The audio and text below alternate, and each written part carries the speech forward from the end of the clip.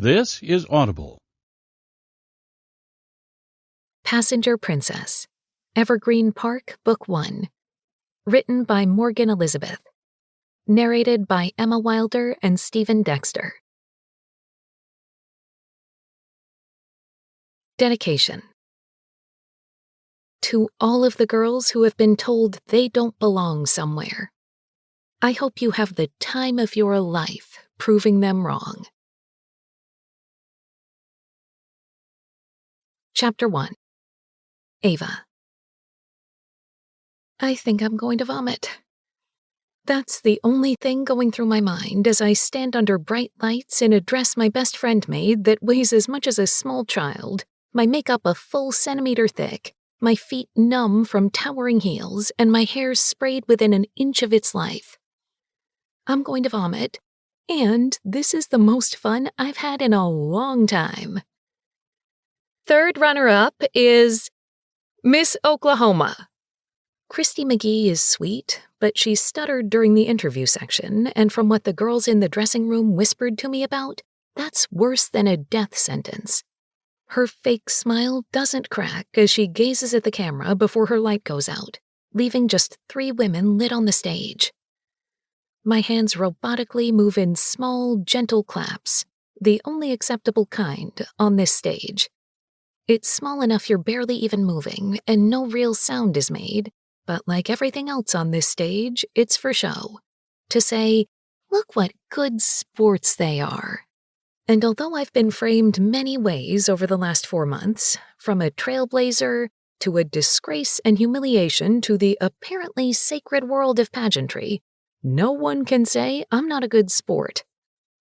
I breathe carefully, trying not to splinter the dress Harper literally sewed me into or show my nerves on my face. At least 3 cameras at different locations are pointed at each remaining contestant, and any tiny shift in my face holds the opportunity to be picked apart and made into a clip or a meme. What's worse than losing Miss Americana? Becoming a meme and losing Miss Americana. So my entire body remains stiff, my smile wide and plastered in place. Second runner-up?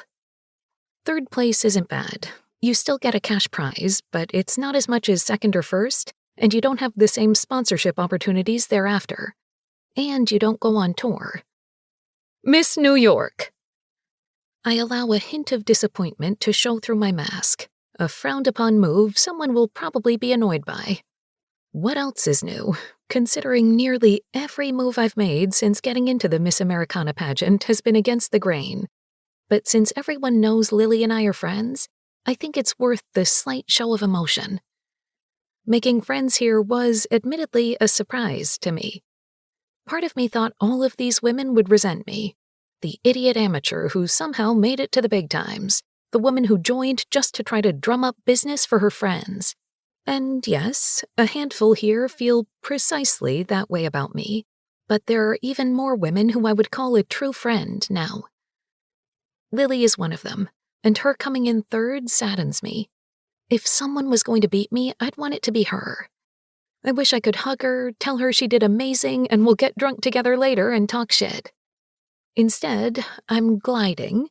Pageant queens don't simply walk, of course, to the center of the stage, where I grasp Anne's hand between mine and smile wide at her. It's a fake smile, of course, because she's the absolute worst, the kind of pageant queen that's a cliché of herself, snotty and unkind to everyone in her orbit behind closed doors, but shining and perfect to the audience. Her answers are always about girlhood and team spirit and cheering on one another. But as soon as the cameras are off, she's all underhanded jibes under her breath about extra weight or what people are wearing. She's toxic. She's also part of the reason I decided to take this pageant seriously. When I somehow made it past the auditions to become Miss Americana New Jersey and thus entered the nationwide Miss Americana pageant, I fully intended to just have a good time. Another crazy experience I could tell my grandkids about one day, and an opportunity to scream about my friends' businesses from the rooftops. Until the first joint press event introducing the official Miss Americana contestants for the year, when Anne gave me the most wretched once-over. Strange that they're letting anybody into this pageant these days. If there's one thing about me you should know, it's that I love proving people wrong. Because of that single moment, I've worked my ass off and spent the 3 months between being accepted and the actual pageant learning everything I could about the industry, about what it would take to beat her. I didn't care if she got last place and I was second to last. I just wanted to beat her. It wasn't a one-sided beef, of course. From that moment, Anne has done everything and anything in her power to discredit me.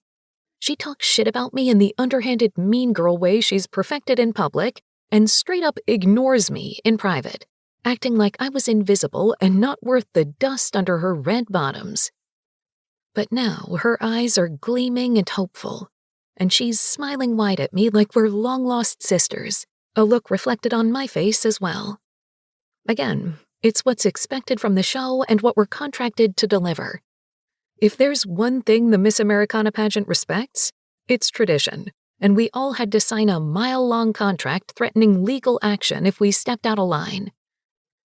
The rules and guidelines range from how we should address hot topic items to the press, i.e., divert and ignore, to promising to uphold the vow for the reigning Miss Americana to remain single for her entire term, since apparently a dating or, gasp, married Miss Americana is just unsightly. First runner-up is Regina, the pageant runner, says, holding a thick white envelope. Last year's Miss Americana stands beside her with a broad smile, holding a near-comically large crown on a pillow for the first-place winner.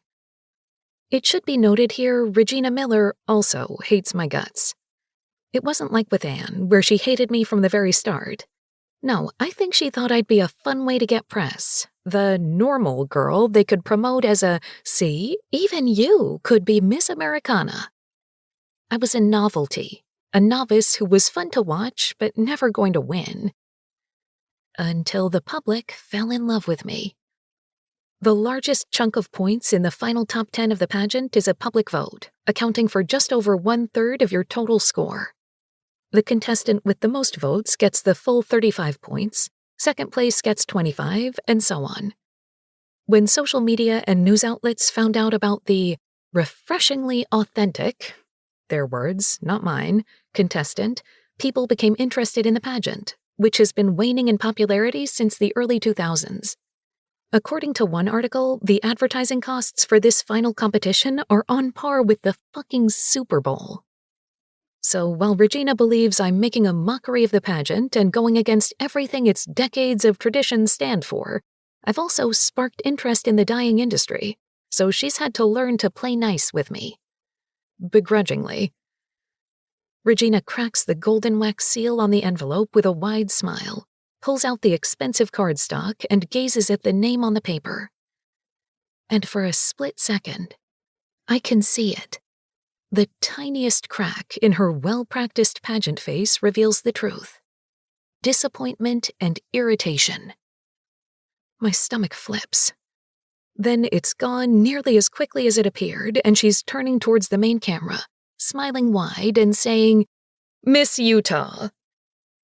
This time, I don't have to fake the look on my face as it goes slack, my jaw near the floor. Anne's smile falls, and she clearly mouths, "What the fuck?" But I can barely focus on that. Instead, filing it in a mental bank I'll open later and watch when I need a good giggle. Because if Utah got second place, that means making our winner of the Miss Americana pageant, Ava Bordeaux. The shaking of my hands held in Miss Utah's isn't part of the facade. Instead, it is unbearably real as reality crashes in. I'm about to go on the craziest adventure of my life. I'll travel, explore, and meet so many amazing people, all because I took a chance on myself and wanted my best friends to succeed.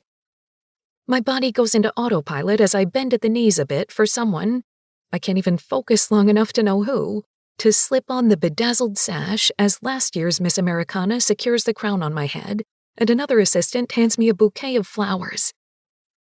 I try to remember what I'm supposed to do, how I'm supposed to act, and how not to let imposter syndrome creep up. I didn't plan for this.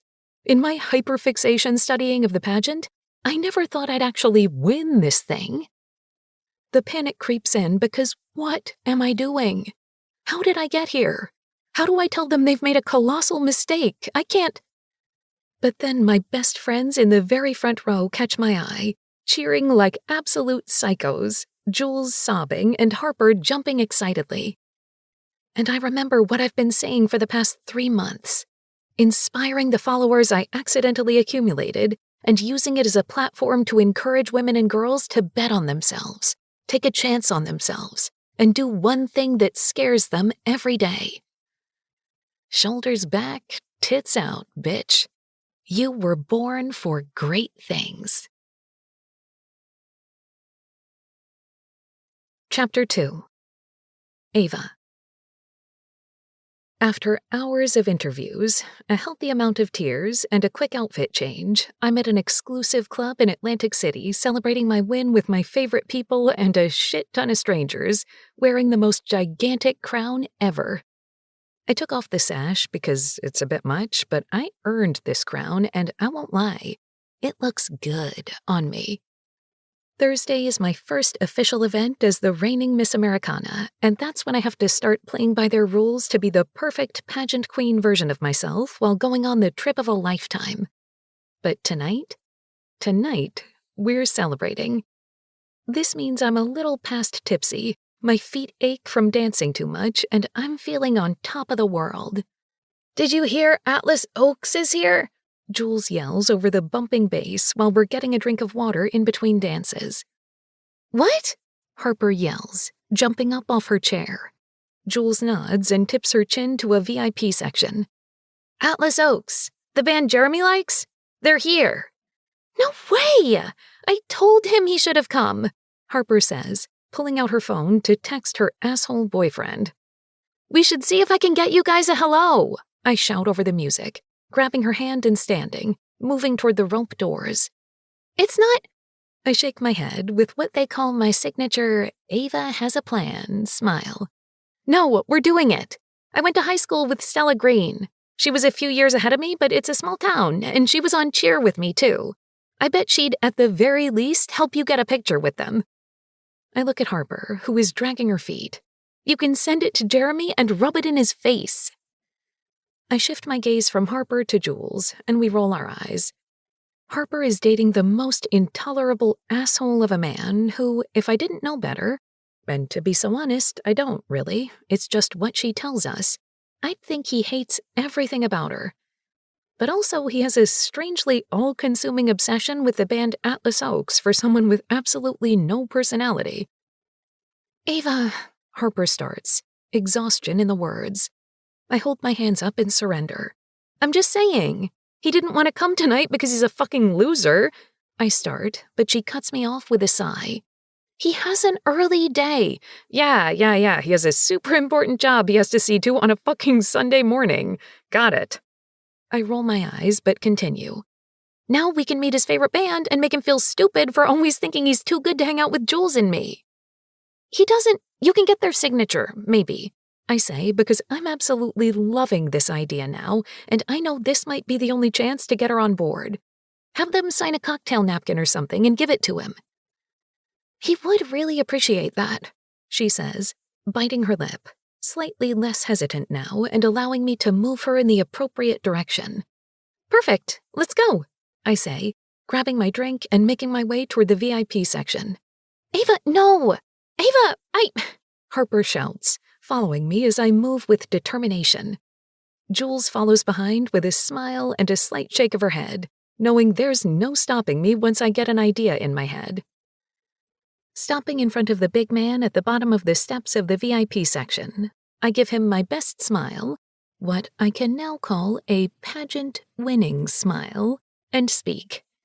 "Hi, I'm so sorry to bother you. So, my friend over here—" "No," he says, thick arms crossed over his chest, sunglasses on even though we're in a dark nightclub, and an earpiece in his ear like he's watching over the president rather than a rock band. "What?" "No," he says in a similarly deadpan voice. My smile widens, and I shake my head. I'm sorry, I didn't get a chance to explain. I start, but he looks over my head past me like I'm not worth even having a conversation with and cuts me off again. Don't care who you are. You're not getting in there. I just don't care. Okay, so this man is the absolute worst. I'm sure so many people try to sneak in here with wild stories, but he hasn't even given me the grace of letting me say who I am, much less trying to verify I do, in fact, know the band. I put my hands on my hips, taking a step closer and glaring up at him. It's then I realize how tall he is. 6'2", maybe 6'3", and he towers over my 5 feet 2 inches in 5-inch heels. And how handsome. He's the kind of handsome man who definitely knows he's hot, but doesn't care about it. Close-cut brown hair and a small diamond stud in each ear that somehow looks like he tries and is utterly effortless at the same time. A strong jawline with a hint of a 5 o'clock shadow shading it. Full pink lips I just know could do wicked things to me. Except his attitude is utter trash. You know, I could be someone very important and you're just pushing me aside.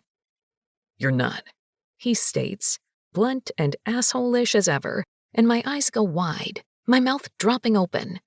Excuse me? Harper's hand goes to my lower back, and she murmurs something about leaving, but I don't even process it because the big man is speaking again. In this world, in my world, you are not important. Sorry, princess, blondes with hot bodies wearing crowns celebrating their birthdays are a dime a dozen. His eyes shift from the crowd to me for a split second, and I hate to admit his eyes are also incredibly attractive as they scan me. Nothing special. My mouth is opened in shock and irritation, and I'm about to snap back, but I'm stopped by Harper tugging at my hand. Come on, babe, let's get you out of here, Harper says, looping her arm through mine and pulling me away. It's not worth it. He's being a self-righteous ass, I say with a wave of my hand in his direction, now determined not to back down. It's my job to keep uninvited people out of this section. I'm simply doing my job, he says, not an ounce of apology in his words. Does your job include calling me a dime a dozen? He doesn't get a chance to answer because when he opens his mouth, we're interrupted. Ava! A voice says from behind the big guy, and when I look up the small set of stairs, there's a familiar smile. Ava Bordeaux, is that you? Stella Hart, now Stella Green, comes down the stairs, and the man steps to the side as she puts her arms out. Stella, yeah, it's me. I hug her, and over her shoulder, I glare at the big bodyguard, but he's unfazed, looking at the crowd once more. What are you doing here? She asks, looking me over. Celebrating, I say, pointing at the crown. Oh my God, that's right, I heard. Congratulations. Okay, you have to come up. She turns to the big guy, patting his shoulder. They're cool. And then she grabs my hand, tugging me and in turn Jules and Harper up a couple of stairs and into this small area where people are sitting on cool, low couches before turning to face us. Guys, this is Ava Bordeaux. She went to Ashford High a few years below me, but we were in cheer together for a bit. A man I recognize as her husband, Riggins Green, scoffs, and she glares at him. It still kills me you were in cheerleading.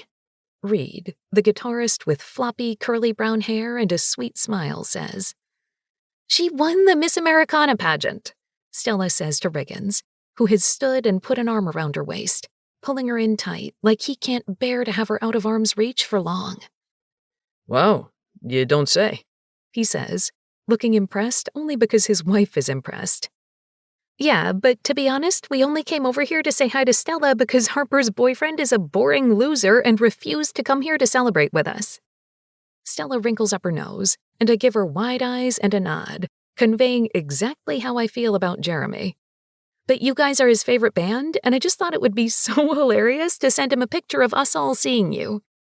Oh, diabolical, Stella says with a laugh. Yes, absolutely. Guys, picture, she shouts, hands waving at the guys, and I half expect all of them to glare and say fuck off since, before we came up, each was involved in their own conversation. Instead, they instantly obey, standing while I hand one of the servers my phone to take a photo. Stella Green is a power of nature, so really I shouldn't be surprised. The photo is taken, and my phone is returned to me. "Oh my God, this is perfect," I say, looking at the shot with Harper in the center, Wes, Reed, and Jules on one side, Riggins, Beckett, and me on the other. Jeremy is going to shit his pants. You guys so made my night. Oh, anytime. We love revenge over here, Wes says with a smile and a wink at me. My kind of guy, I say with my favorite sassy smile before turning back to Stella. Seriously though, we just wanted to stop in and say hi. This was so much more, but we absolutely don't want to intrude. It was so good to see you.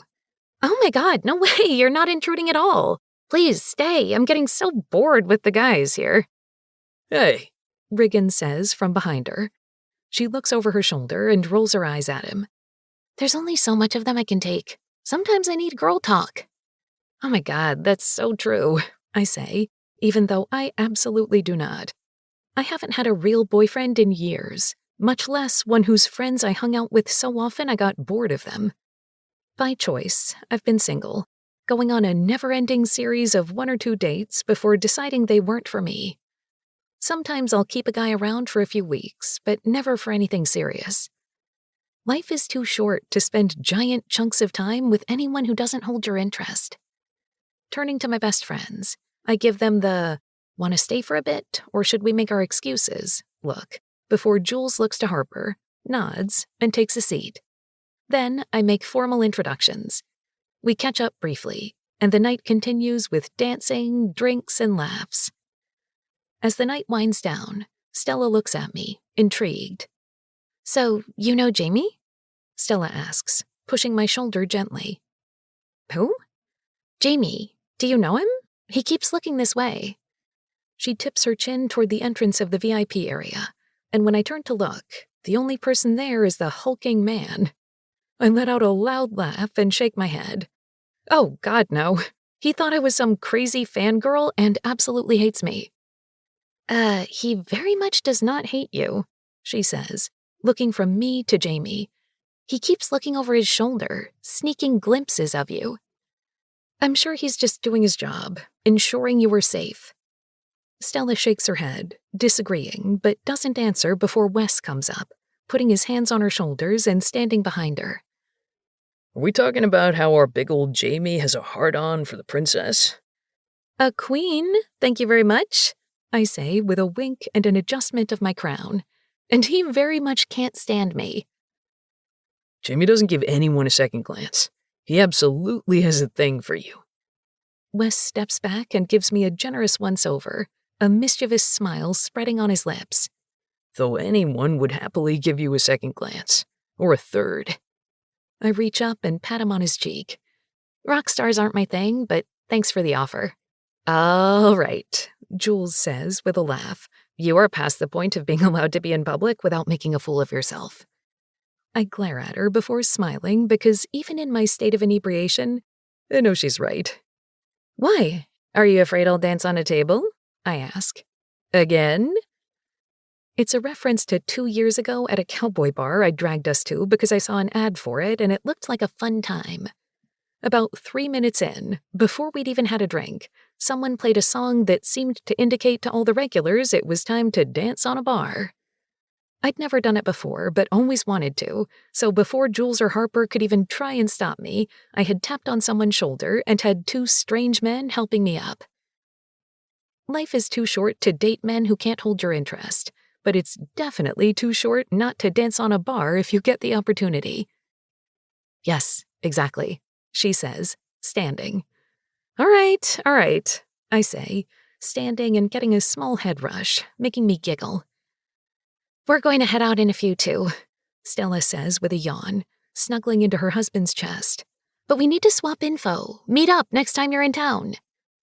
I nod, then exchange numbers with Stella, promising to hit her up at the end of my tour before moving down the steps and exiting the VIP section. See you later, big guy, I say as I teeter on my tall heels in front of him and pat his chest. You'd be a lot hotter if you were just a smidge. I hold up my pointer finger and thumb, pinching them so there's a tiny gap between my fingers. Less grumpy, Noted. he says, and even though he fights it, I can see it. The tiniest hint of a smile, the whisper of it on the edges of his lips. Get home safe, Princess. Chapter 3. Jamie. Monday morning, I wake before the sun, as usual, fitting in my normal workout, coffee, and a protein shake before I head to the 5-star offices in downtown Evergreen Park. I live my life incredibly regimented, something I maintain even while on the road with assignments. Growing up in a family of chaos and unpredictability, creating a routine was the one thing I could count on. With age, the need for control and order has not changed. If anything, it's gotten stronger. I use my mornings and near-meditative routine to clear my mind and prepare for whatever the day may bring.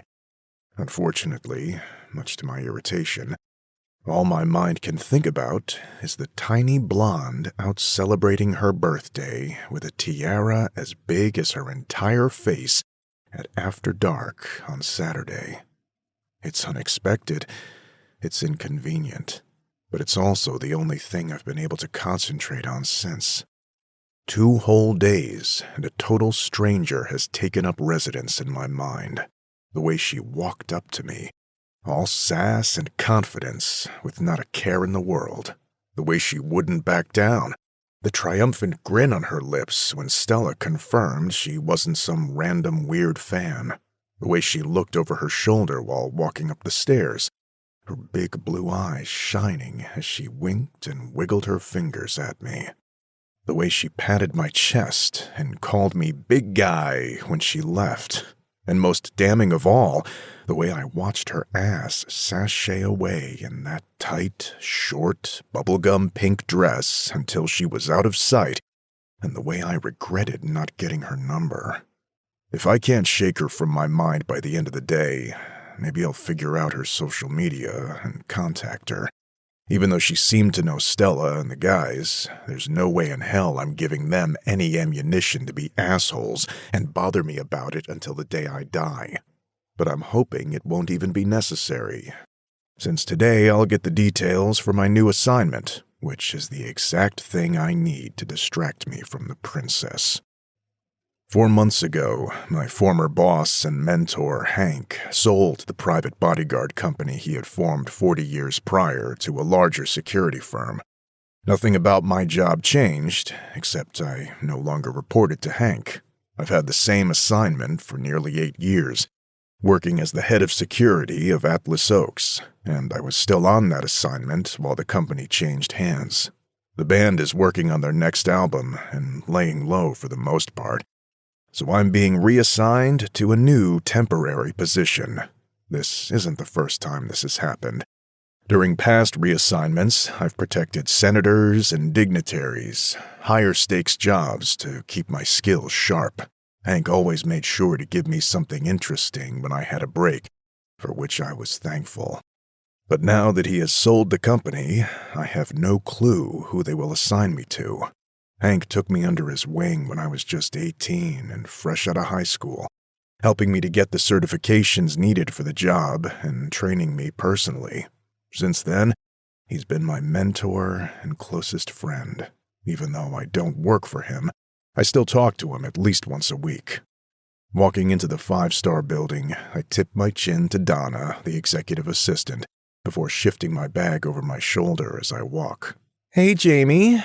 Greg wants you in his office when you get settled," she says with a smile. "Got it," I reply, moving in that direction, tightening my jaw and taking a deep breath to try and clear my mind. Unfortunately, Greg, the new owner of 5-star, and I don't necessarily get along, so it's made my life more difficult.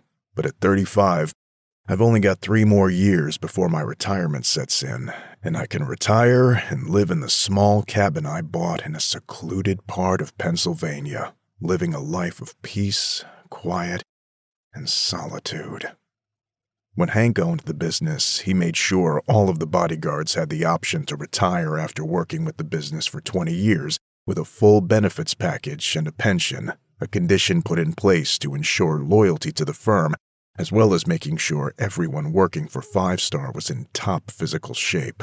He didn't want anyone hanging on to a job their body could no longer fulfill just to keep the lights on. Just 3 more years, I remind myself as I push open the door to Greg's office, not bothering to knock. I've been doing a countdown of sorts for the past 2 years since the business sold. Only have to deal with this bullshit for 5 years and I can retire. 4 years and I can retire. Now, I'm down to 3. "Hey, Wild, how's it going?" Greg asks with a wide, fake smile, gesturing for me to sit in the chair in front of his desk. "Not too bad, not too bad," I say, rubbing a hand on my neck. "How are things with you?" I've never been good at small talk, always feeling awkward and uncomfortable. It's fake, useless, and a waste of time.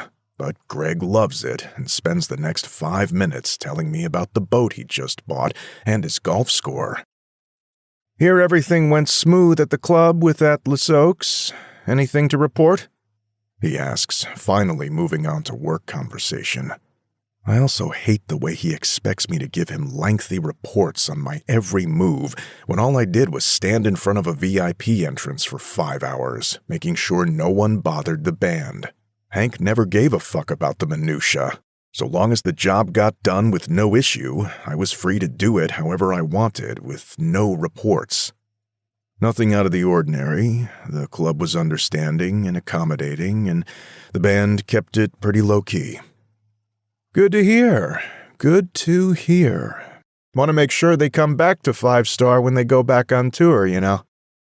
I give him a strained smile and nod, and he waves a hand at me with a laugh. "But you're here for your assignment, correct?" "Yes, sir," I say. He lets out another jarring laugh, making me grind my molars together, before he nods and pulls out a manila folder, placing it in front of him, but not opening it. "So, your assignment is a short-term one until Atlas Oaks goes back on tour," my boss says. "Perfect," I say, leaning back and crossing my arms on my chest. "What are we looking at? Guarding a senator? Some undercover shit? A dignitary?" Short-term assignments used to be some of my favorites. Hank had so many connections. There was always someone looking for bodyguards for anywhere from 1 day to a few months. Unfortunately, since Greg has taken over, I've gotten nothing but people with too much money and self-importance hiring a bodyguard just to feel special. There is nothing more torturous in this world than having to follow around some self-absorbed asshole who expects you to spend every waking moment kissing their ass. I'm tired of watching over some CEO's rich wife while she spends hours shopping, primping, or going to a salon. When Greg laughs a bit, his face shifting to a look almost apologetic in nature, I know I'm not going to love this assignment. "Not quite," he says. "Look, I know you were hoping to get something dangerous and exciting, but it is what it is," he says, and suddenly I'm not nearly as optimistic as I was when I woke up this morning, and I wasn't exactly what one would call hopeful. "As a business, we go where the money is, not the excitement. Besides, those kind of jobs don't pay nearly as much as the ones you've been taking." Another thing I can't stand about Greg is his hyper-focus on money rather than the business of keeping people safe. "This contract is incredibly important to the firm, and you're the only one with all the required certifications for every state." My brows come together, trying to pinpoint what that could mean. "They've agreed to work with us on a trial basis. After this trial assignment, if everything goes well, we'll settle on a more long-term deal, ensuring all of their security needs are met by us for the next 5 years. Suddenly, the happy and carefree look is gone from Greg's face, and he leans forward, putting his forearms on the desk and glaring at me. What I'm saying is, I really need this contract to go well. I know you're up for retirement, and it would be a shame if we lose work and have to let any men go. The threat rings clear between us, deafening like a shot fired. Do well on this assignment, or all the time you've invested in this company will be for nothing, and you'll lose everything you've been working for. Of course, sir. Whatever you need, I've got it, I say with a nod. You've chosen the right man for the job. Suddenly, the fierce look is gone, replaced by a smile again. Great to hear. It's a 3-month contract, and it's imperative we do well. This contact has connections with presidents, Jamie. Presidents, CEOs, and celebrities. That's what they pump out. We nail this, and 5-star is set for life.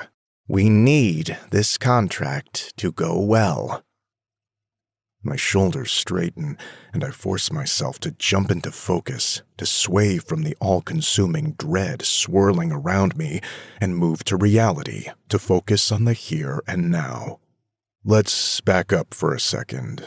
What are we talking about? What kind of company has that kind of reach and no security in-house? He smiles wide, and somehow I know I'm not gonna like the answer. The Miss Americana pageant! Chapter 4. Jamie. I should have called Hank. That's what I'm thinking, hours later, sitting in a meeting room with Greg, an older woman with the stiffest posture I've seen in my life, and a gentle, well-practiced smile on her face, sitting across from us. I should have called Hank and asked how to handle this bullshit. But if I did, he would have gotten stressed about a business he got rid of to reduce said stress, so I decided against it. Regina Miller is an older blonde woman who, as soon as I walked in, gave me a head-to-toe look and then sneered, clearly not impressed with what she saw. "We're incredibly excited to work with you," Greg says, after we go through the basic niceties of introducing each other and asking how the drive was and whatever other bullshit is required. "Well, we're just happy you could fit us in such a short amount of time," she responds pleasantly, a tiny smile on her lips. "Anytime. I know we talked a bit before we set this up, but why don't you fill Jamie in on his assignment?" "Well, of course. You see, every winner of the Miss Americana pageant goes on a 3-month tour to support whatever platform she decides to champion during her reign, usually things like healthy eating, the arts, or animals. This year, the winner—" She says the word winner with bitterness, as if it's something she's still coming to terms with and isn't happy about. "Chose women-owned businesses." "A great cause," I say. She lets out a puff of air, which I suppose could be interpreted as a laugh, but she doesn't smile. "Yes, just wonderful. As I was saying, we'll be sending her to each state in the continental United States, where she'll meet with the Miss Americana contestant from there and visit a woman-owned business." Interesting method. It's a great way to spotlight small businesses and a great match for an organization such as yours, I say. She gives me a tight smile that screams, "I would like you to only speak when spoken to," before giving me a fake nod and continuing. "Yes, well, this year's winner was a bit of a surprise." "How so?" I ask, crossing my arms on my chest and leaning back, trying to take in the whole picture. "Well, this was the first pageant she's ever won, for one," Regina says. "I'm sure you don't know much about the pageant world, but that's never happened before. Women dedicate their entire lives to being a contestant on the Miss Americana stage, winning pageant after pageant to prepare for the biggest moment of their lives. Condescension twines in her words, making it clear she does not like this year's winner. Strange, since she runs it. We have a very specific image and branding, and we expect all of our contestants to abide by those guidelines, but especially our reigning queens. Unfortunately, Miss Bordeaux has not done this so far, and I am hoping you and your company will be able to help with that while guarding her. I don't think I quite understand, I say, even though I think I do, and I don't like what she's saying at all. Suddenly, any semblance of kindness leaks from her face as she leans forward. What I'm saying is, your job is less to keep her safe and more to keep her in line. What? My priority, and the reason I've brought in 5-star, is to maintain the image of the Miss Americana pageant. My brows furrow. Not her safety? She waves a hand like it's a non-issue, then sits back, some of the hatred leaving her eyes. Well, of course, we don't want anything to happen to our Miss Americana, she says, and I don't miss how she refuses to call the girl by name, only referring to her by a title rather than whatever her name is. A smile creeps over her lips. Though a little bit of a martyr situation could be good press, you know. She smiles and looks at me as if I'm also going to smile and agree, but I'm baffled and appalled by the strange direction this conversation has taken. I'm joking, of course, she says when she realizes I won't agree with her. Of course, I say, taking in Regina better in this new light. She's pretty at first glance, older, but clearly someone who takes care of herself. But when you look closer, you see it, the ugly creeping under her skin. It's not anything to do with her looks, but from greed and envy, and probably a bit of the other 5 deadly sins as well. Her smile drops as she leans in, resting her hands on the table before her. We're looking for someone who will travel with her, make sure she gets from place to place safely, but know that we're also retaining your firm to keep her in line. I sit up straighter with a shake of my head. No. No? No, I'm not a babysitter. I'm a bodyguard. My job is to protect, not stop some spoiled brat from causing trouble. I turn to Greg, whose face is a mask of irritation or frustration. Excuse him, Ms. Miller. He's not used to dealing with the clientele end of things. He turns back to me, the politeness there moments before melting away instantly. You'll do whatever the assignment requires of you, Mr. Wilde, as we spoke about earlier. My jaw goes tight, but I reluctantly nod when I remind myself of what's at stake. So I get to follow around some brat for 3 months, keep her in line while she smiles and pageant waves, or else I lose my job. It's a waste of my skills and my time. Plus, there's more to it than that, Jamie. Don't worry, Greg starts. A little something for you to sink your teeth into. It's not just babysitting. You see, she's got fans. I raise an eyebrow, waiting for him to expand. He looks at the paperwork in front of him, flipping through it until he finds what he's looking for. It seems she won because she went viral on social media, and then did it again and again. She's built a rabid fan base, and some of them are intense. You won't just be following around some pageant queen and be bored out of your mind. In the past month, she's filed 3 police reports due to the messages she's received. What kind of messages? I ask, sitting straighter. 1 death threat, 2 admirers sending candid photos of her out and about. Greg reads from the paper. And last week, during a practice, someone attempted to break into the event space to meet her. Well, fuck. That's the kind of shit Atlas Oaks deals with. The shit Willa Stone reports regularly. Just how popular is this pageant queen? Interested now? I sigh, then nod reluctantly. Greg looks at Regina and smiles, and she nods. Perfect. I'll meet you at the Miss Americana offices in 2 hours to meet your next assignment. Chapter 5. Ava. Sitting in the Miss Americana offices in South Jersey, for the first time since I filled out the application, I feel completely out of place, and no level of false bravado can knock the feeling from my mind. The walls leading to the meeting room we're in were lined with photos of past winners with their perfect teeth, hair, smiles, and outfits.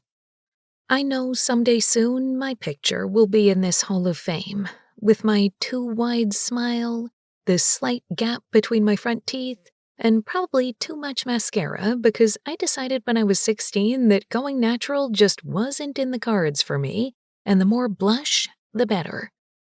It didn't help when the receptionist led me to the meeting room. The women we passed whispered to each other hums of, "That's her," and "I just don't get it," and my personal favorite, "It should have been Anne," drifting to my ears on sharp winds. I'm not bothered. Not really. I've always been a bit of an outcast, despite my unending desire to fit in. Raised with 2 brothers and a single dad, I spent a long time being too boyish, and then I was too girly when I grew into my curves and leaned into my love of pink, cream, lace, and bows. Too much, too gaudy, trying too hard. When I won the Miss New Jersey Americana pageant, a dark horse no one expected to get far, the whispers started again. They only continued when I used my knowledge of social media to go viral multiple times while preparing for the final pageant, drawing intrigue from all angles. Some welcomed me with open arms. Fans and viewers called me a breath of fresh air, and media outlets noted how my participation in the pageant had sparked new interest in the seemingly dying industry. But still, there are always a good handful of haters at every required media outing, every practice or get-together for the pageant. The people who look at me like some kind of outsider, a wolf in sheep's clothing who shouldn't have even made it through the doors, much less be allowed to participate. The disapproval came strongest from the actual organization itself, which at first saw me as a way to jumpstart public interest, probably by using me as some punchline, but then regretted letting me in at all when I gained the popularity they were craving. It seems that disapproval hasn't changed much with the glares I'm getting right now while I sit at a round conference table, a dozen eyes staring me down like some kind of failed social experiment. Across from me sits Regina, her blonde hair perfectly blown out, the ends perfectly tucked under her chin in a style that, from what I could see when I did my minimal research, she's had for at least 25 years. Her posture, like most of the pageant women I've met, both current and past, is absolutely immaculate, and her black tailored skirt suit says professional. And the glare on her face screams hatred. I expected that part, at least, since she's hated me from the very start. To her left is a lawyer with long, pin-straight dark hair and a boring dark suit, and to her right, for some reason I don't think I want to know, sits Miss Utah. If I thought daggers were coming from Regina, full-blown nuclear missiles are aimed at me from Anne. She fully believed she had the crown on lock, only for me and my silly little self to come in and throw everything to the wayside. Oops. When no one speaks after a few beats, I take a sip of my water and sit back with my well-practiced, easygoing smile. So, can I ask why Anne is here? I tip my chin toward the curly redhead with perfect posture and a glare that could kill me. Because, she pauses, swallowing as if the next few words taste terrible or physically pain her to say. I am the first runner-up. I won't be at all events, but I will be at some over the course of your tour. As you know, Regina starts, your tour representing the Miss Americana pageant starts on Thursday. This is why I was excited about the win. The tour. As someone who loves adventures, traveling the entire country on someone else's dime sounds like a true dream. Add in the opportunity to showcase women-owned small businesses while I do it, and I'm more than willing to play whatever part they want me to for a year. A fair trade, in my opinion. I'm excited to get on the road. My followers are so excited to hear all about my travels and learn more about the businesses we're going to highlight. A tight smile tightens Regina's lips before she nods, her eyes going cold. As a reminder, we ask you to maintain a professional composure at all times since you will be so directly linked to the pageant and the Miss Americana brand. Any violation of the core tenets of this organization could result in you forfeiting your crown to the first runner-up. She says, the threat obvious. Stay in line or we'll rip that pretty crown right off your head. And wouldn't that just be so convenient for you, Anne? I ask the woman who would love nothing more than for me to fail. At least someone who deserves it would have the title, she mumbles. Now that pisses me off. I worked my ass off, same as you. I answered my questions, performed my talent, and modeled the swimsuit just like you. I'm sorry you have the personality of a wet carpet and think you're above putting yourself out there and letting the plebs get to know you so no one voted for you. Something in Anne snaps, and she leans forward, her beauty turning to ugly venom before my eyes. It's a stupid loophole. All that should matter is if you're pretty and if you're pageant queen material. Just because people felt bad for you, enough, Regina says, the word firm and menacing, and instantly Anne sits back like the obedient dog she is. I have to roll my lips between my teeth to stop from laughing while Regina closes her eyes and sighs deeply as if she's trying to grasp onto one last strand of her patience. All we are trying to say, Ms. Bordeaux, the buttoned-up lawyer starts. I wonder if she's also a former pageant queen with her calm decorum and flawless posture. Is that you signed a contract agreeing to act within the realm of the brand, or risk losing your title and potentially being sued for damages made to the Miss Americana brand. Of course, that won't be an issue if you act in a way befitting your new position.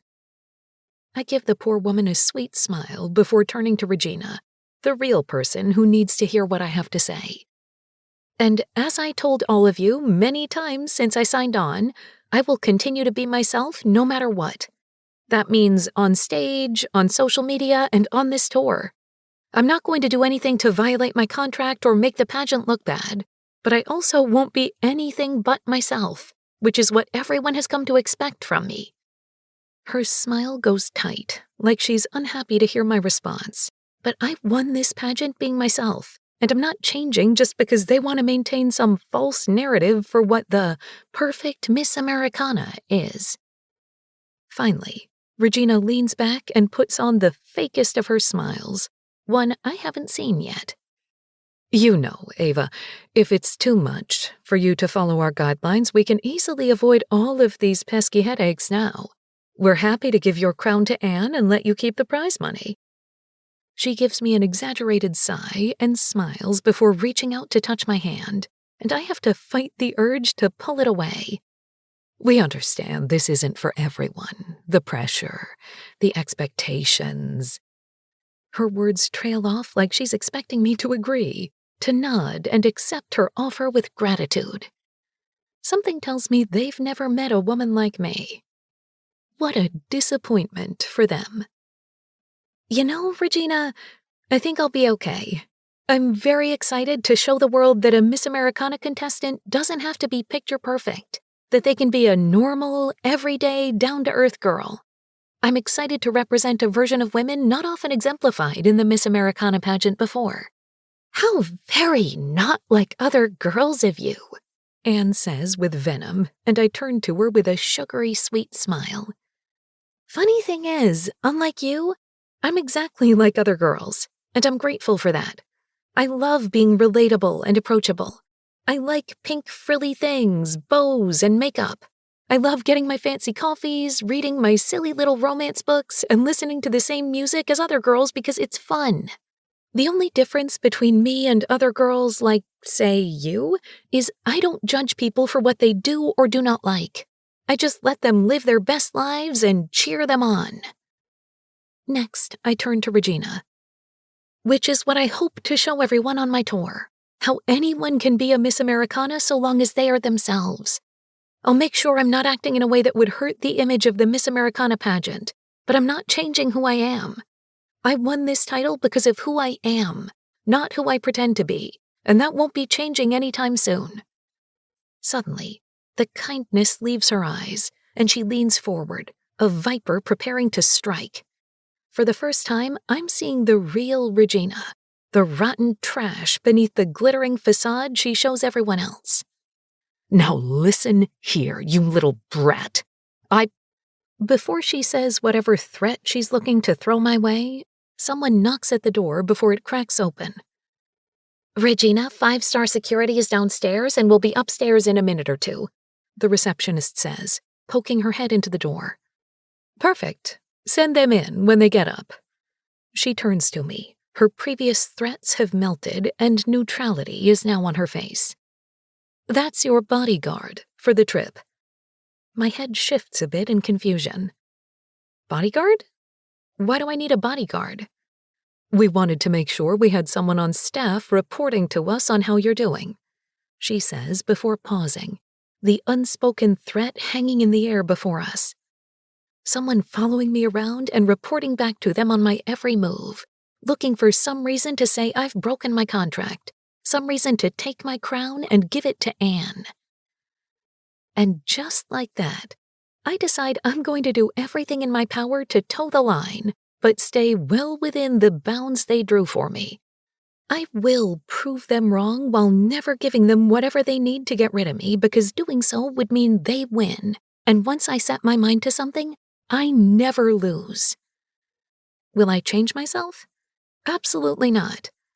But will I play the game they've started with perfection and look good doing it? Absolutely. They've never met a woman who can play the game as well as I can. That much I can guarantee.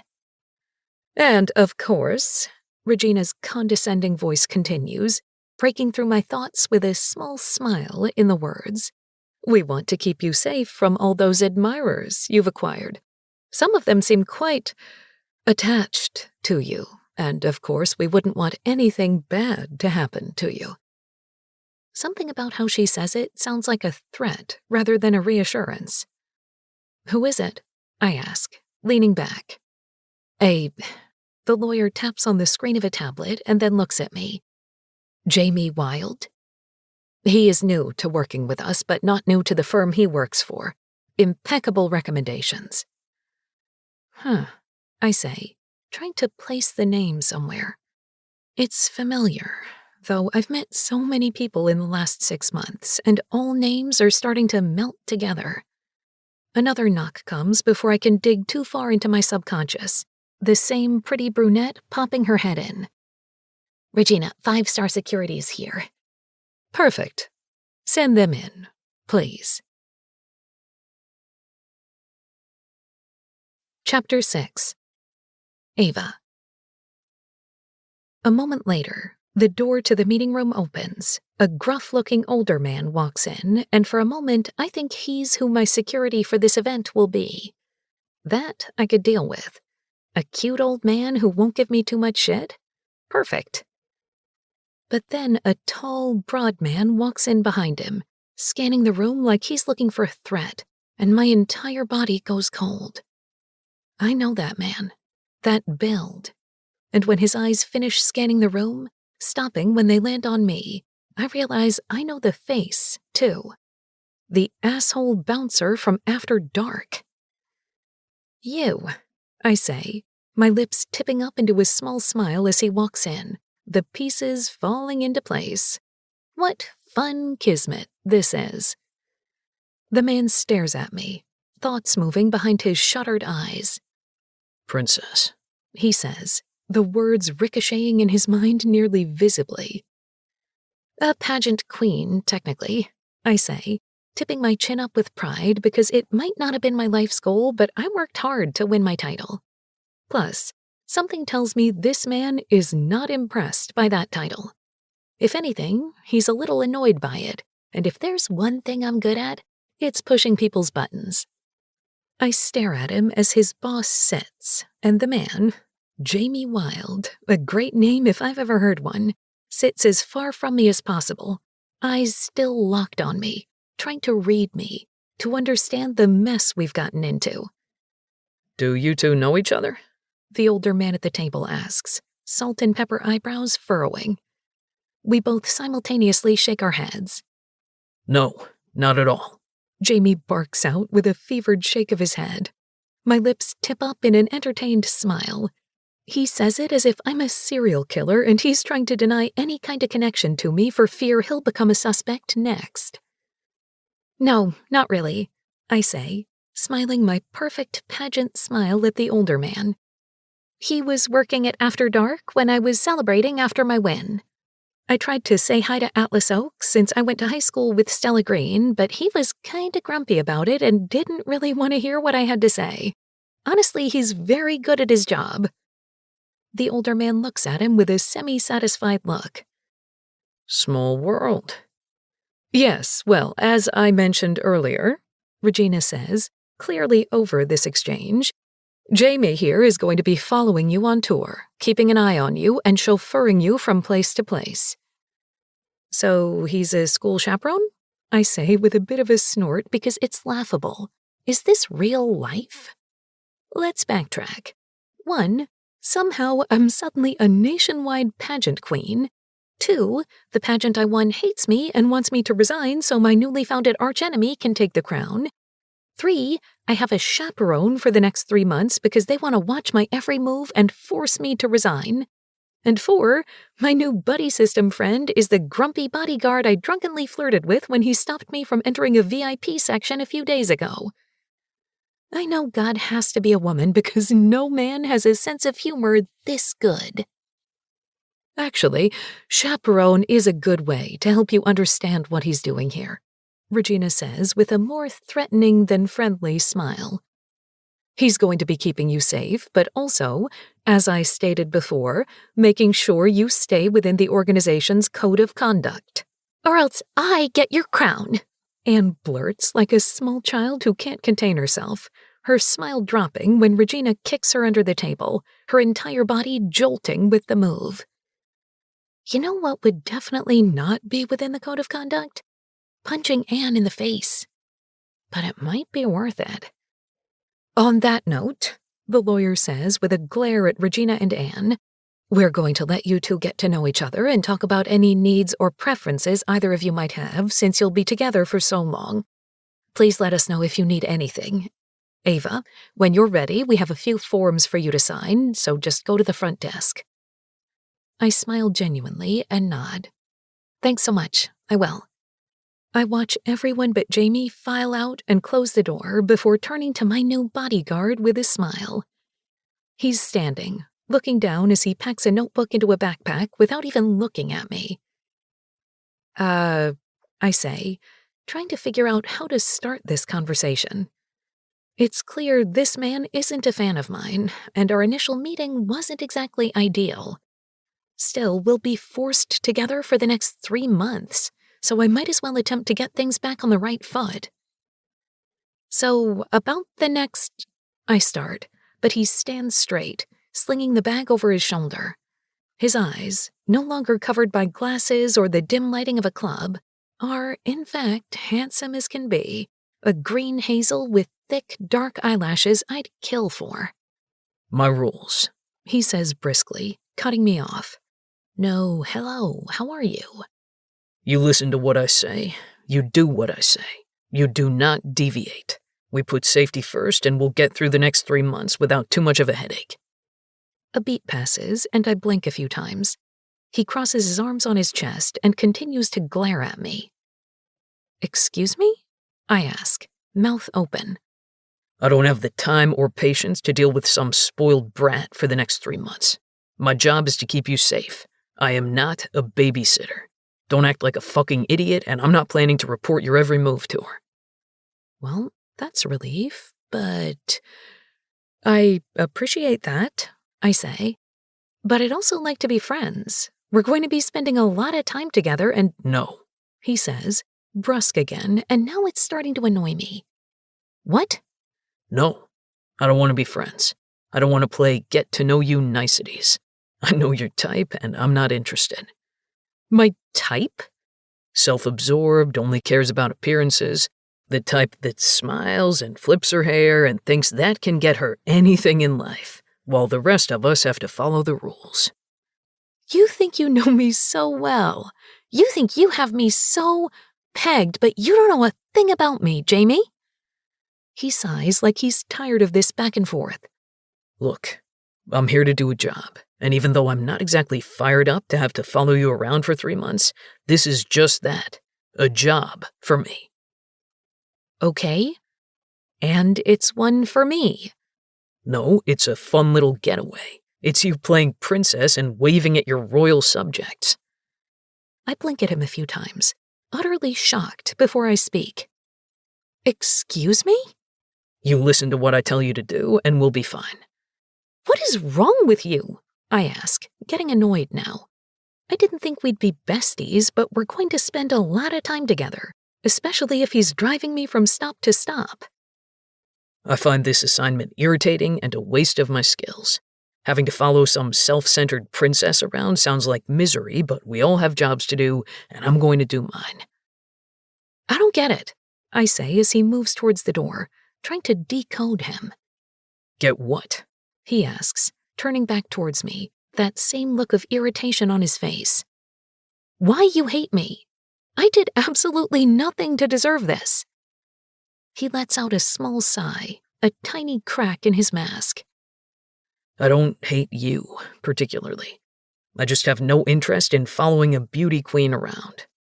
This assignment is essentially me being a glorified babysitter for a grown woman, and it's a waste of my time.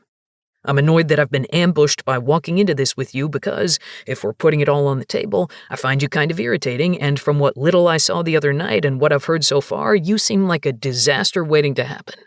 I'm not looking forward to pulling you out of trouble every 5 minutes because you can't listen to directions, so I'm trying to be the adult in this room and set guidelines ahead of time.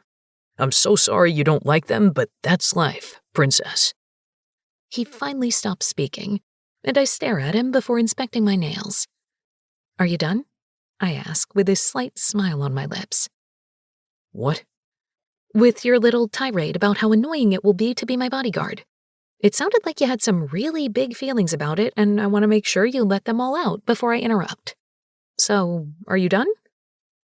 His jaw goes tight, and in that moment, I realize this will be so much fun. Yes, I'm done, he says through gritted teeth. Perfect. Great. So, here's the deal. I don't really like rules. In fact, the more rules people give me, the more I want to break them. I'm going to do my absolute best to make your job an easy one, but I'm going to be me, regardless. I won't do anything crazy, dangerous, or stupid, but I'm not going to be some little subservient thing doing exactly what you say at any given moment. He looks at me, then lets out a soul-deep sigh. This is going to be a disaster, he says under his breath. I walk around the table towards the exit, stopping in front of him and smiling up at him. He's too handsome for his own good, that much I know. And much, much too serious. I'll have fun forcing him to relax a bit. One thing, I say. What's that? Don't fall in love with me, big guy, okay? I ask, reaching up and patting his cheek. His jaw goes tight. I promise that won't be a problem. Is that a challenge?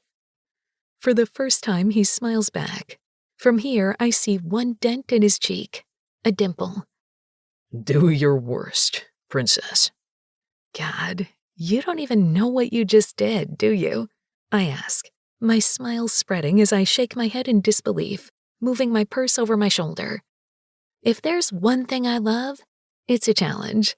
Literally won an entire pageant just to see if I could. But you? You might become my favorite challenge yet. I almost don't hear him mumble under his breath as I walk out. And you might just be mine. Chapter 7. Ava. Harper sits on the love seat in my bedroom, filing her nails, while Jules lies on my bed, head in her hands, watching me frantically try to fit 3 months' worth of clothes into 2 giant suitcases. Unfortunately, the pile is looking like there's no way it's not going to take up at least 3. I still need hair and body products, pajamas, workout clothes, underwear, makeup, and shoes. Oh my God, I'm so fucked, I say, looking at the mess scattered around us. How am I going to bring all of my clothes? Harper sighs, putting her nail file on the side table and standing. You're not. This new collection means you just need the bare minimum and we can add accessories. Each is double-sided, so there are really 2 items in each. And these tops? She lifts 2 tops with multiple straps and ties, can be worn 1,000 ways and never look the same. I've sent you a document with what to wear at each stop. Based on what I prepared, you only need 4 pairs of shoes and a pair of sneakers. My anxiety melts. I could kiss you, I say with a sigh of relief. Can you help make sure I pack the right things? She rolls her eyes, and I smile when she starts lifting and folding, acting like it's an inconvenience, but really, her type A personality means she secretly loves this shit. So, your bodyguard is that hot guy from the club? Jules asks, picking up the nail file and rounding out her own nails. If by hot guy you mean the grumpy asshole, then yeah. And he can't stand me because he thinks I'm some self-centered princess. Well, Harper starts, but I throw a bra at her, making her laugh right before promptly folding and packing it. Nothing out of you, I say. Tomorrow is the very first event at the Atlantic City Boardwalk. Even though I'll be spending one last night in my bed tomorrow night, I won't be getting back until late and leaving super early, so I have to pack tonight, hence the chaos. I don't know. I feel like I could get over him thinking I was spoiled if he looked like that, Jules says. What? She turns her phone and shows me a photo of Jamie, arms crossed on his chest, glaring at the camera. I grab it and see it's from the 5-star security website. It's absolutely unfair to look that good and be in that bad of a mood all the time. Grumpy or not, I bet he'd be absolutely amazing in bed, Jules says like she's reading my mind. I shrug, handing her phone back even though I want to continue to stare at that screen indefinitely. I bet he would, I say with a smile. You know, if this was a movie, Jules starts, her common refrain before Harper cuts her off. Jules, no, this is not a movie. This is reality. Harper glares at me, pausing her packing. Ava, you're not allowed to date. I scrunch up my face in full confusion. You know, it's so funny because I don't remember saying anything about dating that man. Jules lets out another laugh before fist-pumping the air. Yes, I say you fuck him into a good mood. Jules, we're supposed to be the voice of reason, Harper chides, folding up a skirt. She's used to our antics, though. I think I'm being reasonable. Sexual tension is bound to build the way sparks flew between you two. I think about how he looked down at me in the office, the tiniest hint of a smile on his lips, just a few inches between us. The way his eyes moved to my lips before they shifted to my eyes. His quiet, get home safe, princess, the night at the club. Obviously, I'm reading too far into things, tearing apart tiny moments in time that don't actually matter in the big picture. If by sexual tension you mean he'd like to leave me on a deserted island and never see me again, yes. Bullshit. Everyone loves you, Ava. You win literally everyone over. Why would he be any different? Well, for one, I think he hates me. Bullshit, Jules says with a laugh, not believing me in the least. Fair, since I'm definitely exaggerating, but... Okay, at the very least, he hates that he doesn't hate me. I shrug with a small smile playing on my lips, remembering the last words I said to him. Maybe he hates that he wants into my pants. Silence takes over as Jules and Harper mull that over before Jules speaks with a shrug. I mean, maybe, but we can work with that.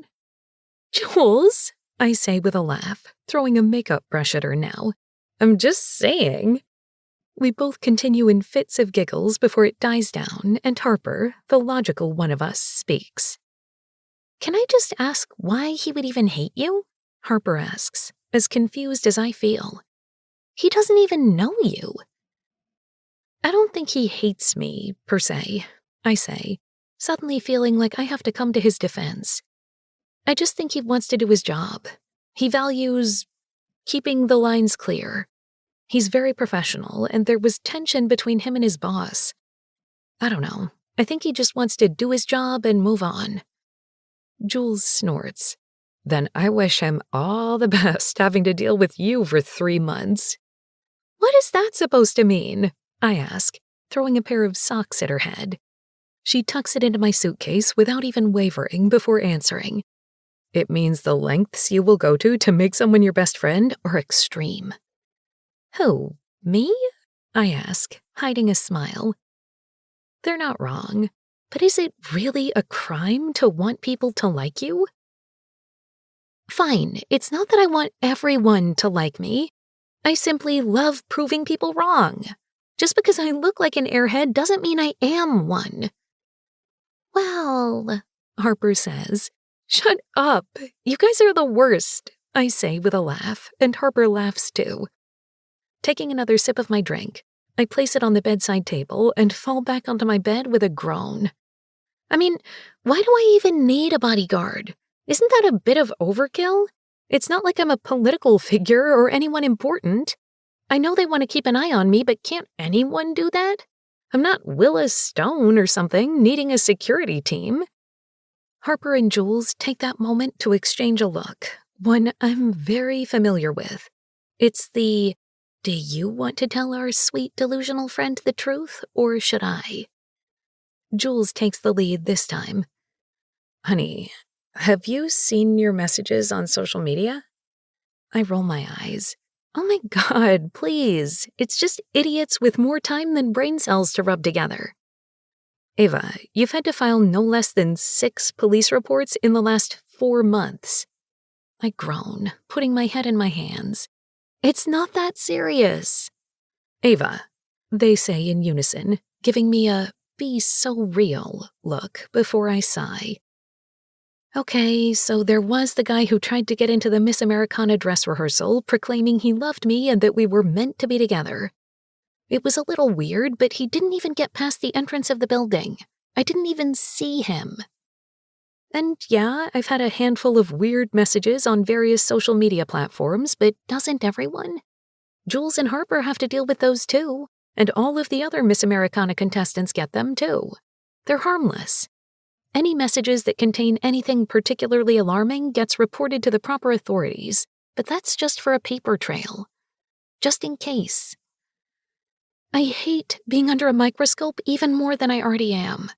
I wish I could bring one of you and have you as my bodyguard. Then I'd at least have someone in my corner. For the first time since the meeting, I let the reality of everything crash into me. Regina and Anne's apparent goal to kick me out, Jamie's irritation with having to follow me around, the idea that this dream is slowly turning less and less enticing. What if all of this is just a waste of my time? What if I'm miserable the whole time? A long beat passes where neither of us speaks, making me nervous.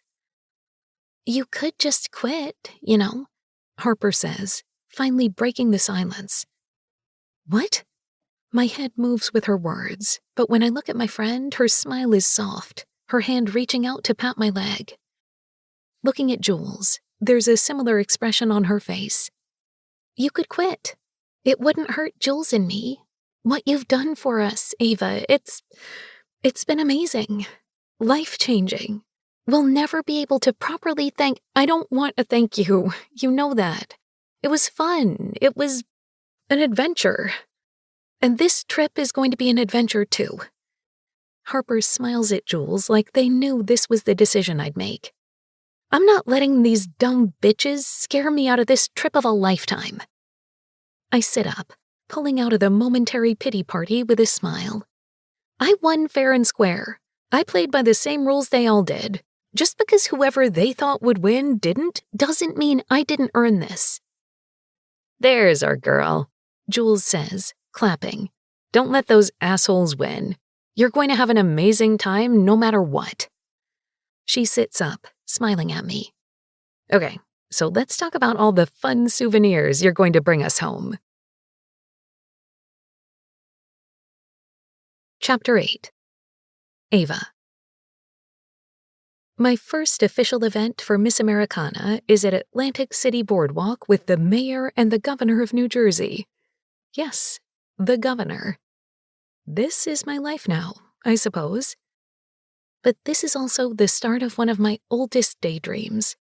When I was young, I read an article about someone who traveled the entire continental U.S. in an RV throughout the summer. They went to every state, seeing all the sights and documenting them all the way. As someone who had never traveled outside of New Jersey, taking all of my childhood vacations at the Jersey Shore with my family, someone who daydreamed about adventures and travel, it seemed like the most fantastic thing someone could ever do. And now, somehow, this pageant I joined as a bit of a joke is allowing that dream to come true. How fucking cool is that? Okay, so next we're going to walk over to the oldest restaurant on the Ocean View Boardwalk, the PR manager for the Miss Americana pageant says, looking to the assistant to the governor, who nods in agreement. This way, she says, waving her hand. Our crowd begins to walk. Regina is up front with the governor. Anne is walking as close to whatever press she can beg to give her 3 seconds to gab about herself, and Jamie and I trail toward the back of them. He has dark black sunglasses on, his jaw tight as he stares forward, on the lookout like someone is going to pop out from behind one of the dunes and snatch me away. Nice day, I say, looking at the sun before sliding a pair of brown tortoiseshell glasses down my nose, the lenses in a cat-eye heart shape. He says, his head never looking toward me as he continues to scan the area as if someone is going to jump out at any moment and try to kidnap me. I let out a small laugh, pressing on his arm to give him a friendly shove, but he doesn't even move, not the tiniest sway. You know you can relax a bit, right? We have security for the governor of New Jersey up there. If someone was a safety risk, it would be him, not me. Jamie's face doesn't move to look at me when he speaks. Instead, he stares straight ahead, scanning. My job, he says. Did you magically forget how to use full sentences when you realized I was your assignment, or do you just hate me? I don't hate you. I'm just doing my job. I roll my eyes again, looking at the blue sky with exhaustion. My mouth opens to say something before my name is called. Ava! It's a kid's voice, and when I turn, a girl, maybe 12 years old, is quickly walking my way with her dad. I slow my steps. Ava, I'm a huge fan! I turn away from Jamie and the group, moving to the girl with a wide smile. I'm so sorry, I told her you were busy, her dad says, an apology written on his face. Goodness, no, I say. I'm so happy you stopped me to say hi. I'm a huge fan. You're so cool. I've been watching you since you won the New Jersey pageant. I can't believe that was your first one. She's cute, with wide green eyes and brown curly hair pulled back in a ponytail, a pink t-shirt, and a purple skirt with a pair of white sneakers. Oh God, don't remind me. Did you see me trip up the steps? I ask with a self-deprecating laugh, because I did trip up the stairs during the New Jersey pageant during the interview section. I laughed it off, making a joke about it to the announcer. Some articles attributed that real moment to the start of my becoming the sweetheart fan favorite of the Miss Americana pageant. Some have even speculated I did it on purpose, and it's pretty fucking embarrassing to have to tell people you aren't nearly as smart as they think you are, just a total klutz. The girl laughs and nods. I did, but it made me like you more. I'm pretty clumsy too. She lifts a pink cast on her arm, which I hadn't noticed before, with signatures all over it. Clumsy girls are the best girls. We're having too much fun to worry about silly things like gravity. She smiles wide before nodding. I'm starting dance lessons at first position next week because of you, she says.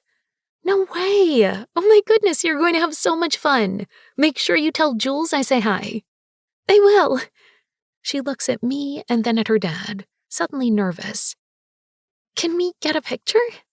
Only if you let me sign your cast, too, I say, pulling a Sharpie from my pocket. Giving out signatures has been one of the strangest parts of this new change in my career, but I'm more than happy when it's for cute girls like this one. Her eyes go wide before she jumps up, clapping. Oh my God, my friends will be so jealous. I laugh, signing my name to the cast before taking a photo. Can you send me that photo? I ask, and her eyes go wide as she nods. I give her dad my email so he can send it. Bye, I say with a wave. I can't wait to hear updates from Jules on your dancing. Thank you, really, the girl's dad says, genuine appreciation in his eyes. He lowers his voice. She's always being made fun of for her clumsiness. She has dyspraxia, and it makes things a bit harder for her. You just made her day. My heart warms at his confession. I'm more than happy. If you ever need anything, you have my email now, I say with the tip of my chin toward his phone. He gives me a smile, and the two return back to where they were before she ran my way. Jamie and I make our way back to the group. We've almost closed the gap when Jamie initiates a conversation for the first time.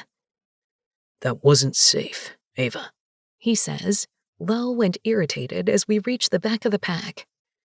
What? That wasn't safe. You have no idea if those people had good intentions. I stop walking altogether and look at him, and he keeps walking until he realizes I'm not following. He turns to me, and there's 5 feet between us as I stand with my hands on my hips. His are crossed over his chest, and for a moment I wonder what we must look like. It has to be a fun sight. A woman in pink wearing a giant tiara glaring at a burly bodyguard wearing all black. Jamie, it was a 12-year-old girl in a cast and her father, in broad daylight, with the governor a couple yards away. I think I was pretty safe. Thinking you're safe is how people get killed, Ava. God, you're so dramatic, I say with an eye roll and start walking. You said it yourself. This is a glorified babysitting job, right? So there's no real danger. He sighs audibly. I need you to make my job easy, Ava. Approved people only. If you want to stop, you need to let me know and I'll decide if it's allowed. That's how we're both going to get out of this without any major issues. Yeah, I'm not doing that, I say, flipping my hair over my shoulder to ignore how annoyed I'm getting. They could have hurt you. I give him a look of irritated disbelief. You're joking, right? I don't joke about safety. I stare at him, mouth open before laughing. I don't see what's so funny, he says. The fact that you saw a 12-year-old girl and her dad as some kind of crazy security threat? You don't know the shit I've seen. The way people will fake shit just to get close to someone. Not everything in this world is sunshine and rainbows, Ava. Dangerous people are out there. I'm not an idiot. I know I look all cute and pink and silly, but I do have 2 brain cells to rub together. I know there's danger, and believe it or not, I've survived 26 years without any major issues. I know you're used to following around mega rock stars, but I'm just a girl who won a contest. Put the crazy away for a bit, use your common sense, and we'll have a grand time this trip, okay? Ava. No, I'm excited for this trip. It's the opportunity of a lifetime for me. I won't let some crazy, overzealous bodyguard ruin that. I take a deep breath, refusing to let this grumpy fucking man ruin my excitement. I know you're some kind of stoic asshole, and I know you've been all over the world, but I haven't. I'm going to say hello to people. I'm going to hug little girls who tell me they're inspired by me to start dancing or try their hand at a pageant. Get used to it. Figure out how to work with it, to work with me, because I won't change who I am just because you have some chaotic idea of what is safe and what's not. I'll take common sense steps to make sure I'm not making your job more difficult, but I need you to do the same. I stare at him, waiting for a response, but his face remains hard and unmoving. I raise an eyebrow, crossing my arms on my chest. I'm not the kind of girl who backs down. In fact, I'm the kind of girl who fights just for the fuck of it. The kind who will hold onto a grudge just for shits and giggles. Fuck, I won the entire pageant just because Anne was a bitch. He must see my determination because eventually he closes his eyes and sighs. I'm sorry, he says, his voice low, almost too low to hear. I force myself not to smile. What was that? His jaw goes tighter, and I lose the battle of the smile. I'm sorry. I put a hand to my chest and gasp as if he's shocking me. The big macho Jamie Wilde apologizing? On day 1? Did I break you this early? I'm sorry. I was being a dick. You don't deserve that. You're right. A 12-year-old girl isn't a threat, and you're here to do a job just like me. We can set up realistic rules that we both agree to. Just give me some slack because I'm not used to this. This? All of this, he says, waving his hands at me. The sass, the stubbornness. I stare at him for long moments, trying to decode the sincerity of his words to better understand what he's saying and what he means, before I decide it doesn't matter. He's making the effort, and I should too, if only to make this tour easier for both of us. Okay, look, let's make a deal. I'll do my best not to give you too many heart attacks by going off plan with your crazy neurotic schedules, and you'll give me some slack when it comes to being, well, me. Deal? He stares at me the same way I stared at him moments before, assessing me behind those dark glasses, before finally he nods. Deal. A wide smile paints my lips, though it's not a fake pageant smile. It's my real one. Okay now, big guy, let's catch up with everyone and eat. I'm starving. I loop my arm in his and start to walk towards the group, and begrudgingly he follows. When he tries to disengage himself, I hold on tighter. Nope, you're stuck with me, I say with a wide smile. You wanted to be glued to my side? Now you are. Fish, fish, you got your wish. You've gotta be fucking kidding me, he grumbles.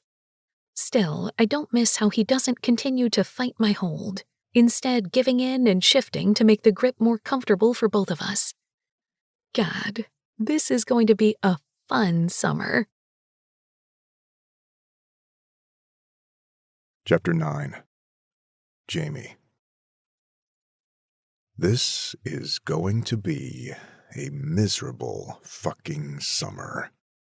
Everything this woman does rubs me in a way that makes me want to simultaneously strangle her and drag her into a room to fuck her until she can't argue with me anymore.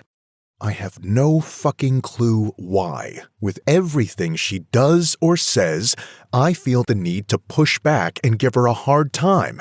It's like I want her to pull out that sass, to flirt with me and make my dick hard. When she stopped to talk to that girl, I knew there wasn't a threat. The group ahead of us was walking so slowly that it was not like we were going to lose them.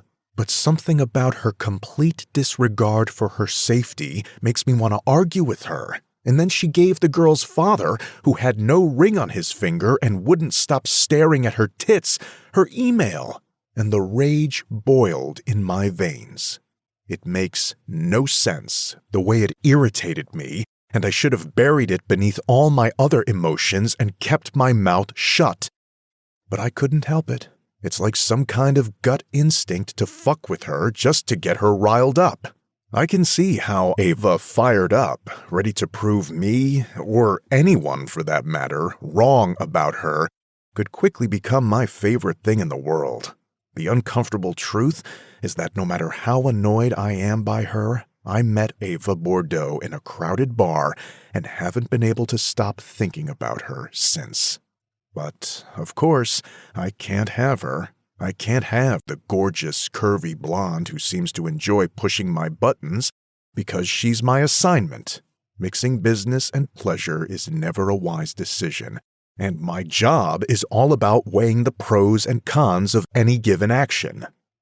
Standing in the back of the restaurant, I watch as she sits before looking in each direction with a confused furrow on her brow, and then smiling when she finally spots me. "Come on, Jamie, there's a seat right here for you," Ava says, tipping her head next to her at the end of the booth, an extra plastic-coated menu in front of the seat. "No, I'm good," I say, leaning against the wall, arms crossed on my chest, sunglasses tucked into my shirt. "Jamie, sit," she says. When I shake my head no, she scoots out, giving a 1-minute finger to the fucking governor of New Jersey, then walks over to me. "Come on, it won't kill you.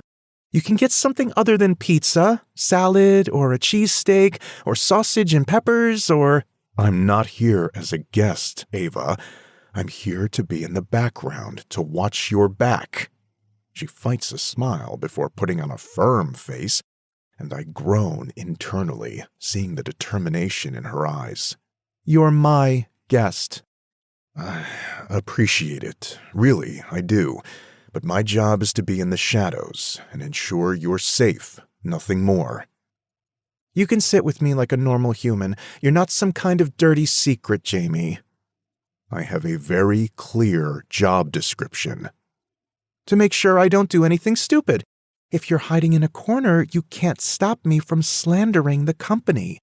And I have a conscience. If you're going to be following me around, you're going to be part of the crew, not some weird creeper hiding in the background." "Ava," I start with a sigh, but she cuts me off. "No," she says, hands on her hips. She's cute like this, all bossy and indignant. "Come on, sit, at the table." "I'm not," I start, but don't get the chance to finish because she's tugging on my hand, dragging me back to the table where I very much do not belong.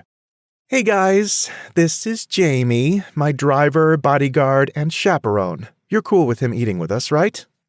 Everyone nods, smiles, and continues their conversations like it's not weird that I'm here. She looks at me, all smug, before elbowing me in the ribs. "See? No big deal. You're not combusting just because you're eating dinner with us, and no one is taking it as a sign that I'm unguarded and coming to get me."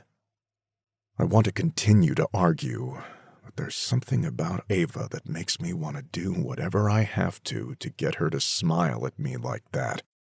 Something about her is enticing. She's the kind of person who is having a good time just being alive, and makes you want to have a good time as well. The type of person who won't have a good time if you're not having a good time. The kind of person who makes it her mission to ensure you have a good time too. I sigh, resigning to the fact that this summer is going to be the strangest assignment I've ever been on. This will be a season of firsts, of challenges, and most of all, of her getting under my skin. You're going to be a pain in my ass this summer, aren't you? You say pain in the ass. I say fun. After dinner, when everyone starts to leave, we walk out onto the boardwalk. Ava looks at me, looks at the water, and then bites her lip. "What is it?" I ask. She sighs before rambling. "I know you'd rather chew glass than help me," Ava starts, and I groan. "Jesus, just spit it out."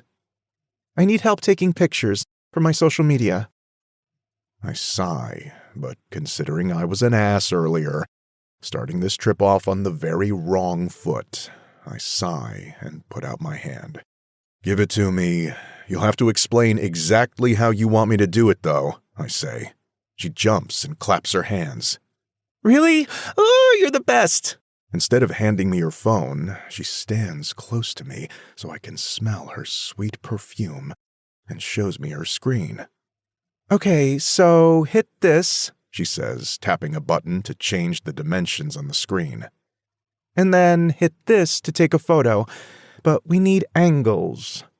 She lifts the phone up in the air, then center, then down, miming what she wants me to do. Literally, just don't stop taking pictures until I tell you, okay? I nod, and she moves to the railing of the boardwalk before saying go and beginning to pose. She shifts over and over for a minute, and I do exactly what she asks of me before she comes over to me, grabbing the phone and checking them. Oh, you're a natural. You've got the job. The job? Of being my official photographer on tour.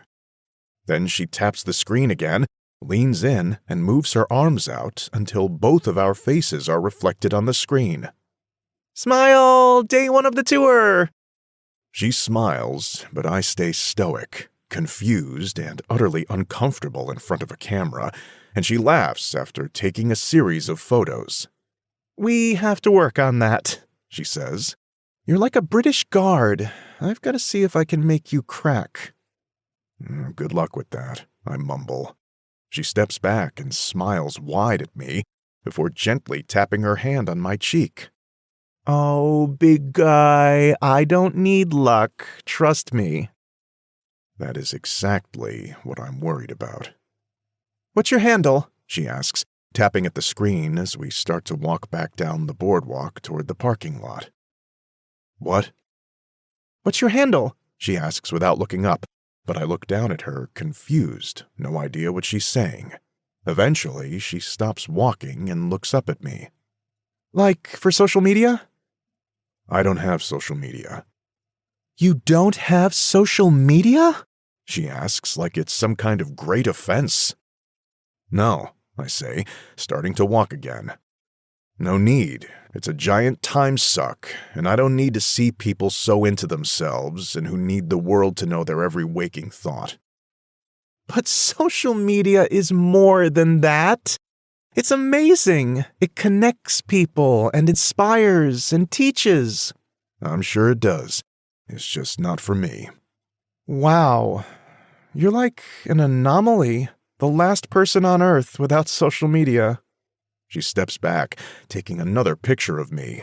I'm going to submit this to Guinness. You have to be a world record. I snort out a laugh and shake my head, and she gasps, putting a hand to her chest. Oh my God. Did I make you laugh on day one, too? I roll my eyes at her, but don't bother fighting the smile as she places her hand into the crook of my elbow and walks alongside me. We are going to be great friends, Jamie Wilde. Chapter 10. Ava.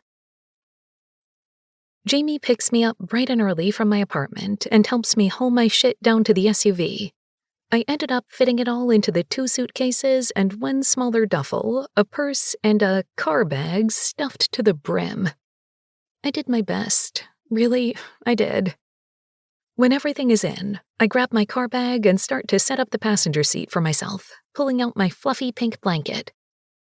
What are you doing? He asks, his hand on the top of the car door, watching me as I drape my blanket over the seat just in case I get chilly. What? Get in the car. What are you doing? I'm setting up my seat. We've got like a 4-hour drive. Reaching into my bag, I pull out my water bottle and place it in the pocket on the side of the door, followed by a few snacks for easy reach. Finally, I take out a book, my clear and pink pouch with the letter A on it stuffed with pens, tabs, and highlighters, my headphones, my Nintendo Switch, and my phone, before finally sliding into the seat and buckling in. He continues to stand here, hand on the doorframe, showing off arms I definitely should not think look delicious. A real passenger princess, aren't you? The only real way to travel, I say with a smile. He rolls his eyes, checking to make sure nothing is hanging out of the car before slamming the door shut. And then we're off on our adventure. Jamie is silent as we drive to our first stop in Connecticut. Each time I attempt to start a conversation with him, he grunts out the most basic reply before going completely quiet again, the only noise in the car being the sound of the GPS giving the occasional direction. Finally, I set down my game and sigh. I'm bored. We've only been in the car for an hour. But it's been a boring hour. You're in for a boring summer if you can't entertain yourself for an hour on a road trip. We'll be doing a lot of driving in the next 3 months. Weren't you just playing a video game? He asks, and I frown. Yeah, but I need to make a pink flower and I can't figure it out. What kind of game are you playing where you need to make flowers? A cozy fairy game, I say with a smile. No wonder you're bored, he says under his breath, and I roll my eyes before shifting in my seat, smiling at the big man beside me. Let's play 20 questions. What? 20 questions. I get 20 questions to ask about you. There's a pause before he responds. I don't think that's how you play that game. We're playing 20 questions, Ava's version. He sighs, and it makes me smile wider. Something about knowing I'm getting under his skin makes me giggle and fills me with sunshine. Why do you want to ask me questions? He asks. I've decided I want to get to know you, Jamie Wilde. What? We're going to be stuck together for the entire summer. A lot of it will be spent with just the two of us. Shouldn't we know a bit about each other? I'm good. I think I know all I need to know about you, and I don't think you need to know anything about me in order to do your job.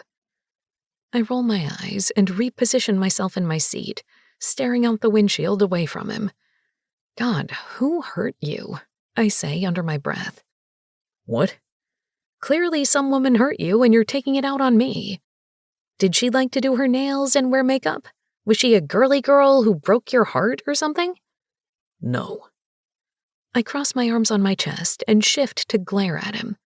Then why do you hate me so much? What did I do to deserve this overarching generalization that I must be the worst, most irritating person on the planet? I know this isn't the most exciting assignment, but I promise I'm not trying to make your summer a living hell. I'm not actually the worst person on earth. He shakes his head, his eyes locked out the windshield, but I can still see his thick, dark brows furrowing. I don't hate you, Ava. I just don't know how I'm supposed to act around you, okay? I'm trying to be professional. Well, I don't think being professional is being a dick from day one, but what do I know about bodyguarding? I'm just what did you say? A self-centered pageant queen? I say, quoting his earlier words about me, and he shakes his head gently. I shouldn't have said that. It wasn't nice, and now I know it's not true. You get me all kinds of scrambled. My normal assignments pretend I'm not there. I'm used to blending in and being with my own thoughts. And then there's you. Then there's me. I start, and then smile. And by that, you clearly mean a wildly beautiful, distractingly witty, and unbearably interesting woman you want to be best friends with? Well, let's not get too far ahead of ourselves now, princess, he says, and a small smile tips his lips. A smile! He smiles! Look at that! I gasp. You've seen me smile, Ava. Yeah, but mostly only when I pick on you. Is this not you picking on me? No, this is me flirting with you. It's kind of my specialty. Probably shouldn't be flirting with your bodyguard, he says. I reach over, patting his hand. Oh, you sweet, sweet boy. You have no idea what kind of summer you're in for, do you? Chapter 11. Jamie. Our next stop is in Stafford at an ice cream shop. Apparently, it was Miss Vermont's first job and owned by her mother. While we're there, Ava works the counter, scooping ice cream and serving fans. A portion of the proceeds goes to a local cause that Miss Vermont fundraises for. Ava is smiling and joking the entire time, while scooping ice cream terribly. I know ice cream server was definitely not ever on her apparently long list of previous jobs, but she is great with balancing it all, joking with the customers and serving them while managing her Miss Americana duties. I know she said she'd never been in the pageant world, much less the public eye before, something I confirmed when I researched her after getting the assignment, but she's a natural. It's like she was made to be watched. I've seen many people trip into the public eye in my years as private security to the stars, and not everyone does it gracefully. Even less do it with minimal issues when it comes to handling the press or answering questions meant to embarrass or catch her in a bad light. But not Ava. Eventually, it's time for a taste test. I watch as everyone orders, with Ava forcing me to get a double scoop of chocolate. I don't miss how she diligently looks at the menu before she shakes her head with a small smile, declining. She mumbles something I can't hear. I'm standing far enough to stay out of the shot of cameras, something Ava begrudgingly agreed to. I've noticed she does this each time we're out to eat, staring at dessert menus with longing, probably calculating calories or whatever, before shaking her head and getting nothing. It's a reminder of why I don't like her, and why I can't like her. She's too obsessed with appearances, how people will see her, if a single scoop of ice cream will somehow transform her slim body into something the cameras will hate. While everyone eats, she moves away from the group, sitting next to me and my double scoop. I tip the cup her way. "Want some?" I ask. She looks at the chocolate ice cream dripping off my spoon with that same longing before shaking her head. No, thank you. It won't kill you, you know, a few calories. Her head cocks back in confusion. What? Ice cream, or any dessert for that matter. It won't make you gain 1,000,000 pounds, or whatever it is you've convinced yourself of. I know you're probably used to pageant diets, but I don't finish because her laugh fills the area, making heads turn our way, as tends to be her way. Ava's humor and joy are like a flame, and the world is full of moths. Lately, it seems like I'm the one most willing to get burned. Her head is tipped back, hair trailing down her back in soft waves as she laughs, the sun bouncing off her skin like that's its entire job, and I'm enthralled by her. Finally, she stops laughing and looks at me. I have a dairy allergy, Jamie. I sit there, blinking at her, and she shakes her head, still smiling. It's relatively new. I found out in the past year or so.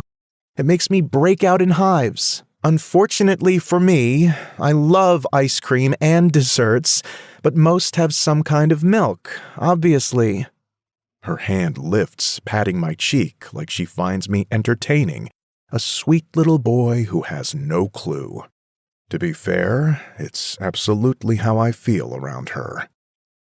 I know we keep joking about it, but I'm really not some self-centered pageant queen. Suddenly, I feel like an ass. She's not wrong.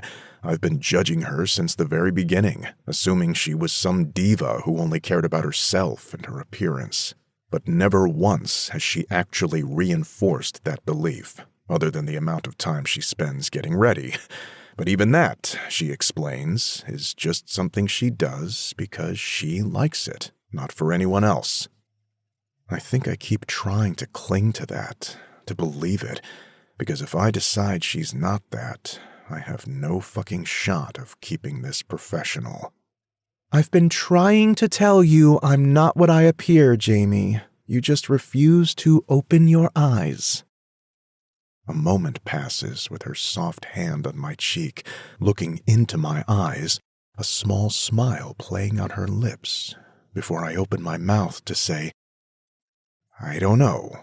But I don't have to stress about it because in that moment she's called off by someone. She stands, winks at me, and literally skips off to the reporter who called her name. The woman is a puzzle, and I am a giant asshole. Chapter 12. Ava. A knock comes on the door of my hotel room, and knowing it's probably Jamie giving me the plan for the next day, I shout, "Come in!" The door clicks with the sound of the digital lock undoing, and I set my book to the side as I sit cozied on the couch, looking up as he enters with 3 giant bags from different grocery stores. He walks in silently, looking at me and tipping his chin at me in that cool guy way before moving to the small kitchenette and putting the bags on the counter. "What are you doing?" I ask as he starts shuffling through the bags I can't see into from the couch. Finally, his head comes up, and he looks at me, a shy smile on his lips as he starts to remove things. "The chocolate and vanilla from this brand are supposed to be solid," he says, placing 2 pint containers down, and my brow furrows. "And I got a few from this brand since they make normal ice cream too, but I think it's going to be kind of hit or miss."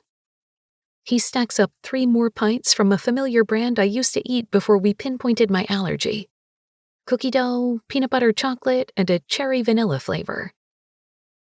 "This brand is really fancy," he says, grabbing it from the bag of a specialty store.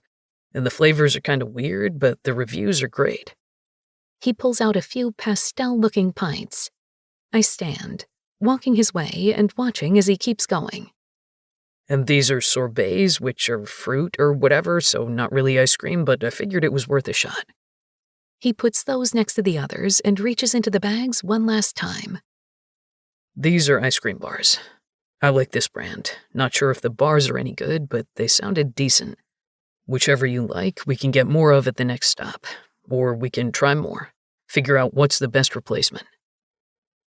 He stands there for a long moment, looking at me before he starts shuffling things around, shoving the bags into each other and stepping away.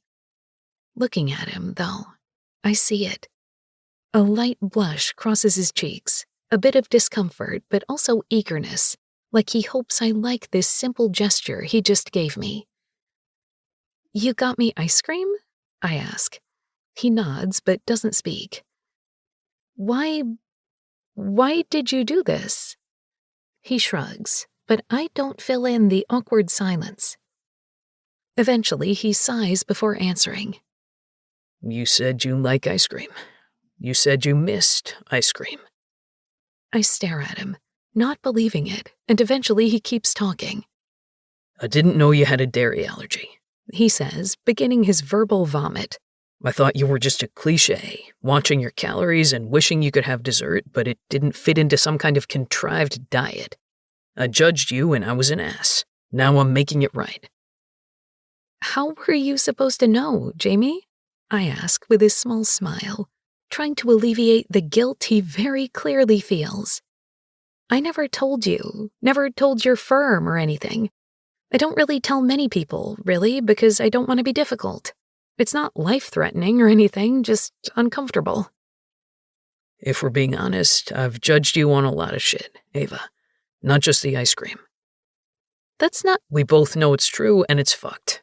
This one I can make amends for. Let me," he says. Silence takes over the small kitchen as I look from Jamie to the dozen or so pints of ice cream and boxes of bars, then back at Jamie, trying to piece it together to understand what this all means. But it's so obvious.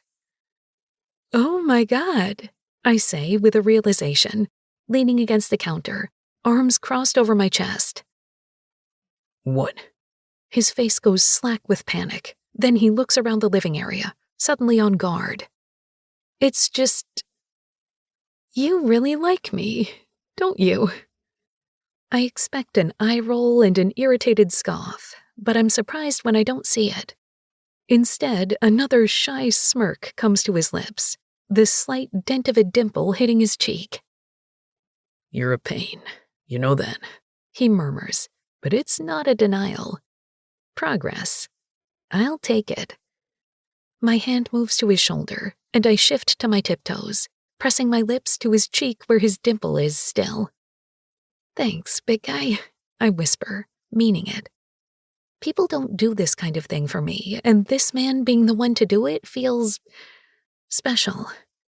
Jamie let me past his tough guy exterior by doing something as simple as buying me ice cream. Anytime, princess, he says, shifting away to grab spoons, a light blush on his cheeks. Will you stay? I ask, suddenly nervous. Taste test with me?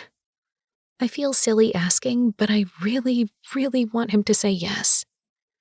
And when he nods, starting to open the containers and meticulously lining them up, I let myself imagine that he does it because he wants to spend time with me, too. Chapter 13. Jamie. Ava, we've got to go, I shout, knocking on her door. While I wait in the hall, I remind myself that no matter what she says or does, I need to act professionally. I've come to the realization Ava will do whatever it takes to push my buttons, and I have to stop showing her that it works. Tonight is dinner at some fancy restaurant with Miss Massachusetts, some press, and Anne. "Come in," she shouts. When we arrived at the hotel 2 hours ago, I got a key to her room as well as mine, just in case of some kind of emergency, before we each went to our own rooms to unwind and get ready for the night. I use it now to let myself in, the door slamming shut as she steps out of the bathroom. "So," she says with a twirl, "how do I look?" She's wearing a slinky, cream-colored dress with light pink, silky bows tied on her shoulders as straps and high heels with matching pink bows at the back. Instantly, my mind wonders if I tug on one of those bows, would the top slip down, revealing her full tits. "You look..." I sigh, trying to wipe my mind of these uncontrollable thoughts and say something appropriate. What the fuck is happening to me? "You look very pretty."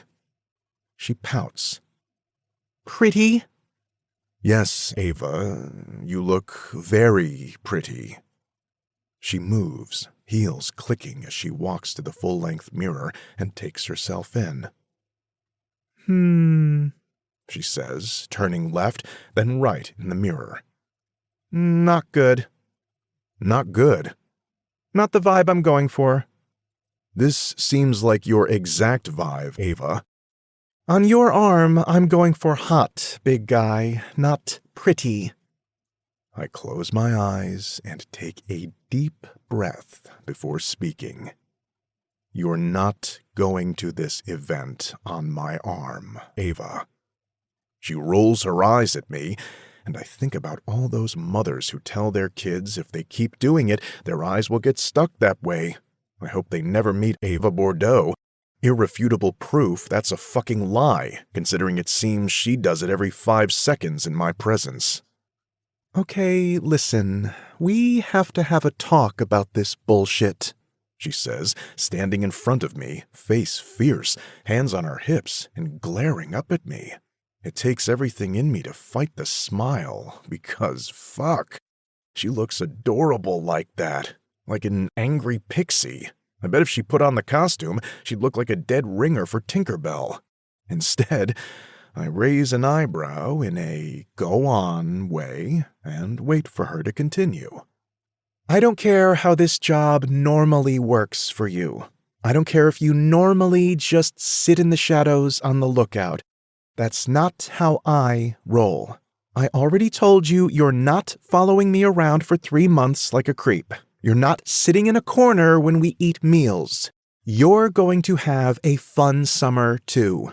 Do the fun stuff with me." She stops, thinking, before adding more.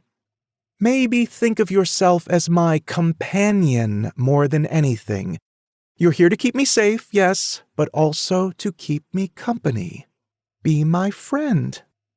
"That's not how this job works, Princess," I say as soon as she's done with her tirade. "I know what I signed up for, and that's not it."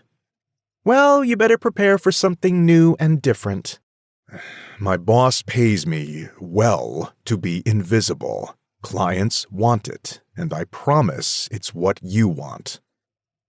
Something in her face changes in the blink of an eye, going from joking and assertive to self-conscious and nervous. Look, Jamie, I got into this by accident. This isn't some goal I've had in my life. Now, don't get me wrong, it's an adventure, and I'm so excited to be here. I love to travel, love to see new things, so getting paid to do it is absolutely insane and crazy and fun. But I'm going to be lonely. I also don't really know any of these people. At all of the events before the actual pageant, I was the odd man out because all these girls knew each other ahead of time. They'd been in these pageants together for years. I didn't know a single one of them. Having someone, anyone that I know and can talk to when it gets weird, would really make me feel a lot better. The sincerity in her face cracks something in me, as does the pleading in her voice that, against my best judgment, I give her an offer. You get nervous, you feel uncomfortable, you come back and hang with me until you're ready to go back. Okay? Great, appreciate that, really, I do. But again, I'm not having you sit in the corner like the hired help while I eat or have fun. That's weird as fuck and makes me itchy. Ava, my boss would never approve. Let me talk to him, She says. My brows furrow, and her face has somehow become even more determined and stubborn. What? Her hand goes out like she is asking for something. Give me your phone. I'll call your boss and talk to him. No, I say firmly. She is not talking to Greg. The man will eat her alive. What's he gonna do? Bite? I just want to talk to him, explain my side. If he insists you're not allowed to hang with me, I'll accept it. I'm a pain in the ass and pushy, but I wouldn't put your job at stake, she says, like it's obvious. I weigh my options for a moment in my head before shrugging, unlocking my phone, and handing it to her. His name's Greg, probably my last call. God, your phone is so boring. You don't even have fun apps or a background, she says with horror, then taps the contacts icon and finds Greg easily. And there's only like 5 contacts in here. Can we stop hyperanalyzing my phone and just call my boss so we can get to dinner? She smiles wide before hitting call and lifting the phone to her ear. It rings for just a moment before she smiles again. Hi, Greg, is it? Yes, my name is Ava Bordeaux, Jamie's new assignment. We met briefly. No, he's totally fine. He's standing right in front of me. She looks down at her feet, blonde hair sliding down to cascade around her face. So, we're on our way to our event for the day, but we had a bit of an argument in Jersey that I want some clarification on. A deep, throaty laugh leaves her chest, and her head tips back with it. Greg, asshole Greg, is making Ava laugh like that? No, he's a total gentleman, no need to worry.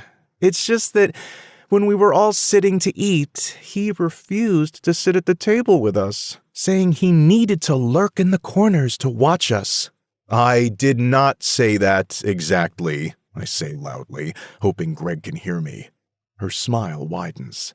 Yes, that was him.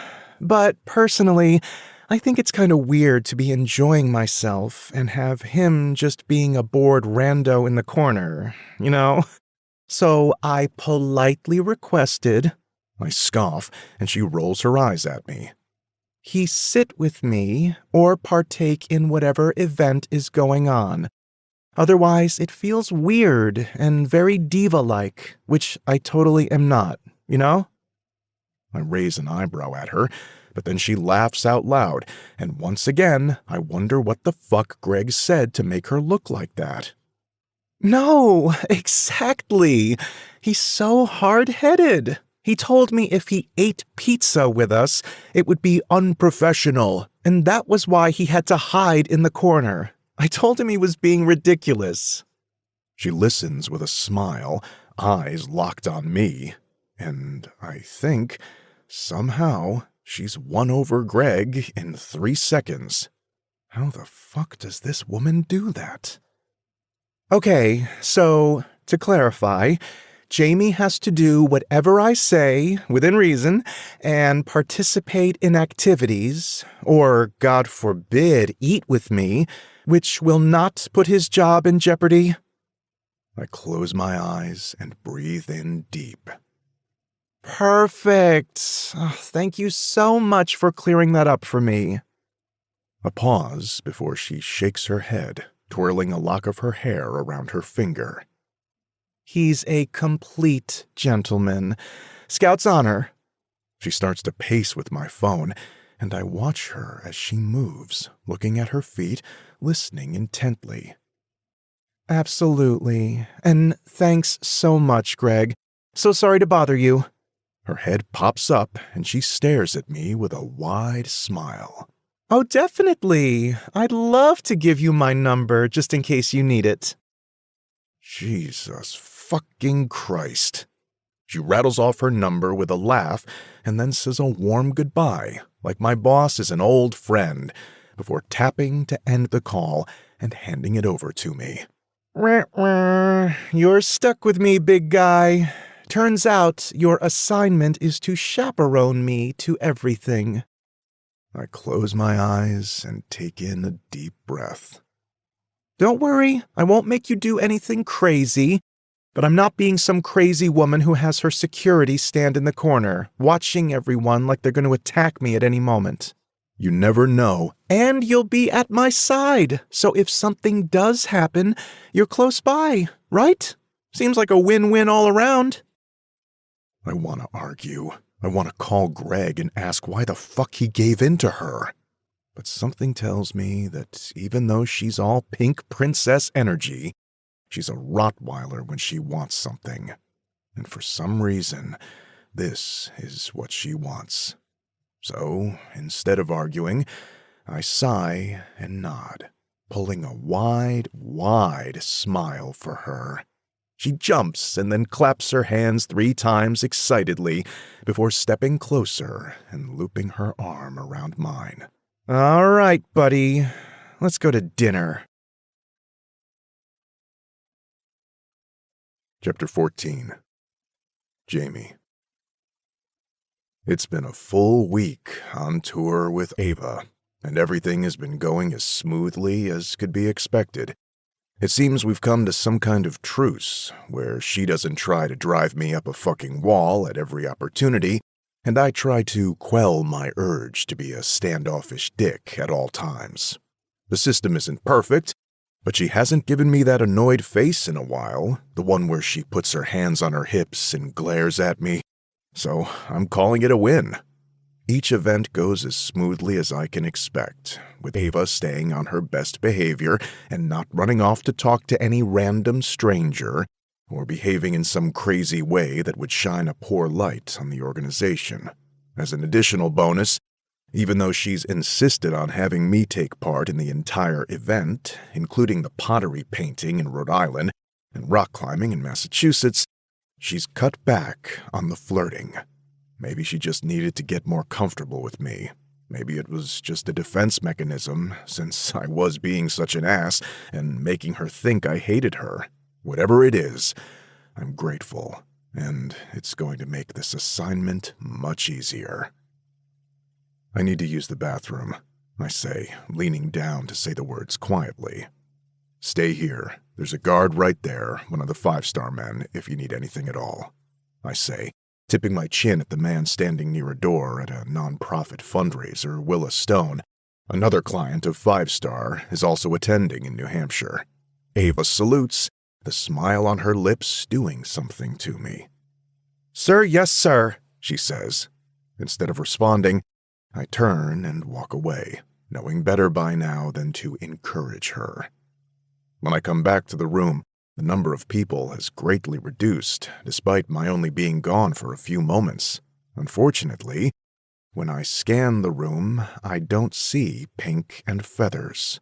Where the fuck is she? I grumble, moving toward Miss New Hampshire, the last person I saw her speaking with. Hey, have you seen Ava? I ask. Her head swivels around the room. I haven't. I was talking with her a few minutes ago. Then she looked out the front door and said she'd be right back. Something in my gut churns. A panic building at losing Ava. Where the fuck was the other guard? When I look around, I see him in a corner, flirting with some chick, and my hands ball up into fists. You've gotta be fucking kidding me, I say to myself, then give a smile to the pageant queen, thanking her for her help, before moving toward the large glass double doors with a street and sidewalk visible. I'm gonna fucking kill her. Stepping out to the front of the restaurant, I look around and see nothing. There are a few people wandering, but none look like they're from the event, much less Ava. I move, jogging down the street with my eyes scanning and a million thoughts of what could have happened to her running through my mind. Someone kidnapped her. Someone hurt her. Someone has her cornered, and she's in trouble. She's scared. Something about that one makes my stomach drop. The idea of sweet Ava with her wide smiles and her sweet flirting, scared. As I run, every worst-case scenario pounds through my mind, but I see nothing. After a few minutes, I turn, run in the other direction, and stop in the restaurant again. "Jake!" I shout at the other security guard who is still fucking flirting. His head moves my way, and he slowly walks toward me, not a care in the world. "Hey man, what's—" He starts with a smile, stopping when he sees my face. "What's wrong?" "What the fuck's wrong? I told you to watch my mark for 2 fucking minutes, and now Ava's missing." "Ava?" It takes everything in me not to hit him, but I don't have time for that, so I don't. "Miss Americana, Jesus Christ." A bit of color drains from his face, and he looks over his shoulder, checking to see if his mark, Willa Stone, is still in the building. He relaxes when it's confirmed. How the fuck is Greg threatening my job when he's employing assholes like this? "Have you done a search?" he asks like I'm a fucking moron. He can't be older than 25, and again, I have to wonder what kind of idiots my new boss is hiring, because I know he wasn't someone Hank hired before he sold the company. "Jogged a 1/4 mile that way," I say with a tip of my head. "Going the opposite way next. Can you just do a search of the immediate area?" Of course, on it," he says. Without another word, I leave the building, heading the way I haven't checked yet. I'm trying to think of the next steps, who I need to call, and what to tell the police, when I hear it. "You're a good girl, aren't you?" A voice says, quiet and sweet, and my feet stop moving altogether, looking 360 degrees to find where the voice is coming from, but there's nothing. No one. For a moment, I think I imagined it in my panic, before I hear her voice again. "Oh my goodness, you're just so sweet." I turn to my left, spotting a small alleyway 3 buildings down from the restaurant. "Come on, let's go find the big guy," Ava's voice says, and then suddenly, golden blonde hair catches the light, a pink bow holding it back. I move quicker, closing the gap between us.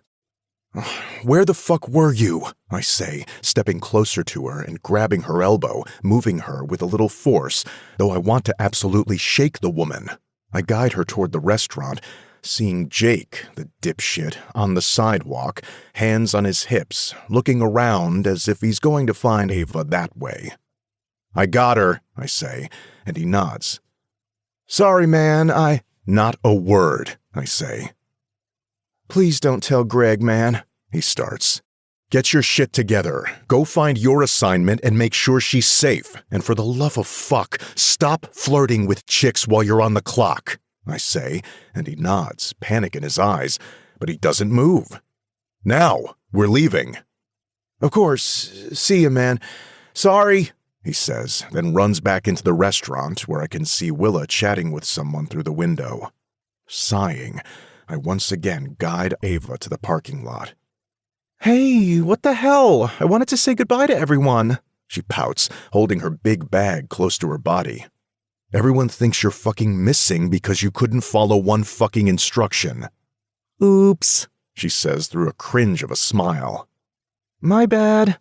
It's clear she doesn't think this is a big deal, that she often gets out of trouble with a cute smile and a faux apology.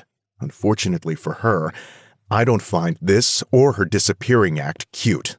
This is why we listen when I say to stay in place. You got your shit? I ask. She looks at the giant bag over her shoulder with hesitation, then nods before I navigate her in silence until we reach the SUV. Unlocking the door, I open it to let her inside. That's when I see it. A tiny pair of ears pop up in her bag. I stare at the ears, then at Ava, then back to the ears, a dull orangey color, then back at Ava, before closing my eyes, rubbing a hand down my face, and taking a deep breath. What the fuck is that? I ask, my body exhausted to the bone as I stare at the bag over her shoulder where the head of a tiny cat with bent ears is poking out, big eyes wide, looking around like this isn't weird at all. A cat in her bag. The reason I went missing? She asks in question with a nervous smile. My new mascot? Instantly, I shake my head. Oh, absolutely the fuck not. Ava's eyes go as wide as the cat's as she pouts. Come on, she's so cute. And she was all alone. I couldn't just leave her. You absolutely could have. You should have. Now we need to find a shelter, I say, pulling out my phone again. The woman is going to be the end of me. That much is for sure. No, she says, tugging the bag closer, and, in turn, the kitten. No, I'm keeping her. My head moves to look at her again. The fuck you are. Just look at her. She lifts the grimy, dirty kitten out of her bag, holding it like it's a baby rather than a grimy cat she found on the street. She's just a baby. She needs a mom. Her mom was probably in the fucking alleyway where you kidnapped her from. Suddenly, she goes from eager to annoyed in the blink of an eye. I did not kidnap her, thank you very much. She came right up to me, walked into my hand, and jumped into my bag. Clearly, she wanted to be with me. How did you find her? I saw her scurry across the sidewalk, she says with a cringe. I know you told me to stay, but just look at her. She's so sweet. We have to call a shelter, I say. Her eyes go wide and pleading, a hand reaching out as she grabs me, stopping my hand from moving anymore. No, Jamie, no! Please. I love her. I need her. She was meant to be mine. She fits the entire aesthetic. I take a deep breath. You can't just keep a stray cat because she fits your aesthetic. Why not? Because you can't. And what if she's someone else's cat, Ava? I ask, my voice a bit softer because she's getting upset now, eyes going wide and watering, and I don't need a crying woman on my hands. It's absolutely not because she's endearing, and I don't like that sad look on her face. I'll bring her to a vet tonight. We're off anyway. We don't have a rush. You said we won't leave for the next stop until tomorrow afternoon. I'll bring her to a vet, and they'll scan her for a chip or whatever. But just look at her, Jamie. Do you really think this is someone's house pet? The kitten is underfed, dirty, and has a cut on her ear. It's clear, at the very least, she's been out on the streets for a good part of her short life. Please, Jamie. Somehow, her big blue eyes go wider, her pout getting bigger, and it's like she's putting a spell on me. I sigh, my entire body going loose. Are you fucking kidding me? I ask, but this time I ask it to the sky. God doesn't answer. I tip my head back down and look at Ava for long moments, trying to weigh my options before I sigh again and speak. Find a vet. Really? She says, excitement filling her face. We're on the road by 4 p.m. tomorrow, I say with a glare, my attempt at being stern that I'm sure goes right over this woman's head. If you can't get that thing situated by then, she goes to a shelter. Jamie, I can't just give her up. Look how much she loves me. And she'll love whoever gets her from the shelter if you can't ensure she doesn't have any kind of fucking disease. One hand goes to her hip, the other holds the cat, and she stares me down. But if she doesn't, you're saying I can keep her? I feel as if she's a little kid who found a stray and is begging her parents to let her keep it. But I guess that's what's happening. I stare at her, her eyes wide with pleading, then to the kitten, somehow already asleep in her hands. Jesus fucking Christ. I shift my gaze back at her once more, her face full of excitement and hope. I can't crush her. And really, how much work could a kitten be? Yeah, you can keep her if she's healthy, I say with a begrudging sigh. She jumps, waking the cat in her arms, squealing and looping one arm over my neck, holding me close. The smell of brown sugar and vanilla swirls around me as she presses her body to mine, then her lips to my cheek. Thank you, Jamie. Chapter 15. Ava. By some kind of magic, I get a vet appointment that night. Jamie drives us both to the office, where I'm told to leave her overnight for some tests and to get a few cuts cleaned and stitched up. Some of the tests won't be in for a few days, but the vet agreed to expedite any she could, promising she'd let me know if it was safe to take Princess Peach on tour with us by noon. Luckily, she gets cleared for our big adventure. It turns out she's actually a very sweet, very undernourished 6-month-old kitten who was probably born on the streets, but to her trained eye, seems relatively healthy otherwise. When we walk out of the vet smiling, me, and purring, Peach, Jamie glares as he opens the door for me. So she's all clear? Nothing crazy or contagious? Jamie asks as I put the soft-sided cat carrier the vet gave me on the floor of the SUV. I bite my lip and turn, smiling at him, cat in hand. With my eyes in wide puppy dog mode and Peach's sweet little face, he can't be that mad, right? I mean, she doesn't have rabies or fleas or ringworm or anything, I say. Ava? He starts, voice low and rumbling.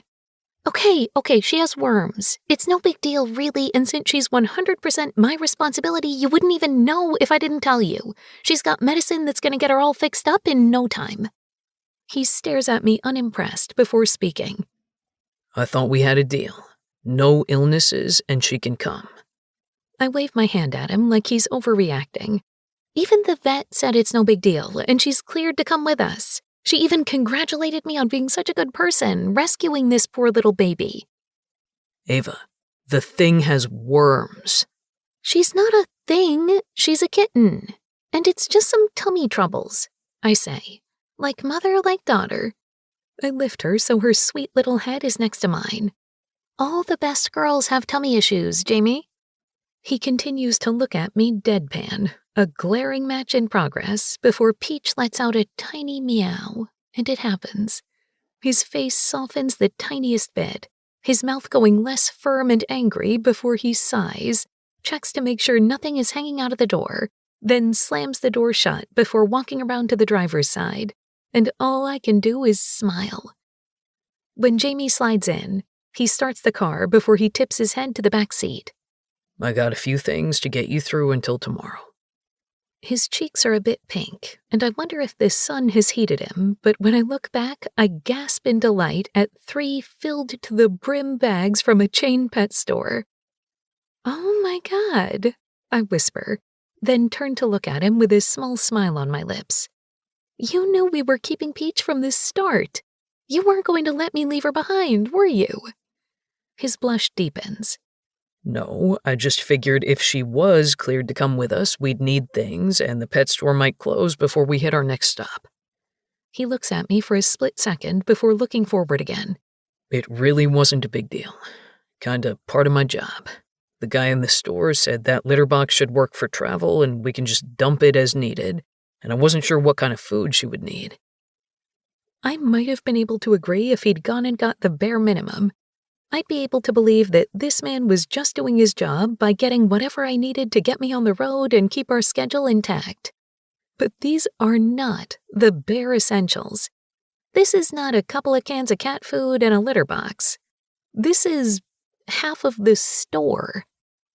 Shifting to look better at the haul, there are at least 4 or 5 brands of food, 2 litter types, a litter box, and the most entertaining part, an overflowing bag filled with toys. Pink toys, purple toys, mouse-looking toys, balls and laser pointers, and a fish on a stick to dangle in front of her. Did you leave anything? What? He asks, eyes diligently on the road as he pulls out of the vet's parking lot. At the pet store, did you leave anything or did you buy it all? The blush creeps down his cheeks to his neck. Shut up, he grumbles, and I lift Peach to my face until we're eye to eye. Oh, he so likes us, Peach, I say with a smile, and Jamie just groans. I put her back into my lap to settle in the blanket there, but as soon as I let go, she stands, walking on unsteady legs across the console. Stay here, I say, picking her up and putting her on my lap again. Again, she stands and walks across the console, this time meowing as she does. Peach, no, I say, grabbing her. Unfortunately, as soon as she's in my lap, she tries to move to get to Jamie again. I sigh. Maybe I should put her in the... Before I can finish my sentence, a big hand moves, his eyes never leaving the road as he grabs the small kitten out of my lap and places her in his. Instantly, she stops meowing and settles in his lap.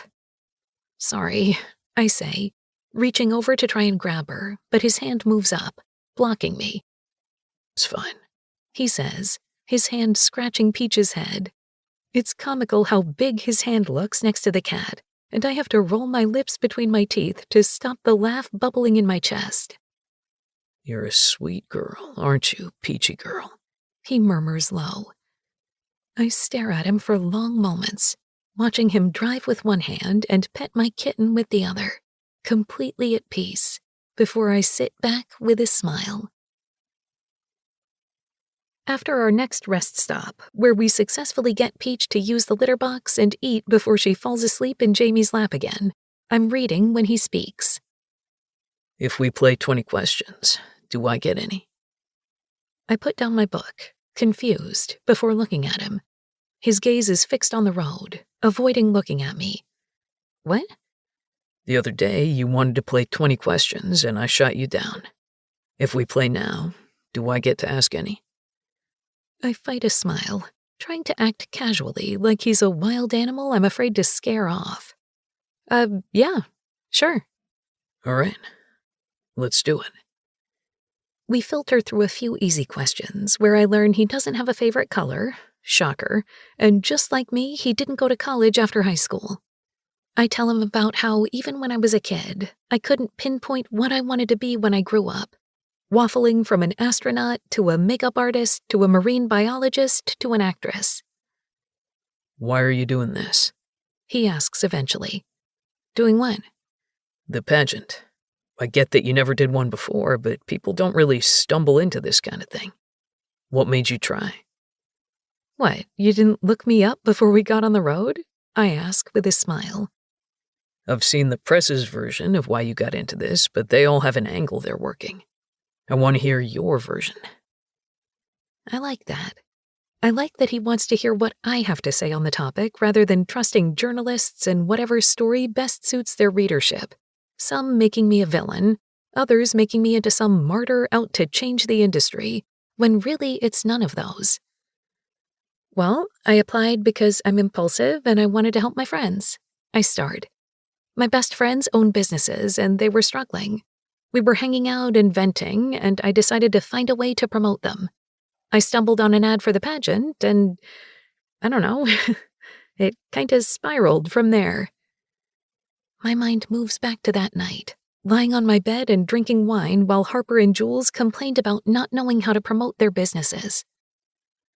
I just need one person to collaborate with to get my name out there. It seems like that's the key these days. You need some social media clout, and then you're gold. Harper sighs, flopping back onto the white lace duvet on my bed before rolling onto her belly and propping her chin in her hands. And I'm just so bad at it. She is.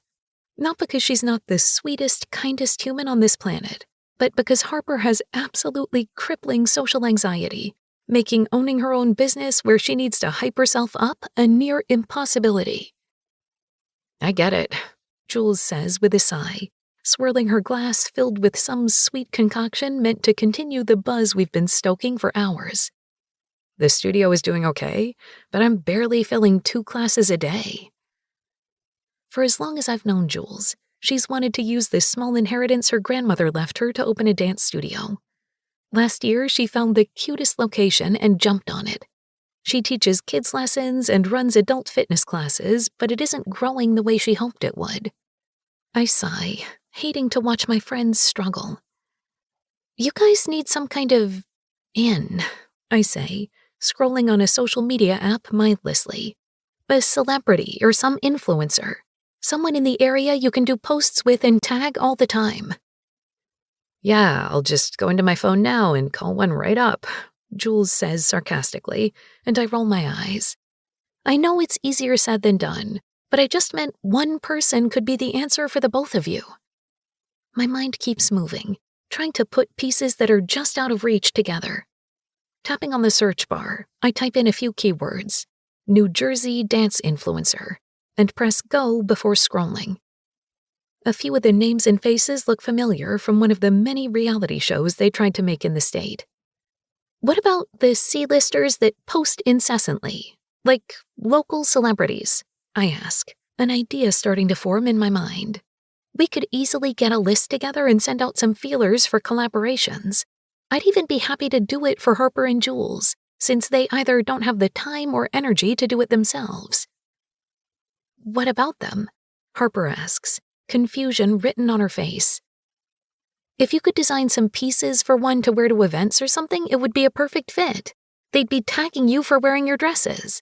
Since their fan base is usually hyper-local, meaning if one of them has a birthday or a wedding or just a special occasion, they'd have your name in mind for who to hire. I turn to Jules. And you could mention so-and-so trains at your studio or are taking dance classes there.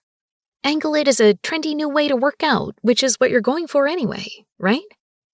If I was interesting at all, I'd put all of my energy into being an influencer myself just so I could promote my friends' businesses. But no one really finds much interest in a bartender with little to no real social life. And then I see it. Miss Americana pageant, now accepting applications. It can't be that easy, can it? Fill out an application and then you're in? I click the ad, and upon reading more, I find it is pretty much that simple, so long as your application is accepted. But if there's one thing I'm great at, it's making a killer application. I start putting in my name and address, answering the questions about life goals and ambitions with renewed vigor. This could be the perfect way to help out my friends. Pageant queens need fancy dresses and a talent. Best case scenario, I make it to the New Jersey pageant and I get to tag Harper and Jules as they make a dress and help train me in whatever dance Jules decides would be best to showcase her talent. Worst case scenario, it's a funny story of the time I tried to enter a beauty pageant. What are you doing over there? Harper asks, and I realize the room has gone quiet, my friends watching me intently. Applying for Miss Americana? There's a pause before Jules asks, do I even want to know? Probably not, I say as I finish filling out the form, hit submit, and promptly forget about it until a week later when an email hits my inbox. You're invited. Miss Americana, New Jersey auditions. And the rest was kinda history. Did it work? Jamie asks, knocking me out of my memories. What? Did it work? Helping your friends? Oh, yeah, for sure. Jules has all of her classes booked, and she even hired a second instructor to help out. Harper is booked out on custom gowns for almost a year. It's amazing, I say with pride. And you? What about me? What did you get from this? It seems like it's taken over your life. I don't tell him that's another question when it should be my turn. Instead, I shrug. I don't know. The joy of seeing my friends thrive? He quickly looks at me with a glare that screams bullshit, and I change my answer with a smile. It's been a grand adventure, and I love adventures. And I've always wanted to travel but never had the money or time. So it's an opportunity I couldn't refuse. But it's rough when you're faced with an entire organization that wants to change you, who doesn't like who you are. The pressure the organization puts on these women is insane. And Regina wants me to be this perfect little doll who just does what she's told and keeps her mouth shut. then she clearly doesn't know you. The words come quickly and with a bite of surety and a hint of irritation. What? They clearly don't know you at all, because they'd know how stubborn you are, He says with the tip of his lips, and I smile too. Then his hand moves from Peach's head to squeeze my knee. Even through my thick sweats, I can feel it like a burn, his hand on my body. And because if they knew you, they wouldn't be trying to change you, Ava. You're perfect the way you are. Chapter 16. Ava. Are you ready? His voice is gruff and annoyed from outside my room, and I can't help but smile. I've been done getting ready for nearly 5 minutes now, just sitting here scrolling on my phone. We're on the 3rd week of our tour, and I've learned quite a bit about my new temporary best friend. 1, he absolutely hates when I tell him he's my new bestie, hence why I've started to sprinkle the term of endearment into my conversations even more. 2, he has a thing about being aggressively early for everything, so sometimes I like to spend a little extra time getting ready just to push it. He usually gets to my room about an hour before he tells me I have to be ready, at which point I let him in and lock myself in the bathroom until I'm done. We're at least a good 20 minutes early for everything, but not being 40 minutes early annoys him just enough to bring me joy. 3, he finds my primping completely unnecessary and much too timely. Not that I care at all. I like getting pretty. Some people meditate, some work out, some journal. I spend time in the bathroom alone, listening to my favorite music and getting dolled up. Just about, I say, moving around some things on the counter to make noise and smiling as I do. I know you're just fucking with me, Ava. You're not even doing anything. Finally, I open the door and smile at him. You got me. Walking to the table, I grab the small bag I packed earlier with the essentials, then turn to look at him. Let's hit it. He doesn't move. Instead, he gives me a top-to-toe look that heats my body.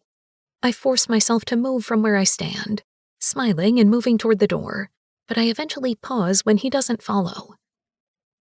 Is that what you're wearing? He asks. Yeah, you like? I twirl to make my short pink tennis skirt flare out, revealing the barely there shorts underneath, then adjusting the white sports top. There's a good 3-inch gap between the waist of the skirt and my top, leaving a swatch of bare skin, and the pads in the bra make my boobs look fantastic if I do say so myself. Add a pair of cute little bows to the ties of my low pigtails and some gold jewelry, and the outfit is perfection. There isn't much to it, he says, crossing his arms on his chest. I roll my eyes at him and close the gap between us. That's why I like it. Not safe, going out like that when you don't know what kind of creep you'll run into. I give him a soft, chiding smile. Isn't that your job? To protect me or whatever? You know, some of us like to look cute and don't feel the need to wear black everything all the time. We're going on a hike up a mountain. Yeah? And? I ask, slightly confused, even though I absolutely know where he's going with this. I go hiking in this all the time. You? Hiking? I cross my arms on my chest and roll my eyes. This is not a new refrain, and when I get to a trail in my cutesy little outfits, there's almost always at least one man who looks at me and attempts to give me some kind of macho, "This trail isn't for little girls, sweetie," talk. But I just smile and flutter my lashes and thank them for their concern. Then I smile wide as I pass their panting asses an hour or two later.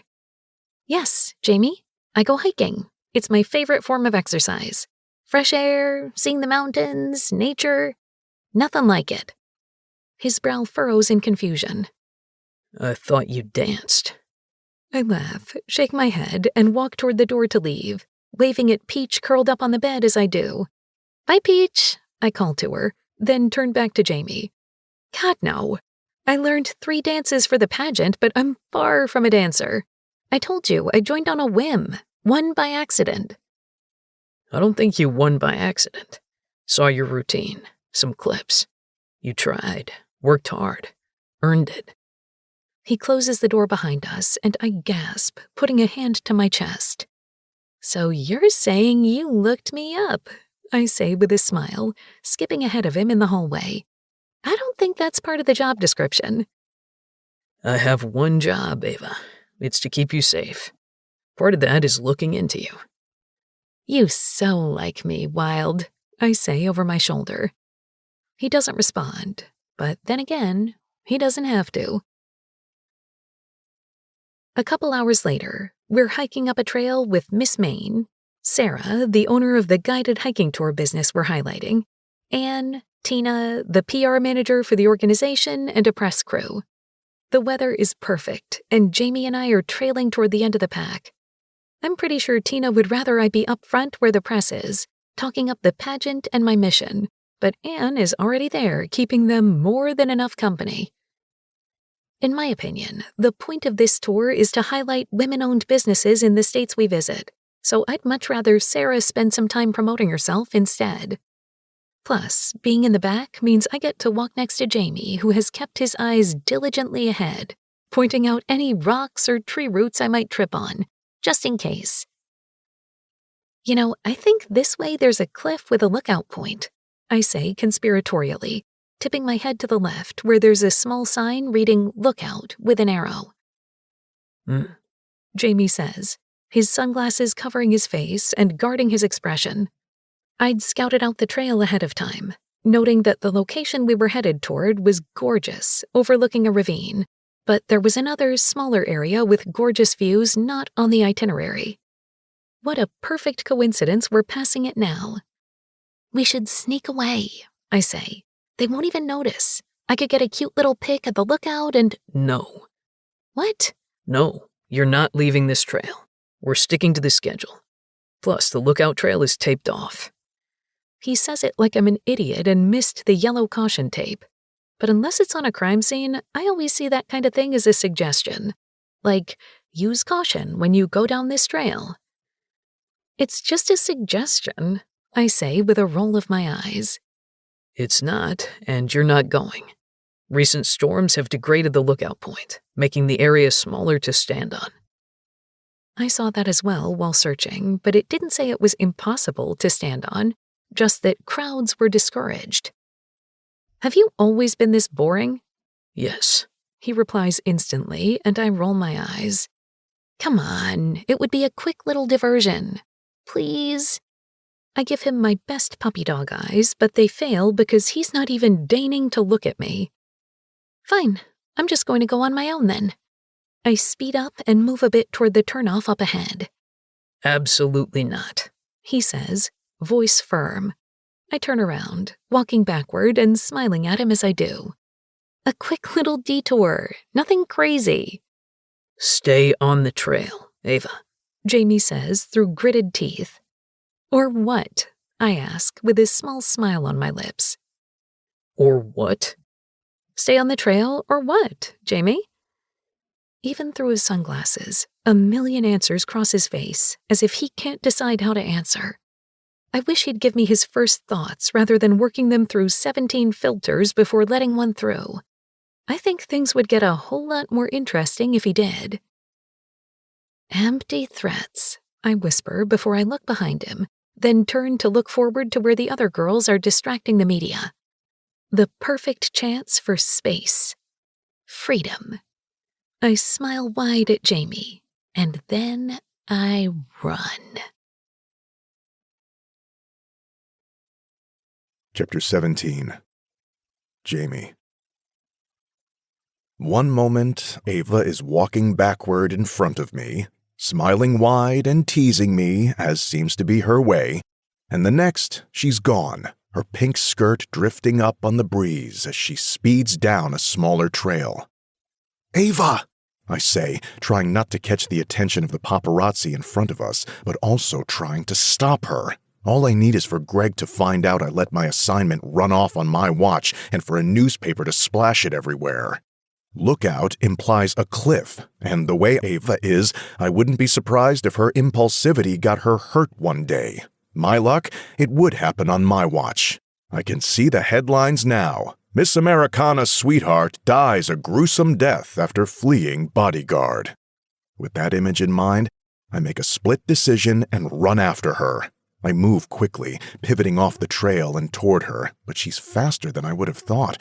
She weaves between trees, the little bows in her hair bouncing with each graceful step she takes over rocks and dodging low-hanging branches.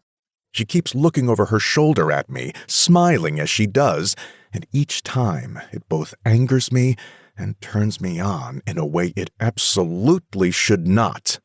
The trees open up 10 feet ahead of her, and beyond that, it looks open, sending my heart thundering as she continues to look over at me instead of forward.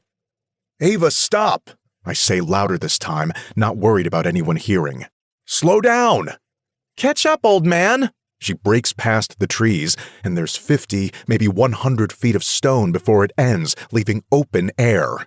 Something snaps in me, my legs pumping faster as I bolt toward her.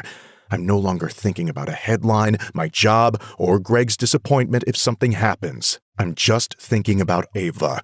Gorgeous, pretty, sweet Ava getting hurt. If she won't worry about her well-being, I'll have to do it enough for the both of us. She slows as I near, jumping and twirling and twisting like she's doing one of the dances her friend taught her on a stage instead of at the edge of a cliff. And each move, each turn of her sneaker in loose stones has me panicking. One wrong slip and... Finally, I reach her right as her foot slips beneath a rock, my arm going around her waist and catching her, then stumbling back until I right my footing. Her eyes are wide, her face pale, and small rocks fall down the cliff into some body of water that is definitely not deep enough to survive a 30-foot drop. "What the fuck are you doing?" I shout, birds flying off as I stand tall, pulling her body to mine, my arms still on her waist. She gives me a small cringe before answering. "Having fun?" "Can you have fun without giving me a fucking heart attack?" "I mean, I guess I could, but it sounds substantially less fun." "Sacrifice some of your fun for my heart health," I say in a gravelly voice I barely recognize. "You are pretty old," she teases with a smile. My pulse is pounding from nearly watching her fall to her death, and definitely not because her body is plastered to mine. "Jesus, you could have died, Ava." "So, you were worried about me?" she asks, a smile on her lips. "It's my job, Ava." I guess. Or it's because you like me," she teases with a smile, and the line that seems to be her most common refrain, the line crafted with breaking my sanity in mind and not much else. "I definitely don't like you, princess. I've never met a single person in my life who drives me crazy the way you do." There's a pause as she smiles at me, lifting a hand to brush back hair before saying all breathy and low, "Then why are you still holding me, Jamie? You could have let go a while ago." Instantly, I realize my mistake, dropping my arm and taking 3 big steps backward. Her smile is wide and teasing, like she finds this entertaining, but all I can think is she's too fucking close to the edge still, so I reach forward, grab her hand, and tug, taking a step back as I do and pulling her from the cliff's edge. "Oh, you so like me, Jamie," she says, her pink lips encasing a huge smile. I start to argue, but she shakes her head, her little bows and pigtails swaying as she does. God, she's fucking gorgeous. All blonde and curves and pink bows I want to tug on. Every shift of her body is a temptation I can't seem to ignore. And the worst part of it, she fucking knows it. "If I admit I like you, will you behave for me?" Her lips tip up, and a part of my brain tells me I'm treading thin ice and could fall to a freezing death at any moment. "Probably not," she whispers with a smile, so quiet I almost don't hear it, but my eyes are locked on her lips just inches from mine. It wouldn't take much at all to lean forward and kiss her. A moment passes, and I wonder what would happen if I just said, "Fuck it." "We should go back to the group before they wonder where we went," I say, stepping away. I expect her to argue, to tell me I'm no fun, something along those lines, but instead she nods and waves a hand before her. "Lead the way, big guy." I understand the allure of this form of exercise when we hit the top of the mountain and look out over the valley. I was never a hiking guy, or even much of an outdoors kind of guy. I'd much rather get my physical activity at a gym studio with plenty of air conditioning and no bugs. But this view is worth it. Then I watch Ava taking in the mountains and the lush green trees with childlike excitement, and I know that's what she sees. I get why she likes hiking, why she apparently chooses this as her workout of choice. Even more, I'm forced to come to terms with the fact that, once again, I judged her too soon, thinking she wasn't the kind of person who hiked when she barely even broke a sweat at the steeper inclines. And with the backdrop, and her little outfit with the bows and the pink shoes, she fits. A work of art surrounded by more beauty. I reach in my pocket for my phone, tapping the screen the way she showed me. "I'll take your picture," I say, starting to snap before she even poses, and catching a look of pure shock and joy. "You're going to take my picture?" "You need them for your social media," I say, lifting the phone from different angles, again, like she showed me. I've also been watching everyone else do the same, realizing it's not just her neuroses. "I mean, yeah, I just never thought you'd offer," she says, but shifts her body so I can catch different angles and expressions, some silly, some sexy, within a matter of a few moments. "That should be good," she says, then reaches for my phone as I continue to take shots. She's smiling like this is some joke she's in on, and for some reason, that last photo, her hand out, her smile wide, is my favorite of them all. She grabs it, instantly finding my photos and scrolling through them. "You're not bad at this, big guy," she says with a smile, looking up at me. "We'll make a social media boyfriend of you yet." "I'm not." "Trust me, I know. You can barely tolerate me," she says with a wink, tapping a few of the photos and then opening a new message to send them to herself. "I just meant I don't even have social media," I explain, and she smiles once more before handing me my phone back and opening her mouth. But she doesn't get the chance to say whatever quip she's brewing up because someone is calling out Ava's name. "You two want a picture?" Miss Main says, and I shake my head as Ava nods. Yes, I'd love that. Thank you so much. She hands her phone to the woman, then grabs my hand, tugging it. I don't let myself think about how well her small hands fit so well in my larger ones. I'm just the bodyguard, I say low. You don't need photos with me. You're on this adventure with me whether you like it or not, Jamie, she says with a smile as she leads me a few feet back to where she was standing before, then turning to look at Miss Main, who already has Ava's phone lifted. Smile, Jamie. You're already coming along for the ride. Might as well enjoy it while you're here. I sigh as Miss Main takes a few photos before forcing myself to smile for the last few, feeling uncomfortable. But when Ava gets her phone back and swipes through them, her excitement at the shots makes any hint of discomfort worth it. While Ava does a few interviews up at the top of the mountain, I snap a few photos of the scenery, sending them to Riggins Green from Atlas Oaks, knowing Maine is one of his favorite places. I have to admit, now I see why.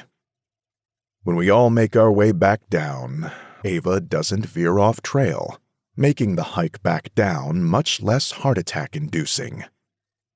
It isn't until long after we had a casual dinner with the group and we're back at the hotel that I get a text from a number I don't have saved, but I've sent photos to.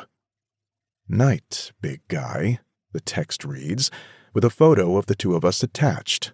For some reason I can't explain, I save the shot and apply it to her new contact. Ava, it's barely 7. Unfortunately, I have this crazy, protective, boring bodyguard who would never let me do anything fun, so it's an early night for me. Me. We have to be up early. Ava, I know. I'm just fucking with you. I'm tired from the hike anyway. Just going to listen to a book and play my silly little game. Me. The fairy one? Ava. Faerie fairy, but yeah. I wait long moments before I type out my last text, then delete it, then type it again, each time telling myself it's a dumb idea. And then I send it. Me. To make a pink flower, you have to plant a white one, then leave a space, then a red one. Ava. What? I don't answer. Ava. Jamie, did you look up how to play my game? Ava. Oh my God, you did. I tried it and it worked. I can't believe it. I can almost picture her face, the smile there, the excitement, but I still don't respond, setting my phone to Do Not Disturb before setting it on the nightstand and getting ready for bed. In the morning, when my alarm goes off for my workout before we have to get on the road, I see it. Ava. You so like me, Jamie Wilde. And I'm starting to think she might not be completely wrong. Chapter 18. Jamie. Our next stop is Virginia, where we go to a flower shop to make bouquets. Ava brings the cat, which I end up holding half of the time. As much as it kills me to admit, the cat is sweet, willing to be held almost every moment, and has fallen asleep in my arms more often than I can count. I never had a pet as a kid, and with my career, I never got one as an adult. I always thought once I retired I'd get a dog like Riggins's German Shepherd, but this cat is pretty great.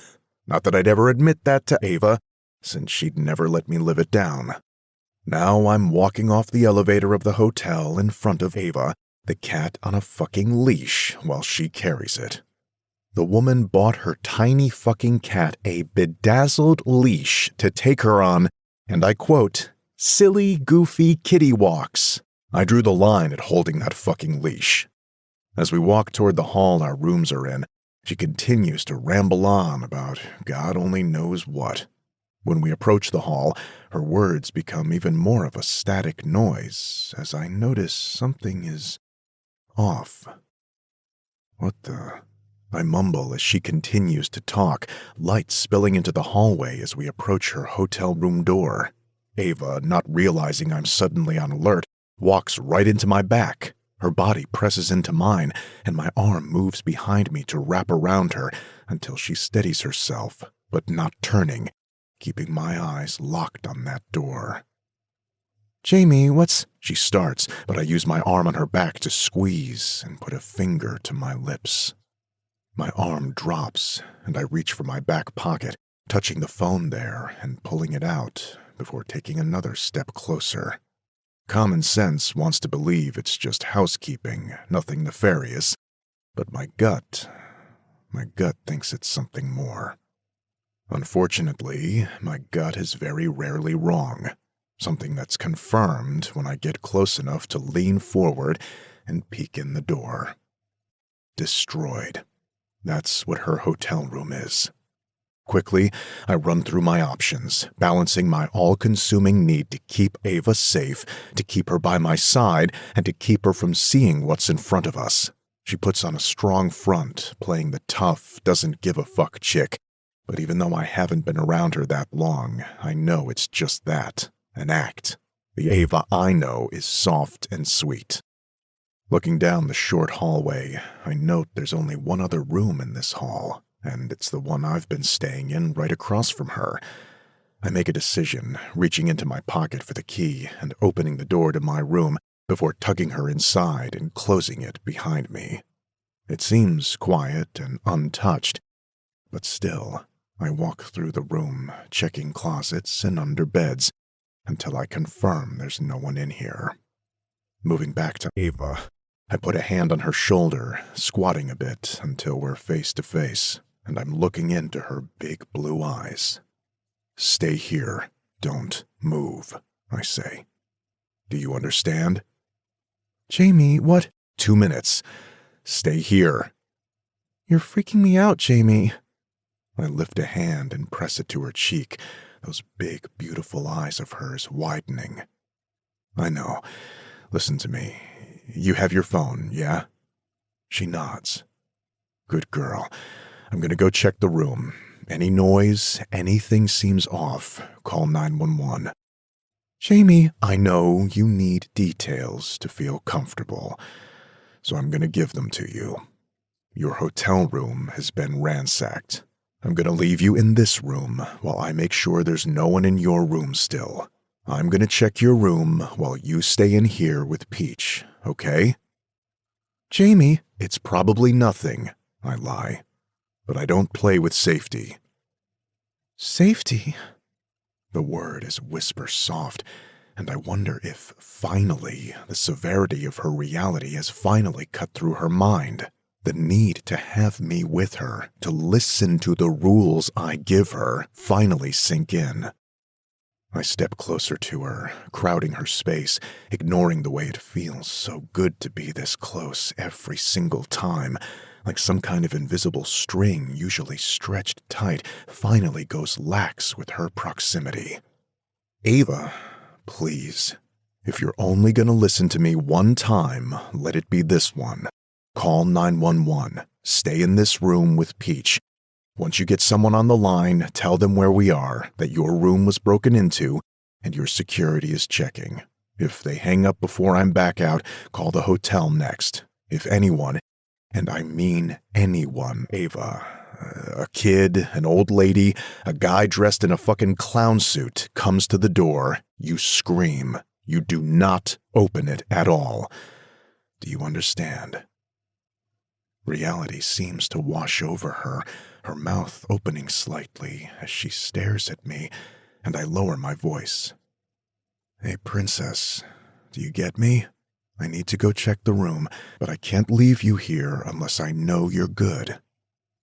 She blinks once, twice, 3 times, before she nods. "Got it. Call 911, and if anyone comes, scream and sick Peach on them," she says with a small smile. I stare at her, her eyes shining while fighting a laugh, and, not for the first time, I wonder if she's insane. This is not how a normal person responds when they realize their hotel room was broken into. But then again, this is Ava. I nodded her once more, squeezing her arms. Without thinking about the pros and cons or anything beyond her being in front of me, I pressed my lips against her hair. Then I step back, graze my fingers over the top of the orange cat's head in her arm, and move into the hall. I check the door once it clicks behind me, making sure it's locked, and hear Ava put the chain on. As I walk through to Ava's room, I curse under my breath, seeing the destruction. Her things, thankfully, seem to be intact, though thrown everywhere, but everything else in the small hotel room is turned over, not like they were looking for something, but just to make a statement. They wanted us to know they were here. I walk around for a few minutes, looking for any kind of clue, but finding none, nor do I find some kind of culprit. "Is there a note or anything?" a voice asks, and I jump, turning to see Ava behind me. "What the fuck, Ava? I told you to stay in the room and call 911 in the hotel." "I did. Then I came in here when it was pretty clear no one was going to pop out and jump you. You needed backup." "Is it that impossible for you to listen to one instruction one fucking time?" "No, but when the instruction is to stand in a mildly sketchy hotel room with clearly terrible security versus in this destroyed but seemingly empty room where my bodyguard is, I choose the one with my bodyguard." I glare at her, wanting to argue, but knowing I can't, because, unfortunately, there's some logic in her statement. "You could have at least said something." "And miss catching you off guard? Hell no."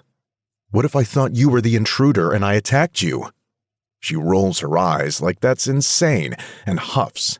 "As if you would ever make a mistake like that." She waves a hand over me, saying a lot without saying much. Then she looks around, letting out a low whistle as she does. "Wow, this is kinda crazy, huh?"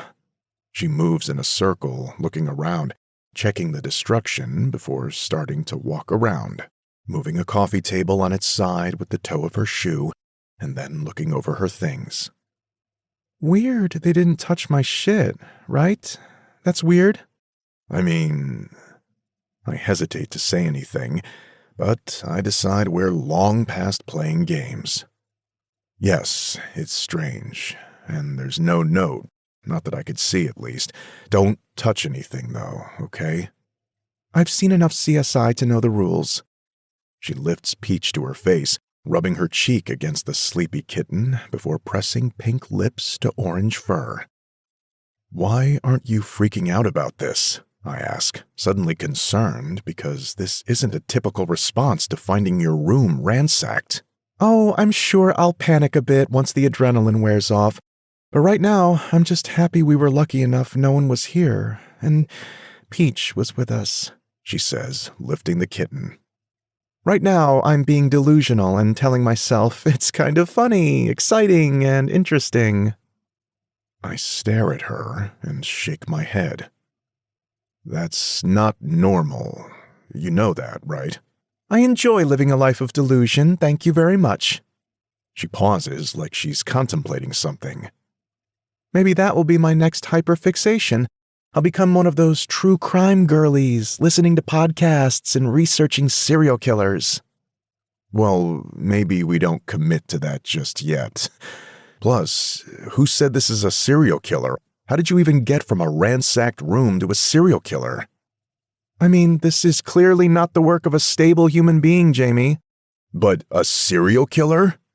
She shrugs, then opens her mouth, probably to continue to argue her point, but a knock on the doorframe comes, a hotel employee standing in the doorway with an officer behind him, and my attention is refocused. Chapter 19. Ava. It's long past dark when we pull up to the new hotel the pageant booked for us after it took almost 2 hours after the police let us leave, promising to keep Jamie up to date on any news. The previous hotel offered a new room for me, and I would have accepted because honestly, once the humor of it all wore out, I realized I was exhausted and headed for a crash of monumental proportions.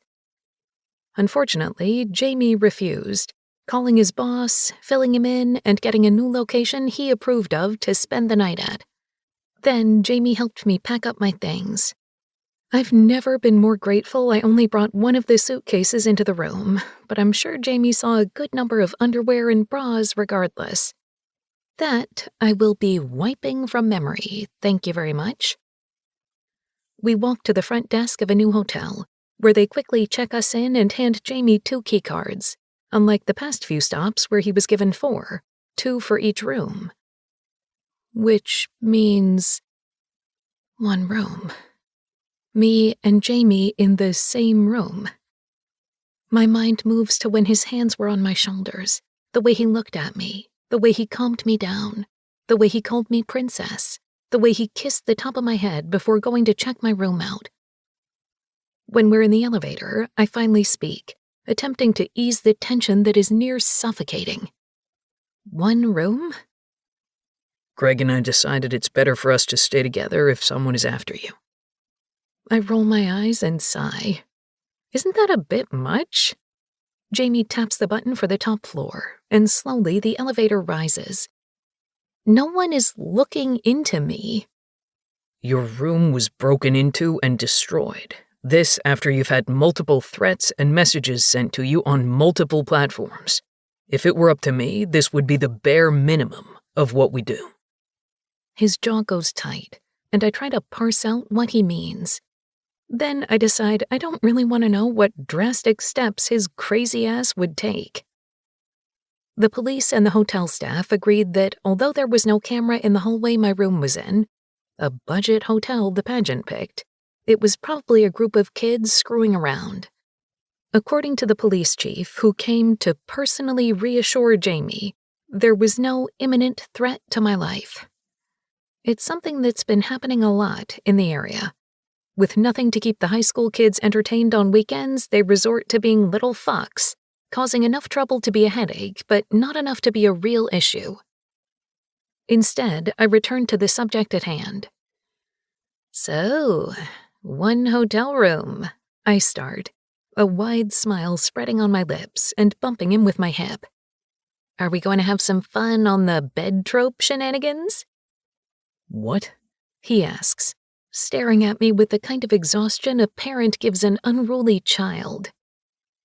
A pretty good analogy, if you ask me. If Jamie is the responsible parent, I am absolutely the overactive kid. You know, where we're supposed to have 2 twin beds, but there's only 1 king, and you try to put up a pillow wall between us, but then I wake up with you spooning me. I smile at him, and he stares at me before taking a deep breath. What the fuck? He asks, confused and a bit annoyed, I think. I just smile and continue. Or maybe I have a horrible nightmare and you wake up thinking I'm being hurt, then hold me until I fall back asleep. His brows come together now, seeming concerned. Do you have nightmares often? I don't think more often than the average human. I smile and pat his shoulder. Don't worry, you're not going to have to cuddle with me because of my bad dreams. He shakes his head at me, both in exhaustion and confusion.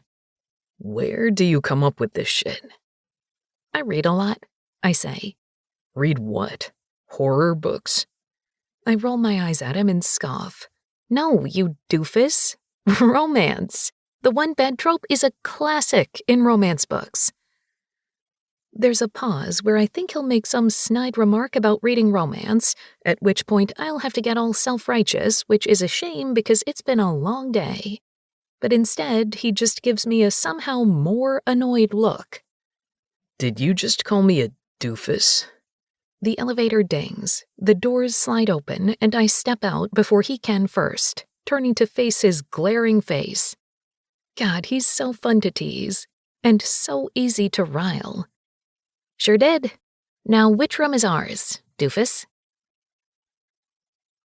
Wow, this is nice, I say, stepping into what seems to be a 2-bedroom apartment with a very small kitchen. The only thing in the area that had a suite and allowed cats. Full disclosure, after what happened, we're getting a 2-bedroom suite at each stop from now on, instead of 2 separate rooms. He says.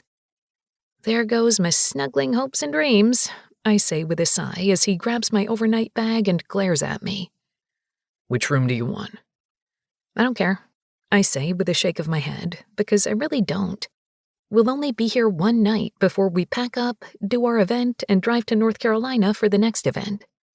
He just walks off, puts my bag in one room, and then walks back out to me. I'm going to shower. You okay here? I nod, pulling out my book and cuddling on the couch with Peach as if the entire chaotic night didn't even happen. Yep, all good. He stares at me for long moments until I feel uncomfortable under his glare. You're really okay? I sigh and roll my eyes, setting my book aside and standing, moving toward him. Yes, Jamie. It's okay to be shaken up, he says, his voice soft and kind. I move until I'm standing in front of him in the pajamas I put on before we got back in the car, looking up at him and putting a hand on his chest. I probably would be if I had anyone else with me. Lucky for me, I've got a Jamie, so I know you'd never let anything happen to me. He opens his mouth like he wants to say something, then closes it before opening it again. Then he nods and steps back, my hand dropping. Gonna go shower, he says, his face turning red as he does. I don't have to say it out loud. Instead, I just think about it with a smile. God, he really fucking likes me. I'm sitting for a total of 5 minutes reading my book before Peach comes, rubbing on my ankles and yelling at me. Hold on, Princess Peach, give me a minute. I'm at a good part, I mutter, lifting her as I read and putting her on my lap for a cuddle.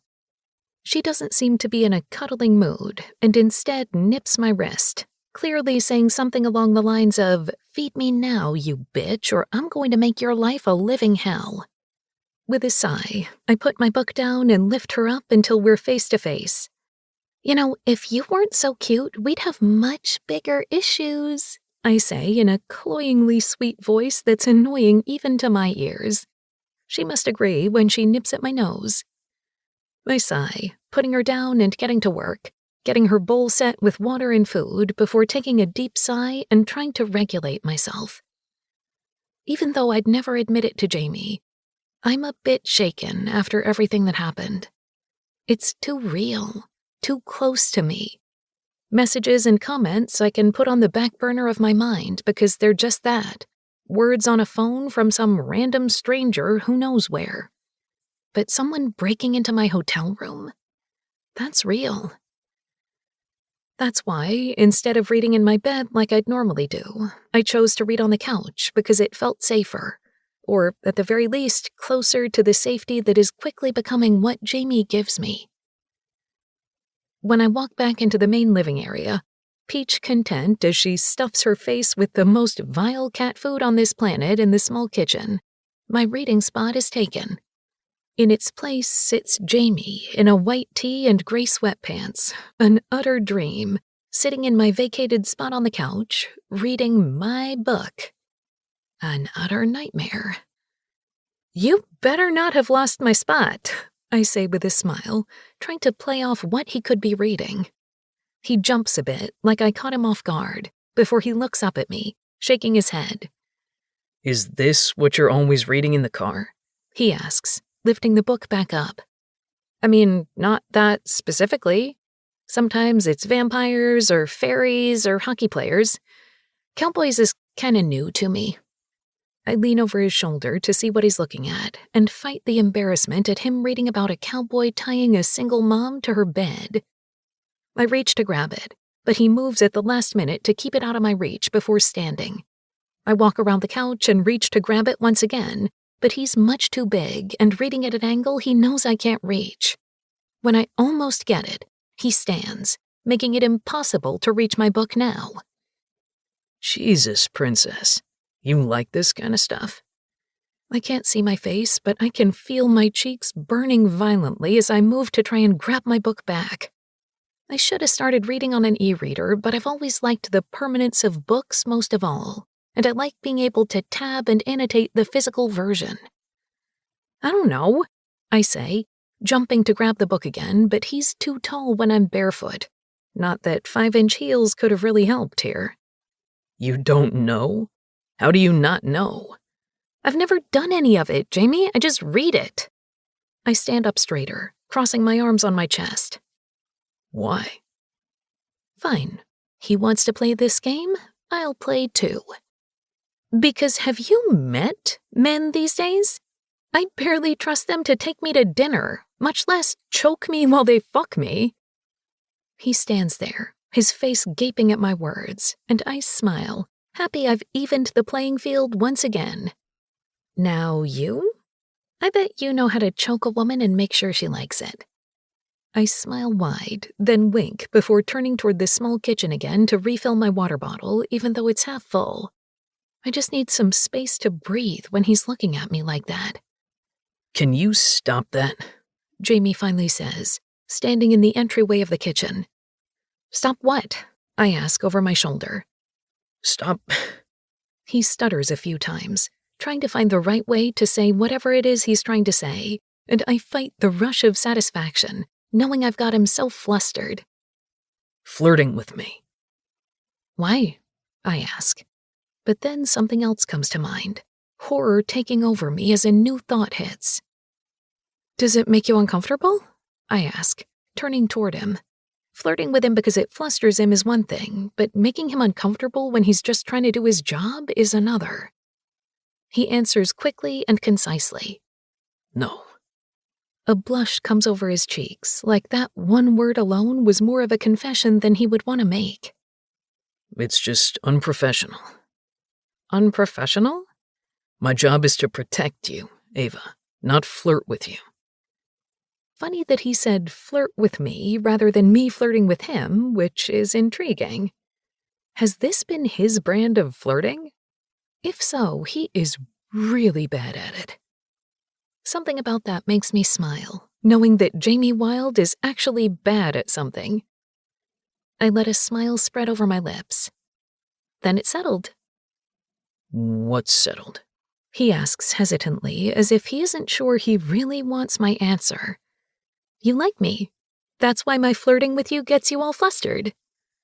I caught him right as he was taking a sip of his water, and he chokes on it. I have to fight the urge to laugh as Jamie coughs a few times before finally I come over and pat him on the back. You good there, big guy? He turns toward me, leaving barely a foot between us before he glares at me. I'm fine. You just caught me off guard. I'm really good at that, I say with a smile. He takes me in, his discerning gaze taking in my features, my eyes, my face, my lips. Then he stops on my lips, his eyes lingering there too long for someone who wouldn't want to kiss me. I don't like you, he says, his voice growly and going places it absolutely should not go. Yeah, you do. That's okay. A little crush never hurt anyone, I say with a smile, then step back, grab my water bottle off the coffee table, and walk off. Chapter 20. Ava. Do you know the address for the next hotel? Jamie asks when we're about 2 hours from our next stop in Tennessee. Our plan once there is to go to the hotel, get ready, in his words, quickly, Ava, none of this fucking around bullshit, and then go to dinner with Miss Tennessee and a few members of the press. No. He sighs, and I smile. Haven't you realized I have no idea what is going on this tour? I'm the talent. I don't bother myself with petty things like addresses. I barely know what state we're going to next. We're going to Tennessee. Yes, I got that, big guy. But I don't know the name of the hotel, much less the address for it. Another sigh before he gestures at his phone and then the screen of the SUV. It's on my phone. Can you grab it and then put the address in? I nod, reaching to the center console and grabbing his phone, lifting it to his face to unlock it before scrolling to his apps. It's in my email. Should be from Greg at 5-star. Got it, I say, but then I freeze at a familiar, vibrant-colored app. A social media app. You big liar, I say with a smile, pushing his shoulder. Jesus, Ava, I'm driving. Peach, from her spot in his lap, lifts her head and glares at me. You're driving and you're a liar. What am I lying about now? I lift the phone and show him the screen, even though his eyes barely leave the windshield as I do. You have social media.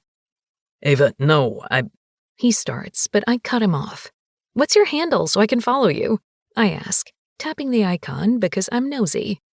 Ava, I don't... He starts. Oh, I say, looking at the phone. He stops attempting to stop me, instead sighing. Oh. I say oh because when I open the phone, there's a Jamie0914 username with no followers and one account he's following. Me. The man follows me. Ava... When did you start this account? I ask, but when he doesn't answer, I look up at him, seeing a deep red flush and a tight jaw. I think I know why when I navigate to his liked posts, trying to see what he's liked recently. My content. The man only likes my content. You got social media, I say, an accusation of sorts. He sighs, then nods. Yeah. He admits reluctantly. Because of me, I say. Again, he lets out a deep sigh. I didn't get it for my health. I let a moment pass before I speak again. Are you going to admit it yet? I ask, opening my phone and finding his handle, making sure to follow him. Admit what? There's exasperation in his tone as I pick his phone back up, tap on his emails, find the location of the next hotel, and type it into the navigation before handing him back his phone and sitting back in my seat with what I'm sure is a smug smile. That you're in love with me? A long beat passes, during which I assume he won't say anything, so I pick my book back up and start to read. But a few long minutes later, under his breath, I hear him. You know, Peach, your mom might be cute, but she's a real pain in the ass. And honestly, I'll call that one a win. So those books, they're all romance? He asks an hour or so later once I close my book for a short break, stretching my neck and pulling Peach from him into my lap for some snuggles. Yep. What's your favorite kind? What? They're different kinds, right? Like funny ones, sad ones. I put a hand to my chest and gasp. Are you asking my favorite tropes? I have no clue. Maybe.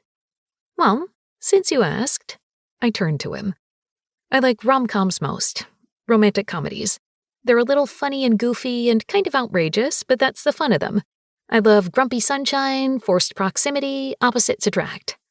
I pause, then smile. We fit a lot of my favorite tropes, I say, thinking about it. Even big, big man, small, small girl. He closes his eyes and takes a deep breath before looking at me.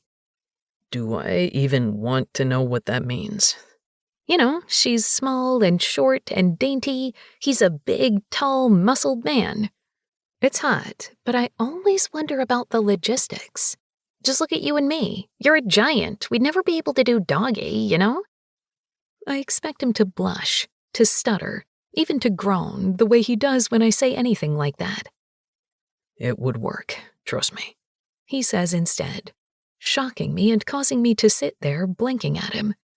I don't miss the tiny tip of his lips.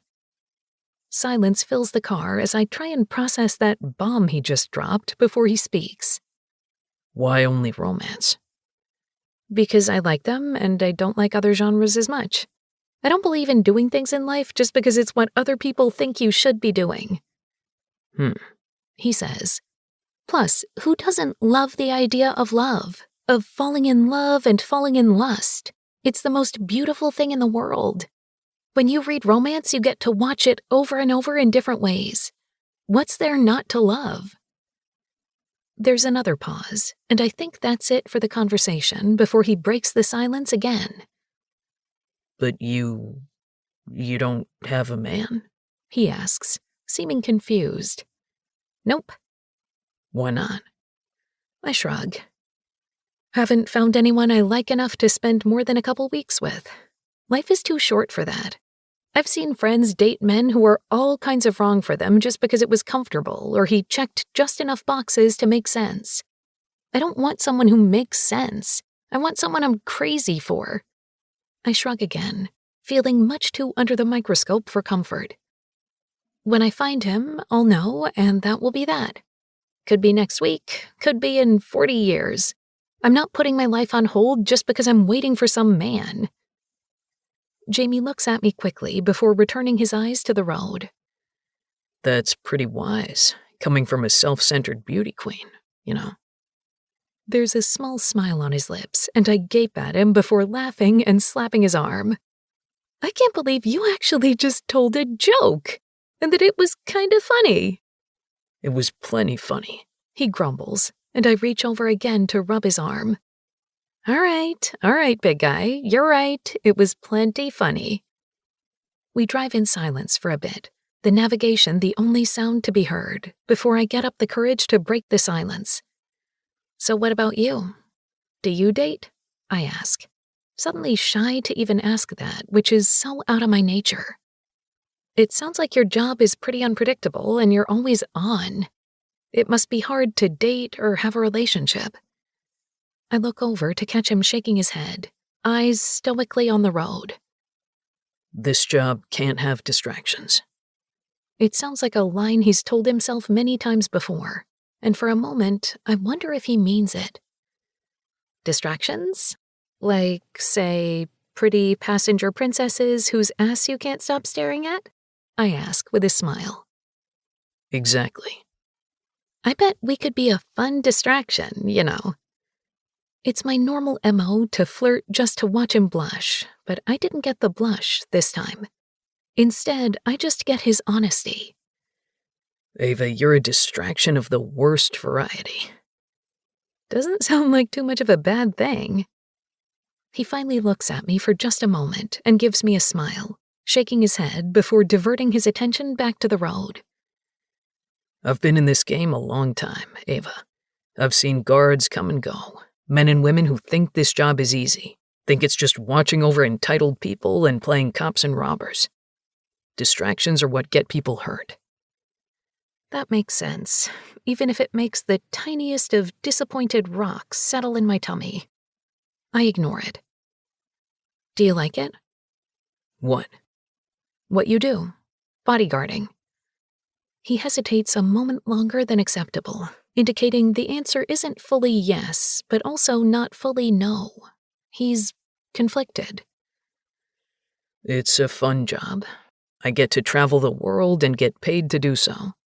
When I'm assigned to Atlas Oaks, when they're on tour, I get to hang out with a bunch of guys who have become my friends.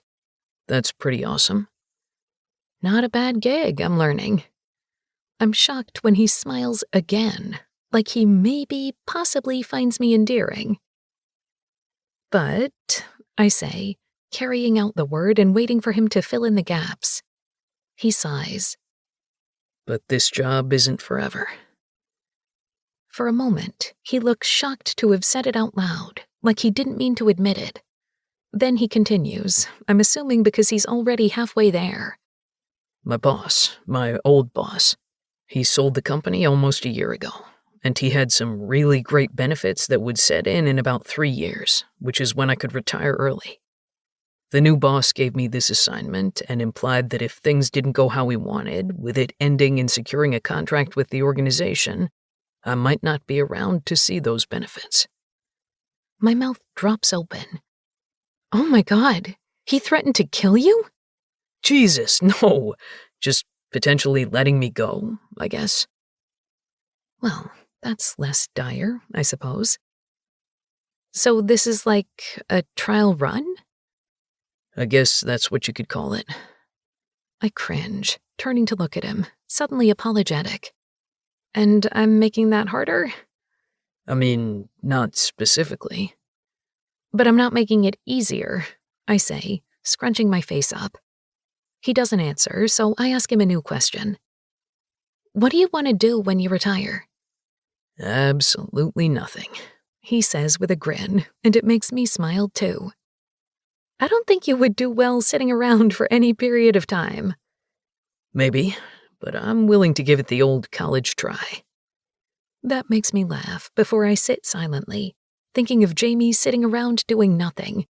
It would never last. The man is always alert, always busy. He'd die of boredom.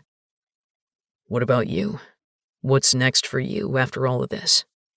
I shrug. Not sure. His brows furrow at my answer. Not sure? Nope, I say with a smile. His frown deepens. What does that mean? I kind of always just go with the flow. Life is short, you know? Why spend it doing things you don't like? He says, but it doesn't sound like he's buying it. I have always just gone with whatever opportunity falls into my lap. Before the pageant and influencer stuff, I was a bartender. Right now, I've got prize money from the pageant that I'm not really spending on anything, and every day I'm getting requests for sponsorships on social media. So we'll see. Eventually, I'll fall into something and realize it's what I want to do forever. Until then, I'm just living my life. Time passes as we drive, Jamie contemplating my words before finally he speaks. You know, for a self-centered princess, you're pretty damn smart. And don't you forget it, big guy, I say with a smile, picking my book back up. Chapter 21. Jamie. What are you reading? I ask without meaning to, when Ava is silent for a long time.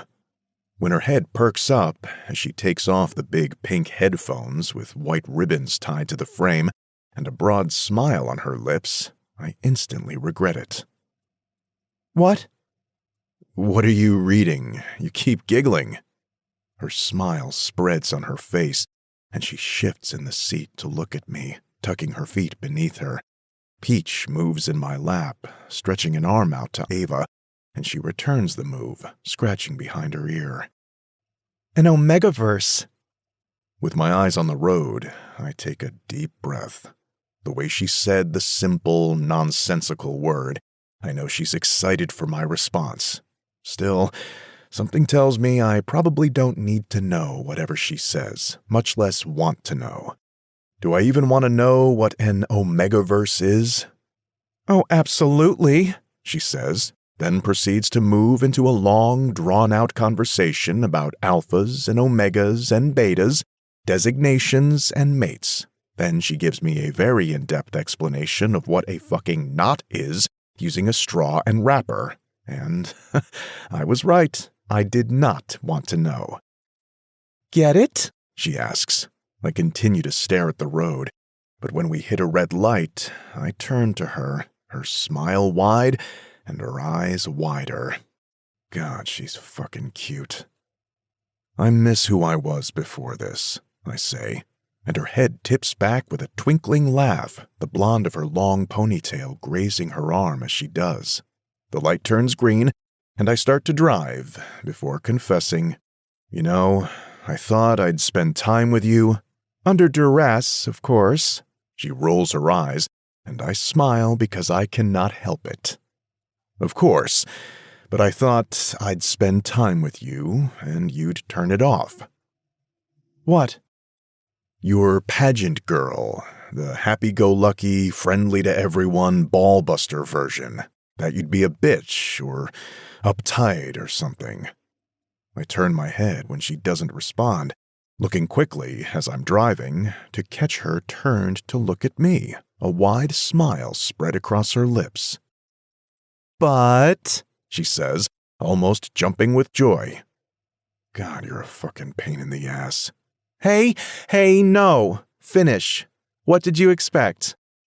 I expected it was an act, that it wasn't really you, but I've never met a person in my life who doesn't put on airs for anyone. You're the same in the car with me as you were on that stage, as you were talking to that kid on the boardwalk, as you were at the top of a mountain being interviewed. The same person each time. I pause, trying to think of how to explain it. It's impressive. Not many people are like that. You know, Jamie, I think that was almost a compliment, she says with a smile, and I have to fight one of my own. After a bit of silence, she breaks it, her voice lower and almost nervous. I am, you know, sometimes. What? Fake.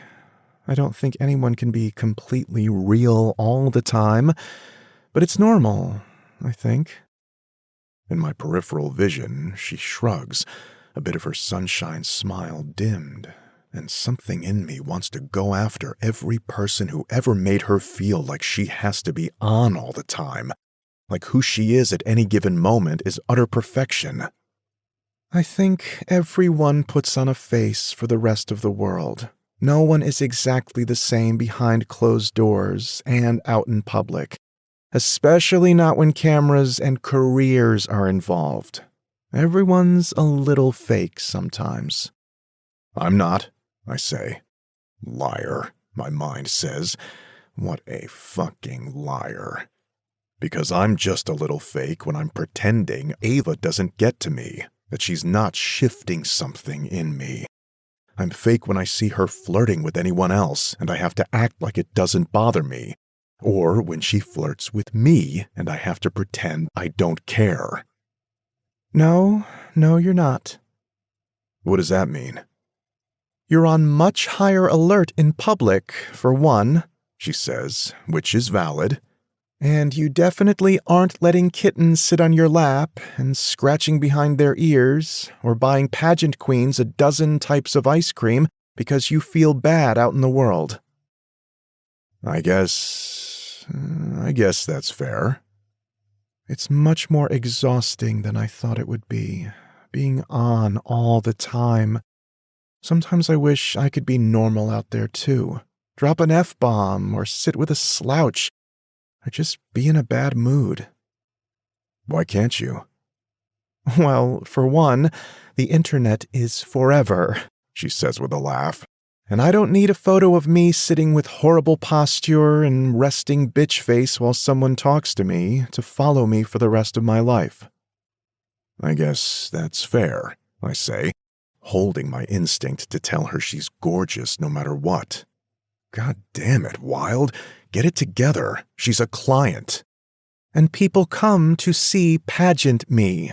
They drive a long while and take the time out of their busy lives, rearranging schedules and finding babysitters or taking time off work, the whole nine, because somehow I inspired them or made them feel good about something or got them interested in pageants.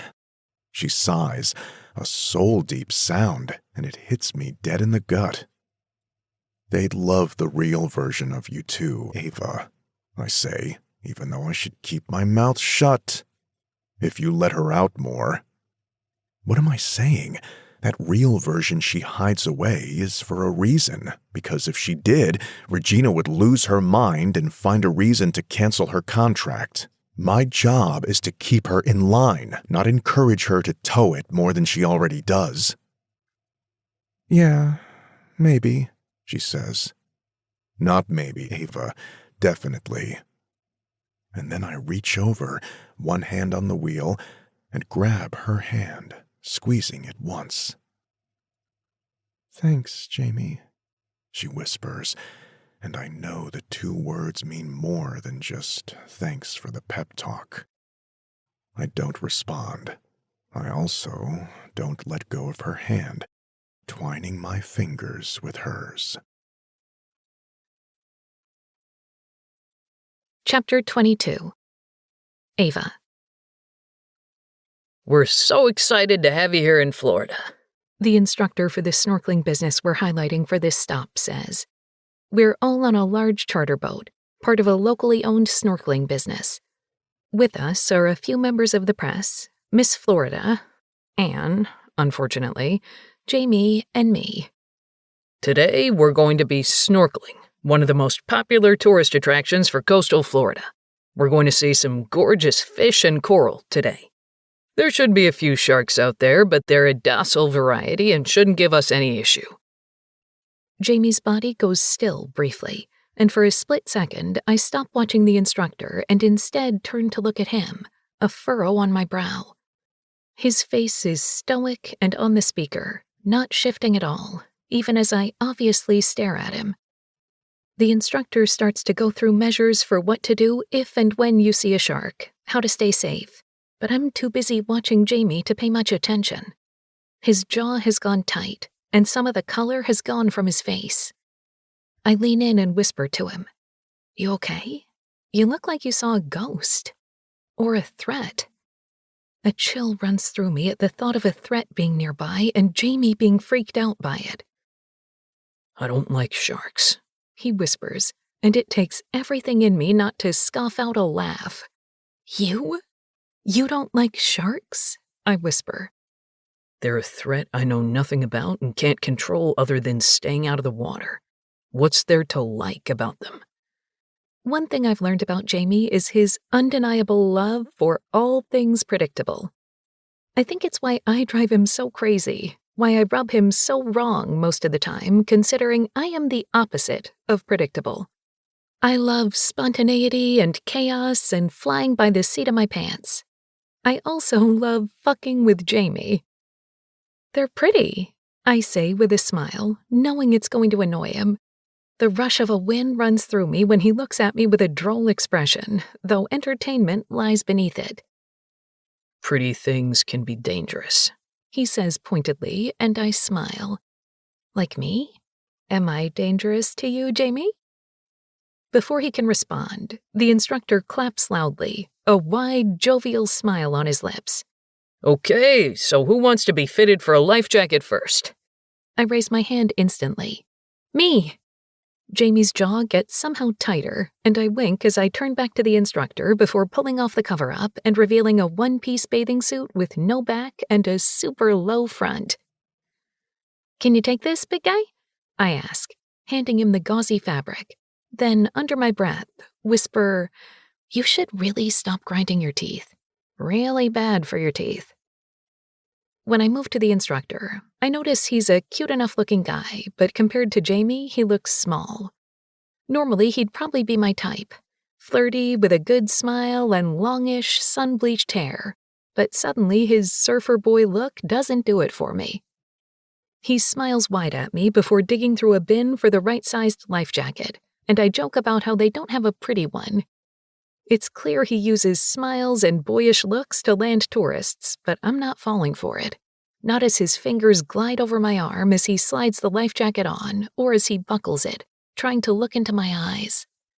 The entire time, I can't help but look over his shoulder at Jamie, his jaw still tight and arms crossed over his chest. He's in a pair of olive board shorts and a tight-fitting black tee, his skin already tan, reminding me I didn't see him put on sunscreen. All right, who's next? The instructor asks, smiling at Anne, clearly coming to terms that his charm is not working on me. Her hand lifts, and I move, walking on the gently rocking boat back toward Jamie. I slip my flip-flops into my bag, digging for the sunscreen to try and bug him into wearing some, but then a strong tug comes on one of the loose straps of my life jacket, making me stand straight. What? He did a shit job. I'm tightening these. Jamie mumbles under his breath, and then mine catches as he moves to his knees before me, pulling himself face to face with my chest. His eyes are locked on the buckles of my life jacket, undoing them and then tugging and manipulating the loose straps so they'll be more secure. My hands move to his shoulders as I nearly lose my footing when a finger grazes the side of my breast. Sorry. I don't reply because my breath is inexplicably caught in my throat at the mere slight touch. I joke that Jamie likes me, mostly because I find it hilarious to push his buttons and his definition of professionalism, but he's a handsome man. I'd be lying if I said I wasn't into him, and I didn't have more than the occasional inappropriate thought drift through my mind. Is this also you not liking me? I whisper for his ears only. He shakes his head, but doesn't look at me, just keeps his eyes on the straps of the life jacket, untwisting them and making sure it's secure. It's my job to keep you safe. That's all I'm doing, he says in a low growl. That fucker was too busy staring at your tits to make sure you were strapped into this right. Mm-hmm, I say unconvincingly, because you don't like me, right? Right, he growls, then stands abruptly, moving to the bin where the life vests are and grabbing one his size. What are you doing? I ask as he comes back, vest in hand. He tosses it to the seat next to my bag, then reaches behind his back, grabbing his t-shirt and tucking it over his head. My mouth goes dry, seeing the lines and muscle definition everywhere. Jesus Christ, no wonder he has to wake up so early to work out. It must take a century to maintain that. He's broad, which I knew, but now I see it's because of muscled shoulders and a strong back, his front dotted with the perfect amount of chest hair. If you're snorkeling, so am I. Jamie, you don't have to— My only job here is to take care of you and keep you safe, Ava, he says, cutting me off. I do have to. But you're afraid of sharks. His eyes shift to the sky, a move he often does when he's with me, as if I'm constantly pushing him to a point where he needs a higher power to step in. I'm not afraid of sharks, Ava. I just don't like unpredictability. You must hate me, then, I say with a small smile. He stares at me, not even a tilt of his lips, as he reads my face behind dark sunglasses. I'm the furthest thing from hating you, Princess, for better or worse. I think it's pretty clear. It knocks me off my game, confusing and shocking me with his surety and the way it's the opposite of everything I ever thought about Jamie. Sure, I fuck with him by telling him he likes me, and sure, I never thought he actually hated me, but it wasn't like I was under the impression that this was his ideal assignment, driving a beauty queen around the country while she constantly almost gets herself into trouble. I continue staring at him as the instructor says something I don't hear, lost in Jamie and what he said, until his thick arm raises, eyes aimed at the instructor behind me. We'll go first, he says, slipping on his life jacket quickly and efficiently before putting a hand on my lower back to turn and guide me to the back of the boat. The next thing I know, Jamie is standing at the edge of the back of the boat after the instructor gives us each goggles, a snorkel, and a list of instructions. I barely hear, my mind still racing, but Jamie is glued to him as he speaks, taking in everything. All right, you two, he says finally. You can either get in gently or jump on in. His smile is genuine as he looks at us, and suddenly I remember where I am. The fact that there are cameras, and that we're about to cross off one of my bucket list items. Jump! I shout, and everyone on the boat laughs like it was expected of me to want the more fun version. Jamie huffs, but nods. Whenever you're ready, the tour guide says with a chin tip to Jamie. You first, he says under his breath, but I shake my head, my braid grazing my shoulders as I do. Together. He looks at me, a slight irritation in his look before he rolls his eyes. Fine. Then he looks forward like he's waiting for my countdown. I lean infinitesimally to my left toward him. You gotta hold my hand, I whisper. What? Before we jump in, you have to hold my hand.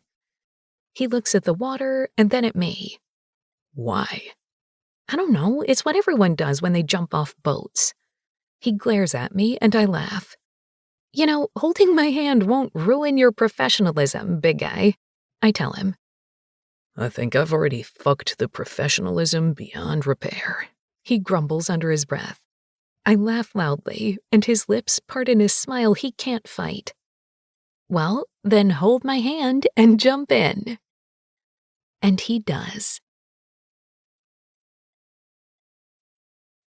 Chapter 23. Ava. What is that? Jamie asks when I step out of my bedroom 4 days later to head out for the day's excursion. A bag, I say with a smile, lifting the small cream-colored lace clutch. You know what I mean, he says, and I do, of course. I went with a pink corset-esque top with bows at the shoulders and a short cream skirt that's fitted until mid-thigh before it flares out in a short ruffle. Although the top has an underwire to hold me in and give me much-needed support, my breasts nearly spill out the top, and although I'm wearing nude boy shorts under to cover my ass, the skirt is definitely short. Jamie looks irritated. "Oh, this little old thing?" I ask with a wide smile, twisting so the ruffles on my skirt flare just a bit. Emphasis on little, He says with a frown. I can almost see the gears in his mind working. Hush, it's more coverage than half of the outfits I wore for the pageant. The bathing suit they made all of us wear barely covered anything, I say, referencing the required swimsuit I wore for the Miss Americana pageant. Yeah, trust me, I know. You watched the pageant? I ask, suddenly interested. Part of my job is knowing who I'm watching. Your photos are plastered all over the internet. Those swimsuit photos are pretty hard to avoid. Don't sound too happy about that now. Trust me, I'm not. Let me guess, you're one of those guys who thinks a woman should only wear skirted one-pieces at the beach. No, but it would make my life a bit easier if you covered more of your ass. I take a step closer to him and smile. So, you've been watching my ass? Something flares in his eyes, but it's gone as soon as it comes. I think the entire country has seen your ass at this point. Maybe it's a good thing you don't like me, then, I say with an eye roll. You can say that again, he says. Why? Because if I was yours, you'd go all caveman on me, put me in a nun habit at all times? Something in him seems to snap as his jaw goes tight. He steps closer with a shake of his head, and my heart begins to race. No, princess. So you'd just never let me leave the house? My voice is a breathy whisper, barely 2 feet between us. No, sweetheart. If you were mine, I'd take you everywhere, anywhere, show you off any chance I got. A woman like you don't tell her what to do, what to wear. You let her do it, then prepare to watch her ass as she moves. Stay alert while she lives her life, ensuring no harm comes to her. You make it so she never has to realize there's a world outside of her bubble that isn't sunshine and rainbows. His words stop my breath in my lungs, stop the blood in my veins, my heart skipping a beat. Sounds pretty close to what we're doing right now, doesn't it? I ask, and even to my own ears, my voice sounds breathy and seductive, a Marilyn Monroe quality to it. Me wearing whatever I want, doing whatever I want, you watching my ass so nothing bad happens to me? He shakes his head, a bit of regret in the look. But you're not mine, Ava. I could be, I say, taking a small step forward and smiling up at him. He's so fucking tall, and I haven't put my shoes on, making me even smaller than normal around him. I'm your bodyguard, he says as if he doesn't want to say it but is forcing the words out all the same.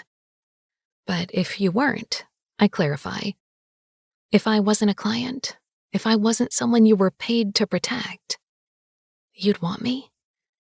One more step, and I'm almost chest to chest with him.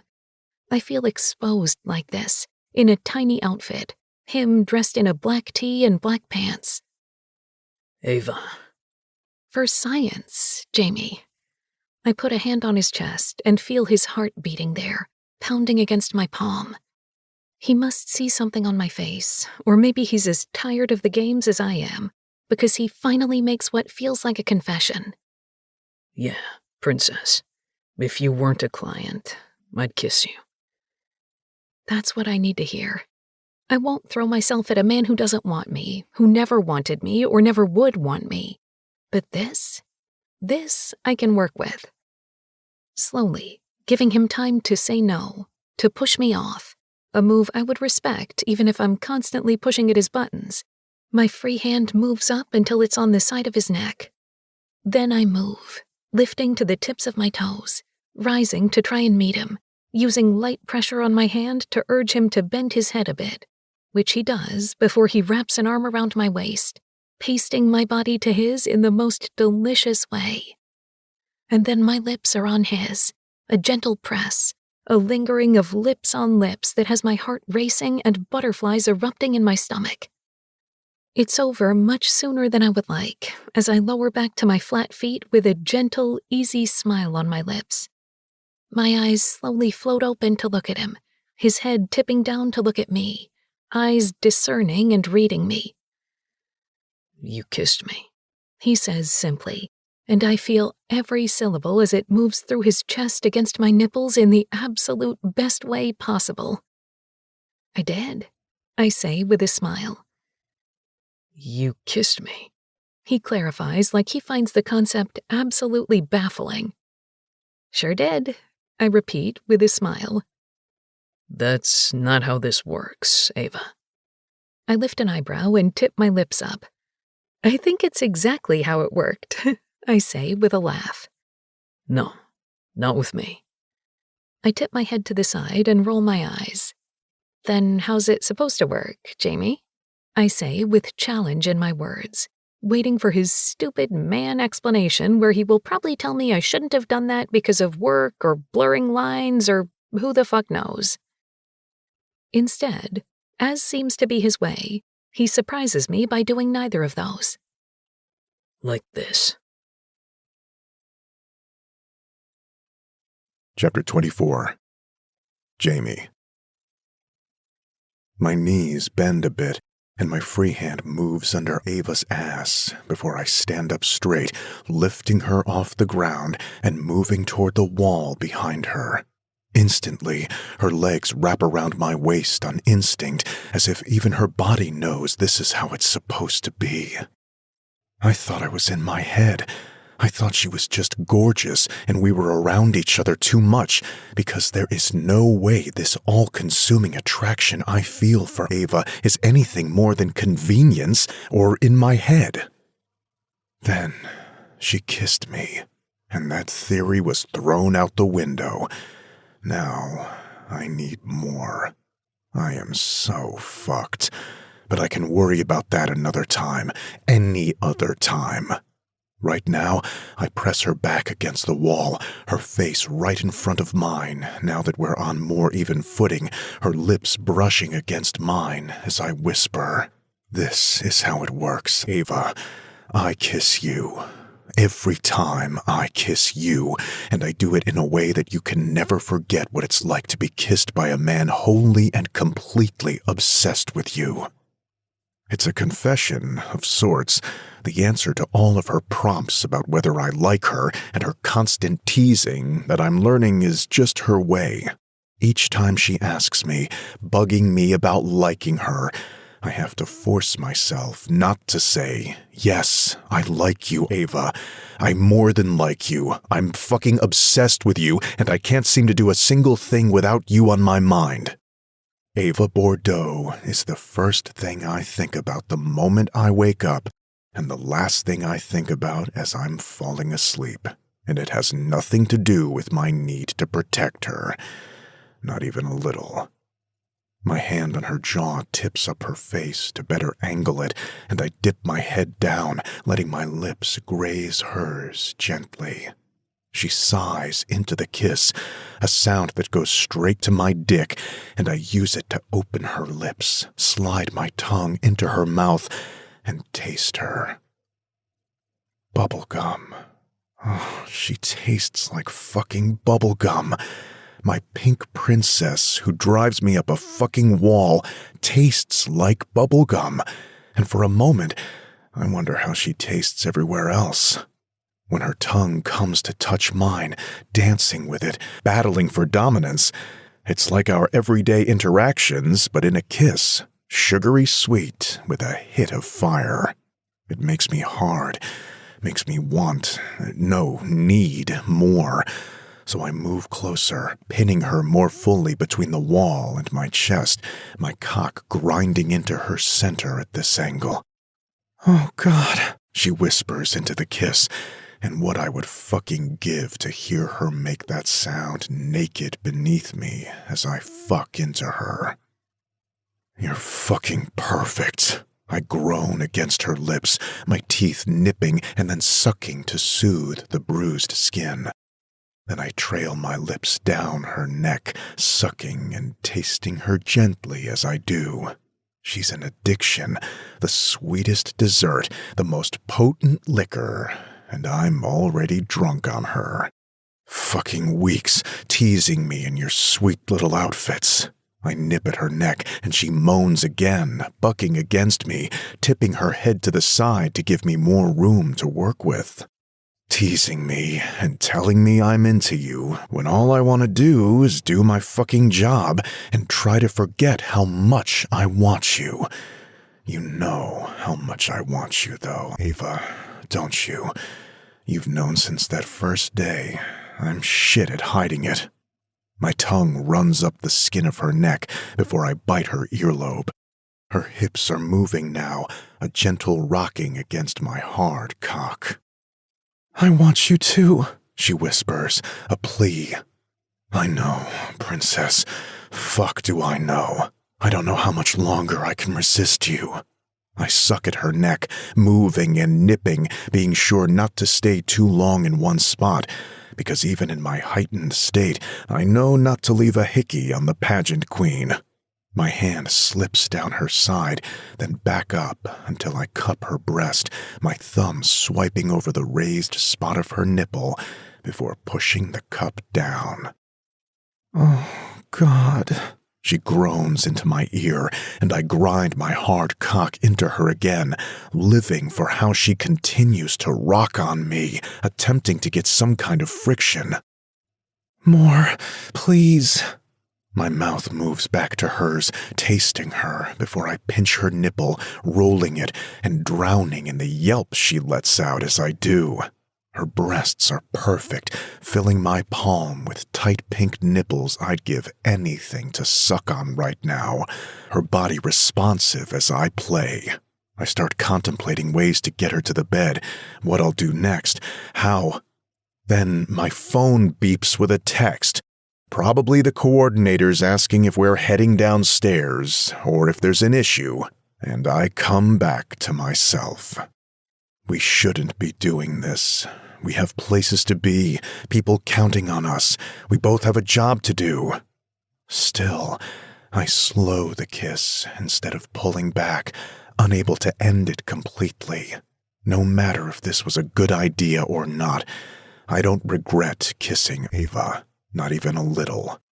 My hand grips her ass one last time, squeezing the perfect globes I've been watching much too often for someone simply protecting her, before I loosen my grip, letting her slide down my body, fighting the groan as I do.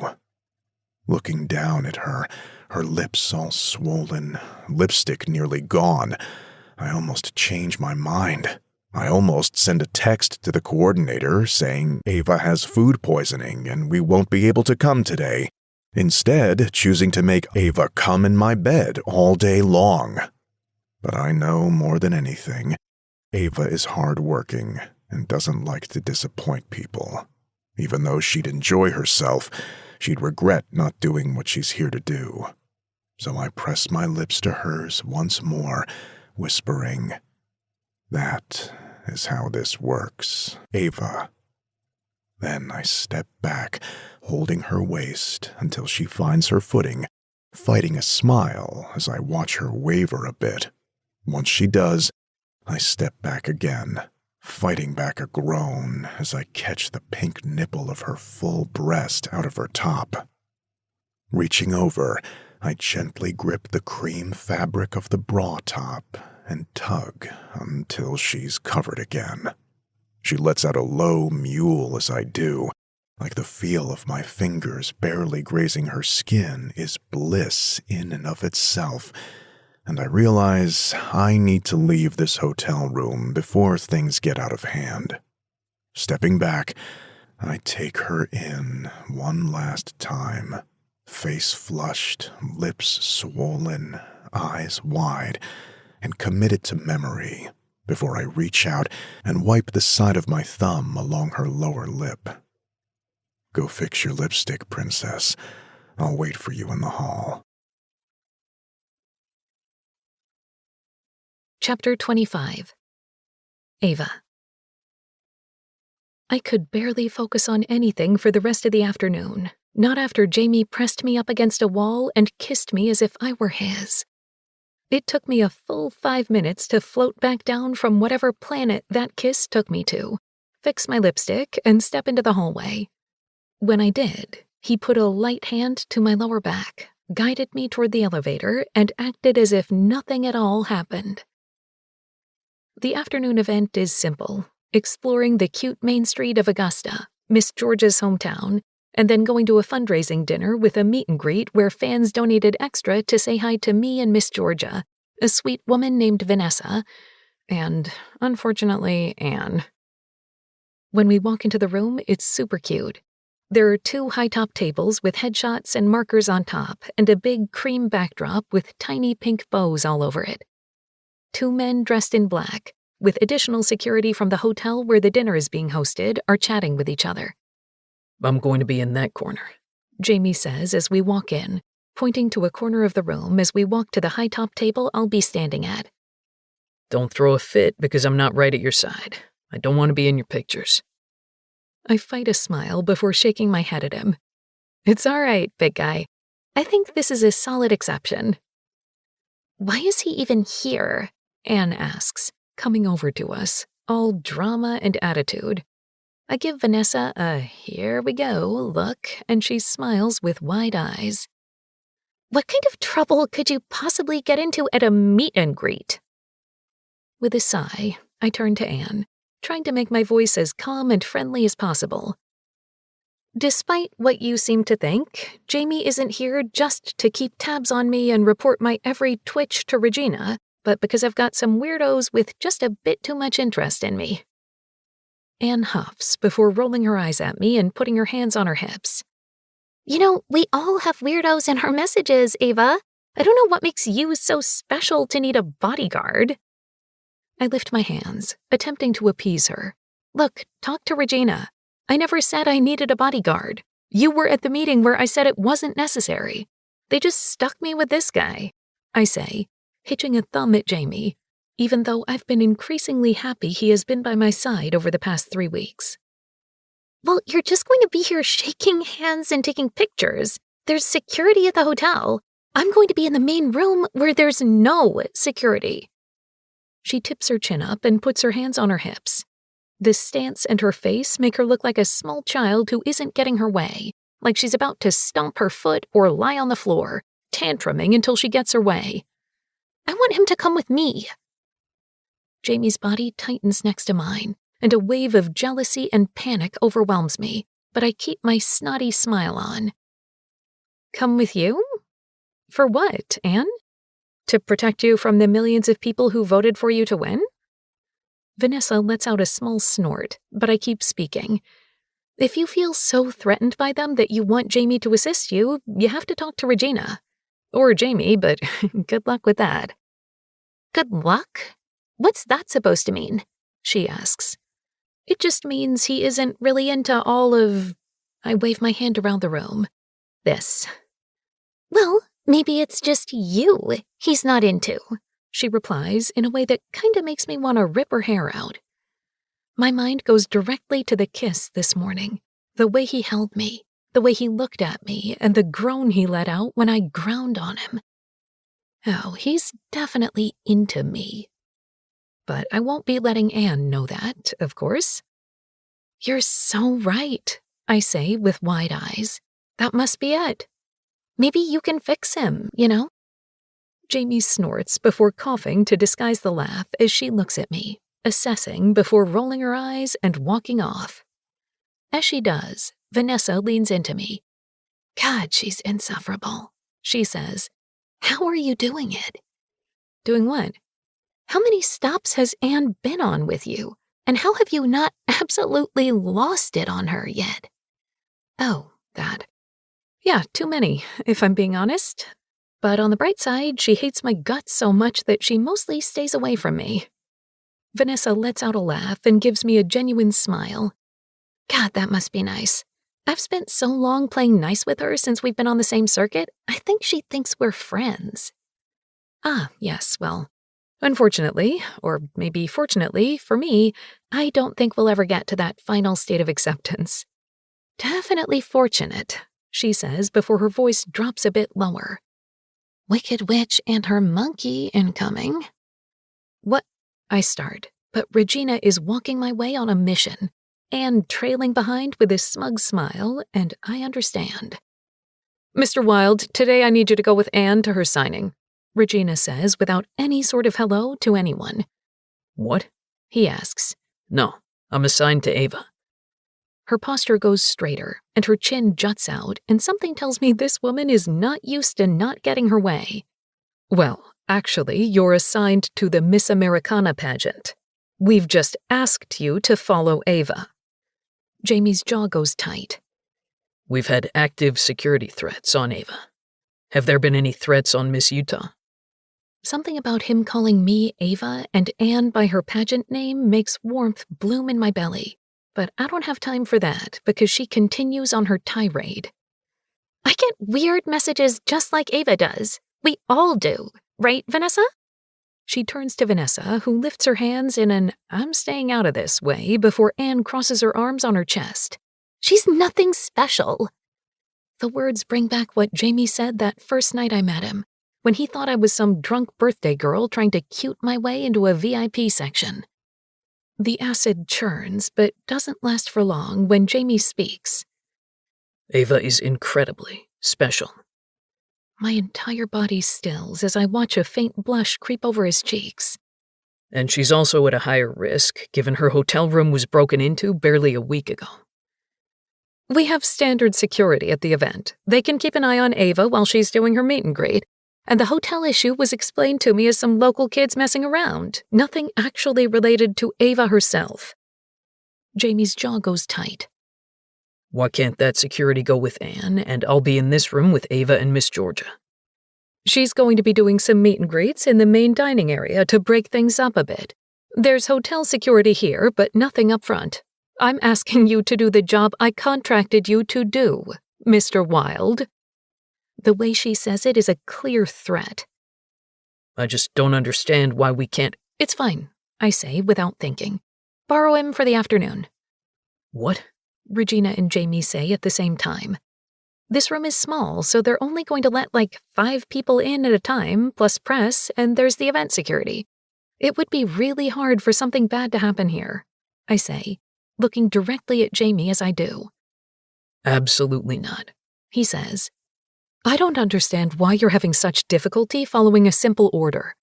I suppose I'll have to make a note to tell 5-Star how... Regina starts, and I know the path she's headed down, threatening Jamie's job. I don't want him to leave me. The idea of it already building my anxiety, removing the security blanket I didn't realize he'd wrapped around me with his presence. But I won't let this dumb argument hurt his career. Give us a few minutes, okay? I say to Regina and Anne before grabbing Jamie's hand and tugging him into an empty room. Absolutely not, he says with a glare, arms crossing on his chest like he wants to strangle me as soon as the door shuts us in. Absolutely yes. Ava. There's security in there. There's very little that could happen. Is it worth Regina reporting to your boss you're not doing your job? Is it worth losing your retirement? Your safety is worth that and more. My belly goes warm with that, but I can't let him do this. And I will be safe, Jamie. But I won't be able to sleep if something happens and fucks up your shit, I say. When he opens his mouth, I cut him off. And that might mean they take you off my case, and who else is going to hold Peach while I be pretty? His mouth closes, and his jaw gets hard, but I think I've won. So I'm just here to hold Peach? He asks, his voice somehow lower, huskier. Oh, definitely. That's the only thing you're good for, I say with a smile, even though I don't feel any kind of humor. We spend a long stretch of time staring at each other in silence. I don't like this, Jamie says, finally. Why? Because you're so in love with me you can't bear not being by my side every second of every day? He rolls his eyes. No, because I know you, And even when you're not trying, which you usually are, Ava, you find trouble at every turn. I'll be fine, Jamie. I'll have other security there. It's not like it will be a free-for-all. It's our only option, and you know it. I close the gap between us, putting a hand on his chest and looking up at him, all brooding eyes and clenched teeth before pressing a kiss to the underside of his jaw. With that, he lets out a sigh before finally he nods. Fine. Only if you're on your best behavior, though, Ava. I mean it. You're the best, thank you, I say, stepping back and clapping my hands. Okay, let's get back before— Oof, I shout, nearly twisting my ankle as I trip on a small piece of the carpet that's pulled up. I'm headed for a faceplant on the carpet, but his arm wraps around my waist, tugging me into his chest and saving me from my inevitable demise. My heart pounds, his thumb brushing the bare skin between where my top stops and my skirt starts. See the benefits of having you within arm's reach? He asks, his voice a low rumble against my chest. I look at him over my shoulder and smile. Yeah, I can see the benefits of having you close, I whisper.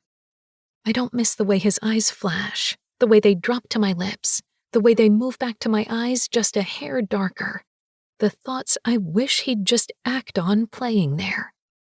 And then he leans down, placing a quick peck to my lips like he can't resist himself before he moves to let me go. His hand gently moves as his fingers linger like he doesn't want to let go. Once he knows I won't fall on myself once more, he crosses his arms on his chest and nods, then tips his head toward the other room. Fine. I'll go with Anne, but not because Regina wants me to. Because you asked me to. But I'll be having a talk with the security here, warning them about how you are. I smile because how could I not? Thanks, big guy. Chapter 26. Ava. The fan meet and greet was fun for the first 2 hours, but I'm ready to have the spotlight off me. I'm smiling so much my jaw is starting to get tired, but when I look at the clock above the door, we've only got about 5 more minutes before we'll be out and headed to dinner where I can eat and then sneak out quietly and head back to the hotel for the night. Big fan, Ava. A man says after a group of young girls walks off, giggling. He puts his hand out to shake, and I accept it with my gracious pageant smile plastered across my face, but it slips just a bit when he uses the handshake to tug me into him, forcing me into a hug. His cheap cologne envelops me, and when I step back, it clings to me. I don't say no to hugs since I usually don't mind it, especially with young fans, but now I'm contemplating adding it to the roles. In this moment, when my eyes drift to the corner Jamie was going to stand in, I regret not pushing Regina to let me keep him at my side. This man makes me feel uneasy. You're gorgeous, which you know, of course. I'd love to take you out tonight and help you get a more intimate feel for the city of Augusta. Absolutely the fuck not. I give him a kind but closed-lipped smile, the type women give just to appease creeps, and shake my head. Unfortunately, I've got so much going on I don't have time for anything else. Thank you so much for the offer, though, I say apologetically. The door to the room closes, indicating that this man and the 3 groups behind him are the last of the meet and greet. He reaches into his pocket, grabs his wallet, and pulls out a card. My number, in case you change your mind.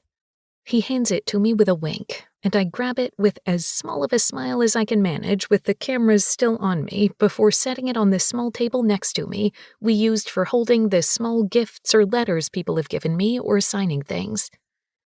I shift back to the creep, facing the assistant who is holding his phone, and turn for a photo. As I do, his hand moves behind me, landing on my lower back, and even though I want to tell him to fuck off, I grin and bear it, ready to do whatever it takes for his turn to be done. Cameras click all around as I smile, tilting my head a bit. And then it happens. His hand moves down and then out, and he slaps my ass. It's not hard, the angle's strange, but he does it all the same, and I step back, shocked. I don't register anything other than the wide, proud grin on his lips. "Did you just slap my ass?" I ask, still in shock. The side door opens and closes as I do, but I don't move my gaze, continuing to stare at this man. "Oh, come on, it was just a love tap," he says with a chuckle and that same self-satisfied dude bro look on his face. "A love tap?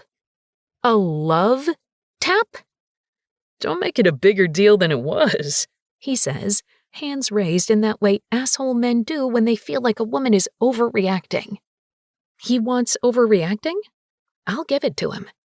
I pull my hand back and slap him across his cheek, staggering a bit as I do, my heels putting off my center of gravity. "What the fuck?" he says, then stops when someone comes behind him, grabbing his arms and pinning them behind him. I barely even registered that the man had started to lift his hand to strike me. And holding him back is Jamie. I don't even know when he came back or when he walked into the room, but for the first time in a long time, I feel safe. Relieved. Jamie's eyes are on mine as he holds the man's arms behind his back with ease, regardless of how much he fights, jerking against the hold. "What the fuck, man?" the man spews. And in that flash of time, I see it all. Regret and fear and anger in his eyes, and I know it's my fault for insisting he go with Anne just so I make less waves. None of this would have happened if I'd just listened to him and let him insist on not going with her. Right on its heels, another thought knocks through me, reminding me it's not my fault. This wasn't supposed to happen. It wouldn't have happened if this fuckwad knew boundaries. It's this asshole's fault. With that thought, my hand pulls back and I slap the man across his face. Again. "How do you like it, huh? A little love tap?" I ask, slapping him again as Jamie holds him back, adrenaline rushing through my veins as I do. "Not so fun, is it? A love tap my ass." I don't let myself wonder what would have happened if Jamie wasn't here and didn't grab him when he did. Instead, I meet Jamie's eyes as he shifts the man out of my striking range, and somehow I settle myself, coming back to reality. Ava! Reporters call, and my skin heats, the adrenaline coming down as I realize what just happened. I slapped a man, and every moment was caught on camera. This is going to be everywhere in 10 minutes max. "Ava, how does this reflect on the Miss Americana organization?" A reporter from the American Star I've seen a few times asks. "What?" I ask, stilling. I look over my shoulder as Jamie hands over the douche who smacked my ass to the hotel's security. "The Miss Americana pageant. How do you think this reflects on them, considering you're here on their behalf? You assaulted a man repeatedly." Preston Smith. I remember what the reporter's name is. He's fond of writing disapproving and speculative articles about me. Lovely. For a split second, panic fills me. Does this break my contract? I remember there being a line about being the spokesperson for the pageant and how my actions reflect upon them and being liable for damages if my actions reflect poorly on them. And then I remember I don't fucking care. If defending myself after someone assaults me reflects poorly on them in their eyes, they can fuck themselves. That's one time I'd be willing to lose the crown to Anne for sticking up for myself. So I straighten my shoulders and look at one of the cameras dead on. I slapped a man back after he, a complete stranger, slapped my ass without my permission. I smile sweetly at the reporter, putting my curated pageant girl in place, the real version that won me the social vote and ultimately the pageant. Payback's a bitch, you know? "I just mean the ideal for the Miss Americana contestants are docile caretakers, not someone who seeks retribution and violence. As you know, young girls are watching your every move. You've become a role model." My head moves back as if the reporter slapped me. In my peripheral vision, Jamie's head snaps up as well, not because he's shocked by the question like I am, but because he knows. We might not have been working together that long, but he already knows me well enough to know that question is going to piss me off. You're right. Girls are watching. They're watching women in the spotlight and using what they see to shape how they believe they deserve to be treated and how they should act at any given moment. They're watching how we do or don't stand up for ourselves when assholes like that, I jab my finger in the direction of where the man was, take advantage of us. And I hope they're taking notes on how they must stand up for themselves. When I was growing up, much of the media I saw told me to grin and bear it, to let it happen because chances are that woman did something to deserve it. She didn't dress right, or she said the wrong thing, or encouraged some entitled man. But that's fucked. Why should I live my life any differently simply because men exist? My chest is heaving now, and everyone around me is silent. So yeah, I hope girls are watching. And you can take that quote and twist it however you want, but when I say it, I mean I hope girls are watching women stand up for themselves, and I hope they are taking notes. That's what the real Miss Americana should be, and that's the Miss Americana I'm going to be. Finally, I'm out of words, or at least I'm out of words and bravado, and I'm staring at this small crowd of fans and reporters when it happens. I hear a single set of claps from my left, where Miss Georgia is standing, a wide smile on her lips. I smile back, and more claps start from another woman I don't know but recognize as a popular social media influencer.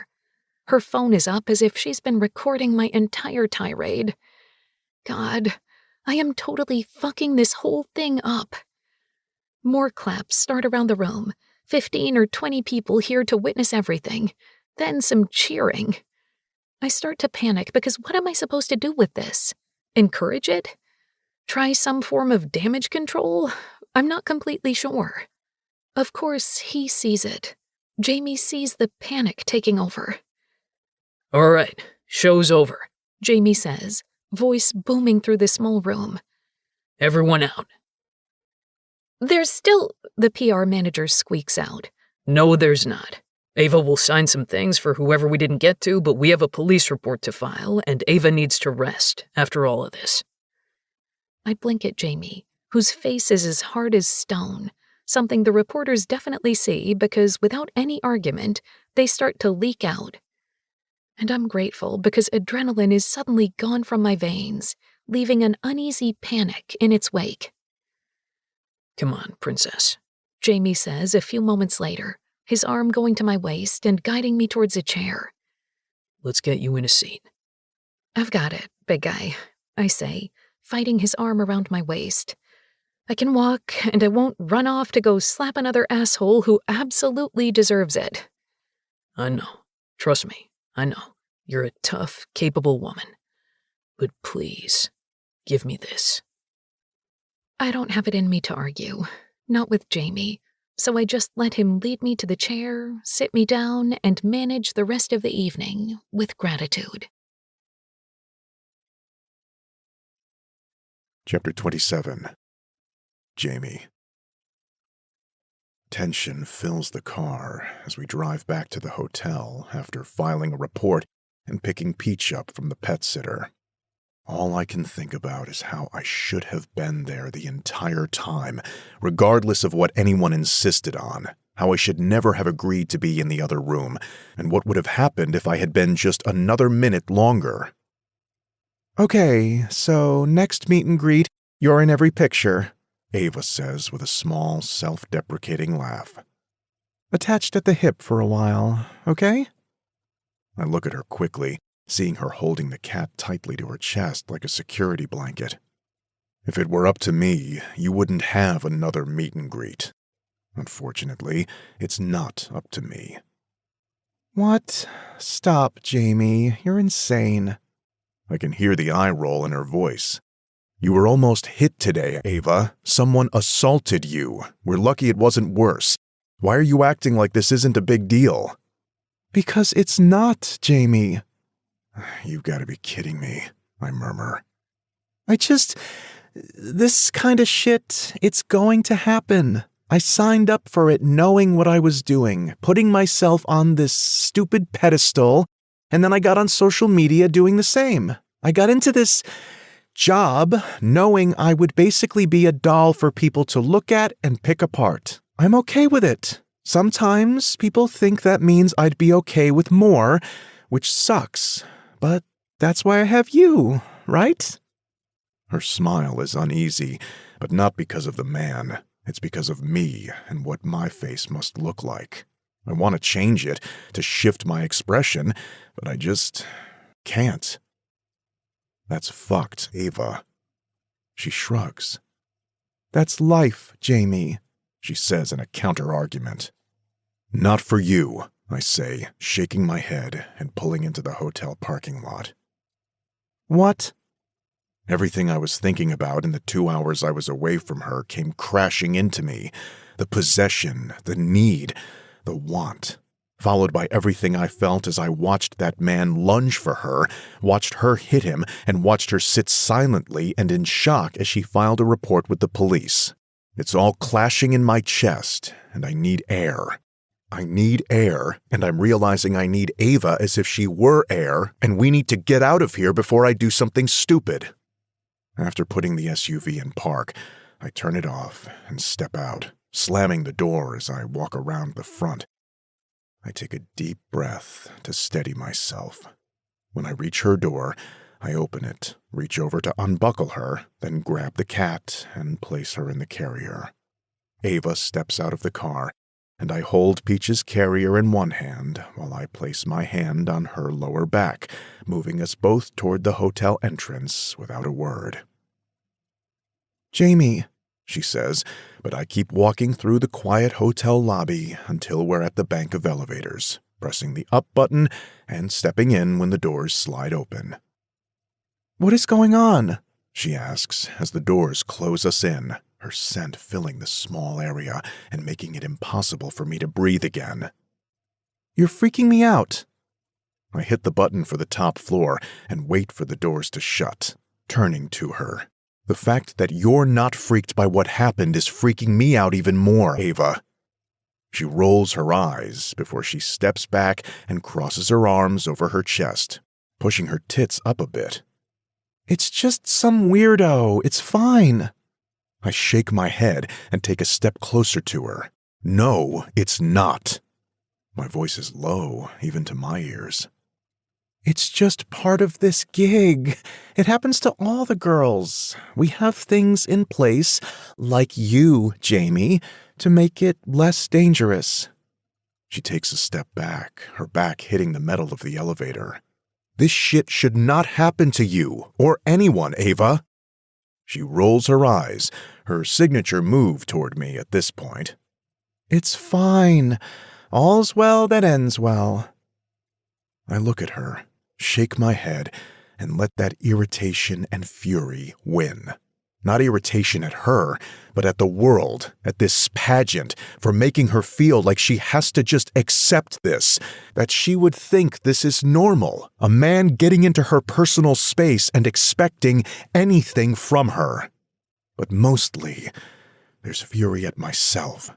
This is exactly why I've shut down any thought of Ava, regardless of the fact that I've felt a pull to her since that first night in the club. It leads to distractions. This morning, I was weak, and I let her kiss me. Then I kissed her, and held her, and touched her, and it twisted every single thought and action thereafter.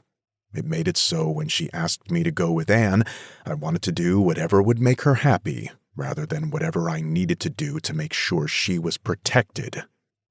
This morning should have never happened. It feels wrong to say it, considering every moment of having her in my arms. My lips on hers felt more right than anything I'd ever experienced. I don't turn to her when her head snaps to look at me, but I feel the burn of her glare all the same. What are you talking about? I shouldn't have kissed you this morning, I say. Then the elevator doors open, and I step out, waiting for her to follow. She steps out of the elevator and crosses her arms on her chest, glaring at me. I kissed you, she says, and I sigh deeply. Ava, you know what I mean. We shouldn't have kissed this morning. Why not? We're two consenting adults, Jamie. Because I'm here to keep you safe, Ava, and today you weren't. In this job, you can't have distractions, and you are the biggest distraction known to man. My being distracted led to this afternoon, and I won't let that happen again. She stares at me for long moments, assessing, before she shakes her head. I never thought you'd be the type to get scared off too easily, she whispers. I was terrified, I reply quickly, my voice just as low. What? I was terrified, Ava. I've never been as scared in my entire life than when I saw that man reach for you, and I've seen some fucked up shit. I was terrified, and it's all my fault. If I were there the entire time, it wouldn't have happened. If I wasn't so twisted up in the idea of you, I would have used my head and known I needed to be there for you. But I wasn't, and it was because I was too worried about keeping you happy than I was keeping you safe. And look how that ended. Her eyes go a bit soft, her shoulder relaxing as she reaches out to touch me, but I step back out of reach. Jamie, she says.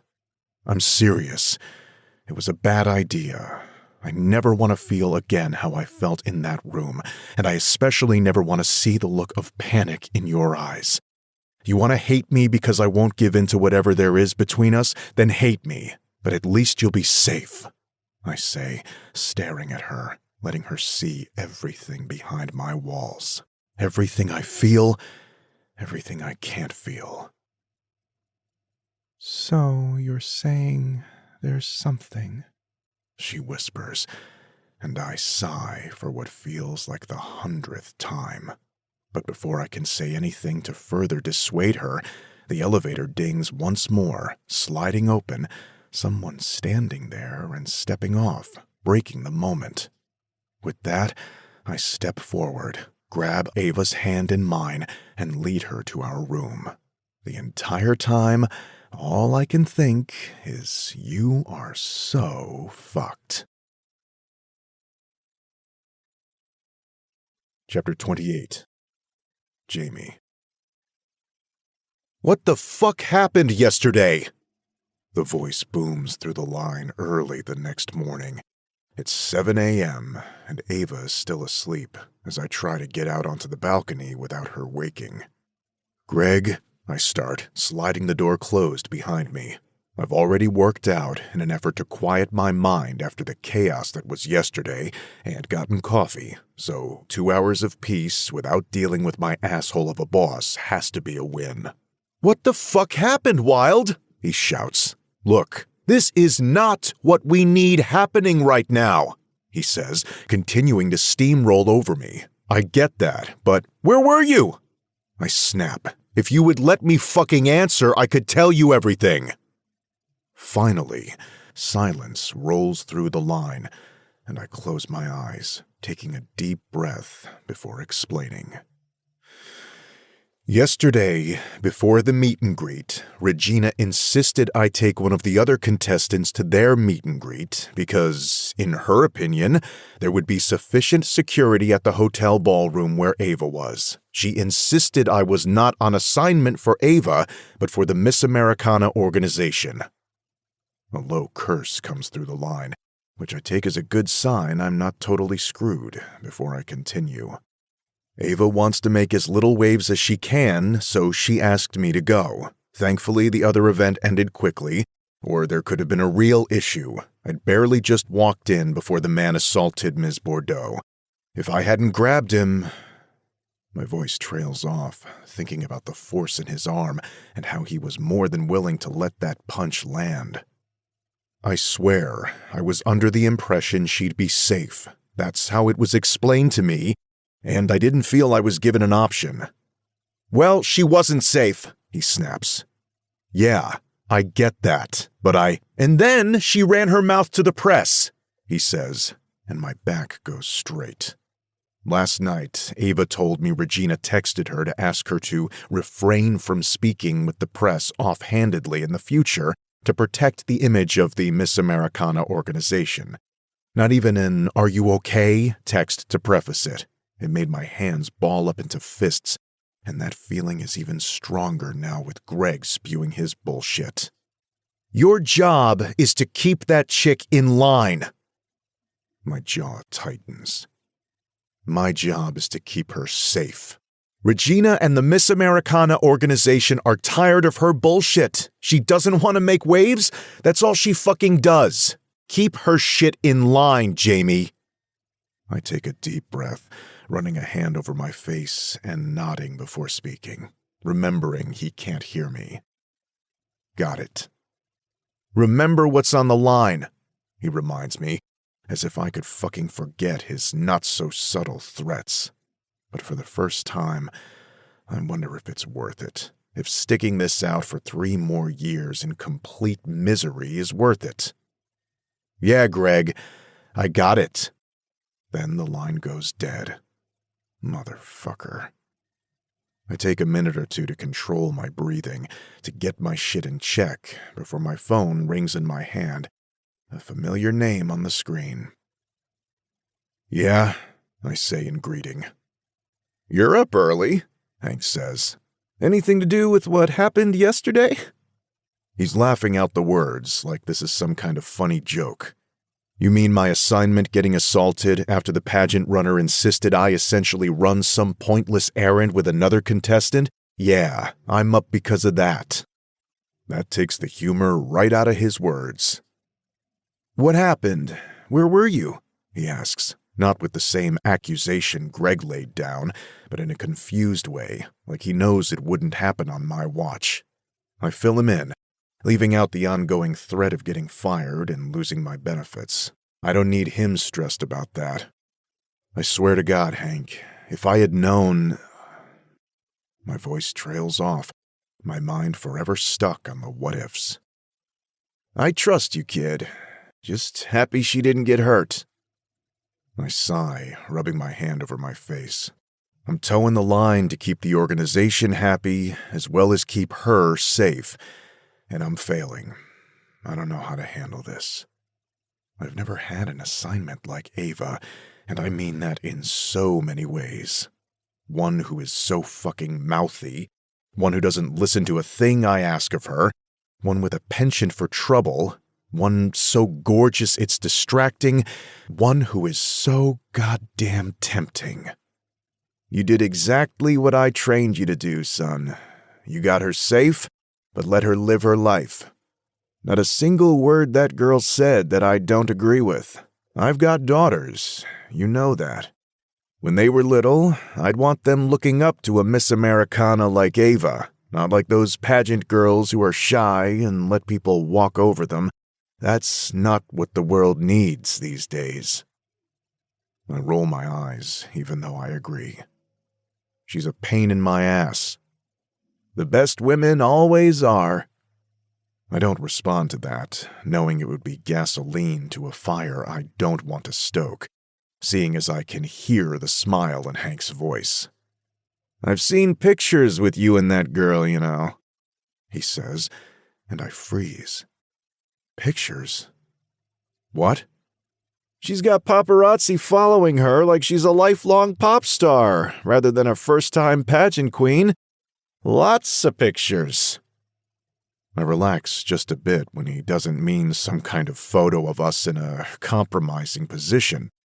Of course, he isn't wrong. Every outing with the organization is absolutely flooded with reporters, more and more at each stop, all trying to get just a minute with Ava to get some headline-worthy quotes. When I took the job, I thought it was going to be simple, but sometimes it feels like she gets the same treatment as pop star Willa Stone. Yeah, I'm uniquely acquainted with that fact, I joke, deadpan. Just saying, occasionally the two of you are in shots, and you look good together. I groan. Hank, you know I met my Janine on an assignment. If you met a pretty little thing while doing the job, I'd never. I cut him off to nip that. Half of my job is to make sure she stays within her contract. I say the first thing that comes to mind. Part of that contract says she has to stay single until the end of her reign. When I read that clause in Ava's contract, I was shocked, so I did some research. Most of the clauses under the morality section that would instantly void Ava's win, and, in turn, the prize money she doesn't receive until the end of her 3-month tour were pretty obvious, and I can almost guarantee were added after an issue with a previous contestant. No sex tapes, no cyberbullying, no in-person bullying, no speaking poorly about the organization, that kind of thing. But not dating required me to dig a bit into the history of the pageant on a Reddit forum. Always an interesting mix of truth and speculation, but this time it made sense to me. The current Miss Americana contestant is contracted to exemplify the basic, in my opinion, outdated ideals of the all-American woman, including her ability to be snapped up by some good old boy. If Miss Americana stays single, it's as if any man in the country still has a chance with her. Yeah, but we all know that's not enforceable, Hank says like it's no big deal. Hank, tell me there's a judge in this country who would look at that and agree it makes sense in this context, in this decade. I can't, of course. All I'm saying is, if something happened, I wouldn't give you shit.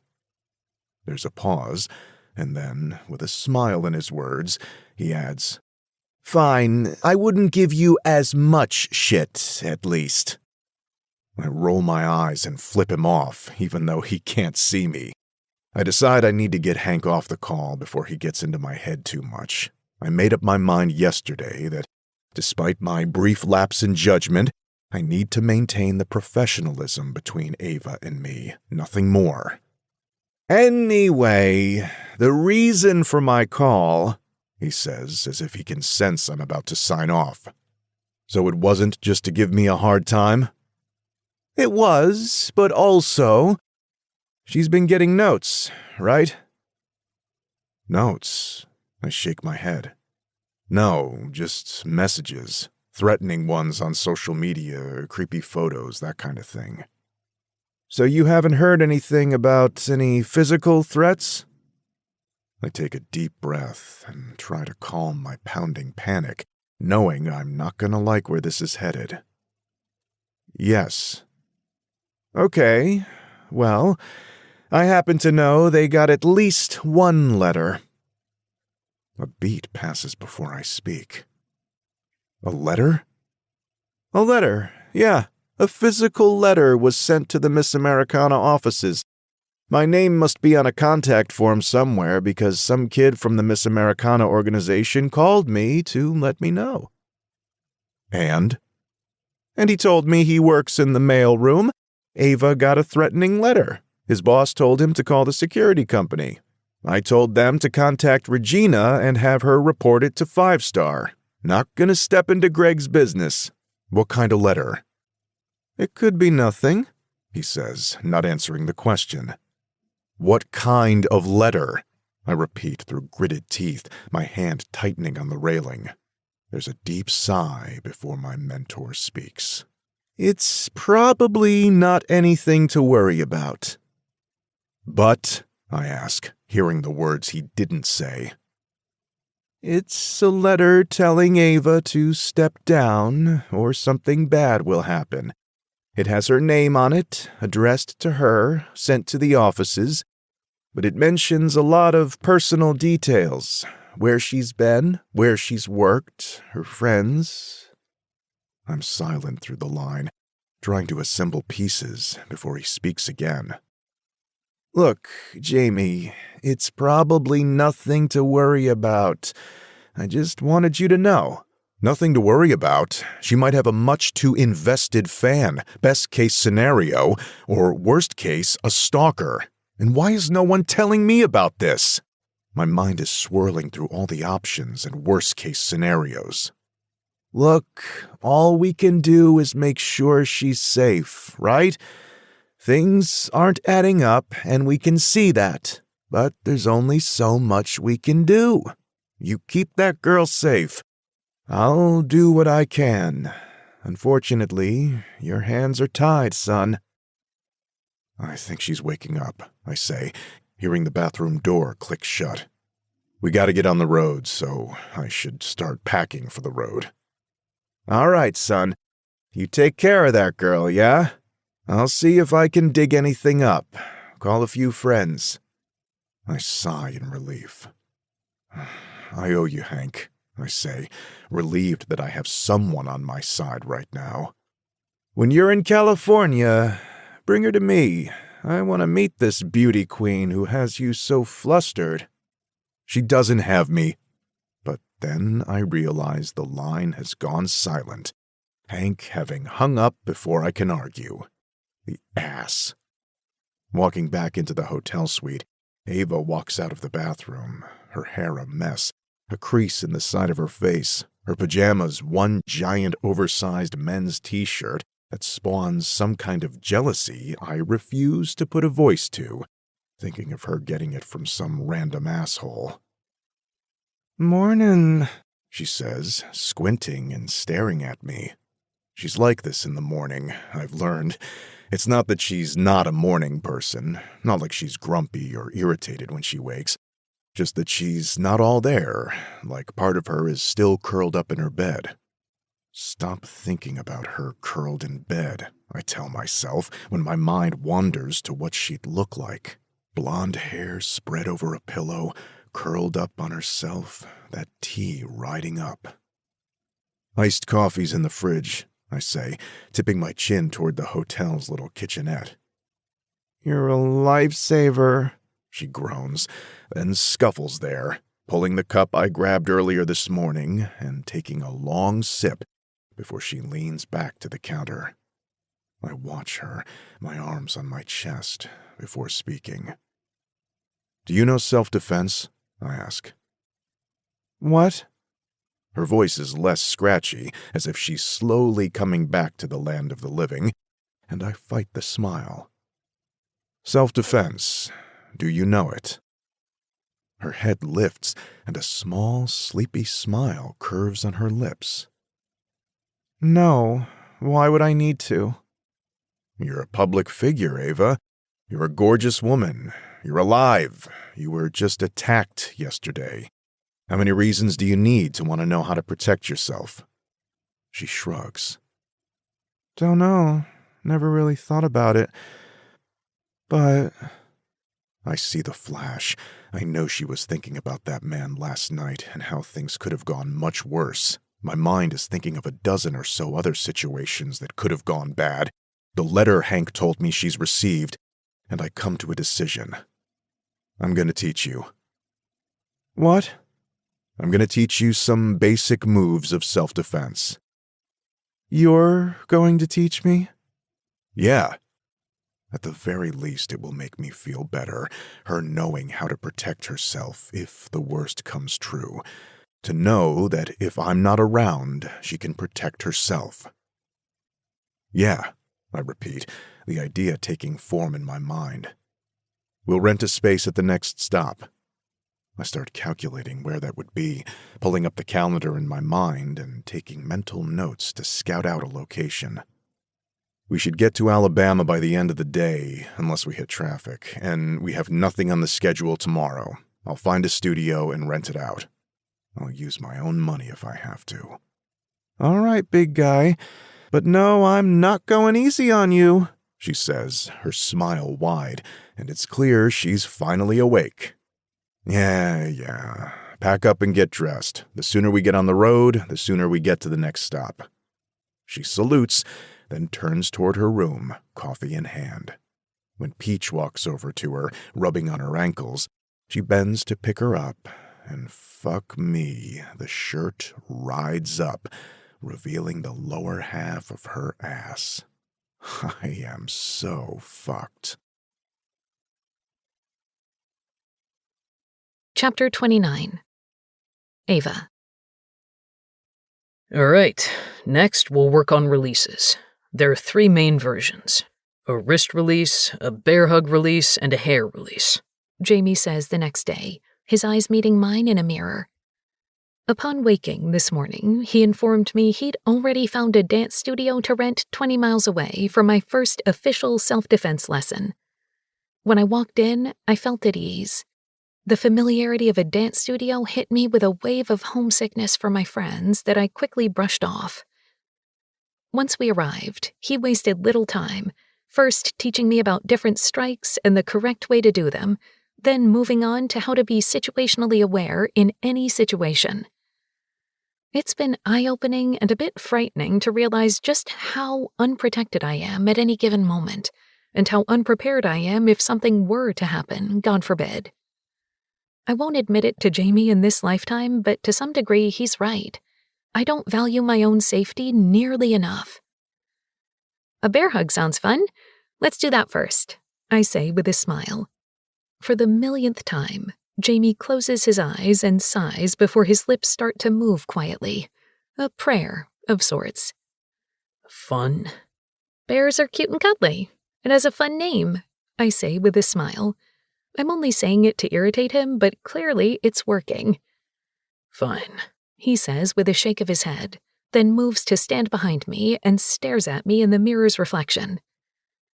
Okay, a man comes up behind you and grabs you. What do you do? I shrug casually.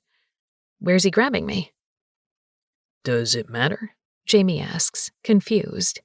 Well, yeah, there's a huge difference between him grabbing my hand and grabbing a handful of my boobs.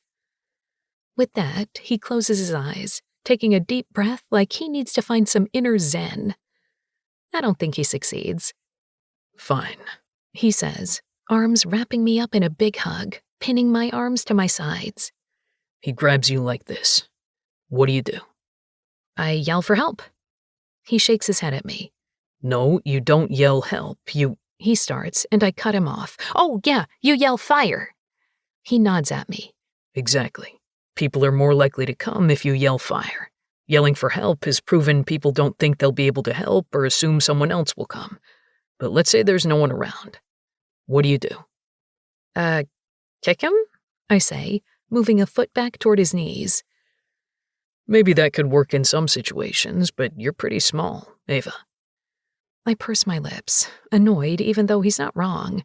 In a panic, I don't think I'd have enough height to kick a man behind me where I'd need to in order to make any real impact. Ideally, if your hands are below the attackers, you try and slide out, he says. When I try, basically lifting my feet and using my body weight and gravity, I'm able to wiggle out, even with his arms tight on me. Jamie proceeds to show me then how to slow and injure the attacker and flee once I'm out, what to do if my arms are locked above the attacker's hands, and how to escape to safety before we try something new. Next, he's in front of me, an arm's width away, staring down at me, his chest rising and falling with this slight effort he's been expending. In contrast, I'm already slick with sweat. Then his hand, calloused and rough and huge, wraps around my throat. A man gets you here. What do you do? I smile. It's not that I'm not taking this seriously that makes me smile. It's more that taking it too seriously will be a complete system overload for me and send me into a panicked spiral I might never crawl out of. And of course, the way he looks so freaking serious makes me want to be the complete opposite. Call him Daddy? He shakes his head at me, and my smile grows. Jesus fucking Christ, Ava, please try and take this seriously. I'm sorry, it was too perfect of an opening. He glares, and I give in. Okay, no more choke me daddy jokes, promise. His eyes close, and he curses under his breath. Maybe I shouldn't have said choke me daddy. Now, way too many ideas are running through my mind. Are you into that shit? He asks, and instantly his face goes a bit pink like he didn't mean to say it aloud. Calling men daddy? It's not for me. Choking? I'm not sure yet. I've never tried it. His eyes go wider. But you've called someone daddy? The words come so quickly, I have to assume they're an impulse. Once, it wasn't for me. I ended up laughing the entire time, which didn't do much for his ego. His jaw goes tight, and I smile. Okay, fine. Choke me, Jamie. Something snaps in his eyes, and heat floods my belly, but all the same, without a word, he lifts his hand, wrapping my throat and staring at me. If someone attacks you like this, the goal is to get their fingers off you as soon as possible. First, grab my wrist with your left hand, he says. Like this? I ask, wrapping my hand around his wrist. Yeah, higher is better. With your other hand, grab my fingers that are on your throat. Grab your fingers? Yes. I grab them with my free hand, feeling a bit silly. If someone is choking me, shouldn't I try and push him away? Good. Pushing away fucks with angles and weight distribution, so you have to go a bit against instinct, he explains. Now you want to grab those fingers tight, squeeze them together. It'll hurt him and mess with his grip. I squeeze a bit, feeling the fingers lifting as I do. You grab it like that, peel back and push. Yeah, he says as I remove his fingers from my neck. Then push. Shove my elbow into my side. I do it slowly, a bit confused by the instructions, making sure I get it right. Then push those fingers back toward his wrist. Ideally, you do it fast, but we're just practicing. Got it. Then you're going to push back and break my fingers. My eyes go wide. Not literally. Not right now, at least. Now, if you do this with the elbow moving back, the fingers breaking, he's going to go down. Then you knee him in the face and you run, Ava. Run and scream. Got it. That I can do, I say. All right, again, he says before he makes me run through it a few more times until I feel like I understand the move and all the variations of it. Okay, now we're going to run through some scenarios, Jamie says an hour or so later. What? But instead of responding, Jamie goes right into it, grabbing me by my ponytail, which he told me is the most dangerous hairstyle for a woman, and expecting me to get out of it. We fight, and I use the moves he taught me, but this time it's clear he's not playing or in teaching mode. This time, I have to actually fight to make the moves he showed me before he approves, and we move into a wrist release and then a bear hug. I'm panting and sweating by the time I get out of his second bear hug move, and then I trip, falling to the ground and catching myself on my hands. And then he's on top of me, rolling me over until I'm pinned beneath his body.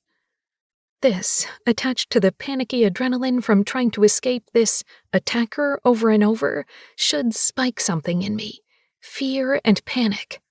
But it does the exact opposite, flooding me with lust that I can't tamp down. My chest is heaving, and so is his as he looms over me. I wait for his instruction, but it doesn't come. Instead, he just continues to hover over me, eyes assessing, dozens of thoughts moving behind those eyes. And with every other heartbeat, his gaze stops on my lips like he's weighing the pros and cons of leaning down.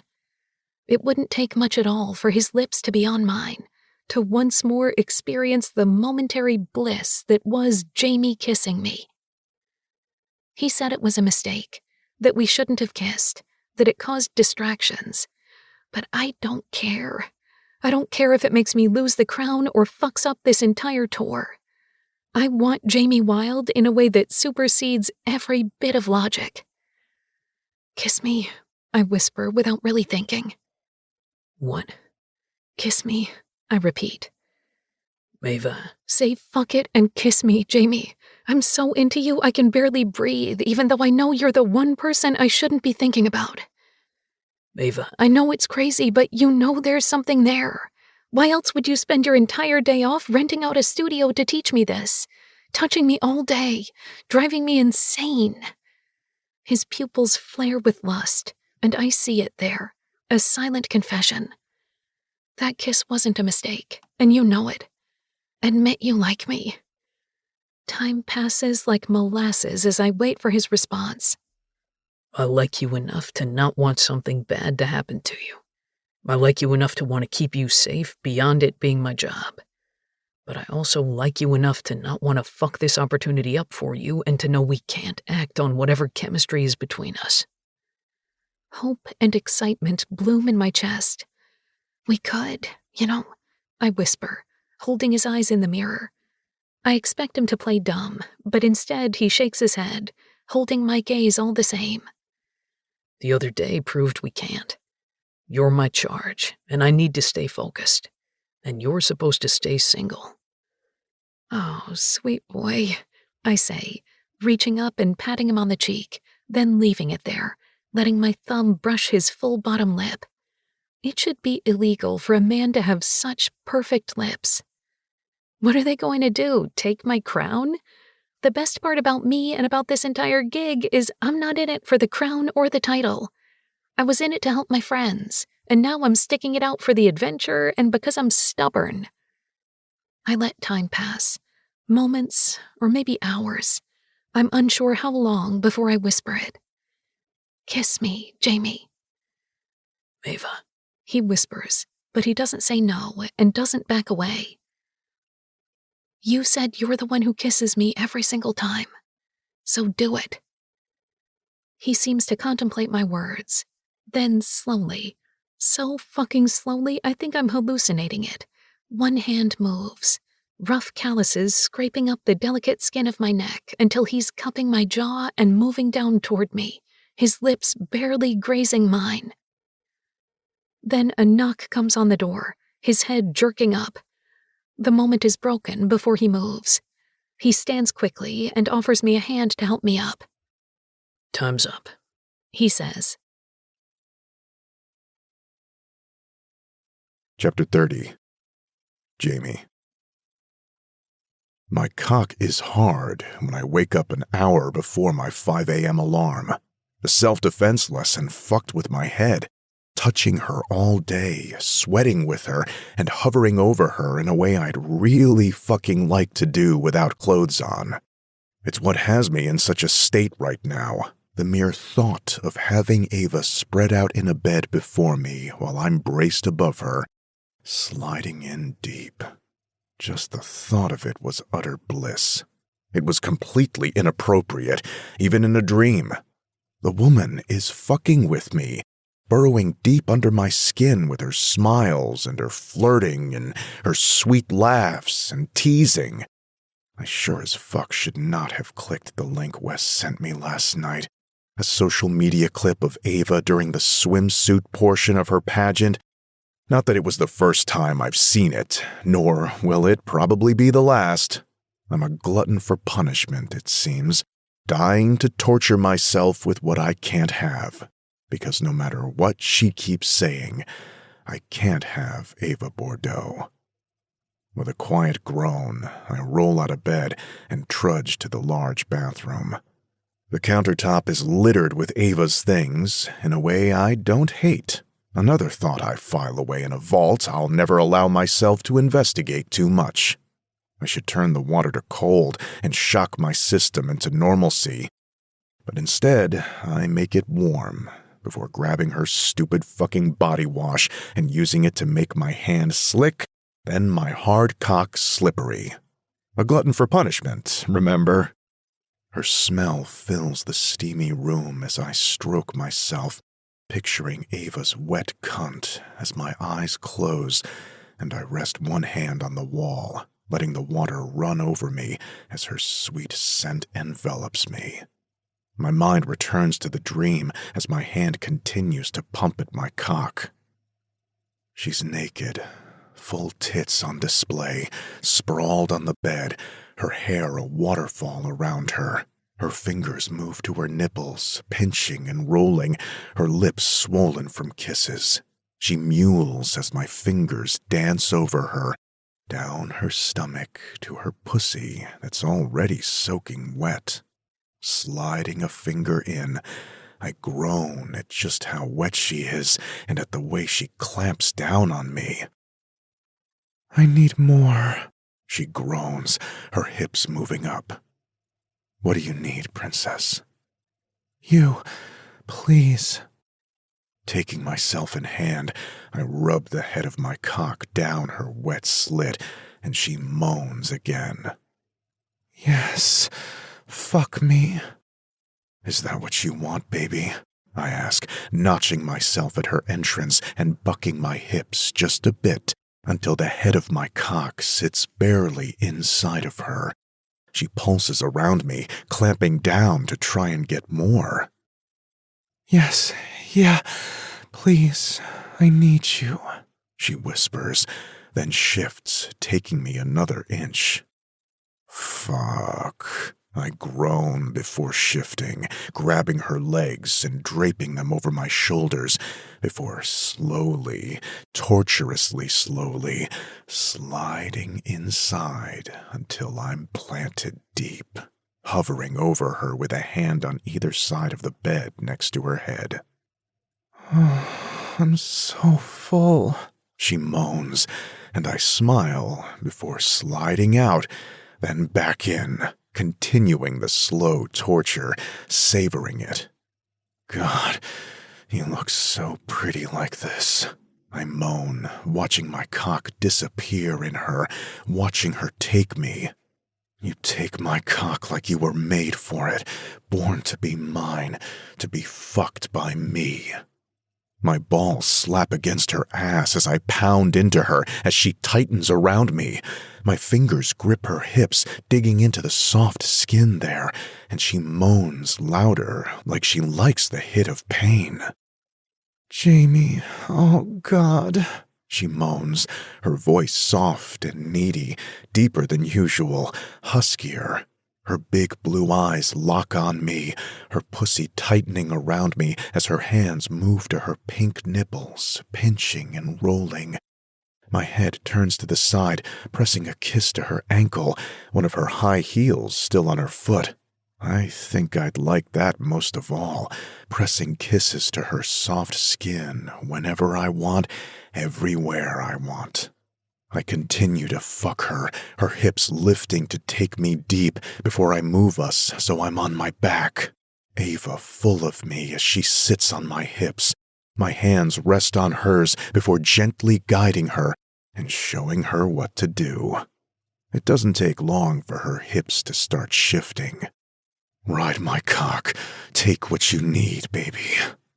Her hand moves to her nipples, and she leans back just a bit, changing the angle as she shouts, tightening on me. She looks fucking gorgeous like this, her hair tumbling down her back, face tipped to the ceiling, hands holding her breasts, filled with me, and dripping down my cock. You feel so good, she moans, pinching my nipples and riding me, her other tit bouncing with the movement. She's beautiful like this, a goddess taking what she wants, using me for her pleasure. You're gonna make me come. Her free hand moves down her belly to her clit, rubbing and making her moan loud. I slap her hand away, then slap her inner thigh, her pussy tightening on me as I do. That's mine, baby, I murmur, using my hand to soothe where I just slapped her, then moving to her clit to rub her there, pulling a deep moan from her. Whose pussy is this, Ava? It's yours, she whispers, and my pulse pounds more. It's yours, Jamie. Fuck. She starts to move more now, taking me deeper and deeper, fucking me and using me for her pleasure. I'm close and want her to tumble over the edge with me. My thumb moves to her clit, rubbing in small, rough circles, her hips rocking as she rides me. My orgasm creeps closer, the edges of my vision dimming as she fucks me, and I start to rub her clit faster. I'm gonna come, she moans. Come on, Ava. Come on my cock and take me with you. Let me fill your cunt. Then my free hand moves to the back of her neck, pulling her close and pressing my lips to hers as it builds. My hand pumps faster as the Ava in my head arches her back, shouting my name before I come.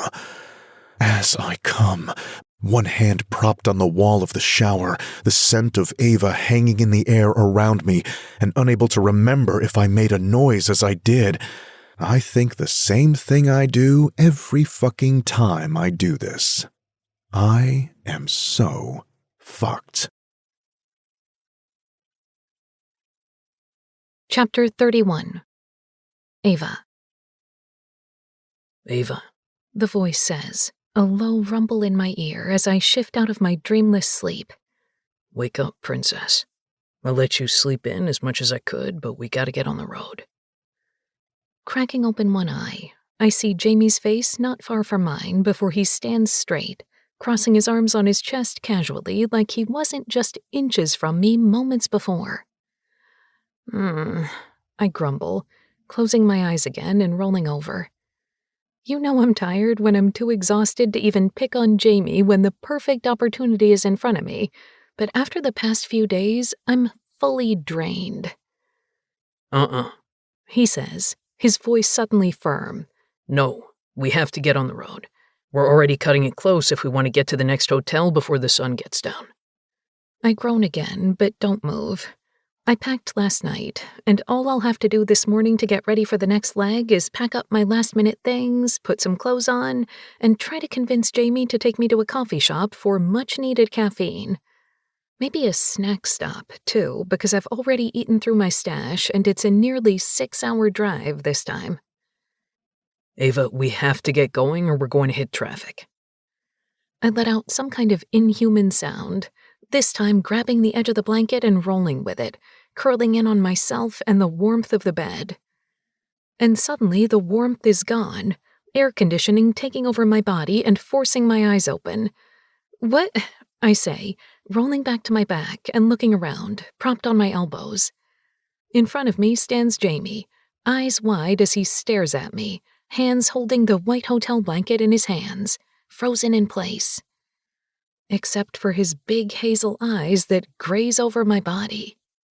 He's lucky I made the decision that I had to wear pajamas to maintain a bit of common decency on this trip, but even I know these pajamas are barely decent. A pair of silky shorts and the world's tiniest silk cami provide nearly no coverage, leaving a large swatch of my stomach exposed.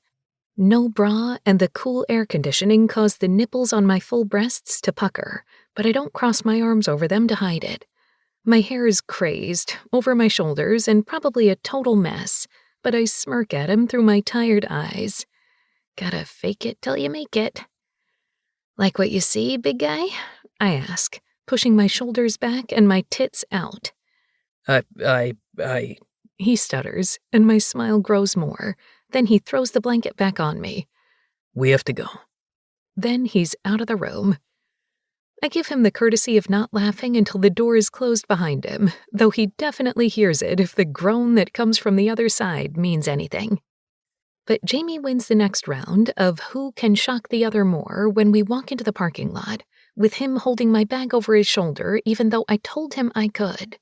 He's stiffer than usual. Hyper alert, like something is going to happen, but it's 6 a.m. and the lot, while there is a scattering of cars, is mostly empty. After opening the back door of the black SUV and tossing in my bag, Jamie makes his way to the passenger seat door and opens it for me, but I hesitate getting in. My brows furrow in confusion as I ask, "What?" There's a big iced coffee already in the cup holder, a fluffy white blanket on the seat, a book I have never read or owned, and my headphones on the seat. In the footwell, there's a bag, and sticking out is the recognizable top of my favorite kind of chips. Through the thin plastic, I think there are the gummy bears I like, the ones I definitely told him in passing were my favorite, but not more than once or twice. I turn to my bodyguard and driver to see he has a hand behind his neck, gripping it there, the other on the door of the car. What is this, Jamie? It's nothing, really. It's definitely not nothing, Jamie. Is that a new blanket? It was at the store and it looked comfy. You need comfy. This leg is a bit longer. At the store? What store? When? When did you go to this store? I turn fully to him and cross my arms on my chest. It's clear on his face he wants me to drop this, to just get in that car and pretend I didn't notice a thing, but I will never. I smile wide, waiting for his answer. Jesus, Ava, can't you just get in the fucking car? Once you tell me when you went to the store and why. Finally, he sighs, giving in after staring me down for a minute. He realized he wasn't going to win, I guess. I woke up early and worked out. I realized you were still out like a light, which, considering yesterday, makes sense. You were wrung dry, burnt out. I'm not doing my job if you collapse from exhaustion, so I ran out to a 24-hour store and grabbed a few things so you could sleep in the car. There's a pause, like he realizes his next addition might help his case, even if it's a total fucking lie. If you sleep, I'll get some peace and quiet for a bit. I shake my head at him, flabbergasted. You're so full of shit. His head tips up to the sky like he's looking for divine intervention that never comes. The book? Where'd you get that? There was a girl who worked there. She was stocking the shelves. I named some of the books I've seen you reading. She said this one just came out, so I thought it was a safe bet. Again, he pauses, almost biting his lip before stopping as if he were catching himself. Have you read that one? God, he's nervous. Jamie Wilde, the giant bodyguard who gets paid to protect people, is nervous because he isn't sure how I'm going to take this utterly sweet act of kindness. I take a step closer, closing the gap between us a bit, then put my hand on his chest. I haven't, big guy. Thanks.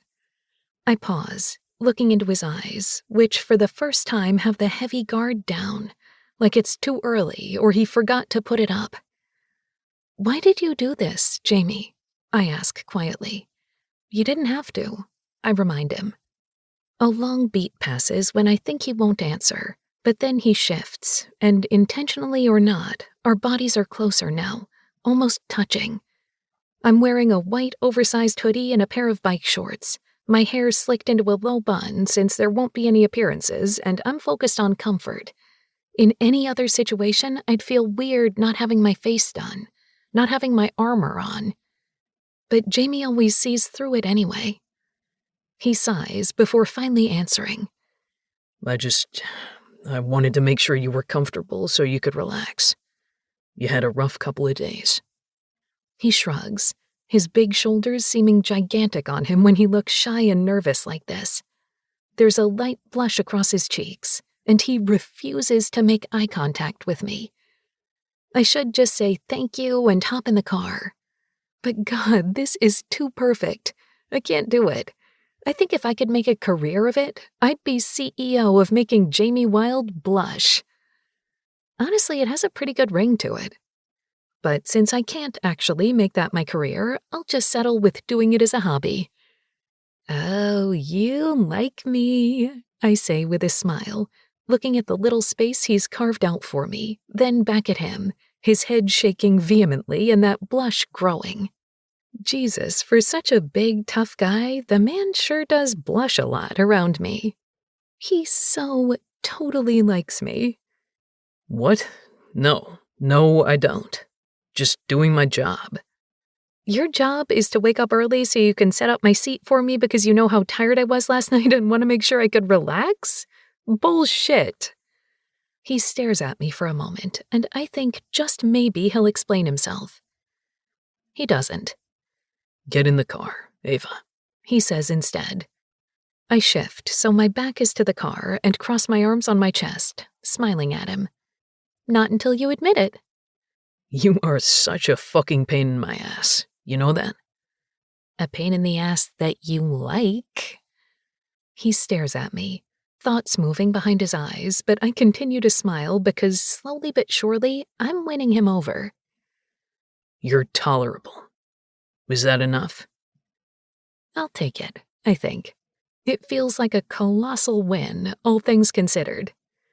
Now get in the car, princess, he says lower. And I do as he asks, but I do it with the world's biggest smile on my lips. Chapter 32. Ava. Jamie has been nothing but a professional gentleman. He has been perfectly attentive and kind, but he hasn't touched me, not even a gentle guiding hand on my lower back, which I hadn't realized I'd gotten used to. Some sick part of my mind can't help but think he was proving a point and nothing else. I kissed him, and he wanted me to know in his stupid alpha male world, men make the first move. Men kiss women, not the other way around. Something about that, about him using that moment that I've hung in my mind in a gilded frame as some perfect moment in time to one-up me, makes my tummy hurt every time I think about it. I've given it a week where I sat on the emotions of kissing Jamie, of being kissed by Jamie, of letting it simmer and see where it was going, only to get more and more disappointed with each passing hour. Finally, though, I have some alone time. One glorious hour locked in this hotel room, the deadbolt and chain up, and some crazy pole Jamie has taught me to put across the door, keeping me in and everyone else out while he goes for a run and I get ready for the fundraising ball we're going to tonight. Once I shower at lightning speed and sit in the bathroom to get ready, I don't waste a moment of time calling my best friends to see if they can help me make some sense of my life. "Hey," Jules says when she answers the FaceTime request. "Don't talk. I'm waiting for Harper, and I'm not telling this story more than once," I say, stopping Jules before she can even say anything. "What?" Hey girl, ooh, look at the tan. Are you making sure to put something in your hair before you go in the water? Even natural blondes." Harper starts as she pops on, but I have no bandwidth for her, even though it's really, really good to see her face. "I kissed him," I blurred. Silence takes over the line. "What?" Jules says cautiously. "I kissed Jamie, and then he kissed me, and then Wait, Harper starts. "Back up. Go back to the beginning. Didn't he hate you, like, a week ago?" Jules shakes her head, disagreeing. "That man never hated her. Even at the bar, he didn't hate her. He was annoyed with her, probably because she was the 10th woman to come and try to use her girlish whims to say hi to the band, but he didn't hate her. He was intrigued by her." "What?" I ask, suddenly thrown off because where was this intel weeks ago? "Oh, for sure," Harper agrees. "I didn't mean he actually hated her," she says to Jules as if I'm not even on the line. "I just mean, can we pause your personal dissecting of my non-relationship and whether he's been into me all along or not until I'm not on the phone because I'm actively having a meltdown?" "What? Why?" "Because some crazy shit went down with a weird fan right after and he thinks being distracted put me in danger, so now he's insisting we keep things professional even though it was the absolute best kiss of my life." "Of your life?" Harper asks, and I nod. "Okay, but why is that giving you a meltdown? You had a good kiss and now he's being an idiot. His loss, right?" Jules asks, and I sigh. Normally I'd agree. If it was anyone but Jamie, I'd agree. But because I start, then pause because suddenly I'm nervous about admitting everything. If I admit this, it becomes real. If I admit it to my best friends in the whole world, I can't play this off like it's just a silly little crush. "Because?" Harper asks. I mumble an answer and watch a look pass between them, this split second making me so homesick that I can barely focus. "What?" Harper asks. "I like him," I whisper under my breath. "What was that?" Jules asks, a small smile playing on her lips now. "I like him," I repeat through gritted teeth. She grins now, and I know what's coming. "I'm sorry, one more time? I can't seem to hear you. I like him, okay? I like a boy," I say, putting down my curling iron that I was pretending to use and putting my head in my hands. "That is not a boy, Ava. That's a man," Jules says, and I roll my eyes and look at my phone again. "Fine, I like a man, but I really like him." She lets out a whistle and leans back, and finally I let it all spill, a dam breaking after having no one to girl talk with for the past month or so. "He's kind, even though he pretends he's not. I like how he's sweet with Peach and that he puts up with my bullshit. I like that he lets me flirt with him and that he really, really wants to keep me safe and not just because it's his job. I like that he wants to find a way to let me be me. And I like that he knows I'm going to be crazy and wild and a little cringy, and he doesn't care. I don't know." I pause, staring at the ceiling. "I just like him." Silence fills the line, and with each second, my stomach gets more and more anxious, waiting for my friends to tell me how stupid this crush is, how I need to use my head and think about the real world. Wow. I never thought I'd see the day when Ava Bordeaux admits she likes someone for real. "I have liked people," I say with a roll of my eyes, exasperated.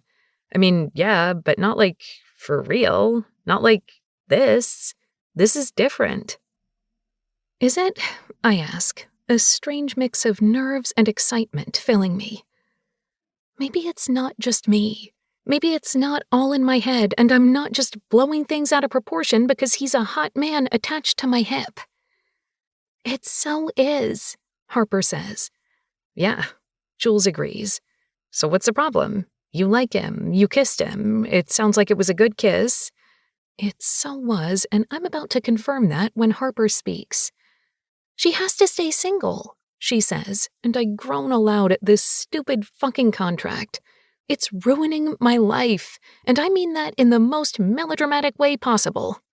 Or else she could lose the crown and the tour, and that dumb bitch would win. I, of course, had filled my friends in more than a few times about Anne and the bullshit she's been dishing me, and they hate her potentially more than I do at this point, as all good friends do. Are your friends really friends if they don't hate who you hate with a fiery passion? I mean, am I breaking my contract if I'm just imagining him touching me? Because if so, I'm fucked. I can hear rather than see Harper's eye roll. No, Ava, you aren't going to get sued by thinking about fucking your bodyguard. In fact, I don't think you'll get sued for fucking him at all, just if you have a boyfriend obviously ruining the idea of the perfect Miss Americana, the effervescent, single, unattainable, pure woman men can fantasize about. I gag a little at that. But in my opinion, you'd be even more of a badass if you said fuck it and stopped caring about what that stupid contract says about how you act and who you can or cannot date. Imagine the press firestorm you could start if you just leaked something about how they're expecting you to act, Jules says. Absolutely not. Don't even give her that idea. Something tells me if the Miss Americana organization is fine with putting a clause about remaining single, they definitely put in something about not openly talking about the contract they made her sign, Harper says. I could read it, figure out if there's some kind of NDA in there. Jules, you're a dance instructor, not a lawyer. I could figure it out. I'm a whiz with Google, she says. I shake my head, remembering why I actually called and my limited time before Jamie returns. It doesn't even matter, I say loudly to stop their arguing.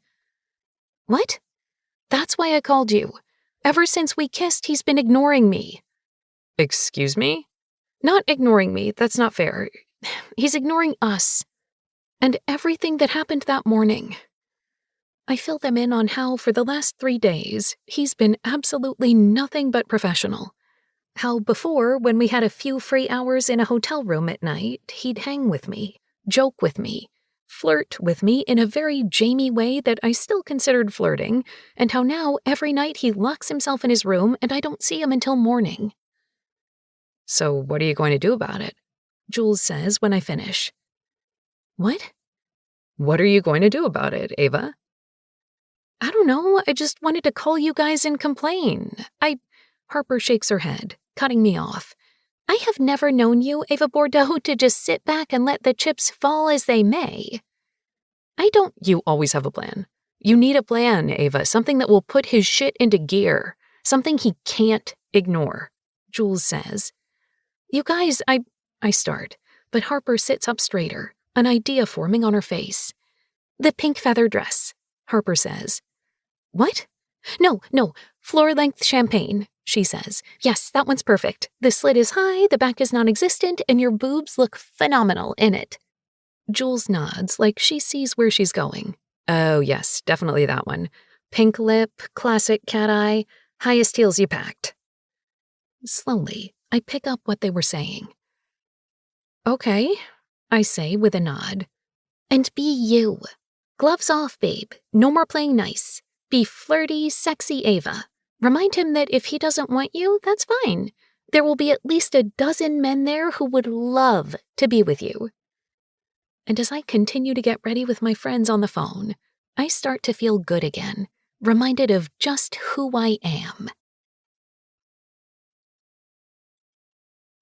Chapter 33. Ava. The dress works.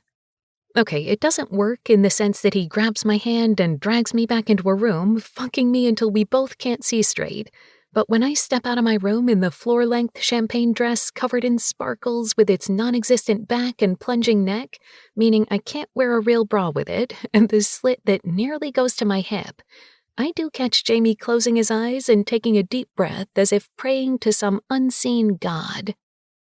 I won't deny that I also prayed to whatever god was watching over Jamie's outfit choices, thanking her for putting him in the perfectly fitted suit, black on black with dark dress shoes, every inch of him a dream.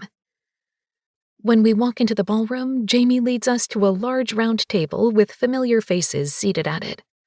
Atlas Oaks, as well as Stella and Willa Stone, are all seated around it, and I smile. I can't help but turn to Jamie and put a hand on his arm, putting on a mask of faux nerves. Do you think it's okay if I say hello to them?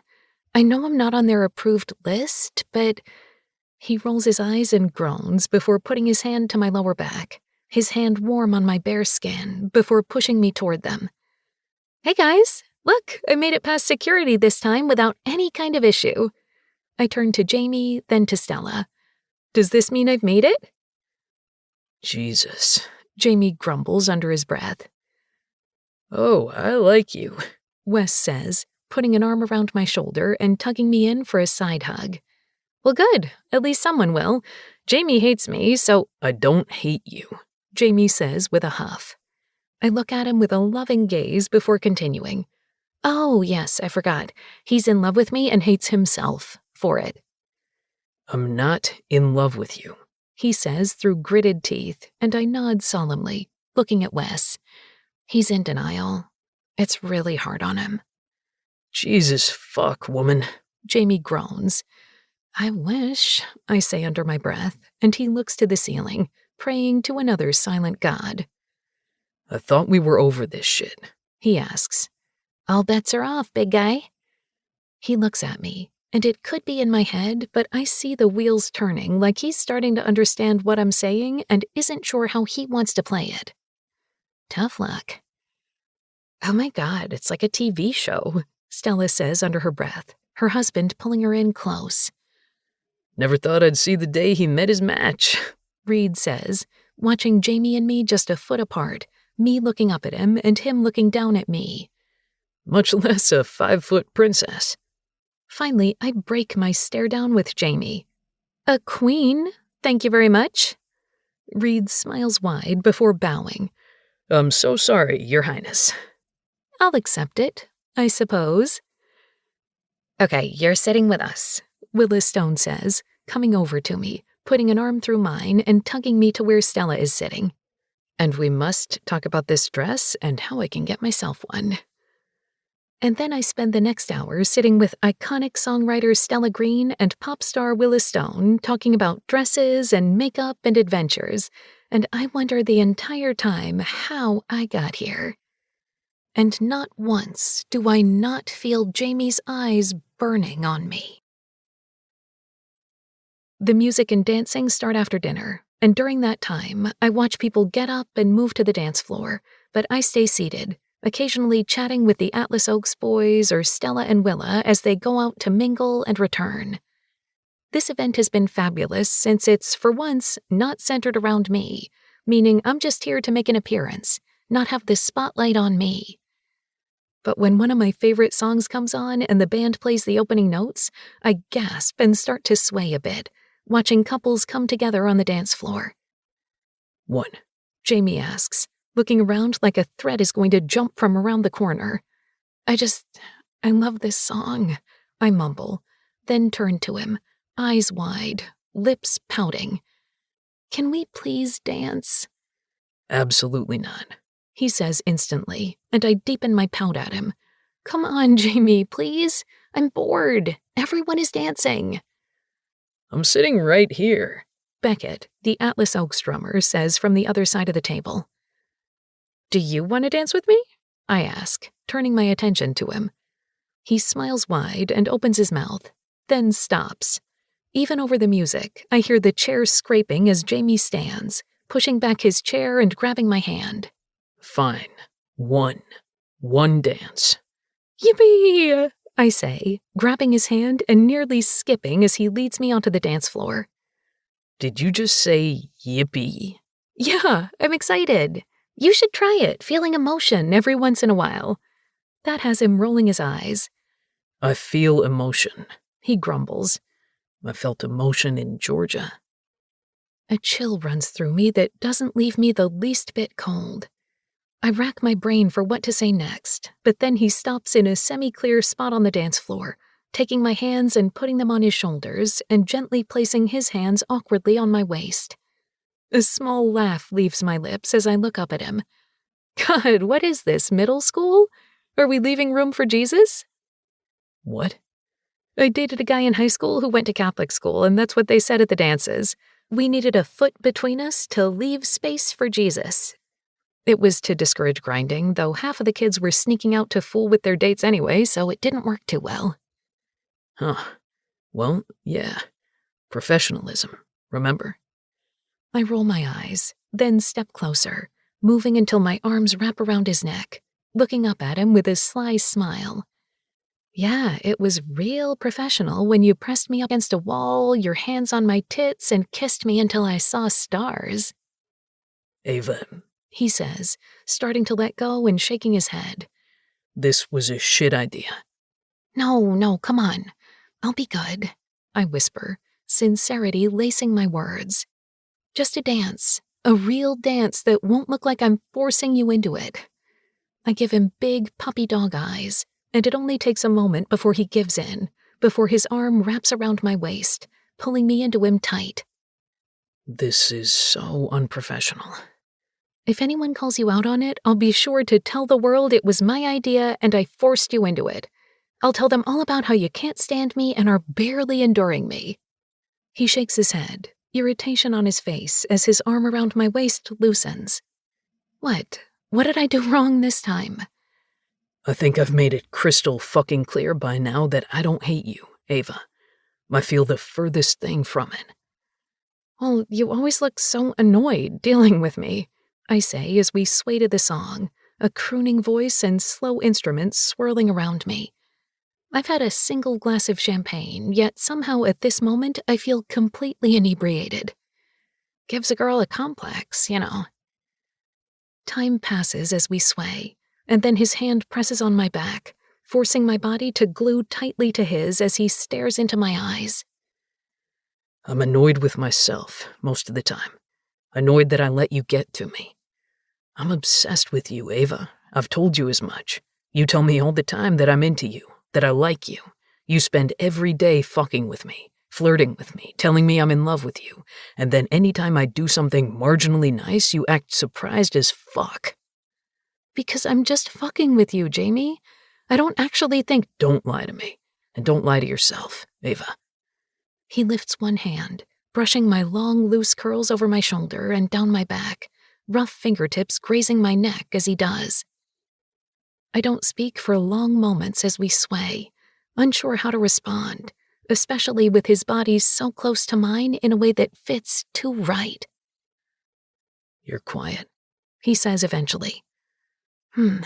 I say, not answering his unspoken question. You gonna tell me why? I let out a deep soul sigh.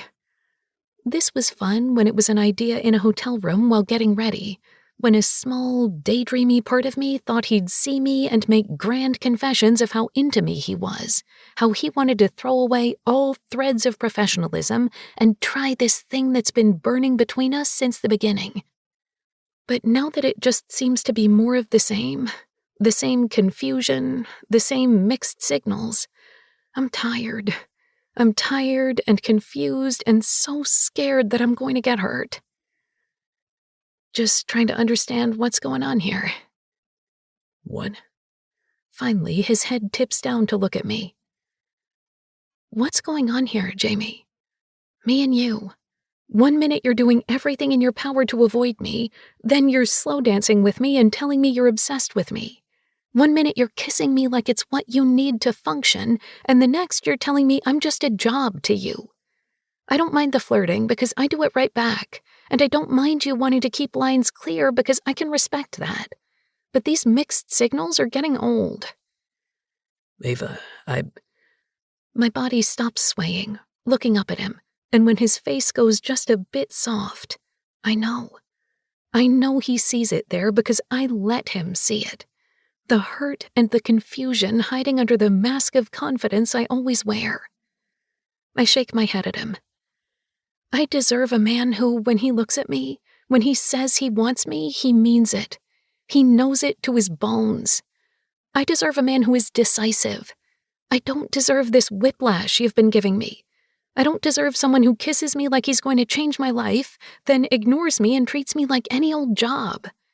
I deserve the world, and if you're not willing to give it to me, I need to know now. He doesn't answer, but I keep staring at him. His jaw is tight, and he's too fucking handsome for his own good. Right in front of me and somehow miles away. So what's it going to be, big guy? I wait for an answer. I wait and I wait as people sway around us, and with each moment, with each note of the romantic song, my gut falls and falls. It's in that moment I realize I fucked up. I fucked up so huge because somehow, some way, I've started to fall for this big stupid idiot. And I'm just a job to him. As abrupt as the realization, the song ends, and Jamie steps back like that was the only reason he was holding me in the first place. I have to use the bathroom, he says. I'm sure you do, I whisper back, turning toward the table where Beckett is still sitting, now with Wes, a glass in hand, one leg kicked out as he watches us intently, a small smile playing on his lips. But I know there's none on mine. Not at all. Jamie leads me back to the table we're seated at with a firm hand at my back, but not in any way other than the touch of a bodyguard on his subject. Can you keep an eye on her? Jamie asks his friend, and without even pausing, he walks off toward the exit. I watch him even though I don't want to, and I don't miss how he doesn't even look back at me. So, has he admitted he's head over heels in love with you yet? A voice says, snapping my attention to Wes, watching me with a smile. What? His smile grows with my attention on him. He sits up and turns toward me, puts his forearms on the table, and shakes his head. So that's gonna be a no. He's too thick-skulled for his own goddamn good. Chapter 34. Jamie. I fucked up by waiting too long to answer. I also lied when I said I needed to go to the bathroom, which is why I'm pacing outside the entrance to the ballroom, taking deep breaths to try to calm myself down. I shouldn't have done it, taking her hand and pulling her to the dance floor, not when she's been pushing my buttons since I got back from my run, not when she's wearing that dress that has me fighting a hard-on all night, but I did. Some ghost taking over my body when she offered to dance with Beckett. That same phantom that made me lift her, press her against a wall, and kiss her just days ago. The one that made me buy her ice cream when I should have been doing everything in my power to convince her I wasn't into her. The one that had me buying cat toys and iced coffees before dawn the exact way she likes it, and books for her to read in the car. I'm losing my fucking mind. She's right. I can't keep dragging her along, sending mixed messages incessantly when hers are crystal clear. But the question is, do I have the guts to take her as mine? And if I don't, do I have the stomach to stand back while she moves on with someone else? The answer is clear, and it has my feet moving with a new wind back toward the party. Ava is mine. And it's time she finds out exactly what that means to me. That's when I hear a familiar woman's voice speaking. You need to calm down, the woman's voice says. I can't calm down because I'm getting fucked, Regina, a woman responds with a shriek. She's wearing my crown, and every day people ask me all these questions, and more articles are calling her the people's princess, like she's fucking Diana. That's supposed to be me, Regina. If you don't fix this, I'm gonna have to tell everyone. A slap rings in the hall, followed by a whimper that sounds like Anne. Did Regina just hit her? You stop your fucking whining. I'm tired of it. You stirring the pot and making her want to stay to prove you wrong isn't helping. You're making things more difficult, Anne. Keep doing what you're doing and things will be fine. We just need to be patient. A door opens, and the sound of the party fills the space and drowns out the conversation I'm trying to listen to before it closes, leaving it quiet once again. But right now, you need to go to the bathroom, clean your fucking face, and play the game. You'll be Miss Americana sooner than later, but not if you look like shit. Then heels click away down the hall. So much just happened, but I can only think of one thing. Ava. Ava, I need to get to Ava because something about that is wrong, and because I just need to be by her, talk to her, and fix this mess I made. Stepping back into the ballroom, my eyes move to our table, and my blood goes cold. Ava is perched on the edge of the white tablecloth, head tipped back, turned toward Wes. His hand is on the table right next to her hip, skin revealed by the dress's high slit, not touching, but close enough. Her feet kick as she giggles, and Wes's face is tipped up with a smile playing on his lips. He's enchanted, the way everyone feels around Ava. They look like they belong. They look like a couple having a great fucking time, like they've been together for some time. Comfortable. Too fucking comfortable. Her hand moves, pushing his shoulder as she laughs, and he grabs her wrist, stopping her from slipping off the edge of the table. And I have no clue what happens. Something in me snaps, and I'm moving, nearly running, people stepping back as I walk quickly past them with no apologies until I'm at our table, grabbing her hand, putting a hand to her waist, and sliding her off the table.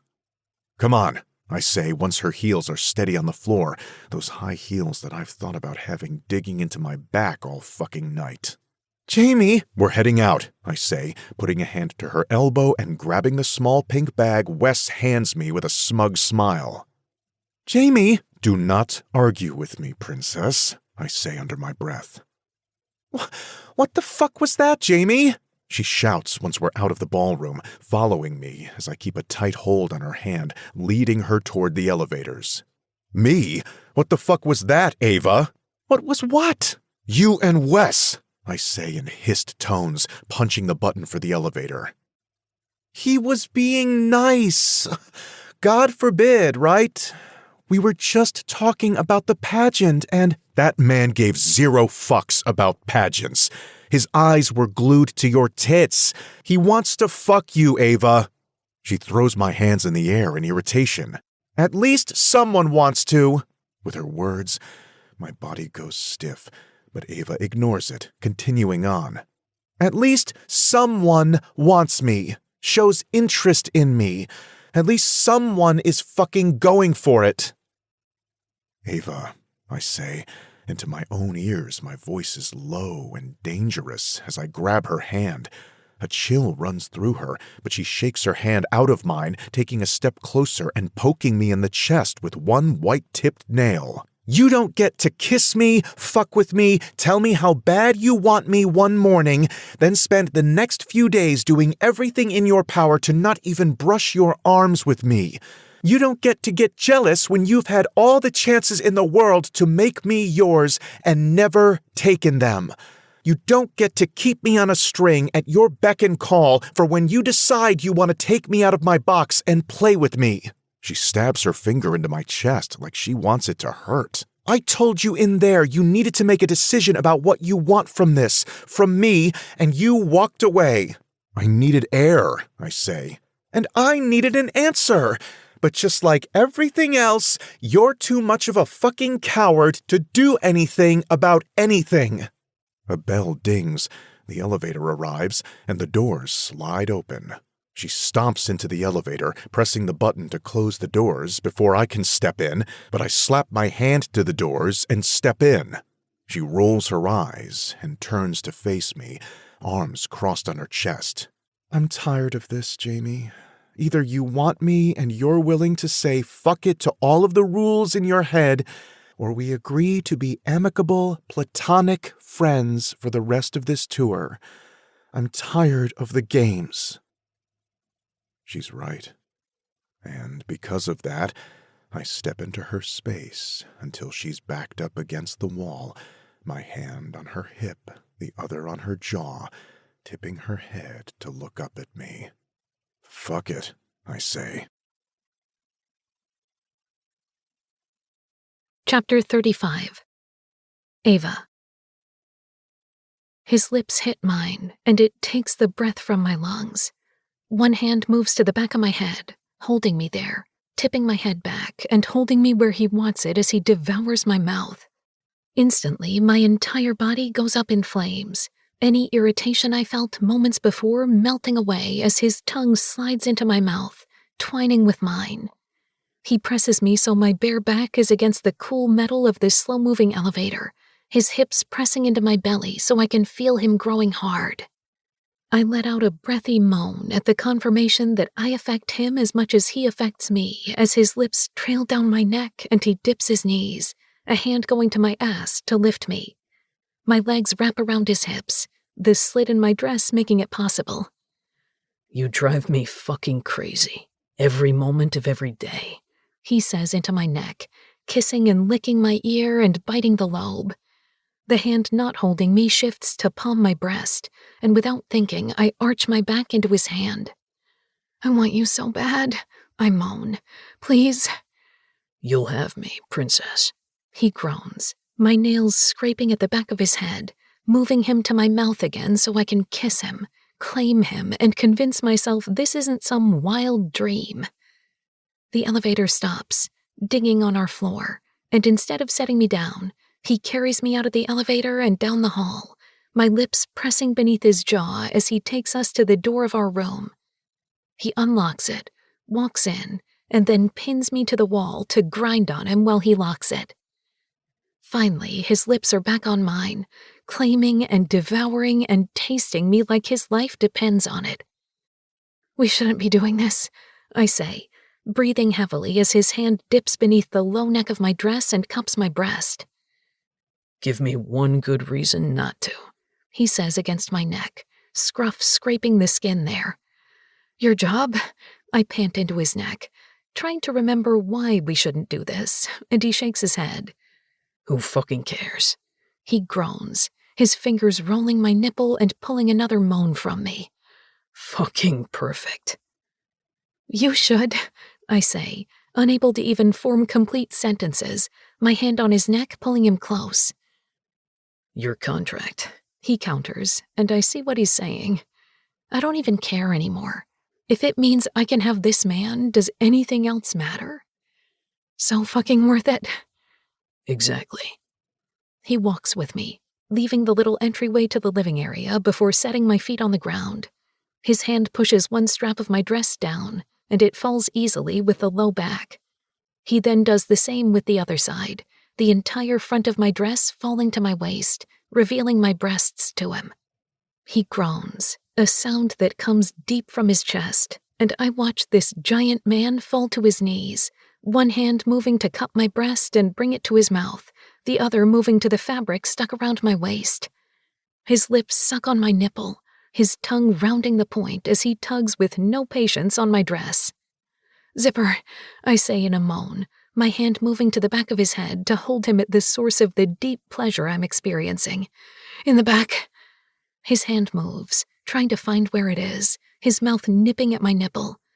Finally, he grips the zip, tugging until the entirety of my dress is pooling around my feet. Even these have little bows for a sweet little princess, don't they? He says, fingers grazing over the tiny bow at the front of my thong with the back of his hand before grazing down, a phantom of a brush over my already swollen clit through the fabric, then down further, my hips bucking to get more. Then his fingertips trail back up, starting at my center. God, you're soaked, and I've barely even touched you. I nod, looking down at him, and somehow I feel both completely at his mercy and fully in control at this moment, a queen being worshipped by her loyal subject. Holding my eyes, he dips down, pressing his mouth over my panties, licking over my clit, and as he does, he groans loudly, like he's getting more pleasure out of this than I am. My nails scratch at his head, pressing to get more of whatever he'll give me. His hands move up the sides of my thighs before his thumbs hook into the waistband of my thong. Dragging the panties down my legs, he stops halfway, then moves my legs apart, forcing the underwear to pull tight, a constraint that cuts into my skin and sets my skin ablaze. Finally, one thick finger slides through my parted sex, feather light. "Jamie," I breathe, watching his fingers circle my clit, knowing he's looking at my face as he does, taking in my every minute reaction. Do you know how long I've waited to hear you say my name just like that? He says low, then slides a finger into me with a low moan, enjoying this just as much as I am. Fuck, princess. The finger slides out, the low lighting in the hotel bouncing off my wetness before he slides it in again. How long I've wanted to finger this tight pussy, play with your pretty tits. His fingers leave me, and I groan at the loss as his hands lift, spreading wetness over my nipples, cupping the weight of my breast in his hands. How long I've waited to taste you. He leans in, sucking my nipple into his mouth and licking me off of my skin. The groan that rips through him vibrates along my skin as he laves my nipple, getting every drop before releasing me. Yeah, I need to eat that, he says as if to himself, standing before pulling my panties all the way down and lifting my naked body, walking 10 feet to the couch with my legs around him as he takes my lips again with his. When his tongue slides in my mouth, I taste myself there, mixed with the distinct taste of Jamie, and it sends a new rush of wetness between my legs. Setting me on the couch, he shifts to his knees in front of me. Spread those pretty legs of yours, he says, and I do as he asks, sitting at the edge of the couch, legs wide as I can. His hands go to the insides of my thighs, pushing to part me further. Wider. His voice is a deep growl now. I need room to play. And then he does. His wide tongue runs along me from my entrance to my clit, sucking and forcing me to buck my hips before he looks up at me. Even better than I imagined, Deva. And I've imagined what you'd taste like a fuck of a lot. Oh my God. I look down at him, my jaw slack and my eyes hooded. I need more. Your fingers, I moan. Please, I need to be full. I don't have to ask a second time as he groans at my words, his eyes locking on mine, and 2 fingers slide in. He starts to fuck me with them, sliding in and out, curling them exactly how I need, going the perfect speed as his mouth returns to my clit. I lean back on my hands, looking down my body at him, at this man on his knees for me, eating me like his only wish on this earth is to make me come on his tongue. Never in my life have I felt so powerful or so wanted as I do with this man moaning into my pussy while he eats me out. My orgasm builds in my stomach, big and hot and growing as he groans into my pussy. My hips move, bucking to get more, to get there faster, before his free hand moves, gripping my thigh and pushing my legs wider like he instructed. I'm going to come, Jamie, I shout as the slight pain of the stretch of my hip tugs me over, feeling it wash over me as my orgasm explodes. His fingers slam deep, stroking me as I come on his tongue, shouting his name. The orgasm expands, doubling when he moans into me and when I see his hand working his cock through his unbuttoned slacks, like the pleasure of eating my pussy was too much to bear. As I slowly come back to myself, he licks me clean, kissing my clit and the sides of my thighs before he stands, sliding his pants and underwear down, his long, thick cock bobbing before my face as he does. Then his hands move to his shirt, unbuttoning and sliding both his jacket and button-down to the ground as I watch, my body still humming. You're always so mouthy with me. Let's put it to good use. Open up, baby. My entire body heats with the command because that's exactly what it is, a command to open my mouth so he can fuck it. When I do, he fists himself, tugging once, twice, and making me mule at the visual before twining my hair around his fist and using his leverage to guide my mouth to his cock.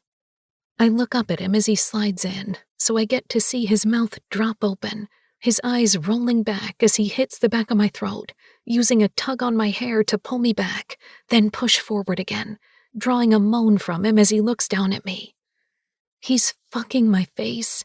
He's fucking my face, and I fucking love it. My eyes begin to water as my hand trails down my body, my legs still spread as I sit on the edge of the couch, finding my dripping pussy and circling my clit, a low hum of lust shooting through me. God, look at you playing with yourself, ready for me again just because you're sucking my cock.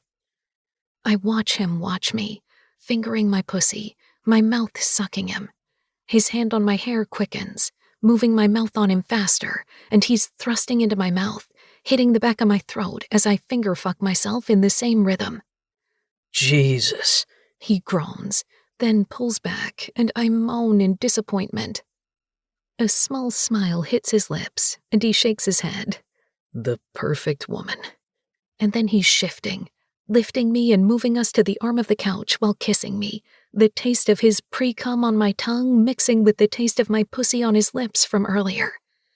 I groan at the taste as he breaks the kiss before placing me on the arm of the couch, shifting me until my knees rest there so I'm kneeling, my hands on the seat of the couch.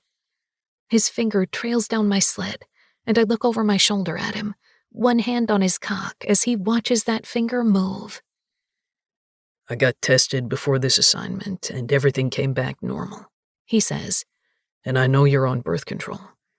I'm happy to go grab a condom, but I'd be lying if I said I haven't been dreaming about filling you with my cum, Ava. I clench at his words, and I know he sees it when he moans and slides a finger inside me. I was tested at my last appointment, and I'm all good. Please, God. Oh, fuck. I moan as he notches the head of his cock with my entrance, one hand resting on my hip. Move back, baby, he says, his voice almost sweet. I do as he asks, and a low, guttural moan fills the room. My moan. My moan as Jamie's too thick cock stretches me and fills me deep at the pace I set. His hands hover gently on my ass, but I'm doing the work, filling myself with Jamie. When I look over my shoulder, he's standing, looking down in awe as I take him. Jesus, baby, you should fucking see this. How pretty you look taking me. See how gorgeous you look full of me. My hips move back until I hit his thighs, finally full of him, the stretch just barely tinged with a pain I savor. I take a deep, shaky breath. I'm going to explode. I'm too full. He's too perfect, and I can't take it. I know, baby, he says. I know. It's as if he feels the all-consuming, thought-melting perfection of being joined like this. Slowly, he slides himself out and then back into me, a hand moving to my lower back, pressing to guide me until my chest is pressed into the couch, my legs out, widening myself for him. My ass tips back, somehow taking even more of him, feeling him hit a set of nerves no one has ever touched, and my body jolts with it. He slides out again before slamming in hard, repeating the move as I groan at the exquisite feel of him. Suddenly, it starts. The pleasure is too much, and I need to come. I need to come, or I might explode. Jamie, I say, my hand sliding until I stop at my clit, rubbing hard, trying to ease the all-consuming ache between my legs he's started, that he keeps stoking as he hits that spot deep inside me with each snap of his hips. That's it. Rub that pretty clit while I fuck you, princess. That's it, baby. My hips buck as the pleasure builds in me as he fucks me, as he slides in deep, both hands on my hips guiding my movement, keeping me where he wants me. One hand leaves, coming back and spanking my ass. I moan with the move, with the burn, and with the way the pleasure floods my clit. Fuck, I knew you'd like that. My bad girl. He stops moving, staying planted in me, and I moan my disapproval. The opposite hand from the first time lifts before cracking down on my skin as a scream leaves me, and my clit throbs beneath my fingers. Jamie, I need you. Please. Then take it. Take what you want. I moan, but I start to move, bucking my hips and doing as he asks, moaning as he slides in, then out. I start to move faster, fucking him as my fingers work my clit, as the orgasm to end all orgasms builds in my belly again. Look at my bad girl, taking what she needs, fucking herself on my cock. I'm so close, Jamie. I know, baby. Keep going. Just like that. Yes, yes, I breathe. His fingers tighten on my ass, spreading me open for him. A distant sound hits my ears, then wetness hits my ass, his hand moving and his thumb rubbing in the wet on my asshole. He spit on me. He spit on me, and his thumb on his left hand starts to move, pressing in slowly. My eyes drift shut at the feeling of him filling my ass, of being so fucking full of Jamie, at the way my hand is moving on my clit, the way his cock throbs as I fuck myself on it. Come for me, Ava. And then his other hand moves, coming down with a loud clap, and I explode. Too many sensations at once, all-consuming and cracking through me like electricity, and I come, screaming Jamie's name as I shake. Somewhere, I hear Jamie groan as I clamp down on him, seeing stars. As soon as I come down, he reaches over my back and tugs on my shoulder, so I'm on my hands and knees again. It's a new angle, and he slams in harder than before, fucking me deep, this time for himself.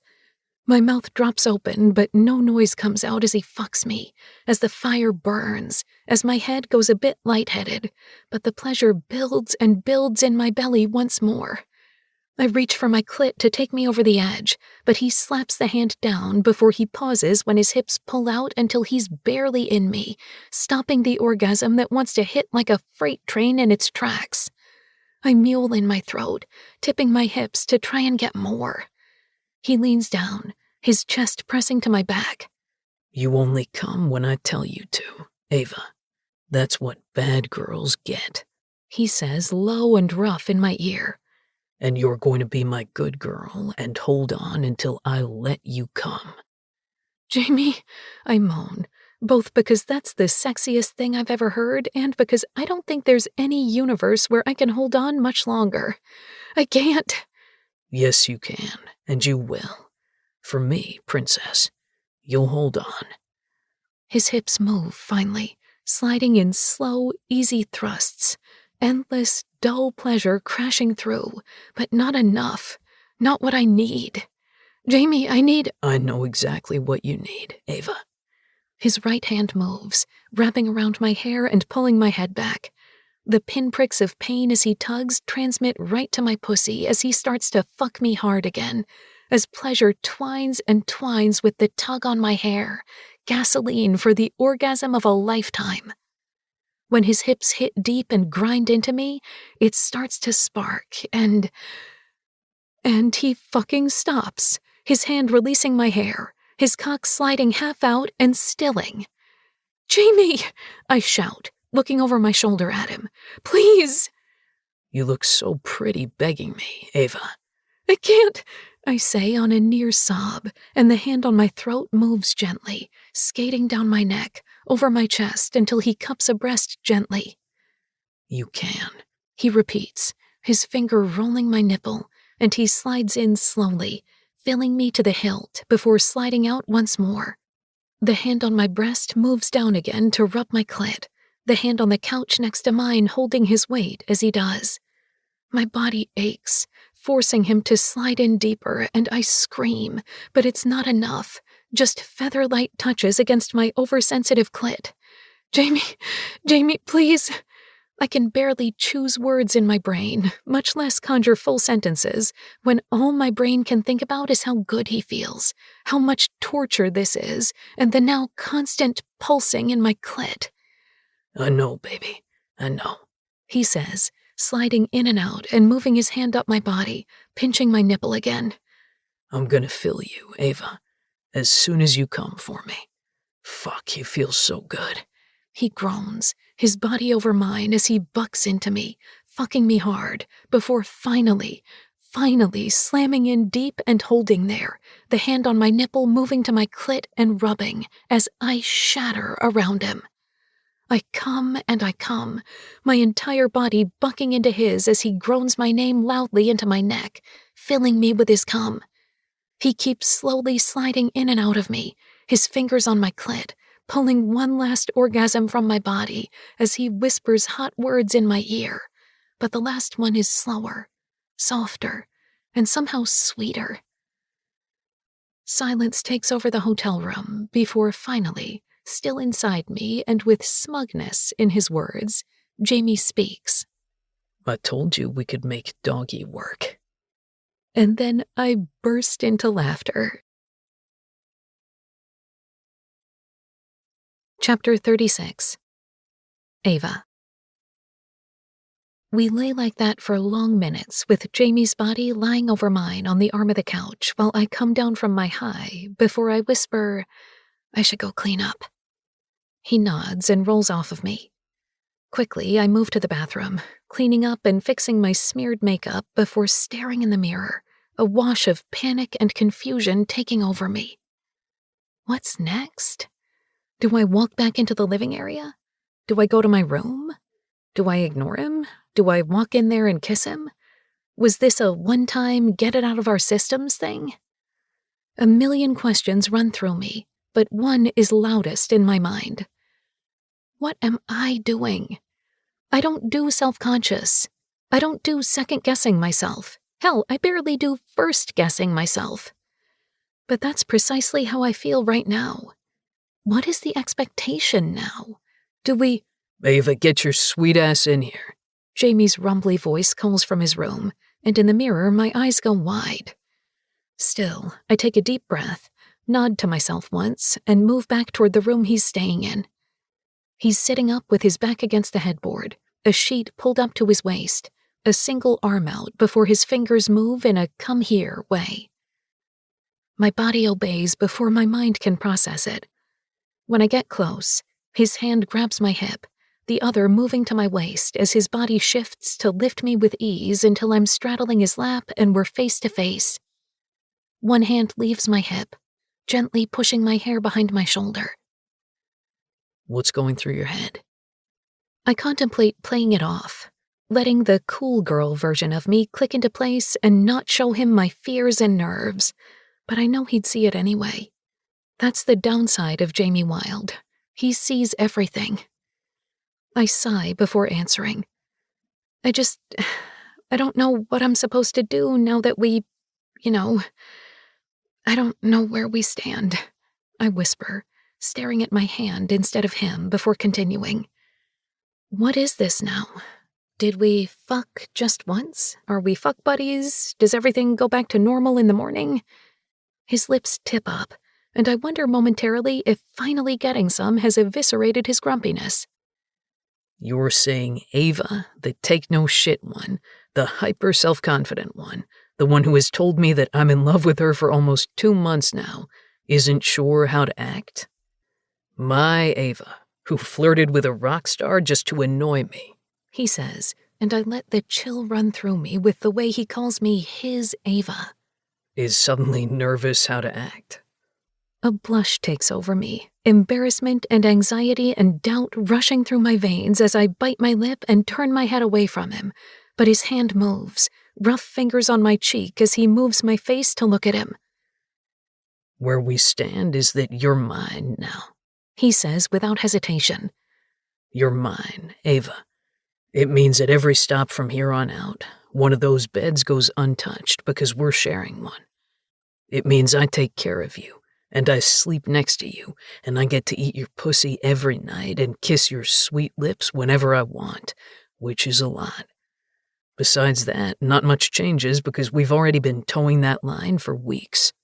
We're just stomping all over it now.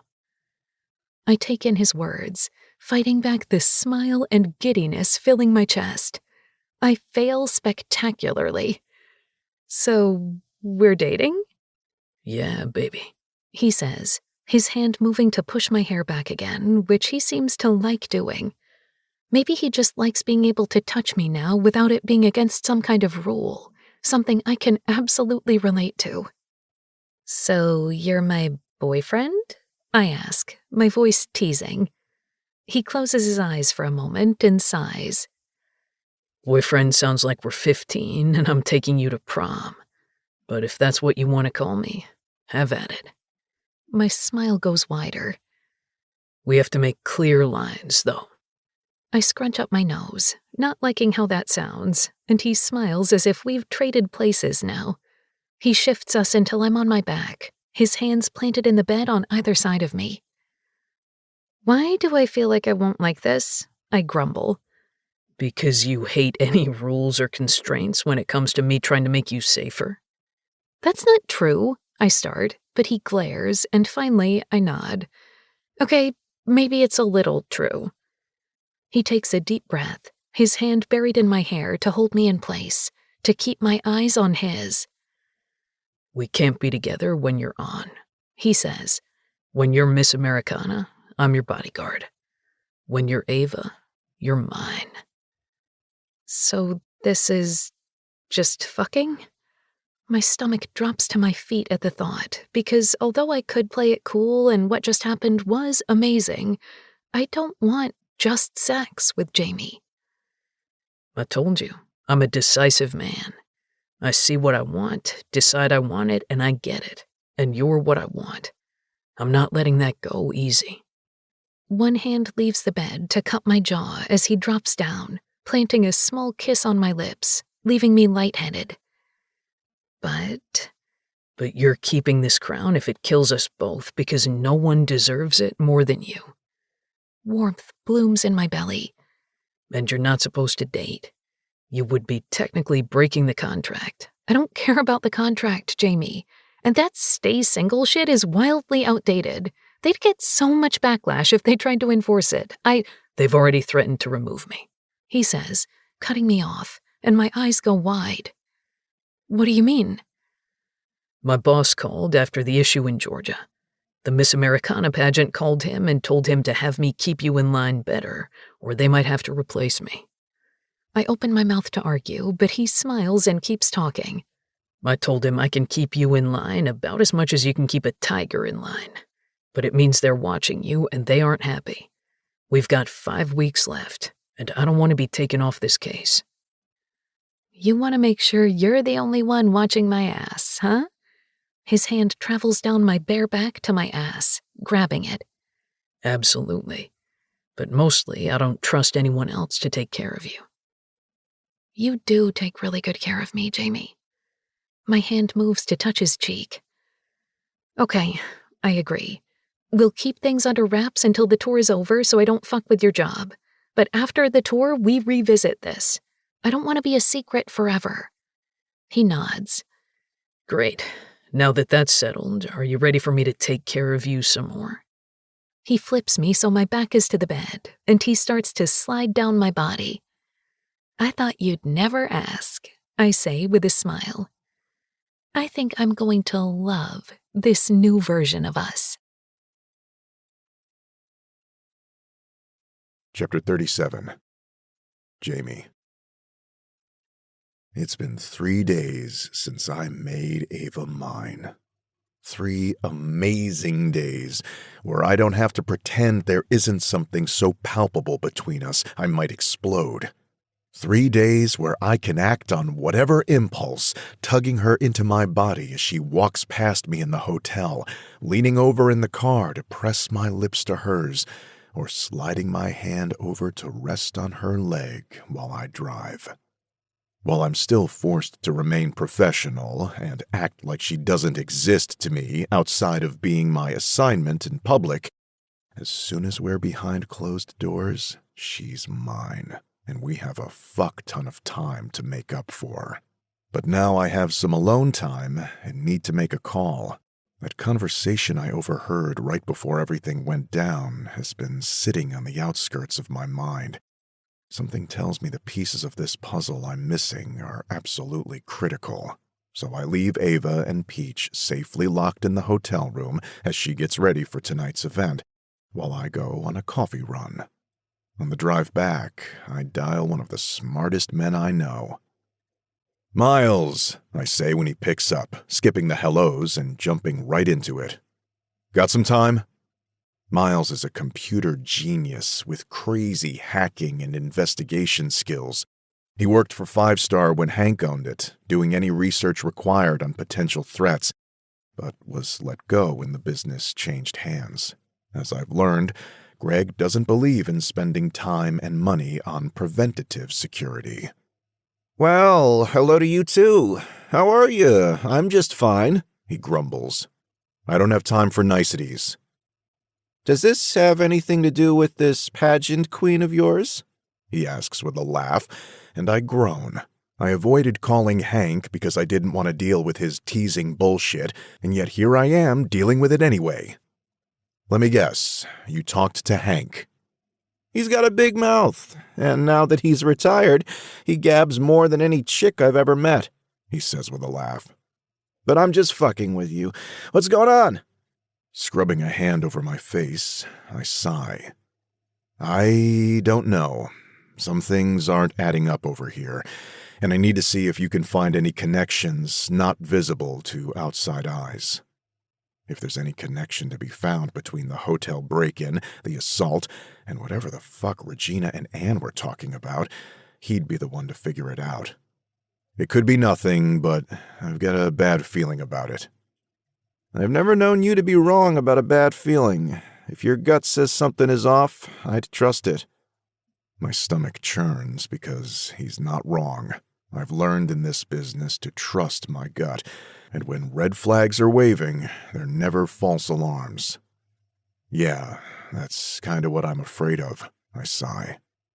"I'm kinda stuck, though, especially since no one seems to be taking this seriously. You know Greg wants to do the bare minimum now. If I send you a list of all the things that have happened while we've been on tour, can you try to find any kind of connection besides Ava?" "Of course, give me the details," he says, any hint of humor gone from his tone, and then I dive into what I've been seeing. It only takes a few minutes to give him all of the details and names I have. "Can you make sure your search goes deep into Anne Holmes and Regina Miller?" I ask. "Regina Miller as in the runner of the Miss Americana pageant?" he asks, keys typing. "That's the one. She's got it out for Ava, and I can't tell if it's just because she doesn't like her or because there's something more there. A threatening letter was sent to the organization for Ava, and they still haven't mentioned it to me. Regina and Anne were the ones who insisted I not watch Ava the day she was assaulted, and I already told you about the conversation I overheard." "Got it," he says, like he's got everything he needs now. "You're right. Red flags are waving." Keys clack a few more times in the background. "I have a few projects I'm working on in the next few weeks, but I'll try and see what I can do." "I really appreciate it, man," I say as I pull into the hotel parking lot. "Anytime. So, you're in love with the pageant queen?" Miles asks with a laugh, and I groan. "I gotta say, a few weeks ago, Hank called me, told me you'd met your match, and you were head over heels for some chick. I thought he was crazy, until I saw a paparazzi photo of you with some tiny little thing. Then it started to make sense." "Fuck off," I say, feeling suddenly protective of her. Fuck, even before things were concrete between us, I was protective of her in a way that went well past my duties as her bodyguard. I told Ava that once I make a decision, I don't waver, and I meant it. I've decided Ava is mine. meaning that I need to do whatever I can to make sure she's not just safe, but happy. Have you made that official yet? He asks. I don't speak, trying to decide how to answer, considering things are so new and still under wraps, but I suppose my silence says enough. Good for you, man. From what I've seen, she's a good one. Won't take your shit. I groan and run a hand through my hair. She's giving me an ulcer, I say. As she should. You need someone to keep you from becoming the most boring person on the planet. Oh, fuck off. I won't be boring when Greg finds out I'm dating my assignment and fires me. Fuck that job, Miles groans. I've been telling you for months to quit there, that you should start your own firm. Your references are spectacular, and you know exactly what clients are looking for and are willing to go the extra mile for them. 5-Star let me go, and I've had more business since then than I can even manage. Sounds great and all, but I'm just 3 years from my retirement, and I don't want to work in a field until I'm 60. Not everything has to be field work, and that retirement bullshit is negotiable. In my severance, they gave me a portion of it. Hank did us a solid with that contract before he left. Put it into the selling agreement so you'll receive what you've earned no matter what. Greg is just holding it over your head because he knows if he loses you, he loses clients. Interesting, I think, because I had no idea. Maybe it's time I took a look at that contract myself, or finally tell Hank what's going on. I hadn't wanted to tell him how shitty things have been since he sold the company, so he could enjoy his well-earned retirement. But maybe that was a mistake. So what? I just say, fuck it, and out us? I ask, joking. Absolutely not, he says, voice firm.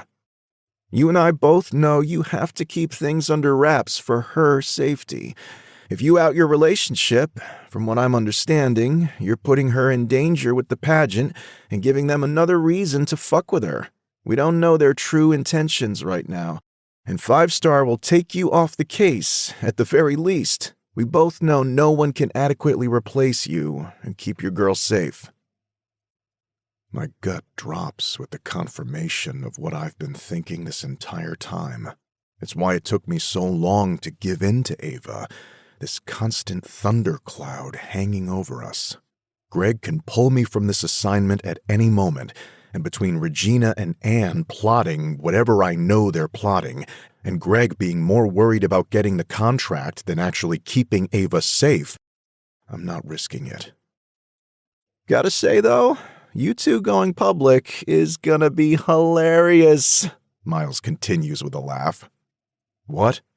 The way people are obsessed with her every move. They're gonna have a blast with the two of you. God, I can't wait for you to have to smile for the cameras. You're gonna love that shit. Fuck off, I say, pulling the key from the ignition.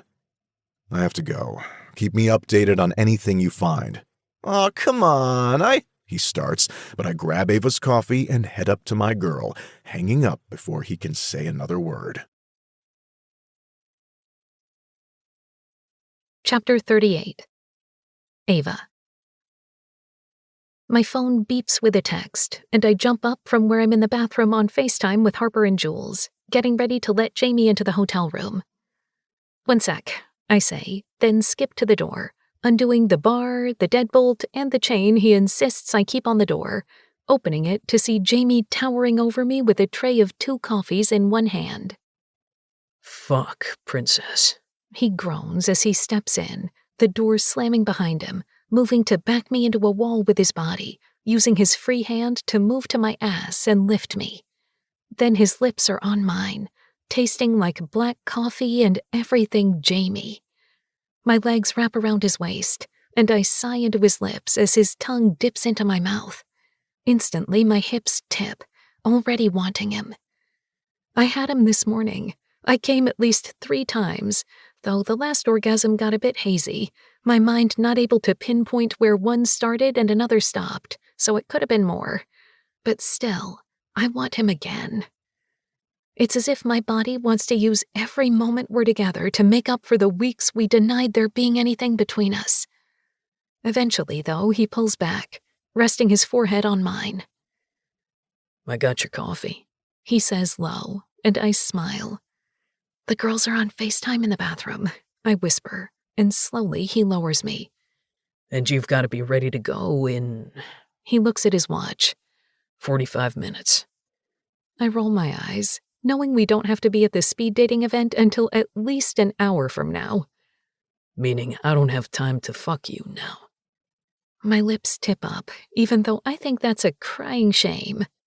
But you in your little robe and whatever you're wearing under it. He says of the cream silk robe and the matching silk and lace bra and underwear set I'm wearing to get ready in.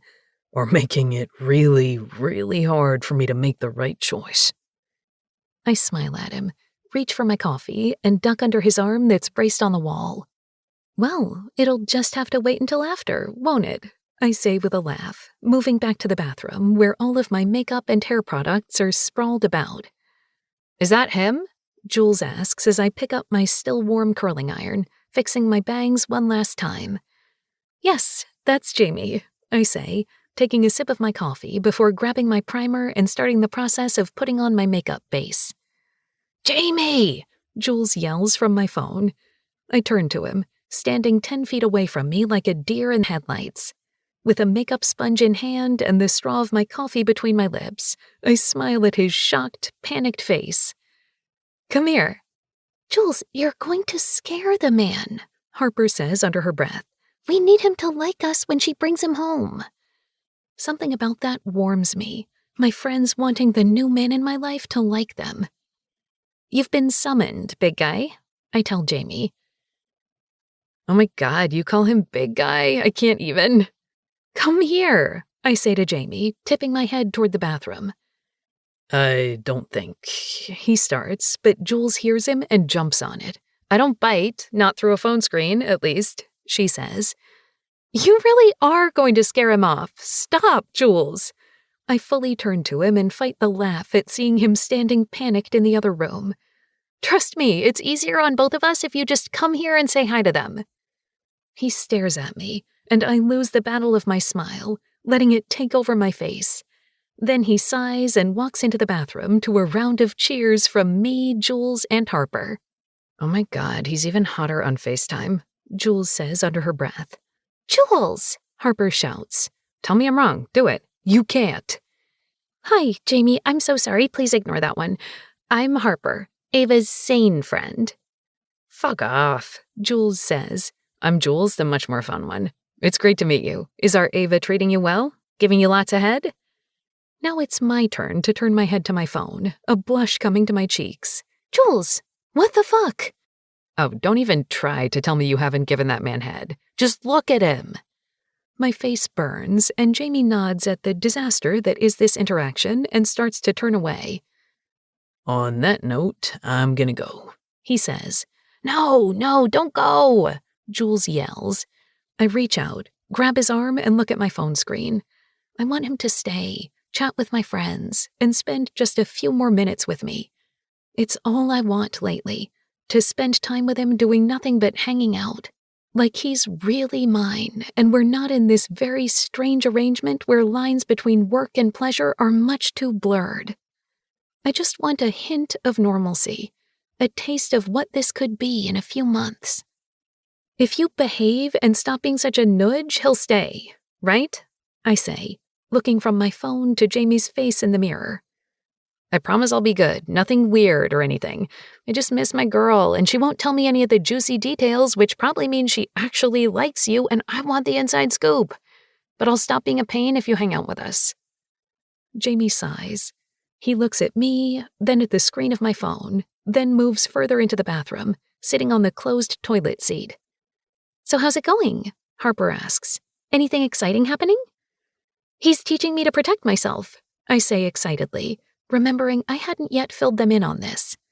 When we got to the hotel room yesterday, Jamie decided it was a good time to practice our releases again. However, this time, his lesson ended in a much more fun way than when we had our first lesson at the dance studio. Wow, Jules says. Then her gaze moves to where Jamie is sitting off-screen. Prepare for her bullshit, Jamie, because she's a pain in the ass when it comes to that kind of thing. I had to teach her the dance routines, and it was like pulling teeth. I roll my eyes, putting a hand on my hip. That's because you're a drill sergeant. I was tired. My feet hurt. I'm just warning the man. If he's going to be teaching you self-defense, he should know how impossible it is to teach literally anything. Jamie smiles at me before speaking. Trust me, I know how stubborn she is. I turn to glare at him. You did good, though, princess, he says, his voice a bit lower. I gasp, putting a hand to my chest. Was that a compliment? I say facetiously, a wide smile on my lips. Well, yeah. I've got to keep you motivated, so you keep learning, he says. I see the truth in his words, though, so we can have more nights like last night. I'm just lucky I have a patient instructor, I say, trying to make him roll his eyes before I lean over with a smile and skim my blush brush on his nose. Perfect. Did you just put makeup on my nose? I smile and wink at him as he glares. Maybe. He rolls his eyes at me, giving me exactly the reaction I was looking for. I love knowing I got to him, even if it's in a little way. God, you two are too cute, Jules says with a sigh right before an alarm goes off. Fuck, that's my reminder to get out of the house. Gotta go, babe. Me too, I have a call in 10 I have to get ready for.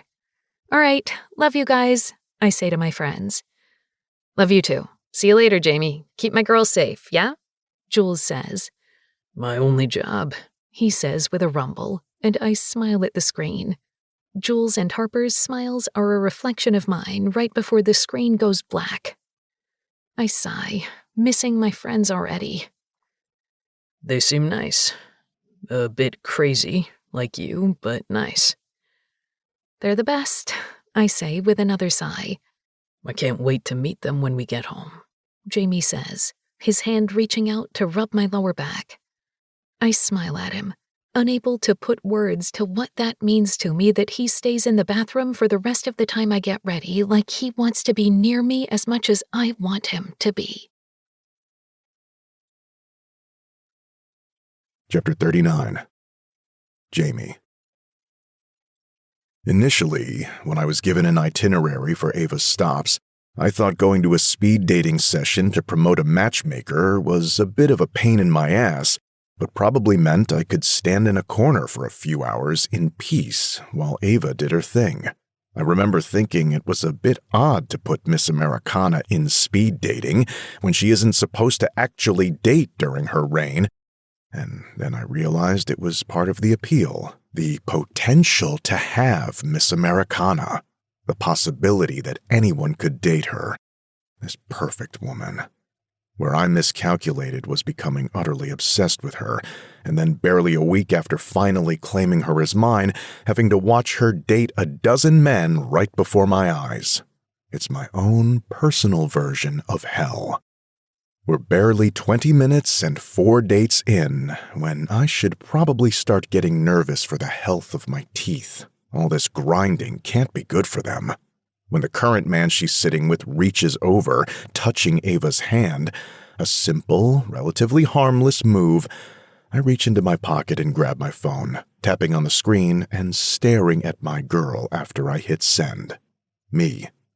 Stop letting these assholes touch you, Ava. Her body moves a bit, registering a vibration, but she doesn't reach for her phone until the buzzer sounds, signaling it's time for the men to shift seats. Ava, are you jealous? She sends the response with a smile and her gaze directed at me. Me. Very. She sees it and smiles wider before quickly tapping out a response as a new man with a 2 white smiles sits in front of her. Ava. Good. Then she stuffs her phone back into her little bag. I watch this interaction with as much interest as I've watched the past 4, my skin prickling with irritation when it happens. She leans forward, pressing her tits together as she does, and smiles at him. He smiles wide as she does, and I get it. I, too, get utterly enthralled any time Ava graces me with one of her smiles, but the one spreading on her pink-painted lips isn't for him. It's directed right at me. My fingers move on my phone screen. Me. Stop being a brat, Ava. The buzzer rings, time is up, and the douchebags switch positions once more. Ava lifts her phone before smiling again and typing. Ava, you like it when I'm a brat. You said it gets you hard. Me. This would be a very inconvenient place to be hard. Plus, it's difficult to get too excited when you're actively on a date with someone else. She rolls her eyes at that text. Me. Stop rolling your eyes at me, or I'll give you a reason to make them roll. Ava, promise? I shake my head at her response, and somehow, despite another man sitting across from her and offering his hand to shake, I feel a twitch in my cock all the same. What the fuck is this woman doing to me? She puts her elbows on the table, resting her head in her hands as the man talks, rambling on about himself and never once asking about her. Ava's eyes keep drifting in my direction, a small consolation. Then she tips her head back with a fake laugh, her hand going to her chest, bringing attention to her breasts in the low-cut top. Me. Jesus, Ava, try not to draw an arrow to your fucking tits. She looks at me quickly, a smile on her lips, and I groan internally, knowing that look never means anything good. As tends to be her way, Ava shocks me. Instead of putting her phone back into her bag, she places it between her legs, crossing one leg over the other, her phone pinned against where I really want to be right now. Me. Ava. It's all I say, but I know it was delivered when her body jolts just a bit. It's not enough for anyone else to notice, but me, so trained to register her every breath, can see it easily. Me. Ava, what are you doing? She pulls her bottom lip between her teeth and then looks at me, her eyes on fire. Me. You're being so fucking bad right now, teasing this poor man while I'm getting you wet from across the room. That's what's happening, isn't it? I should feel stupid texting things she's not even reading, but the way her breathing has started to pick up, I know each little buzz is torture. Me. I'm gonna spank you for teasing me tonight, princess. Such a bad girl. My bad girl. Her hand lifts, and my body freezes, and before she even moves much, I know what she's thinking of doing. She's trying to drive me insane, to make me jealous, to see if I'll snap. Me. Don't you fucking touch that man, Ava. Her eyes flit to me and then back before she grabs the man's hand, holding it and flipping it like she's reading his palm, her fingers grazing over it. She doesn't notice it, but I see the instant lust on that man's face, knowing the thoughts going through his mind, the way he wants her to be lightly touching him somewhere else. And I snap, making a decision. I move over to the person conducting the speed dating, a sweet elderly woman who, from what I read, started this because she loves the idea of people falling in love, much like my Ava and her romance books. Hi, Jane, right? She nods, looking confused. I'm the security guard for Ava, and I have to speak with her for a moment. Can we have a bit of a break after this round? 5-10 minutes? She smiles sweetly before nodding. Oh, of course. They're due for some mingling time anyway. The buzzer goes off, and Jane grabs the microphone, telling the crowd they're taking a 15-minute break and to remember what seat they were in, but I barely register it as I storm to Ava. Ava, a moment, I say, grabbing her by the elbow and lifting and leading her as gently as I possibly can toward an empty room. Jamie, what the... But she can't speak anymore when I lock the door behind me, press her against a wall, and kiss her. I kiss Ava with every ounce of pent-up jealousy and irritation running through my veins, frustration that no one knows she's taken, that she's mine, irritation that all of these men think they can have what's mine. I kiss her and taste her, her hand moving up to my hair and pulling me closer as my hand skirts up her waist to her breast, rolling her hard nipple through her bra and shirt. "What are you doing?" she moans against my lips. "Reminding you of whose you are," I say, using one hand to free her breast from her low-cut top, pinching her nipple before moving my hand down, gripping the bottom of the short, fitted skirt she's wearing, and tugging it up. Then I slide my hand down the front of her panties. With my forehead to hers, I gaze down at her, our breaths panting and mingling, my fingers circling her clit, before dipping down, feeling just how wet she is. Jesus, this is from teasing me, isn't it? Making me jealous got you this wet? Her head nods against mine. "Yeah," she admits. "I love rattling you." She pants and moans as I slide a finger into her. "Oh, I love knowing I get to you." "All you do is get to me, Ava," I say, starting to fuck her with 2 fingers. "All I do is think about you, dream about you. Since that very first night, you've completely consumed me." I move, sliding down, kissing the spot on her stomach where her shirt and skirt don't meet, leaving a line of smooth skin before continuing down to my knees, the hand not inside her, sliding her underwear down to her ankles. She steps out of them, and I shove the cream-colored lace in my pocket. Ava moans, her hips rocking in time with my fingers fucking her. "That's it," I say from my knees, looking up at her. "You're fucking magnificent like this, taking what you need." Her eyes are hooded as she looks down at me, pinching her nipples, her skirt around her waist, hair falling forward. "Jamie, I... Tell me what you need, Ava. I'm here to serve you. Anything you need, it's yours." I crook a finger inside her, her hips bucking as I do, her wetness dripping down my hand.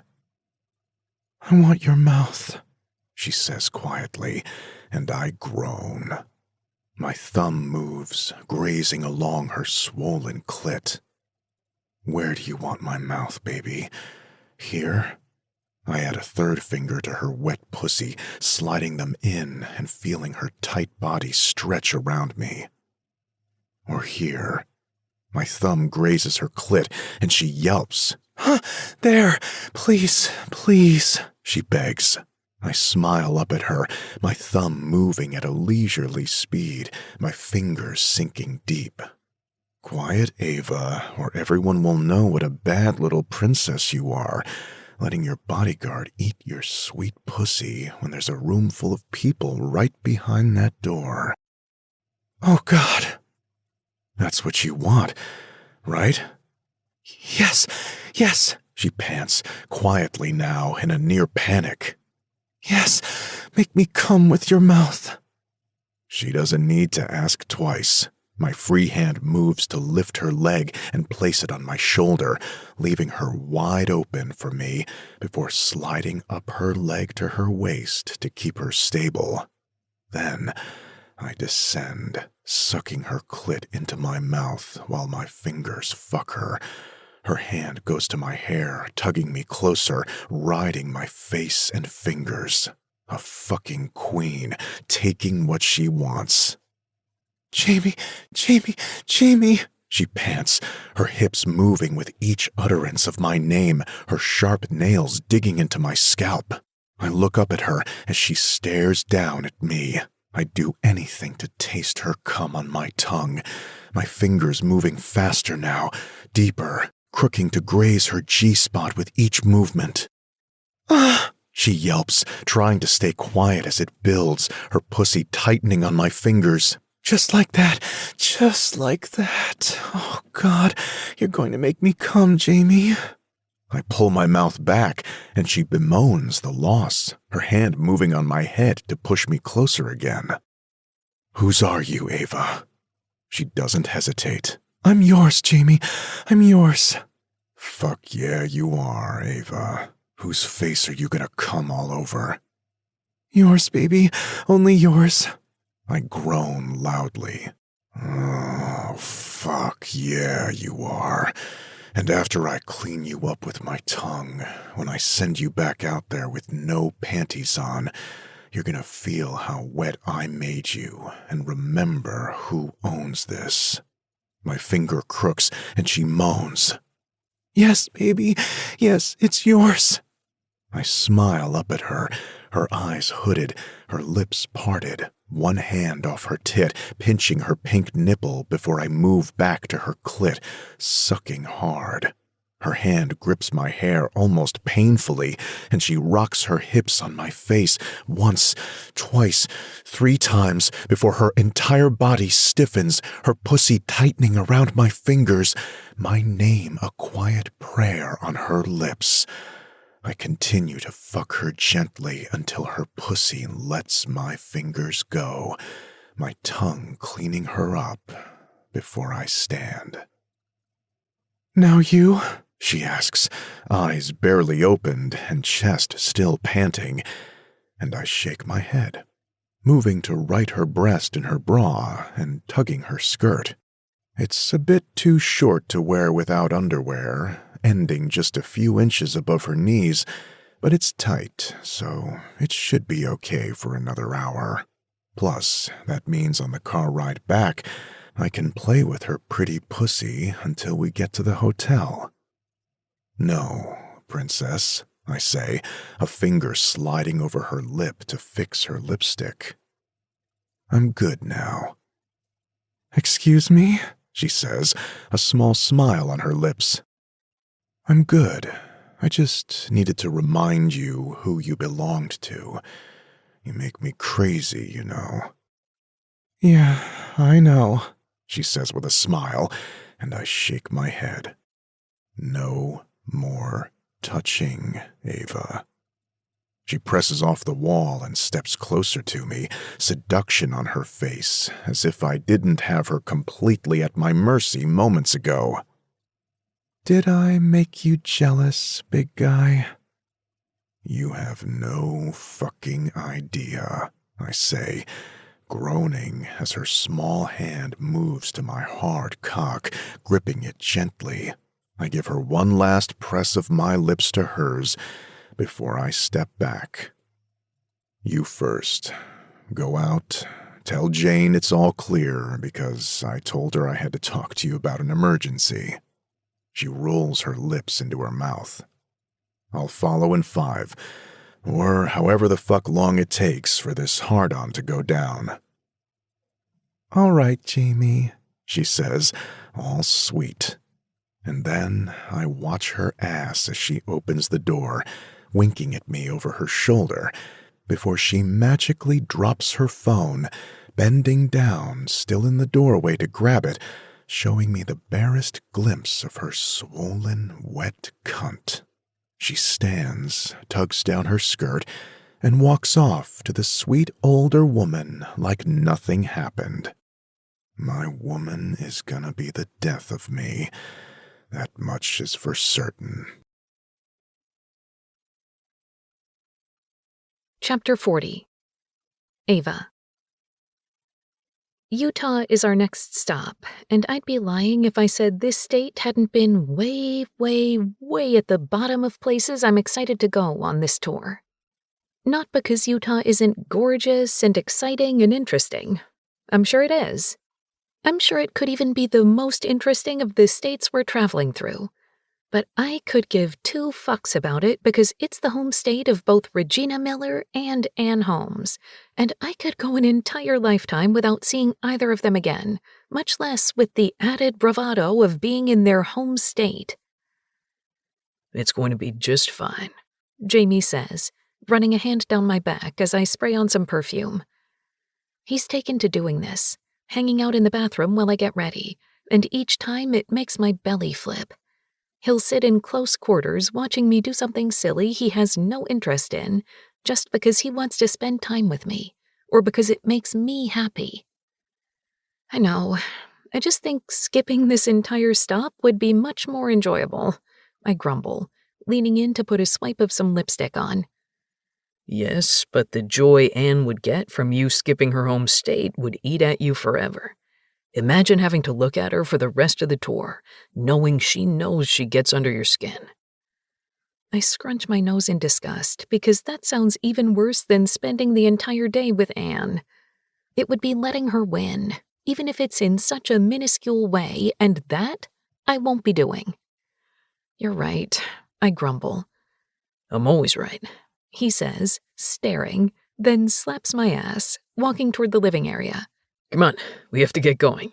Jamie, I shout through a laugh. Seeing Jamie break out of his rigid shell, goof around with me more, and push my buttons back has been a joy. It's like once he decided we were crossing that line, something in him snapped, letting him be himself completely. It turns out his real self isn't too far from his bodyguard self. Uptight, much too careful, and definitely grumpy, but he's also just a tad more fun. Gotta go or you're gonna be late, which Anne and Regina would love to use as yet another reason to hate you. I pout at the reflection in the mirror.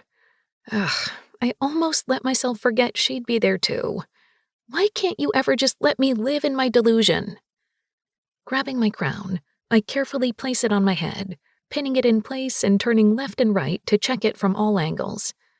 I don't wear it to every event, but I'd be lying if I said I didn't make an effort to wear it at any event Anne would be attending too.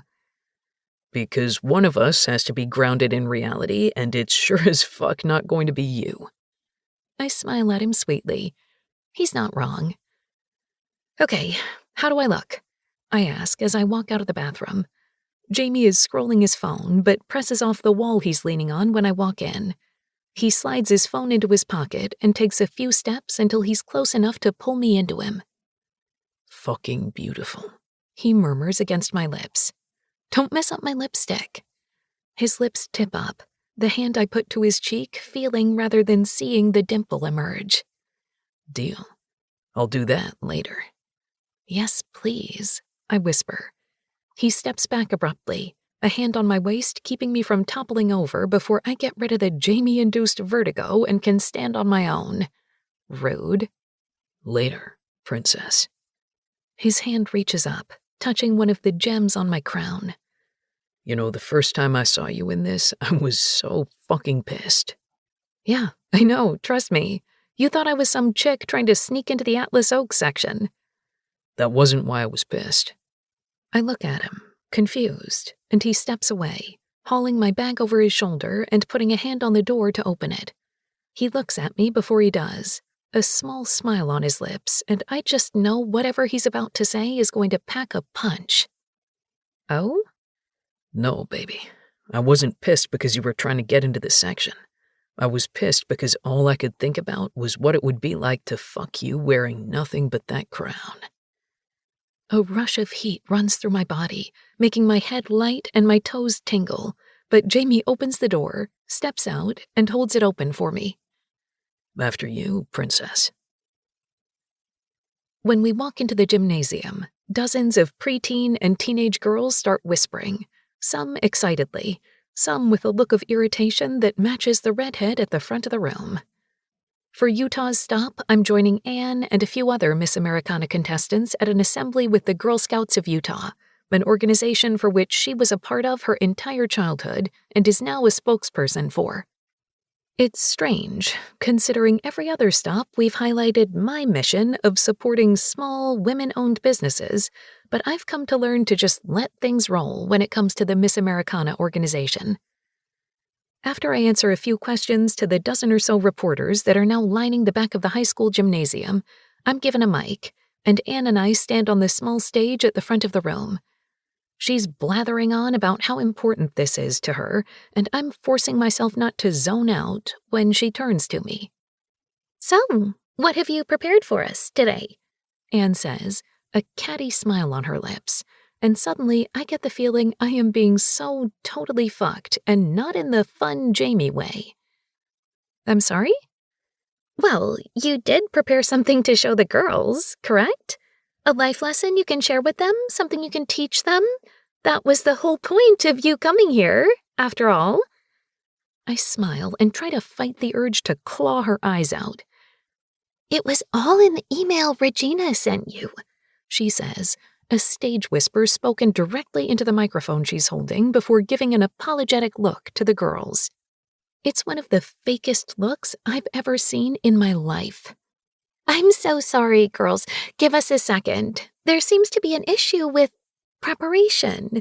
Miss New Jersey wasn't a Girl Scout, so she doesn't know our #1 rule. I don't miss how she always refuses to call me Miss Americana. The girls reply in unison, the first cardinal rule of being a Girl Scout or whatever, like a creepy little girl army. Always be prepared. I didn't receive any emails from anyone. I say low to Anne, and she gives me a sad smile. Well, I guess you're just going to let all of these girls down, she says, not tampering with her voice to be between just us and waving her arm elegantly to the room. Irritation and anger brew within me, simmering and simmering until I start to feel my boiling point nearing. My eyes move along the room, trying to bring myself back to reality to figure out what to do next. That's when I see Regina standing in the wings, a smug smile on her face, and somehow I know. This is intentional. This is to make me look bad because she can't stand me.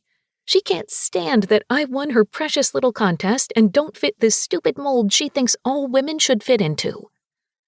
She's so furious I haven't heeded her warnings and haven't fallen into line that she's willing to embarrass me, knowing it won't stay contained to just this event since my every move has become public interest. Reporters in the back of the gym click their cameras, and girls start whispering amongst themselves in the crowd.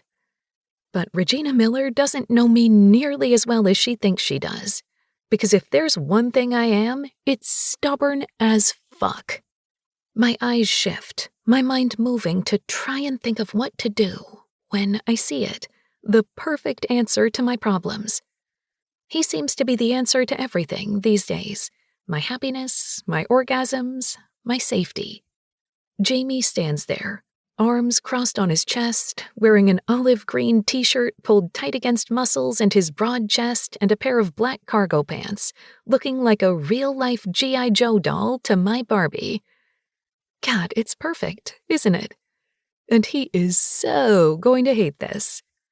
I ignore that thought, deciding I can deal with his blowback after I turn and smile wide at Anne, whose own smug smile falters a bit, her perfect forehead creasing as I speak. You know, this is actually a wonderful opportunity to share something I've been working on a lot lately, I say excitedly. Recently, I had an incident where someone put their hands on me without my permission. My eyes move to the crowd, and the girls whisper and nod since the incident was widely publicized. And it really opened my eyes to how it's become a woman's job to know how to protect herself in any situation. I'm incredibly fortunate nothing terrible happened, but that's not always the case. I hear the shutters of cameras, and I keep my shoulders back, my chin tipped up, my crown on straight. Shoulders back, tits out. You got this, bitch. Runs through my mind, and I remember why I'm here, what brought me here. I'm Ava motherfucking Bordeaux. I won an entire nationwide pageant on a whim. I can handle a bunch of petty-ass bitches who think they're better than everyone. After the incident, my security offered to teach me a bit about self-defense, and it's been one of the greatest things I've done. It taught me about how to be more aware of my surroundings, and has given me the skills to feel a bit more comfortable and confident. If you're interested, I'd love to teach you guys a few basic moves so you can feel the same. The girls cheer, and slowly the panic dissipates. I've got this. I can do this. I just need an assistant. Finally, I hold a hand out toward the wings of the stage, locking eyes with Regina, her face in an ugly frown now, confirmation that she wanted me to flounder, wanted to teach me some kind of lesson. But I'm a Jersey girl. I'm gonna bounce back when you give me an obstacle. I'm going to do it looking really fucking good, and I'm going to smile while I do it. Jamie, do you mind stepping out onto the stage to help me out? I say with a smile. His arms move, dropping from his chest, and he shakes his head, mouthing, "Absolutely not." I give him wide eyes and try to convey, "Come on, big guy, help a girl out." When he doesn't budge, I turn to the audience, not missing Anne's slight smirk at my attempt at trying to fix this mess I've been pulled into, and place my hands on my hips, showing a faux disappointed look on my face.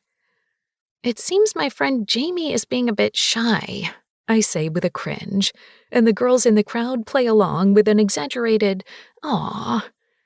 "Can you guys help me convince him to come help?" "Jamie! Jamie!" I start the chant, but it doesn't take much more than that to get this crowd in on the fun, and soon the entire room is loud with chants of Jamie's name. I turn to where he stands, a slightly entertained look on his face as he looks at his feet and shakes his head. I'm prepared to turn back to the crowd and attempt the presentation on my own, or to maybe force Anne into being my attacker.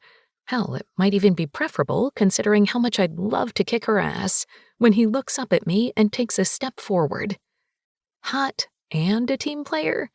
God, could he be any more perfect? Instantly, when the girls see him, they start to cheer, and a blush comes over his cheeks. "Say hello to Jamie, girls!" I shout, and in near unison, 100 girls all yell, "Hello, Jamie!" His arm lifts, and he waves, shifting from embarrassed to a bit of a ham, smiling wide and making me melt.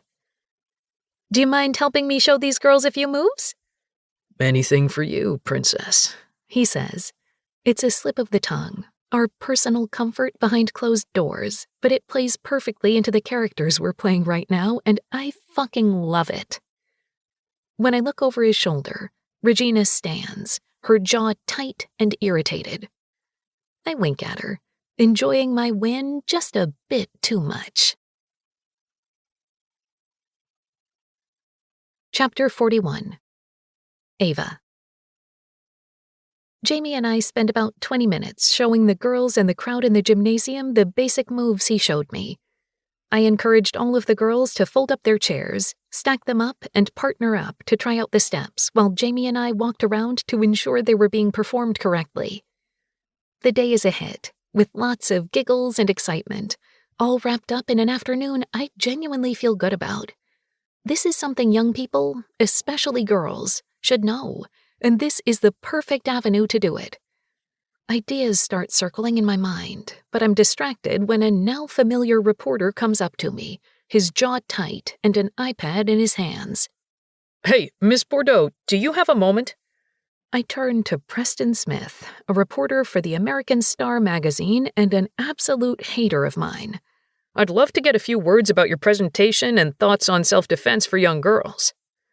"Oh, absolutely, I'd love to." He's been at many of the events for the tour, but I'm not exactly excited to chat with him, seeing as most of the articles he writes for his paper haven't been exactly glowing about me. "So you spent today teaching these young girls, ages 8 to 18, about self-defense," he says.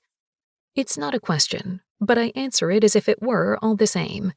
I did. It was a blast to show these girls how to protect themselves, stay diligent, and make it fun for them. I wave a hand toward where the young girls are all laughing and having a good time. As you can see, they're all enjoying themselves while learning an important life skill. I'm just so grateful for Regina and Anne, who gave me the opportunity to use this stage as a way to get more education to these girls. Maybe that will get me just a bit more into their good graces, or maybe it will twist the knife a bit. Either way is a win. "Do you think that's appropriate, though? Teaching young girls there is some boogeyman out there they need to defend themselves from?" I frown at his question, both confused and irritated. Still, I put on my pageant face and answer. I wish all women learned just a little bit of self-defense. I recently learned just how little I was aware of my surroundings and my safety, even with security around. I'm grateful to know how to protect myself. God forbid anything bad should happen. I, of course, hope and pray nothing happens to these girls, but I'm happy to give them these confidence-building skills everyone should have in their arsenal. A couple of the pageant girls around me nod in agreement, though Anne's jaw goes tight with irritation. Personally, I'd love a few more lessons myself, Miss Nevada, one of the other pageant contestants who attended the event, says with a smile. After seeing what happened to you at that meet and greet, I realized I have no idea what to do in a situation like that. Me too, Miss California says. I smile at Preston before turning to the girls. Oh my God, yes, that would be so fun. All 4 of the other Miss Americana contestants in attendance nod, except for Anne, who stands there with a tight jaw, her face almost as red as her hair. It isn't very becoming of women, Anne says through gritted teeth. Being able to fight. I fight the roll of my eyes, smiling sweetly at her. We're just making sure we're prepared for anything. Like you said, always be prepared. My smile goes admittedly catty as she frowns at me and huffs in irritation. God, it's really great to see her bullshit backfire, and even better to make such delicious lemonade out of her disgusting fucking lemons. As for lessons, I'm sure I could set something up either on an upcoming off day or after the tour. We could do an entire Miss Americana self-defense event, live stream it on social media. I love this idea. I think most of us will be in California next week, Kara, Miss California, says. There's a studio downtown that a friend of mine owns. If you all don't have something planned, I bet we could set something up on one of Ava's off days. We could even post it on the official Miss Americana page. She looks over her shoulder with a wide smile at Regina. Isn't that a great idea, Regina? I don't know if it's an unintentional dig or if somehow Kara knows about what a bitch Regina has been, but either way, the irritation that crosses Regina's face is priceless. I don't believe we have anything planned for Thursday. It's a day off for my tour, but I'd be happy to sacrifice that time for a good cause. I turn to Jamie. You into teaching a few more pageant queens about self-defense? Anytime, Jamie says with his small, righteous smile that almost makes me laugh. It won't hurt to have a hot instructor, you know, Kara says with a hip bump, and I nod with a wide, comical smile. But with the comment, Anne steps closer, listening to the conversation. The reporter's eyes move to her, and she smiles wider before he speaks again. About that instructor, the reporter says. I'd completely forgotten he was even there still, my mind rolling with ideas for a self-defense day. One of your fellow contestants has implied you have a personal relationship with your bodyguard. As we all know, one of the main tenets of the Miss Americana pageant is to remain single. Have you upheld that so far? My gut drops to my feet with his words, a clear leading question, and with Anne smiling so close to me, I begin to wonder if this is another setup. Kind of an off-topic question, don't you think? We're here to talk Girl Scouts and self-defense, after all, I say with a tight smile. I'm interested to know too, Anne says, and it takes everything in me not to let the irritations show on my face, instead keeping a sweet, pleasant smile on my lips. Since you're not supposed to be dating anyone while you hold the crown, would be a shame to lose your title over a boy. I look at her and smile through the fucking daggers I'm sending. What is this chick's problem? That's such an outdated rule, Anne, and you know that, Kara says with an annoyed look. Weren't you bragging about a boyfriend literally days before the pageant? It's misogynistic and stupid. Anne's mouth opens to argue, but I decide it's time to nip this in the bud before things get out of hand. I turn to Preston with an incredibly fake smile. Jamie and I are just good friends, I say with an easy smile and a flick of my hand. Anytime you spend more than a few days with a person, you're bound to become friends. Unless you have no personal skills, you know? My eyes shoot to Anne, and I smile one last time. Now, thank you so much for your time, but I do have to do a few more interviews and would like to chat with some friends before I go, I say, then walk off to literally anyone but Anne and this reporter. You did good, Princess, Jamie says under his breath. I hate this, I whisper. I hate keeping Jamie some secret, hate not being able to claim him as my own, to shout about it from the rooftops. But if today taught me anything, it's that Anne is out for blood. I spend the next 30 minutes making plans with Kara, who calls her friend to make sure we can use her studio while we're in California, taking photos and saying our goodbyes before Jamie leads me to the SUV, and I take my very first full breath of air since I walked onto that stage. That was a setup, Jamie says once we pull out of the parking lot. Yeah, I whisper, because I know he's right. I just don't know how, or if I won this round. We drive in silence, each of us lost in our thoughts, and before I know it, we're at the hotel. Thank you, I say as he helps me out of the car, holding Peach and her carrier in one hand and giving me his other. For helping me today, really. I'll always come to the rescue for you, Princess. Chapter 42. Jamie. The morning after the Girl Scout presentation, I wake up with the sun to her body curled around me. Slipping out, I get in a workout and a shower before I slide back into bed in sweats and a tee to wake her. Good morning. Her sleepy, sexy voice groans, her leg hitching up over my hip and pulling herself closer to me before pressing a soft kiss near my lips. Her aim isn't perfect with her eyes closed, so I use a hand to guide her head, to press mine to her for a proper good morning kiss. We gotta get up, Princess. Get on the road, I whisper when the kiss breaks. I want to lie in bed, she groans, snuggling in closer. Through my sweats, I can feel the heat of her against me, and it takes everything in me not to take her up on the offer. We gotta get on the road, Ava. Morning quickie. Later, I murmur, my lips somehow having found their way to her neck. Or we could now, she says, her words trailing off with insinuation. Ava, I groan against her as she lifts her hips to try and get some kind of purchase on me, but I know if I don't get out of this bed now, we are absolutely doomed, as is any hope of getting to our stop in Las Vegas on time. So I roll out of her reach and out of bed, then grab her, lifting her over my shoulder with ease and smacking my hand to her bare ass. Come on, we have to go. I'll fuck you as soon as we get to the next stop. She pouts as I set her down in the bathroom, and I laugh.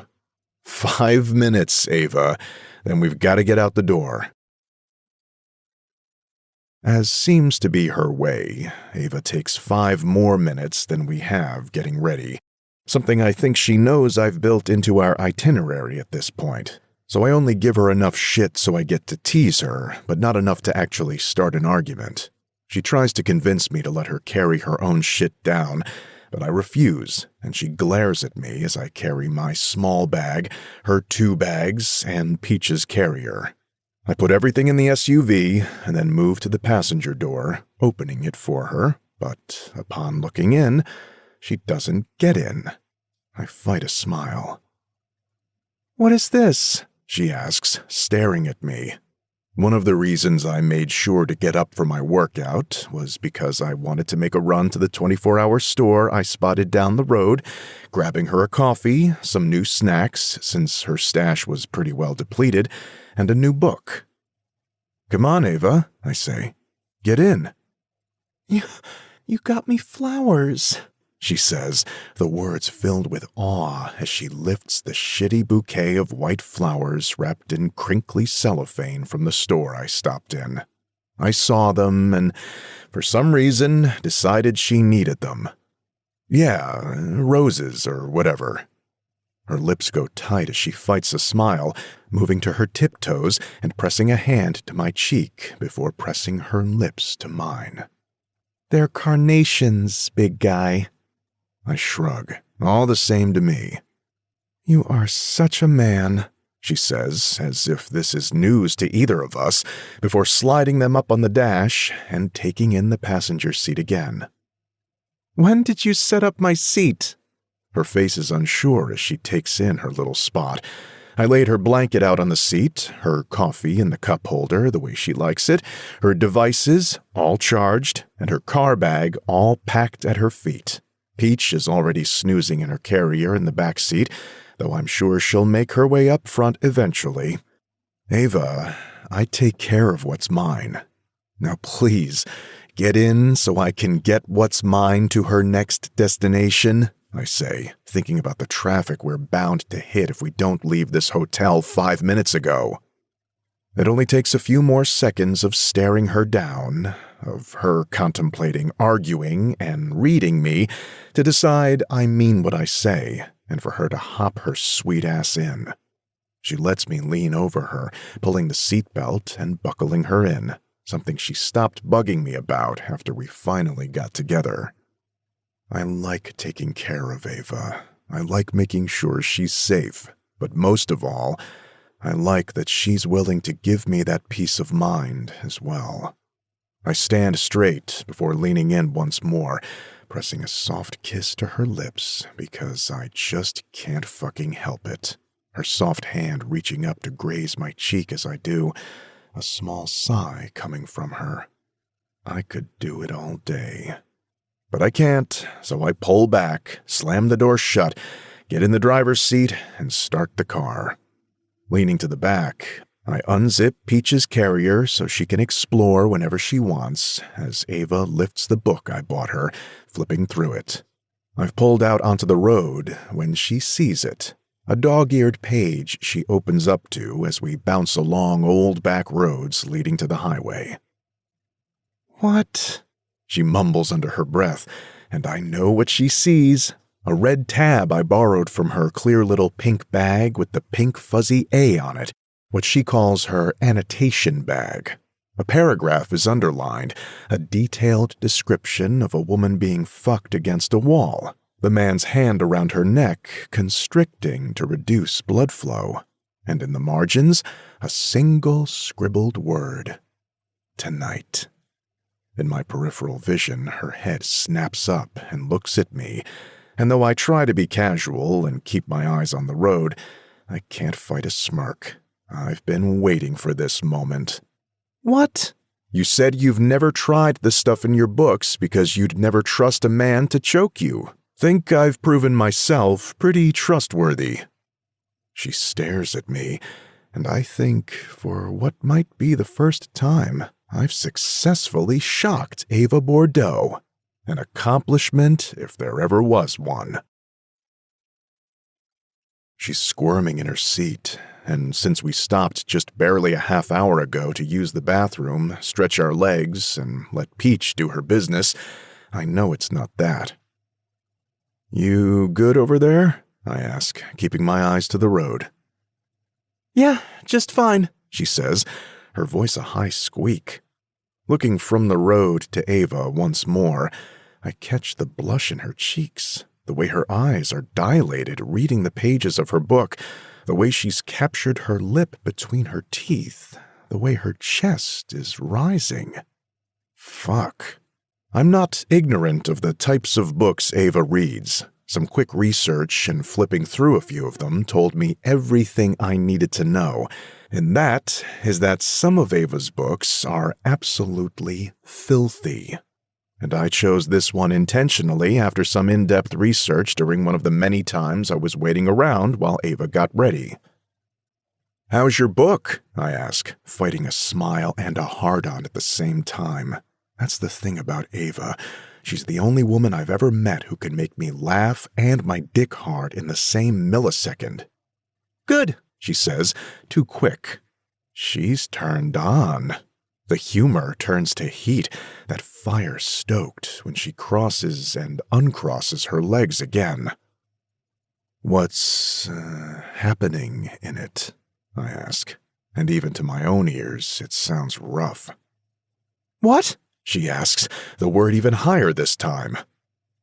What's happening in your book? I feel her eyes rather than see them, and I feel the hesitation that she isn't sure how to answer, suddenly shy, so unlike my Ava. Well, it's about a guy who... She starts. No, what's happening in your book right now? Right now? Right now, Princess, I say, the voice stern and heated. When I quickly look at her, there's a flush on her cheeks. He... She takes a deep breath and shifts a bit in her seat before she speaks, confidence in her words once more. They're on a bed. She's naked, he's dressed, he's fingering her. How does it make you feel? I ask, my voice gravelly even to my own ears. Hot, She whispers. really hot. Read it to me. What? The word comes out in a nervous squeak, and I roll my lips into my mouth to stop a smile from coming to my lips. I don't want to discourage her at all, but she's too fucking cute. Read your book to me. I can't read it. I'm driving. I could use some entertainment. Jamie, I can't. You can. I'll reward you, baby. The unspoken promise hangs in the air, and it must be what she needs to entice her, because she takes a deep breath before lifting the book and beginning to read. With a guttural moan, one I've never heard, her head tipping further back into the sheets, her back leaving the bed, she comes. Ava reads, her words breathy. And with her orgasm comes a gush of liquid, continuing as I refuse to stop rubbing her. Fuck, I didn't realize there was fucking squirting in this book. Have you ever done that? I ask her. Done what? Squirt. Has a man ever made you squirt? Her head shakes before she answers out loud. No. We'll have to fix that sometime, won't we? Oh, God. She breathes out, her legs shifting. Spread your legs, baby, I say, my voice low. Keep reading and spread your legs. What? Don't play dumb. You're a smart woman. I know you heard me.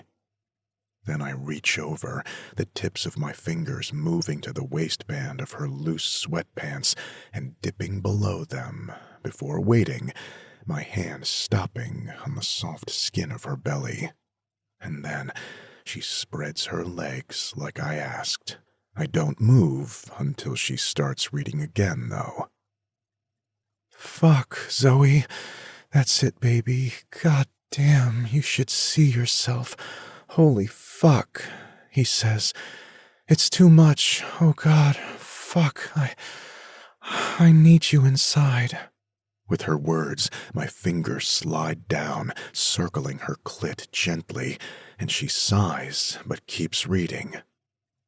I oblige, my fingers moving in, pressing against her G-spot once more, and the moan that leaves her lips is pain. No, just fuck me, please. Her hips are moving restlessly, lifting to get more, despite her words, and I know she's already back on the edge. Now I see why she likes to read this stuff. I reward her good behavior by sliding my fingers down, sliding one finger inside her, slowly fucking her. She's soaked already, and I wonder how much of it is the book and how much is the act itself. Oh, my God, she whispers, and when I look over, her head is back, eyes closed, and her book is starting to slip in her hands. Eyes open, princess. Keep reading. Oh, God, She says, her hips bucking, but she keeps reading, even though I think she's lost her spot. That's it, baby. Fucking gush for me again. I say low, and I don't think she can even hear me as her head tips back, a loud moan leaving her lips and then cutting out like her lungs couldn't bear to concentrate on working as her cunt squirts once again, soaking my hand and the bedspread. I want that. I want to make Ava squirt like that. Not here, not in the car, but when she's spread out on a bed before me, her hair a golden halo around her, when I can watch her gush, then fuck her hard after. 2 of my fingers slide inside her now, and I start to fuck her with them, groaning at the wet sound they make. Fucking soaked from your book, aren't you? Dirty fucking princess. From you, she groans, and I lick my lip, pulling the bottom one in to bite it and fight another groan. I'm hard, dying to slide into her, but I know there are hours before we get to the hotel. She sighs, tipping her hips up. From you, Jamie. I'm not wet from the book. I crook my finger, a reward for her honesty. I'm wet from you. That's right, Ava, because whose pussy is this? My thumb moves and rubs on her clit, hard, her hips bucking as she does. It's yours.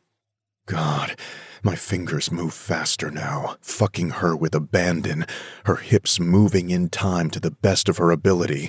She's white-knuckling the pages of her book, but it's long forgotten at this point. That's right, you can read whatever filthy books you want, Ava, but know it's always me who's gonna make you come. Now, are you gonna be a good girl and come for me while I drive? Yes, she moans, bucking again, one hand moving to her breast, the book falling to the floor as her back arches. Now, Ava, come on my fingers. She does, moaning my name as her pussy clamps down on me as I sink them deep and press on her clit. I stay there, caressing her clit until she jolts, the aftershocks over, and the light touch too intense. Slowly, my hand leaves her pants and underwear, her chest heaving as she comes down from her high. But I know she watches as I bring those fingers to my mouth and clean them. Chapter 43. Ava.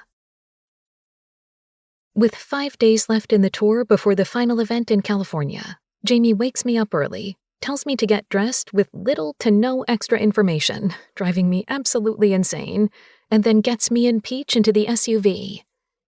Where are we going? We'll be there in 10 minutes, Ava. I think you can wait that long, Jamie says. So it's not too far, I say, tapping a finger to my lips as I try to think. But I know nothing about Washington other than yesterday when we visited a woman-owned romance bookstore and I decided I wanted to move and live there forever. Everything was pink and gorgeous, and it was packed to the brim with books. Some I'd read, some on my to-be-read list, and others I'd never read. Jamie's hand reaches out, grabbing mine and pulling it up to his lips before pulling it into his lap, his thumb brushing on the back. Stop overthinking. We'll be there soon. I can't argue, instead smiling at him, his head moving to look at me as he rolls to a stop sign before reaching over and pulling me into him, pressing a soft kiss to my lips. What was that for? You looked too beautiful not to kiss. My cheeks heat, and he smiles at me before sitting back once more, his hand in mine gripping tighter as he drives off to a destination unknown. What are we doing here? I ask, staring at the cutesy pink bookstore we were at yesterday, and he puts the car in park 10 minutes later. He doesn't answer, but instead he steps out of the car and goes into the back to grab Peach in her harness and leash before walking around to my door, opening it and helping me out. Going shopping. But you wanted to spend a decade in here yesterday, Ava. He's not wrong. We were here for barely an hour, promoting the business, taking pictures, and talking to local press, but all I wanted to do was peruse the aisles for hours. Of course, I didn't, because the last thing I needed was some reporter getting a shot of me buying a Why Choose or an Omegaverse romance and making me out to be some horrific role model. So instead, I looked on in wonder, taking mental notes of books to check up on later. "Hey, you two," Rosie, the bookstore owner, says as she opens the door, waving us in. I smile at her, still confused, as she closes it behind me and locks the door. "How are you?" I'm great. I pause, looking around again in wonder before shaking my head. "I'm sorry, I'm so confused." I turn to Jamie, who is setting Peach on her leash on the floor, where she starts rolling around like a goof. "Can someone explain what is happening?" "Yesterday, your man pulled me aside." My heart sinks to the floor, and all blood drains from my face as we've not told anyone but Harper and Jules about there being an us. "Oh, we're not—" She knows, Princess. It's all good. She's good people. Jamie says, pulling me to his side with an arm on my waist. "And he made me sign an NDA before we talked." Now my eyes go wide, and I push him on the shoulder. "Jamie, I can't believe you made her sign an NDA. I'm so sorry, I'm not actually a drama queen, he's just very protective," I say to this smiling owner. We are 5 days from this chaos being over. I'm not risking that now. Jamie grumbles. I didn't mind at all. I love love. Forbidden romance is a top-tier trope. I fight the blush burning on my cheeks. "So he pulled me aside and asked if I could open later or close for a few hours so you could shop. I, of course, said yes. I'm so grateful for you coming here yesterday and promoting my bookstore. The area isn't the most well-known, and getting the name out there, it meant a lot to me. What you're doing for small businesses is amazing." I open my mouth, but don't speak because I'm unsure of what to say. Whenever someone talks to me like that, I feel wildly uncomfortable, like they think I'm making some grand gesture when I'm just living my life. Anyway, I'm going to head into the back, give you two some privacy to wander and shop. 2:00, right? Jamie asks, and Rosie nods. "Yes, we open at 3 today, and with the press from yesterday, I want to make sure you two have privacy before people come here." Perfect. Thank you. Jamie says, and he nods, heading to the back. "What?" I look around. "What is this?" I'm taking you shopping. You're taking me shopping?" He smiles wide and nods, crossing his arms on his chest. "You're taking me shopping and you closed down the entire store so I could buy books in peace?" Exactly. Whatever you want, it's yours, Ava. You already filled a duffel bag with the books you've read on this trip. What's a dozen more? "I have money, Jamie. I can—" This is a date, Ava. The words stick in the air around us, seemingly to twinkle in this pink store with gorgeous books all around. We haven't had one of those yet. I don't know when we'll get a chance, so I'm taking this one. And I figured... A blush blooms on his cheeks, and he suddenly looks almost shy. I figured it would be a good first date to remember, letting you go crazy in your favorite kind of place. "Oh my God," I whisper, and he suddenly looks on guard. What? I take a step closer to him, closing the gap between us. What's wrong? "Nothing, nothing at all. It's just, you're so into me," I whisper, letting a hand trail up his front until my hand is on his shoulder. You have no fucking idea, he says before leaning down and pressing his lips to mine. It's a sweet kiss, not completely devoid of the fire that always seems to be burning in the background, but this time just a press of lips on lips. His are soft and warm, the scruff of his chin grating along mine as my hand moves to his neck as his hand moves to my waist, pulling me in tight. We stand like that, gently kissing like we have all the time in the world, before he finally lets my lips go, pressing his forehead to mine. But we don't have all day, so I can't just kiss you in a bookstore indefinitely. Bummer, I whisper, and he smiles. That would be a really good first date. Maybe our second one, he says, pushing my hair behind my ear. Now go shopping. How many books can I get? I ask, stepping back and bouncing on the toes of my shoes in my sneakers. However many I can hold, Princess. Is that a challenge? My eyes moved to his arms before leaning in to grip his bicep that my hand could barely get a quarter around. I bet you could hold a lot of books. He shifts closer again, stepping into my space and wrapping an arm around my waist to tug me close. If you promise to read some of your favorite scenes out loud to me, I'll buy the whole damn store. Heat runs through me as I remember doing just that. Deal. He smiles like there wasn't a doubt in his mind that I'd be game before turning me and smacking my ass. Go. So, our first date, I say with a smile as we walk through a small suburban park Jamie took us to after the bookstore. We're hand in hand, Jamie holding Peach's leash as she chases a butterfly. It's hilarious seeing big bad Jamie Wilde holding a pink, glittery leash attached to a harness with tiny strawberries on it, a kitten prancing around, but somehow it works. Everything with Jamie always seems to just work. I can't decide if it's because I'm so damn into him or if we were both made to be right here with one another. Being a hopeless romantic, I've always believed in love at first sight, but maybe in reality it works a little differently. Maybe my constant need to bug him, his bone-deep desire to protect me, is just that. Love at first sight manifesting in reality. It's been there since the beginning and has refused to be ignored. Did I do okay? A blush creeps over his cheeks and down his neck, and I push my shoulder into him, rolling my eyes. You know you did great. Don't go digging for compliments. But it's going to be a hard one to beat. Well, hopefully our next date won't have to be so cloak and dagger. My belly tumbles at the thought. In 5 days, the tour will be over and we'll be headed home. While I'll still have the title of Miss Americana and I'll be expected to attend a handful of events during my reign, it's nothing like this intensive 3-month tour. So you're saying we're going to have a second date? I ask with a smile. Ava, he says, half irritated, half entertained. What part of the last month makes you think we won't have a second date? I shrug, but decide to give him a real answer. I don't know. You won't be attached at the hip to me anymore, and you'll probably get a new assignment. I say, my voice trailing off to his discomfort, but as is his way, Jamie stops walking, seeing it and pulling me into him.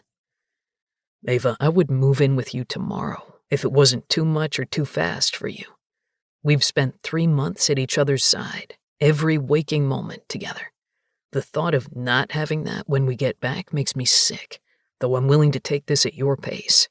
So yeah, there will be a second date, and a third date. If I get my way, a 100th date. A take my last name and put a ring on your finger date down the line if I'm really lucky. Oh, I whisper. Why are you so surprised by this? He asks with a laugh.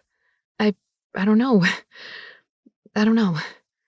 He stops my mumbling by pressing his lips to mine, taking it deep until it pulls a soft moan from me. When he pulls back, he presses his forehead to mine. You so like me, I whisper.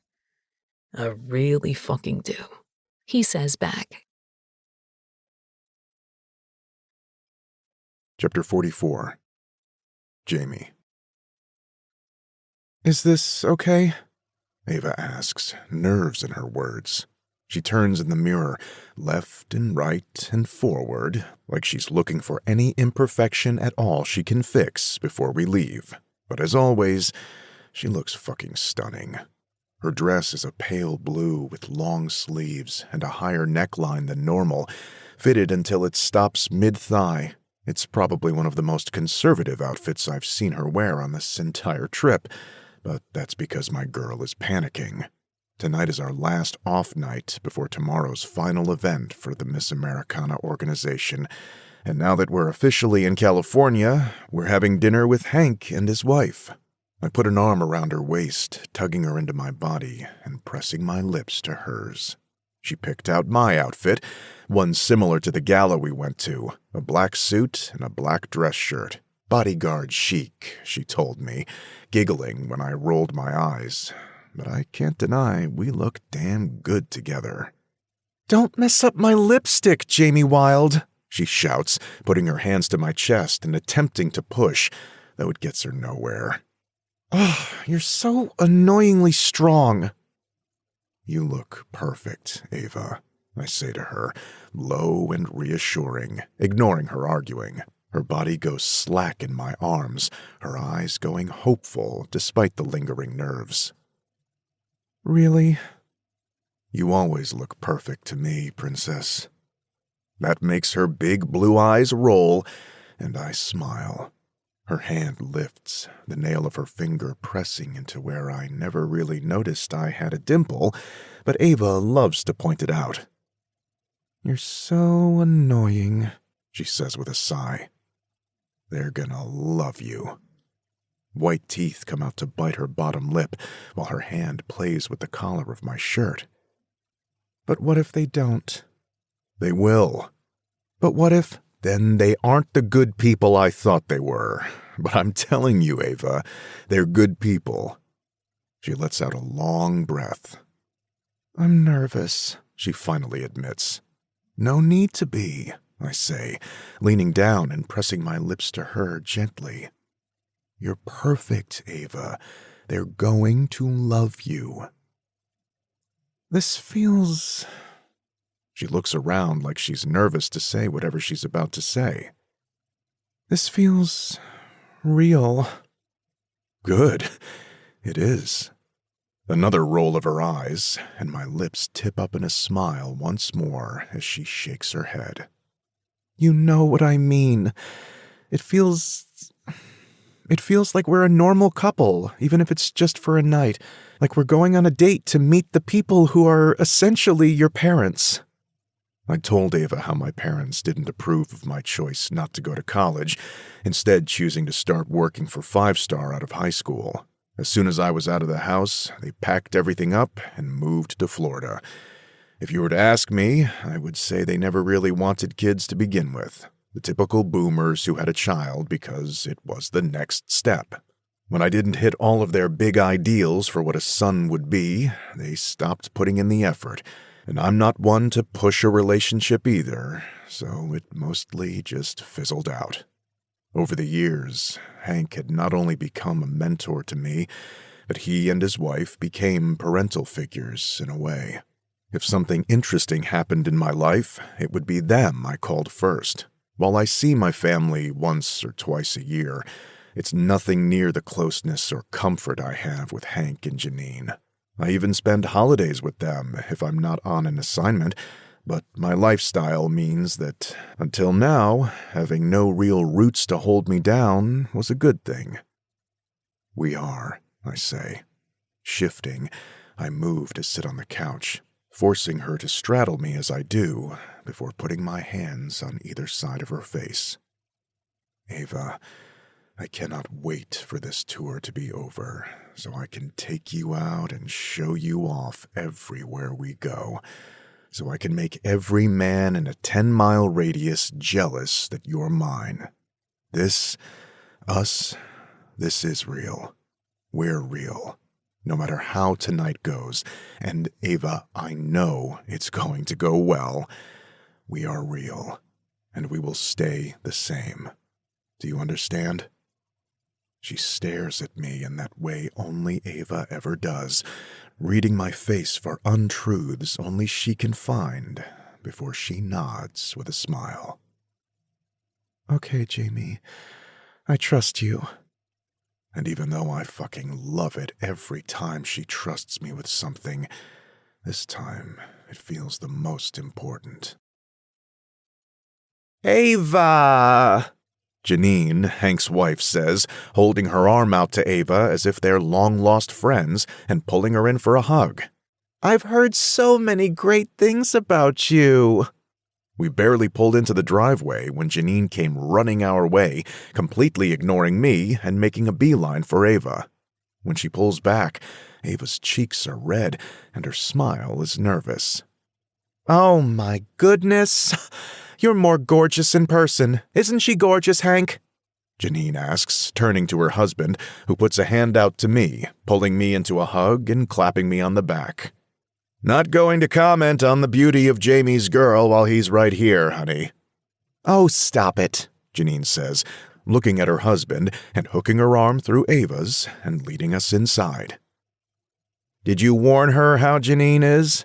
Hank asks, resting his hand on my shoulder as we follow behind them. I probably should have, I say under my breath. We're in for a long night, Hank says with a laugh as we follow the women into the kitchen, Janine chatting away at 100 miles a minute. I'd never realized it, but Janine is a lot like Ava, so I should have known the two would instantly hit it off. Well, you know, Hank and I met because he was my bodyguard, right?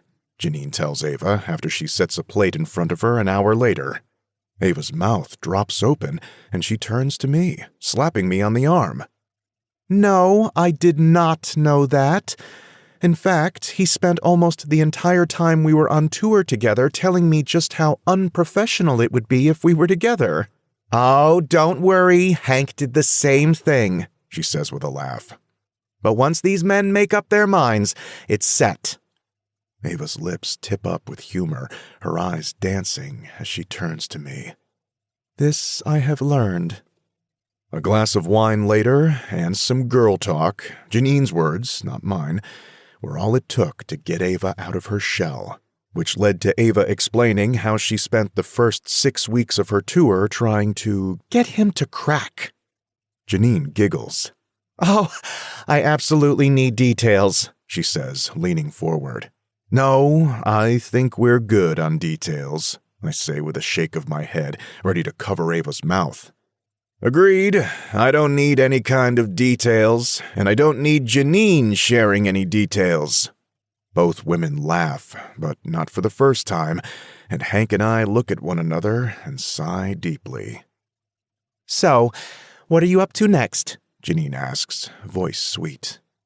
You've got how many days until you're done? 3, Ava says, nerves in the word as she picks up a fork, pushing some pasta aside. And I'm not sure. Before all of this, she waves her hand around her. I was a bartender. I started this all as a way to help out some friends. Oh, trust me, I know, says Janine. I told you, I looked into you. Ava laughs. Yeah, well, I didn't think it was going to be much of anything, and it shook my whole world up. But I've always been a go-with-the-flow kind of girl, so we'll see what happens. I'm sure Jamie just loves that, Hank says with a snort, and I give him a look to tell him exactly how I feel about Ava's go-with-the-flow way of life. You know, I saw what you did with those Girl Scouts, teaching them some self-defense moves. Then what you did this morning with the pageant girls. This morning, Ava and I went to the studio Miss California's friend owned, alongside about 10 pageant contestants, and taught them some basic moves of self-defense. Ava had a blast the whole time, teasing me in front of the women and giggling with the girls. But at the end of it all, I think everyone learned some really vital skills in a comfortable environment. The biggest bonus for me was how happy Ava was about it afterward. She seemed more energized and excited than she has been this entire tour. That's definitely been a highlight of this tour, Ava says. I knew nothing about self-defense until Jamie decided I needed to learn. It's empowering to feel more confident that I can protect myself. Worst-case scenario. Have you thought about doing more of that? Janine asks, taking a sip of her wine. Ava's brow crinkles. What do you mean? Teaching basic self-defense, making it trendy. Heck, if there's anyone who could make it fun, it would definitely be you. Suddenly, Ava's face brightens a bit, and a small smile comes to her lips. You know, I haven't, but I love the idea of that. I actually had a company reach out to me last week for a sponsorship for a Mace keychain. Absolutely not, I say, at the same time Hank laughs out loud. What? Absolutely not, I repeat. You're not carrying a fucking trial-sized mace around with you on the day-to-day. Ava turns to me, looking annoyed. Why not? Because you're a disaster waiting to happen, Ava. With your luck, you'll pepper spray yourself by accident, just trying to show someone how it works. She purses her lips like she wants to argue, but can't before she smiles. You're probably right. What about a taser? They make some really cute pink ones. I close my eyes and take a deep breath, counting to 10 as I do, as if that's going to help with the tiny menace of a woman in front of me. It doesn't, which I'm happy about, because I fucking love her, chaos and all.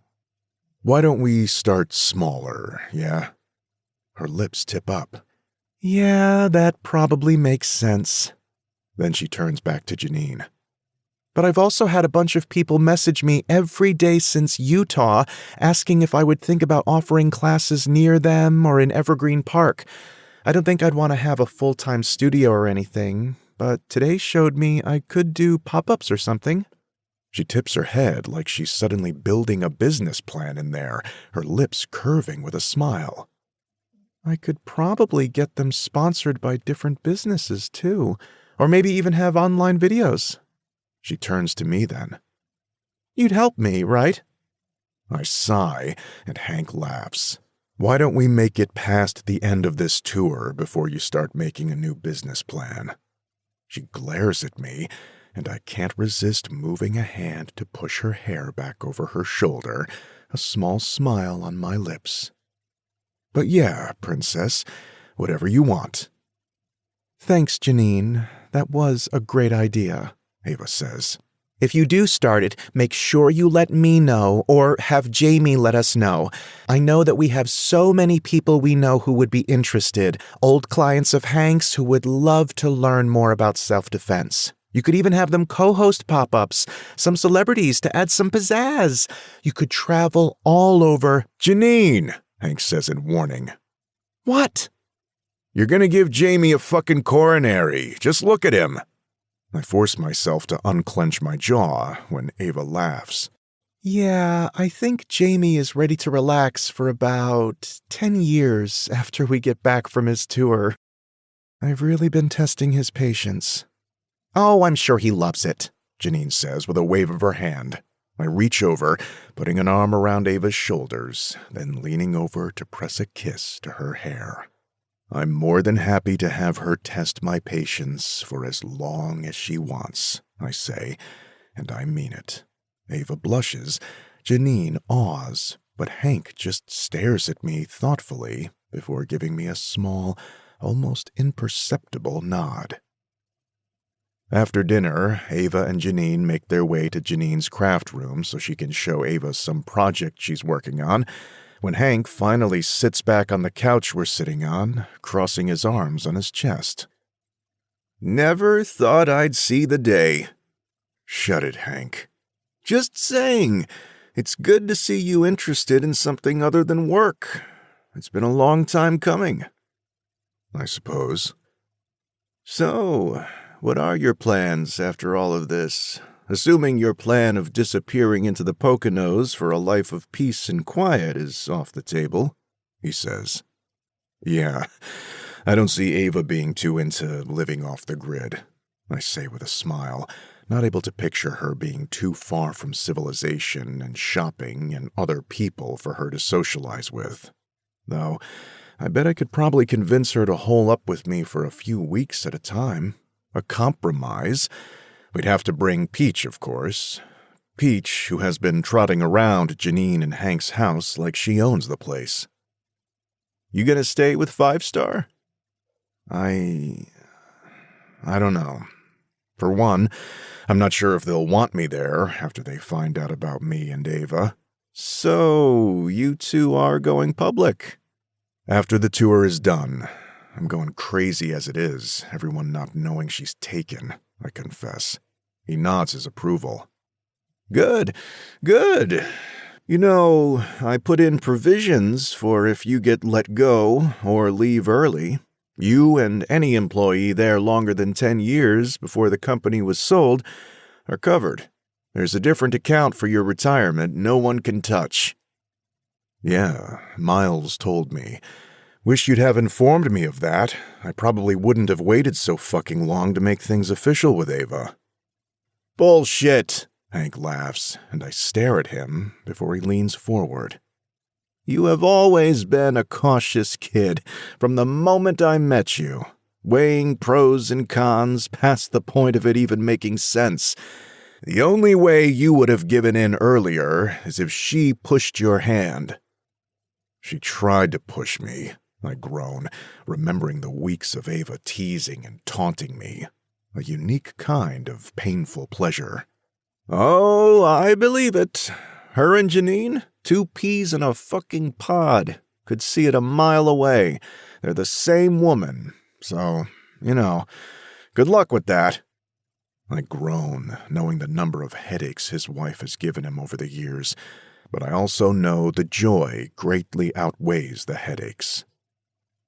You'd be good at running your own firm, he says a few beats later. What? You can't be in the field forever, but you have the contacts and stellar recommendations. You know how men should act, and they respect you. You do well starting your own firm.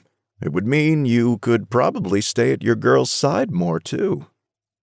My mind reels, trying to understand his words. Of course, it had been a passing thought before, occasionally thinking it could be an interesting endeavor, but I also thought I was going to be happy retiring young. Now, I'm not so sure. Now, I think I wouldn't mind exploring the world with Ava, especially if Janine is putting wild ideas in her mind, ideas that, despite my initial hesitance, make a lot of sense for her. Just think about it. You've got enough saved up, and you could probably not work for the rest of your life, even without that retirement account. He's not wrong. The life I've lived hasn't meant I had much time to throw my money at things, so I've saved most of my paychecks. Hell, I don't even pay rent or mortgage since I'm on the road most of the time, and when I'm not, I'm at the cabin in the Poconos. But I know you'll get stir-crazy after some time. When you do, you come talk to me. Let me help you weigh those pros and cons. From my spot on the couch, I see Janine and Ava walk out of the bathroom, Ava's head tipping back with a laugh. Thanks, Hank, I say, my eyes on my girl. He chuckles, and then his chair scrapes as he stands. Yeah, you'll do just fine, that one on your arm. As she gets closer, her eyes locked on me, her smile gets wider and warmer, and I can't do anything but agree with him. We say our goodbyes and walk out of the front door when it happens. A single reporter with a bright camera flash nearly blinds us at the base of Hank's driveway. Ava, so you are having a relationship with your bodyguard, a voice shouts, a photo being snapped as the words come. A paparazzi at Hank's house, seemingly outing Ava and me. You're on private property, Hank's voice booms behind me. Get the fuck out! The man continues to shout Ava's name.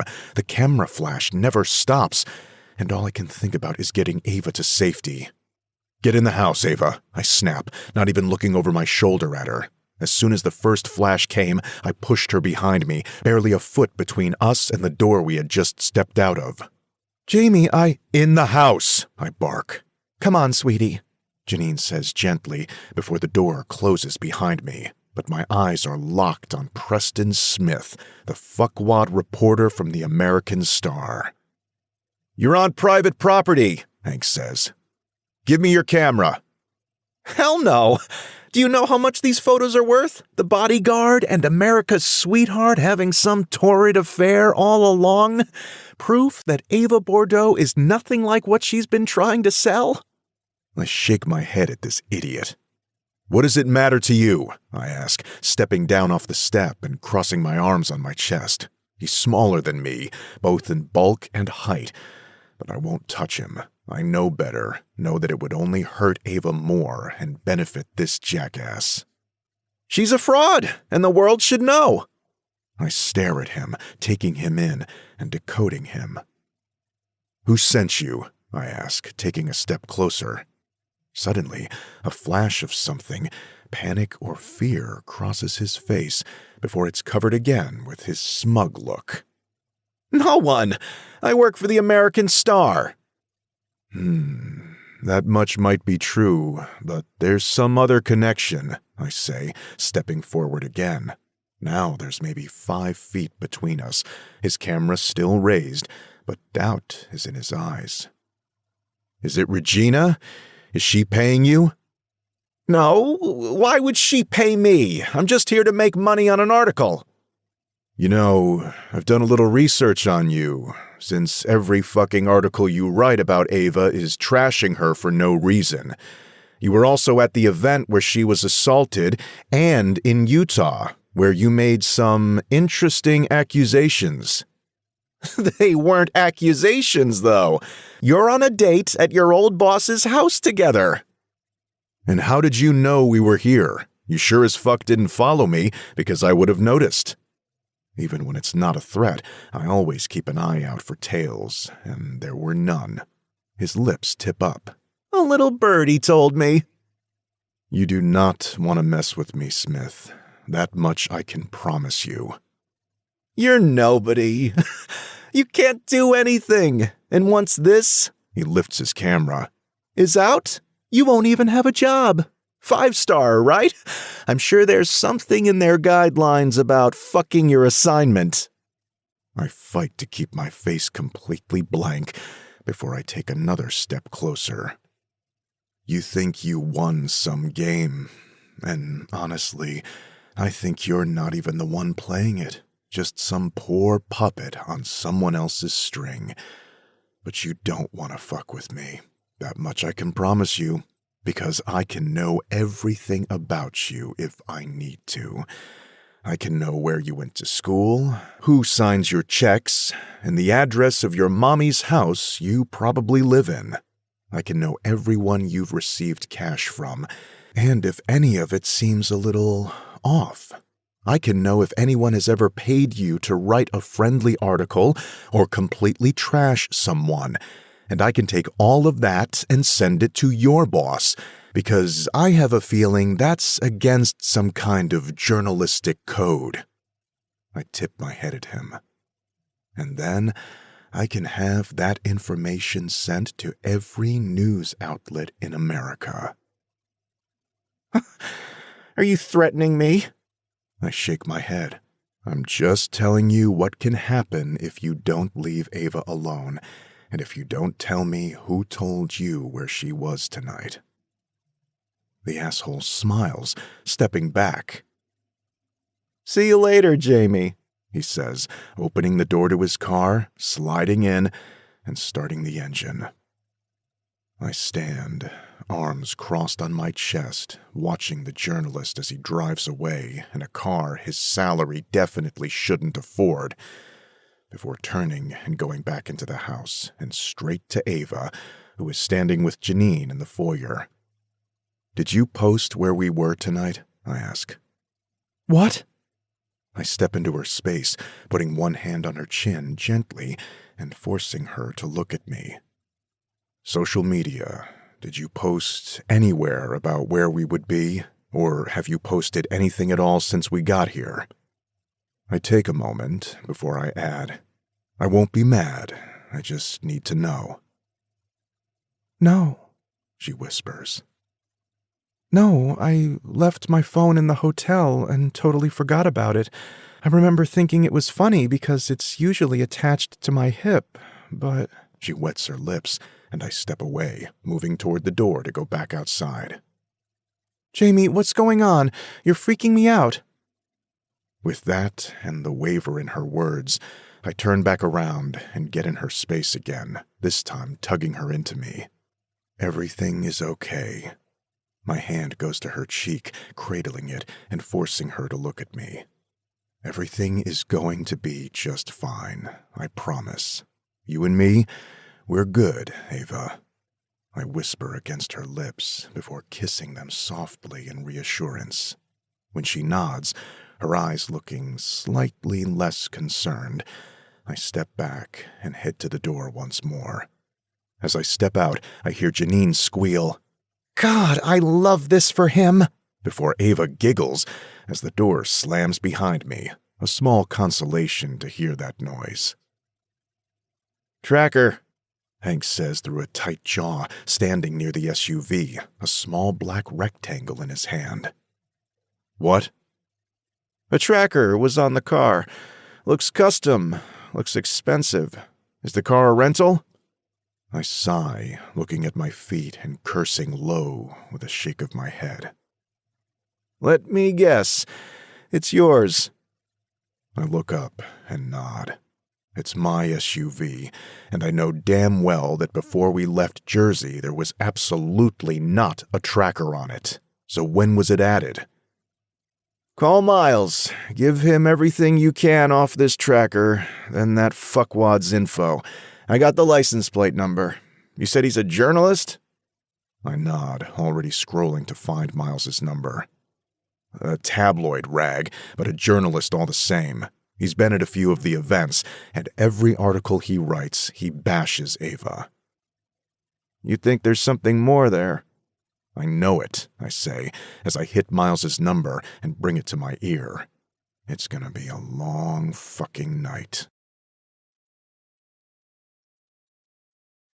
Chapter 45. Ava. When I wake up, my bed is empty, and my phone has more notifications than I have since it was announced that I made it into the Miss Americana pageant. That morning, I was flooded with, "Oh my fucking god, you crazy person," texts and calls from people I hadn't heard from in literal years trying to get the inside scoop. This time, it's from a dozen or so of the Miss Americana contestants I've become friendly with, a shit ton of reporters who want my commentary on something, and at least 20 texts from both Harper and Jules, in individual texts as well as our group chat. I open those first as I squint at the screen. Jules. Ignore it. Harper. Don't. Call us right away. Jules. Who the fuck even cares if you're fucking your bodyguard? Harper. Since when has being a good, down-to-earth person been a bad thing? Don't search your name, Ava, promise me. Jules. Oh, stop. Don't scare the girl. Harper. I'm just saying some of those comments are feral. Maybe don't read the comments. Jules. But there are even more good ones. A lot of people agree with us. I'm lost beyond belief and tap back to my messages, opening the ones from Kara. Kara. Please tell me you're actually sleeping with that hottie. I'm begging. I'm also begging for all of the details. And another from Miss New York. Lily. Babe, call me. I need to know what is happening. Also, good for you. What the actual fuck is going on?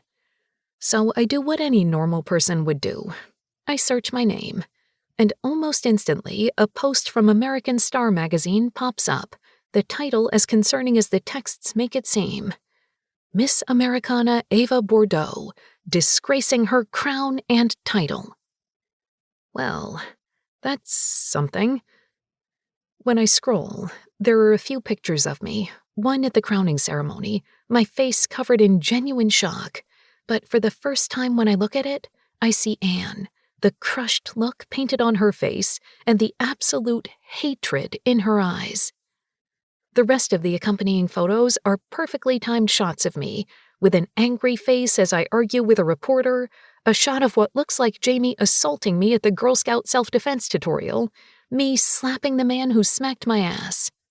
A shot of Jamie and me dancing at the benefit, looking much cozier than we should. A photo of Jamie and me walking Peach in the park on our first date both makes ice form in my veins and makes me wonder if this creep would be willing to send me a copy because it's the cutest picture ever. And finally, there's a snapshot of Jamie leading me out of Hank's house last night, me looking over my shoulder and laughing, Jamie looking down at me with utter adoration in his eyes, his hand on my waist pulling me close. Each photo is chosen precisely to tell a story, and as I read the article, I realize the story is more of the same. There's a range of accusations within it, From my not being qualified to be Miss Americana and how the industry needs to add more qualifiers to keep out the riffraff, to my not valuing my position, to my being a bad influence for the many watching young eyes. It's all bullshit, really. Some shitty piece to drag me through the mud. Except for one part.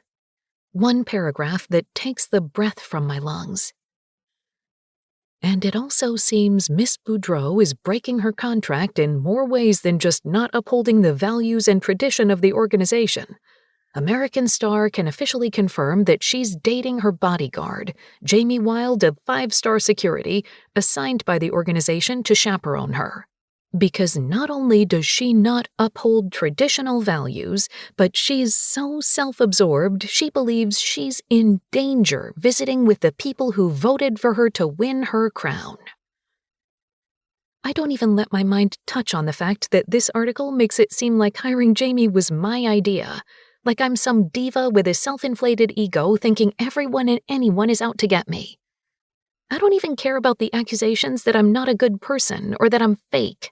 Whatever. But I do care that they've dragged Jamie into this. I feel sick to my stomach, and for a moment I contemplate hiding in this bed all day. What's wrong? Jamie asks when he walks into the room we're sharing with Peach's food bowl. I jump, not having heard him, lost in thought as I scroll and read the comments, ignoring all common sense that is screaming at me not to. Some were great and supportive, but as you quickly learn when you have any sort of social presence, there are more than a healthy amount that are absolutely scathing. Have you seen this? I ask, pushing my hair back over my shoulder and sitting up straight from where I've been hunched over my phone. The article? I nod. Yeah, a pile of shit. He tugs his shirt over his head. It seems he not only came back but also showered while I was distracted. Fuck, how long was I lost in that rabbit hole? A pile of shit, but it's going viral. I have a dozen texts in my inbox right now, all asking me for details. Yeah, and so is the video of us teaching the Girl Scouts. My stomach drops to my feet, and suddenly I feel lightheaded. And the one from teaching the women yesterday morning. Doesn't matter. He says, rooting through a bag for socks before sitting on the side of the bed and pulling them on. Then he stops and looks at me. You're not letting this get to you, are you? My jaw goes tight, but that seems to be enough of an answer for Jamie. You're letting it get to you. Why? Are you nervous about repercussions? How it's going to impact you? He moves closer to me, stopping what he's doing and sitting on the edge of the bed, pushing my hair back with the back of his hand. Ava, we aren't doing anything wrong. That rule is outdated, and if they really try to enforce it, it would look horrible for them. A PR nightmare. And I have Miles looking into that asshole to find anything we can to discredit him. I shake my head because he's not understanding. I don't care about me.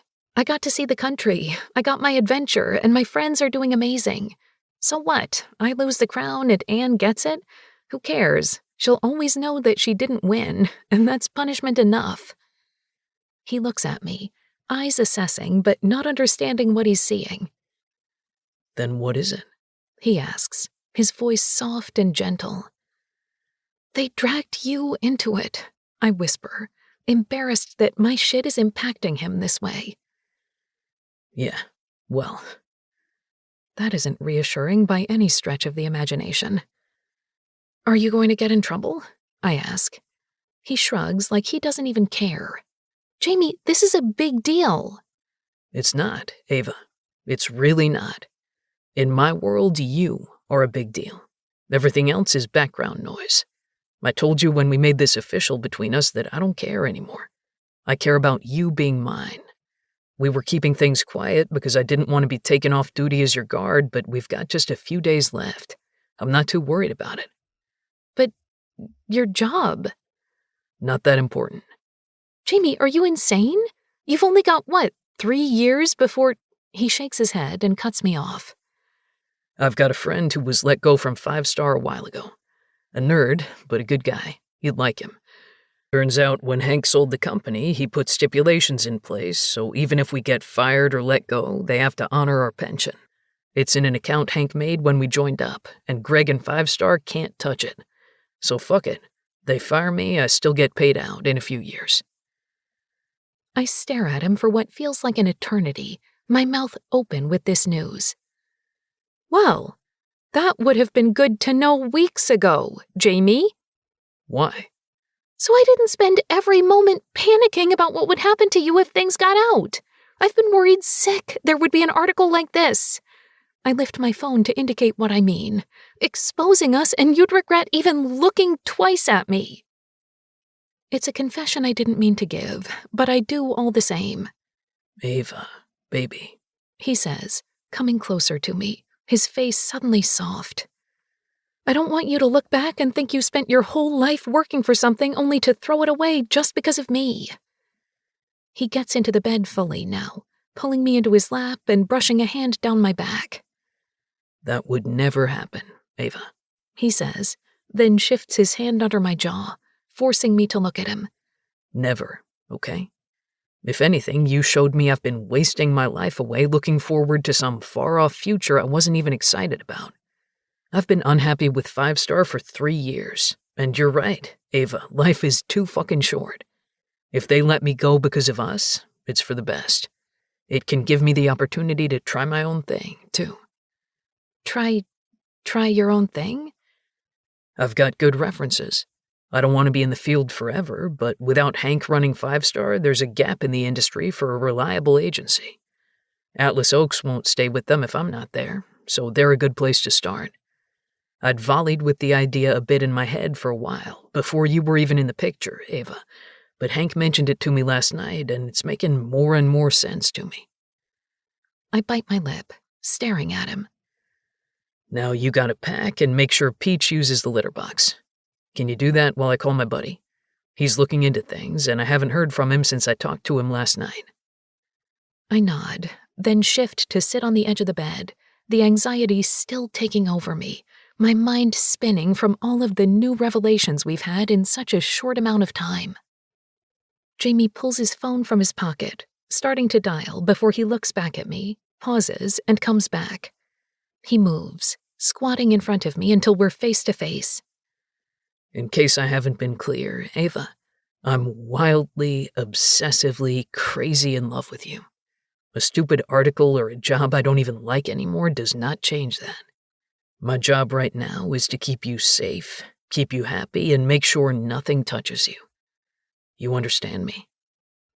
My mouth is open as I gape at him and the ease and casualness with which he said that. You love me? I whisper. You're a smart girl, Ava. You know I was in love with you that first night. I smile, letting the giddy excitement of Jamie Wilde loving me crash over me. You know I love you too, right? Maybe not from the very first night. I'm not a psycho, and you were really grumpy, but I start, then giggle when he tackles me to the bed, hovering over me. Okay, I have loved you since the moment you told me I was a blonde with a hot body. I love when guys are kind of mean to me. Probably some deep-seated daddy issue, you know. He cuts me off with a deep kiss that takes the breath from my lungs and ends much, much too quickly before he stands up and puts a hand out to me. All right, come on, princess. We gotta get on the road. I grab his hand, letting him pull me up to him.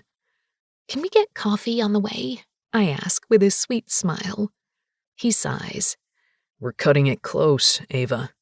I'm begging you, I say, clasping my hands together. I would give you my firstborn child if you take me to get an iced coffee so I don't have to sit in a room with 50 shrieking pageant queens uncaffeinated. The edges of his lips tug up in a small smile before he crosses his arms on his chest. It's already mine. My brows furrow before a frown follows suit in confusion. What? Your firstborn. It's already mine, Ava, whether I get you coffee or not. His hand moves, brushing beneath my chin and tipping it up. And your second, if you want one of those. Oh, I whisper, my eyes wide. And because I do want to eventually one day get my shot to give you those kids who will have your eyes and your hair and my immaculate sense of humor. Oh my God, Jamie, was Was that a joke? I ask with a faux shocked face. He smiles but keeps talking. Because I want to keep you happy and willing to function, if you get out the door in 5 minutes, I'll make sure we have time to stop. You're the best, I say, then run to get ready and out the door faster than I ever have before, and only half of that reason is because I'm floating on air as I do. Chapter 46. Ava. We drive in silence to the event space where the final part of my tour will be taking place. My mind is stirring with thoughts of the article and worries about what the other Miss Americana contestants will say and what will happen once this event is done. But that silence is broken as soon as we arrive. When Jamie steps out of the SUV to hand the keys to a valet, shouts start. I've never felt like I needed an actual bodyguard outside of meet and greets or events where I interacted with people. This is the first time I've felt the actual fear of not being able to go out without someone hounding me. Jamie opens the door, using his body to cover me to the best of his ability, but there are 4 different cameras all pointed at me and 3 reporters with phones pointed at me. "Ava! Ava!" the paparazzi shouts, getting too close for comfort. Back up, Jamie shouts. "Is this your boyfriend?" Someone shouts, and I feel my stomach drop to the floor. Is he worth losing the crown for? No comment, I say, feeling silly saying it, like I'm more famous than I actually am, but that seems to make things worse, urging them on as Jamie walks at my side, attempting to create a shield on one side, but the cameras feel like they're everywhere as they follow us to the door. Anne told us when she walked in that you should have your crown revoked immediately, and the pageant plans to sue you for breaking the contract. I have no comment, I say, this time more confidently. Any of Anne's bullshit I want nothing to do with. As we get closer to the building, 10 feet away now, the press backs off as a few additional security guards keep them from proceeding any further. I take a deep breath, focusing on the feel of Jamie's hand on my lower back, a grounding point as we walk into peace and quiet, stopping at the security checkpoint. Jamie has my makeup and garment bags slung over his arm, but I start to dig in my purse for my ID. Name? The guard says, not even looking up at us. Ava Bordeaux, I say, handing him my license with a pleasant, if not a bit shaken, smile. Not you, sweetness, he says, and I fight a cringe at the endearment. Him. His chin tips to Jamie, and my brow furrows. Never has Jamie had to give information to get into an event with me. Oh, that's Jamie. He's my bodyguard. The guard pauses, looks at his clipboard, and then nods in understanding before moving his hand to the walkie-talkie on his shoulder. We might have a situation, he says. A situation? What kind of situation? My stomach churns, and I just know, this is Regina and Anne taking my crown. I'm blacklisted from the event. I'm no longer invited. You've been reassigned security for this event. Jamie Wilde is no longer contracted with the Miss Americana organization, and we've been advised to reassign Miss Bordeaux's security personnel. And suddenly, the room starts to swirl as my world turns into utter chaos. I can't fucking believe this, Jamie says under his breath as he walks back into the room they brought us to after the security guard dropped the bomb. After the initial shock, Jamie made sure the office I was in was secure before he stepped out to figure out what was happening, and my mind started to swirl, trying to put the pieces together. Jamie was only supposed to take me to and from this last event and then get me home. There wasn't much else for him to do, so why would 5 Star bother reassigning someone to me? And when did they get the information?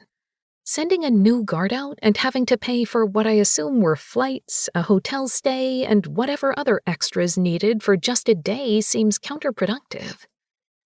Unless the pageant threw a fit and insisted he be replaced? But suppose it was the Miss Americana pageant who threw a fit. Why would they keep the same security company when all along they've been dangling the opportunity of referrals over their head to keep Jamie in line? A fuck-up this big? You'd think they'd hire a new security company, or just have the event security take me to and from the room, then throw me on a plane to go home. And most of all, if Jamie is off the case because I broke the code of conduct, why hasn't anyone said anything to me? Why haven't I been dethroned already? But these are all things I have to worry about later. Much later. Right now, I have to calm Jamie down and get to the green room and smile through this final event like nothing has happened, because I'll be damned if I let Regina and Anne win. What's the update? I ask, because after they brought us here, he stepped out of the room to ask the new guard what was going on and called his boss. I'm off the case. It seems 5 Star sent out a new guard to take over, Jamie says, and my stomach drops at the confirmation that Jamie is done. He's not one of my favorite guys, but fine enough. I talked to him briefly. He got a call late last night to pack for a few days and get on a plane immediately. He landed 3 hours ago. Well, at least this wasn't planned well in advance. Apparently, the pageant called Greg and complained. Wanted a new man sent out instantly.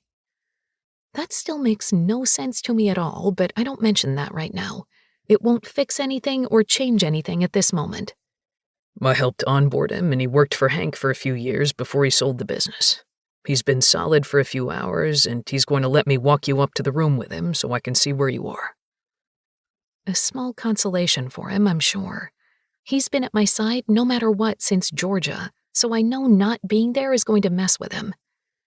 I step to him, putting a hand to his jaw, and give him a small smile. You wouldn't have been able to hover over me while we got ready anyway, big guy. All the girls are getting ready in the same giant room, and even if somehow the pageant okayed you being in there, I wouldn't have. That wouldn't be cool, having a random guy in the room while 50 girls are doing their makeup and getting dressed. But I could have stood out in the hallway, he grumbles. Yeah, you could have, but unfortunately, that's not an option. Right now, we're working with this version of reality. I don't like it, he says, and I slide my hand down, resting on his chest. I don't either, but with everything they're doing, everything they're trying to do, I refuse to let them win. So you're going to agree to walk me up, and when you confirm I'm safe, you'll call Miles, see if he has anything new to tell you. Unfortunately, you'll probably have to call 5 Star, then call Hank. I'll take Peach since we don't know exactly where you'll be, okay? Oh, and find whatever you need to take down that fuckwad Preston Smith, I finally add. His lips tip up with my words. Out for blood? Oh, absolutely. But he's just first on my list. I move to my tiptoes, holding his face with both hands and pressing my lips to his. They'll all pay for fucking with you. For fucking with us, Ava. They're fucking with you, too. They have this entire time, and we're a team. That makes me smile wide. We're a pretty great team, aren't we? I ask in a whisper, and somehow, despite everything, he smiles wide, something I couldn't have expected 30 minutes ago when everything broke. The best team, I whisper against his lips before he kisses me, making all right in the world for just a moment. All 3 of us walk in silence up to the green room, where I'll be getting dressed. As I do, I force my mind to empty of everything that just happened in the last hour. Hell, the last 12 hours since we were at Hank's house and Preston ambushed us. This is it, the new 5 Star guard, Landon, says. Sorry you can't stay with her, but I'll be up here while she gets ready, then escort her to dinner. Jamie's face is hard, and it's strange to see that look again, the one he had in the early days and weeks of this tour, only to move to something much softer for me. Ava, you do not leave that room for anything but the event. After you're being brought to me and we're headed home. Nothing matters but getting through this in one piece, yeah? I roll my eyes. I'm going to be fine. No need for— I'm serious, Ava. I need you to promise. I see it then. The nerves, the panic. I step closer and nod. Okay, big guy. I'll be on my best behavior. One of his big hands moves to the back of my neck, sinking into my hair and tipping my head back to look at him. I love you, Ava. And I love you, Jamie. He stares at me for long moments before he nods, presses his lips to mine, sweet and gentle, then steps back. Without another word, I turn to the door where giggling and girlish squeals are coming and open it, stepping into utter insanity. Chapter 47. Jamie. I walk back down to the lobby of the building, escorted by the security we encountered at the front, and stand there, waiting for one of them to order me to leave. But to my surprise, they let me hang in the lobby and wait, fully planning to stay here the full 6 hours until Ava is done. In the meantime, I make some calls. First, I try Miles, who doesn't answer, before I dial 5-star. Upon calling the 5-star security offices, I don't get through to Greg, fucking coward that he is, but I do talk to his assistant, who sounds apologetic, at least, as she gives me options for dates to come in and set up a meeting with Greg, where I assume I'll be fired. I tell her I'll call back and make an appointment when I have a better idea of what we're doing in the next week, before hanging up and trying Miles again. Unfortunately, I get his voicemail this time too, so I hang up before dialing Hank and explaining everything that's happened since I last saw him. "What I don't get," he says after I fill him in, "is why did they send a new man out from the same agency?" "Well, I've been fired, so if I still owned that place, I'd be annoyed and I might be planning to fire the man, but with only one more event on the job, I wouldn't reassign the position. A waste of time, a waste of resources." "What are you saying, Hank?" "Look, I don't know how this man does business. Maybe this is just his style. Maybe he does things differently. But it doesn't make sense to send a man across the country for one event. Not when you aren't putting Ava at risk. If it were me, I'd have you finish the assignment, come back to the office to explain, and once I heard your story, then I'd either fire you or put you on probation." Meaning? Meaning, in my opinion, the Miss Americana organization requested a new man be sent out. My brow furrows in confusion as I try to put those pieces together. Why would they want to retain the same agency, though? Why not just hire someone local? Or even more, since they were never really worried about her safety at all, why even bother? There's event security here. That should have been enough.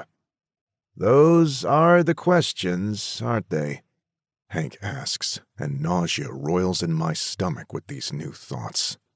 Before I can say anything more, my phone rings in my hand, and I pull it away, seeing Miles's name on the screen, and letting Hank know I have to take it. "See if he's found anything. You have him digging into Regina, right?" I sigh, then nod. "Yeah." "Good. Call me back if you learn anything." "Will do," I say, then hang up and answer Miles's call. "Hey man, have you—" I start, but he cuts me off. "Are you with Ava?" Miles asks without any introduction, his voice brusque and abrupt. "What?" "Do you have eyes on your girl, Jamie?" My stomach sinks to the ground at his question. "I don't." "If you don't, do it. Get your eyes on that woman right now." My pulse starts to beat in my veins. "Miles, what are you talking about?" "You've got a good gut, Jamie. I was just looking in the wrong spot. Ann Holmes, you know her?" Yeah, I know her. She's Miss Utah." "Did you know she's Regina Miller's niece?" My body goes cold. "Miles, she was a shoo-in for the crown, apparently. Everyone knew it. I just got some information that she was gunning to be the youngest Miss Americana." "Okay," I say. "I got some IP addresses from Ava's social media accounts, the death threats and stalker shots." My heart stutters, and I wonder if it will start again. "Those messages Ava got, they came from the IP address of Ann Holmes." My heart starts again, this time pounding. "What?" I ask, the word cold. "They were a bit scrambled, redirected a few times, but eventually I could find the source, and it's Ann Holmes's phone. She has a dozen burner accounts made from the same location, it seems. Now I'm working on the actual letter sent to the Miss Americana offices. I got a photocopy of it from my source, and apparently there were a few more sent in and not reported. I'm running a handwriting analysis software now, but at least 4 of the 7 most alarming messages Ava received directly through her social media were sent from Ann Holmes's phone. "We're just learning this now?" I ask, even though I know I'm directing my panic and fury at the wrong person. "Calm the fuck down. Most of this came up in the past few hours or so from the last 12 hours I spent putting pieces together. I didn't need you jumping in and going all Rambo off a hunch, but then I got a call 20 minutes ago that made things a bit more interesting." I had been moving towards the elevator we took to get Ava to the 3rd floor, but I froze at the way his words hung in the air. "Miles, I swear to fuck, the man who tried to assault Ava in Georgia cut a deal with the DA and spilled everything. Don't lose your shit, but he says he was asked by Ann to try and get Ava riled up, get her some bad press shots, or at least freak her out enough to want to step down. According to him, he was supposed to make her uncomfortable, touch her ass or whatever, but make it seem like she was exaggerating, crafting something out of nothing. Unfortunately, your girl is a bit of a loose cannon." "Watch your fucking mouth," I say, feeling the need even now to protect her. "I just mean they didn't expect her to snap back the way she did, or for the press to lean in her favor. Seems your kitten bites." Despite everything, I can't fight the tip of my lips for just a moment, because he's not wrong. "I'm going to do more digging, particularly on the hotel break-in and any other reports of strange incidents at any of your stops. It could all be unrelated, coincidental, but I don't trust Regina Miller or anyone on her payroll." "Fuck," I mumble, deciding to skip the elevator and looking for the stairs. "I gotta go." "Jamie!" But he doesn't finish because I'm hanging up and sprinting toward the door to the stairs. "Sir, you need to—" Someone tries to stop me, but I don't listen. Instead, I'm storming up the stairs, eyes glued to Ava's location on my phone, and praying to whoever the fuck will listen that I didn't make the biggest mistake of my life by leaving her side. Chapter 48. Ava. When I walked into the room, I wasn't sure what to expect, since I was certain everyone had read or at least heard about the article. A part of me expected utter silence and mean looks, but instead I was welcomed in with warm hellos and hugs and even a few, "Hell yeah, girl." I quickly came to the understanding that I am not even close to the first Miss Americana who has been outed for dating someone while reigning, and until now, everyone thought it was some outdated rule no one abided by, like how it's technically illegal to eat a pickle on Sundays in Trenton. No one actually expects it to be enforced. Hell, I got engaged during the last month of my reign, and Regina congratulated me. Laura, the queen from 2 years ago, says, and then she asked if I'd be interested in having it televised as a royal wedding. My eyes widen, and I let out a small laugh at that. Regardless of all your opinions, it's a rule that the current reigning Miss Americana must be single or forfeit her crown, Anne says from a corner where I didn't even realize she had been sitting. I roll my eyes and open my mouth, but Tina speaks instead. You know, if you put even just half of the energy you put into being a hater into being personable, you might have won, Anne. I roll my lips into my mouth and fight a laugh. Anne's face goes nearly as red as her hair, and she goes to say something, but a head pops in. 40 minutes, ladies, the manager shouts, and I grimace. Oh, fuck, I say.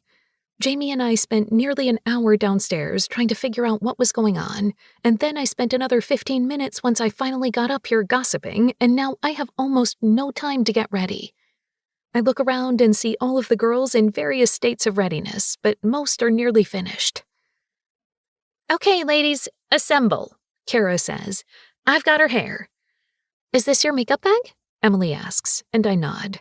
Sit. Madison, help me zip this, and then I'll start on Ava's base," Ashley says. And as it seems to be, when you've got girlhood backing you up, We all move into business mode and get shit done. 35 minutes later, Reagan is helping me zip into my dress when the door opens, probably one of the event managers here to rush us along to stay on schedule. "We're almost ready," I shout with a giggle, and Kara pins my crown into place. "The stagehand told us we had until 3:15 to get ready," I say, only to realize the room has gotten silent, Kara's hands in my hair freezing. "What?" But then I see it. A man in all black, a ski mask pulled over his face, walking in and closing the door behind him. "Oh my God!" I shout and start to back up, looking left and right to see if there's anyone in the room who might be able to help. But unfortunately, it's just a room full of pageant queens in an array of dresses and makeup.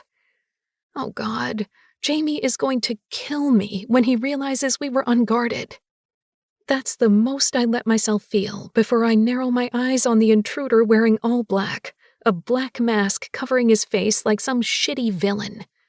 Compared to Jamie, he's short, maybe 5'9", and again, compared to Jamie, he's tiny, has a narrow waist and scrawny arms.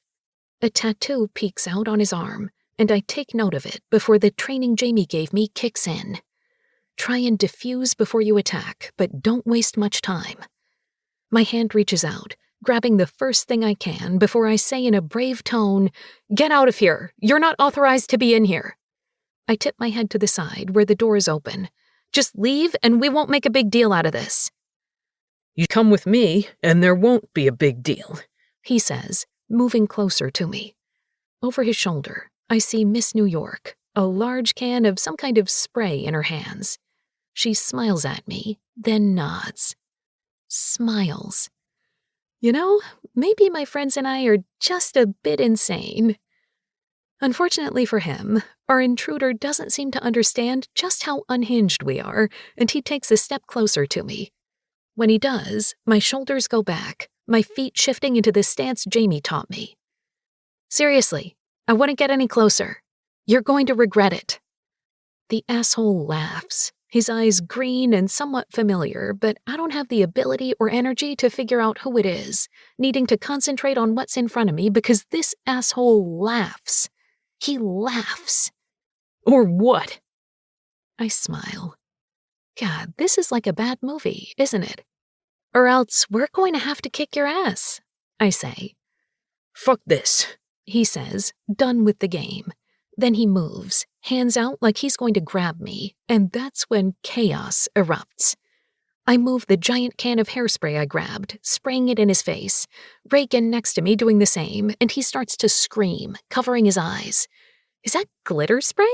I ask. "It's all I could grab," she shouts back, but then he screams as Peach, deciding for the first time that I've ever seen that someone is a threat, jumps, digging her claws into his arm. For a moment, I panic for her safety, but then I watch as Emily slams the hairdryer into the back of the man's head until he falls to the ground. Peach jumps next to him, swatting at his face repeatedly, as Madison comes up behind him, using the wire of a hair tool to tie up his hands. "What the fuck?" the man says as she sits on his back. Somewhere near his feet, Ashley is tying his legs up with a pair of pantyhose, and then we all stand back, taking in our masterpiece. He tries to get up, but Peach jumps on his ass, claws digging in, and I crouch next to his face. "I'd stay down if I were you," I say with a sweet smile. "You bitch!" I take the hairspray and spray him again, making sure to get it into his eyes. "I'd also shut the fuck up. To be fair, I did tell you we'd kick your ass." The man opens his mouth, his fabric mask a bit askew, but a quietness takes over the room when the main door opens and my name is shouted. "Ava!" When I look up, a very flustered, very panicked Jamie is standing in the doorway, and I stand with a smile before putting my foot to the stranger's back like a conquering pirate. "Oh, good timing." He looks around the room, the intruder lying on the floor, tied up with multiple hair tools, covered in glitter and dry shampoo, and who the fuck knows what else, before closing his eyes and sighing.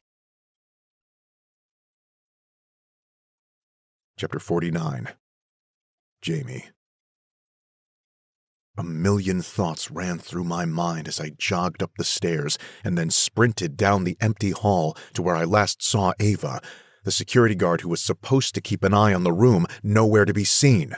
Not one of those included Ava standing all dressed up and gorgeous, a man tied up on the floor before her. "Good timing," she said when I walked in, as if she'd been waiting for me, a devilish smile on her lips. "Can I Scooby-Doo him?" Ava asks. "What?" Walking further into the chaos, I approach the person before Ava.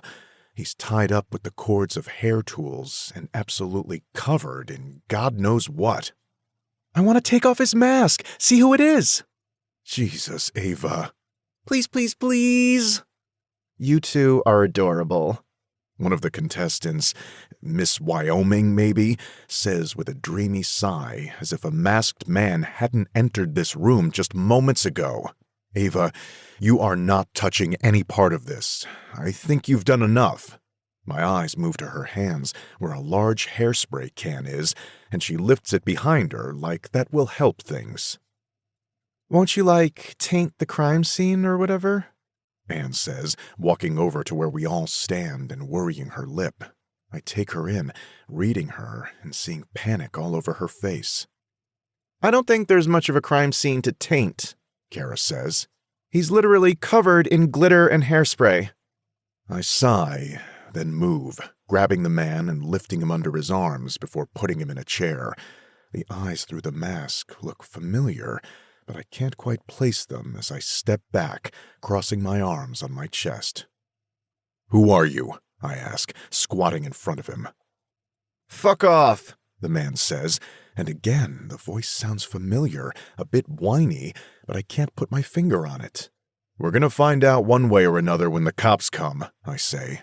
As seems to be her way, Ava loses patience and reaches over, grabbing the mask and tugging it off before tossing it to the ground.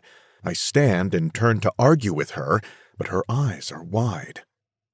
"You have got to be kidding me," Ava says, standing there with her hands on her hips. Her makeup is impeccable, and she is wearing one of her tiny pink dresses, this one with sequins and feathers, with not a single hair out of place. A fucking conundrum. My conundrum. "Preston?" she says, and I turn to the culprit, looking at him and sighing. Tied up in the chair with red eyes from some kind of irritant, glitter and white powder all over his cheap black outfit, is the reporter who's been following Ava, the one who wrote the article that got me fired. "Isn't that Anne's boyfriend?" one of the girls asks, and my head swings in her direction. "Oh my God, yes. That's it. She showed us those pictures of them at the beach last year and was bragging about him," Joy, Miss Montana, says, snapping her fingers. Faces move to Anne, whose face is ghastly white. "This is not how this was supposed to happen," she mumbles. "You have got to be kidding me," Ava repeats, now mildly entertained. "Look, I was just doing a favor for my girlfriend. This got way out of hand," Preston says quickly. "It was all Anne's idea. It wasn't supposed to be this insane. Just, He pauses, looking around with red eyes, his face covered in glitter. "A joke." "Don't find kidnapping very funny," I say. "And what about the articles?"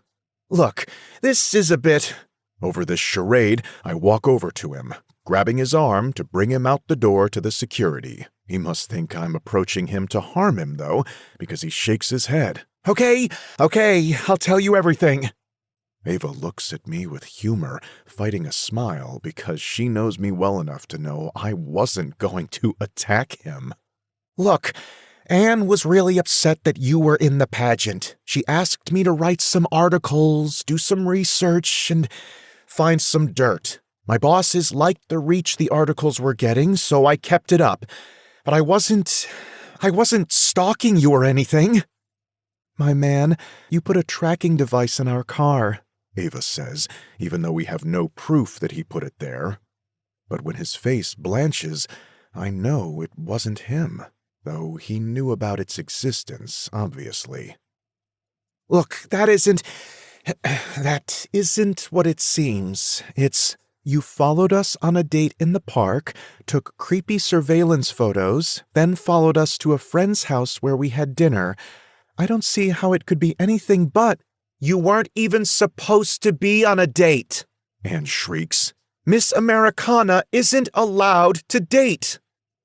Don't you actively have a boyfriend you've apparently manipulated to try and, get me fired? Bully me until I quit? She glares at Ava before crossing her arms on her chest. Both.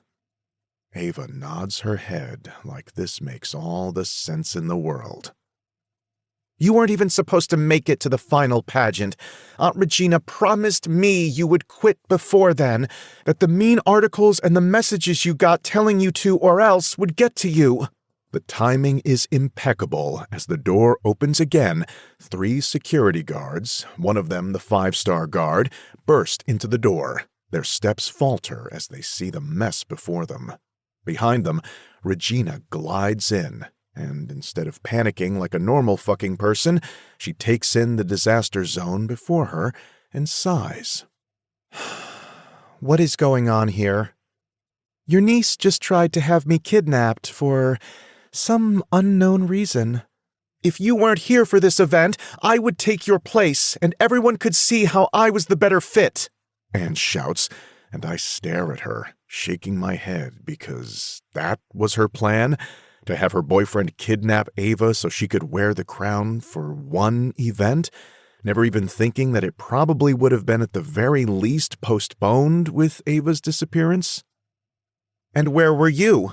Regina asks, glaring at me with her arms crossed on her chest. What? Where were you? You're her security. Shouldn't you have been here to protect her? I stare at her in confusion. I'm off the case. I was pulled this morning at the request of the pageant, at the request of you.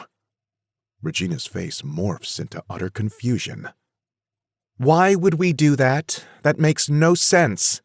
She looks at Landon in his 5-star shirt. Who are you? I'm the replacement that 5-star sent out, ma'am. I wasn't here because she, he points at Anne, told us there was an emergency in the event space, and we ran to check it out, but it was nothing. Yes, but why are you here? Why is there a replacement? Landon's face gets even more confused, and I actually feel bad for the kid.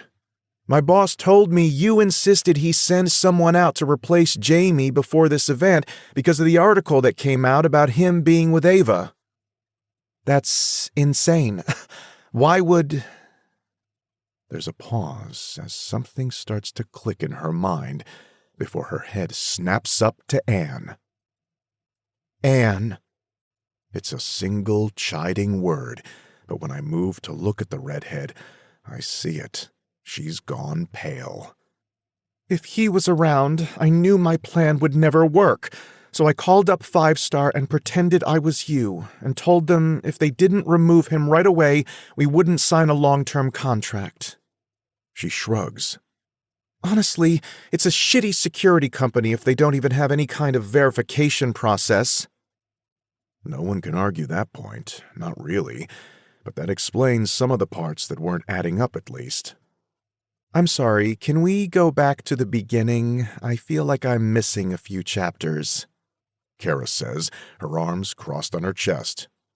Someone has been trying to intimidate Ava for months, since before the crowning event, to quit, I say. It seems that person has been Anne. But it didn't even work because she didn't quit, and she cheated and stole my crown. Anne whines. How did I cheat? Ava asks. I don't know, but you did. No one would have voted for you. You're a loser. You're a nobody. You're not even pretty. I won because I'm personable, Anne. I won because people like me. I'm kind, and I don't act like I'm better than everyone else. Of course you don't, because you're not better than everybody. Jesus, this chick is really missing the whole point. Miss Americana isn't supposed to be likable. She's supposed to be envied, perfect, unattainable. But then you came and cheated and won, and then I made it my mission to make you quit. She crosses her arms on her chest with a small smile. So you wanted to make me quit and got your little boyfriend here to write a bunch of scathing articles? And you trashed Ava's hotel room, I say, jumping in on a hunch. That was local, Regina starts, but Anne cuts her off. It was me, but you guys came back too quickly, and I didn't even have time to write a note, so it didn't work. And the guy at the Georgia event?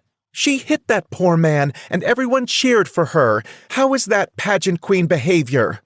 Regina's eyes go wide, and suddenly it's clear she didn't realize how much was going on. He was a fan of mine, and I promised him lunch with me if he just made Ava uncomfortable while her bodyguard wasn't there. I just wanted her to feel unsafe and not want to do this anymore.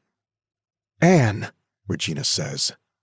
Is that why you threw a fit, wanting Mr. Wilde to accompany you? Anne rolls her eyes. Obviously, he's up her ass all the time. I tried a few things before that, but it didn't work because he's annoyingly good at his job. No, it really is kind of annoying, trust me. Ava grumbles, and I glare at her. Not the time, princess. Oh my God, he calls you princess. Miss Oklahoma whispers, and Ava smiles. So, the presentation thing? That was supposed to embarrass you, Anne says, pouting. You were supposed to be unprepared and embarrassed, and then it would go viral because you were so boring and stupid. Then it went viral because you did your stupid little self-defense thing, which is blasphemy because that's, like, the least pageant queen thing yet. I don't get it. I kept trying and trying and trying to make everyone hate you, and somehow, every time, it backfired. That's because I'm a decent person, Anne. You should try it sometime. What else did you do? I ask, trying to change the subject. What about the death threats sent to the office? What? Ava asks with shock. I'd never filled her in on those. The death threats Ava has been receiving in her social media and sent to the Miss Americana offices. How do you know about the ones sent to the offices? Regina asks with confusion on her face. We didn't tell 5-Star about them because Anne was taking it too far, and I needed to keep that under wraps. I know about one of them because someone in your mailroom had the vague common sense to call security about them, but accidentally called my old boss, who informed me of it. I sat on that intel, wondering if and when you would inform me of them, but I never got it. So you knew about those all along? Of course I knew about them. My idiot niece sent them in, and I told my staff to ignore them and give them directly to me. She turns to Anne. Because if she didn't stop this shit, not only was she going to disgrace the Miss Utah crown, but she was going to ruin any chance of winning next year. I'm sorry, Aunt Regina, she says with big, wide eyes. I'm sorry. I hate her. So you send death threats? Are you insane? And then she tried to have me kidnapped, Ava says, like she's trying to be helpful. Still not sure what the point of that one was. You weren't supposed to win, she shrieks, stomping her foot on the ground. I was supposed to be the youngest Miss Americana. Aunt Regina and I had been planning it for years. It would bring new interest to the event, and I would win a second time in a few years. I was going to make history. She stops her dramatics for just a moment before taking a deep breath with a pinch of her fingers and smiling wide with her pageant smile. It's alarming to watch in real time, to watch her go from tantrum to calm in a moment.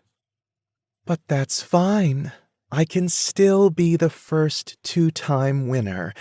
Next year will be my year, and then I'll wait a couple of years and be a dark horse. She turns to Ava. That's what you did. You were the dark horse no one expected to win. Perfect. She smiles like her plan is set in stone, and everyone in the room stares at her like she has fully lost it. You know you're fucked, right? Ava asks, looking at Anne like she's absolutely insane, because she is. There is absolutely no way you're winning a pageant after you have multiple charges against you. Anne rolls her eyes and waves a hand. The people love me, and Preston is going to take the heat. Right, baby? His eyes go wide like this is news to him. And then everyone will love me. I'll write a memoir about how I was bamboozled by love after I was unbearably distraught because my crown was stolen, and she's insane, Someone whispers. oh, totally. Fully delusional, A third pageant queen whispers. But Ava just shakes her head, a small smile on her lips. Oh, so unfortunately for you, I don't think that's gonna happen. But you can have fun writing your silly little memoir from a jail cell, I guess. No, I'm not.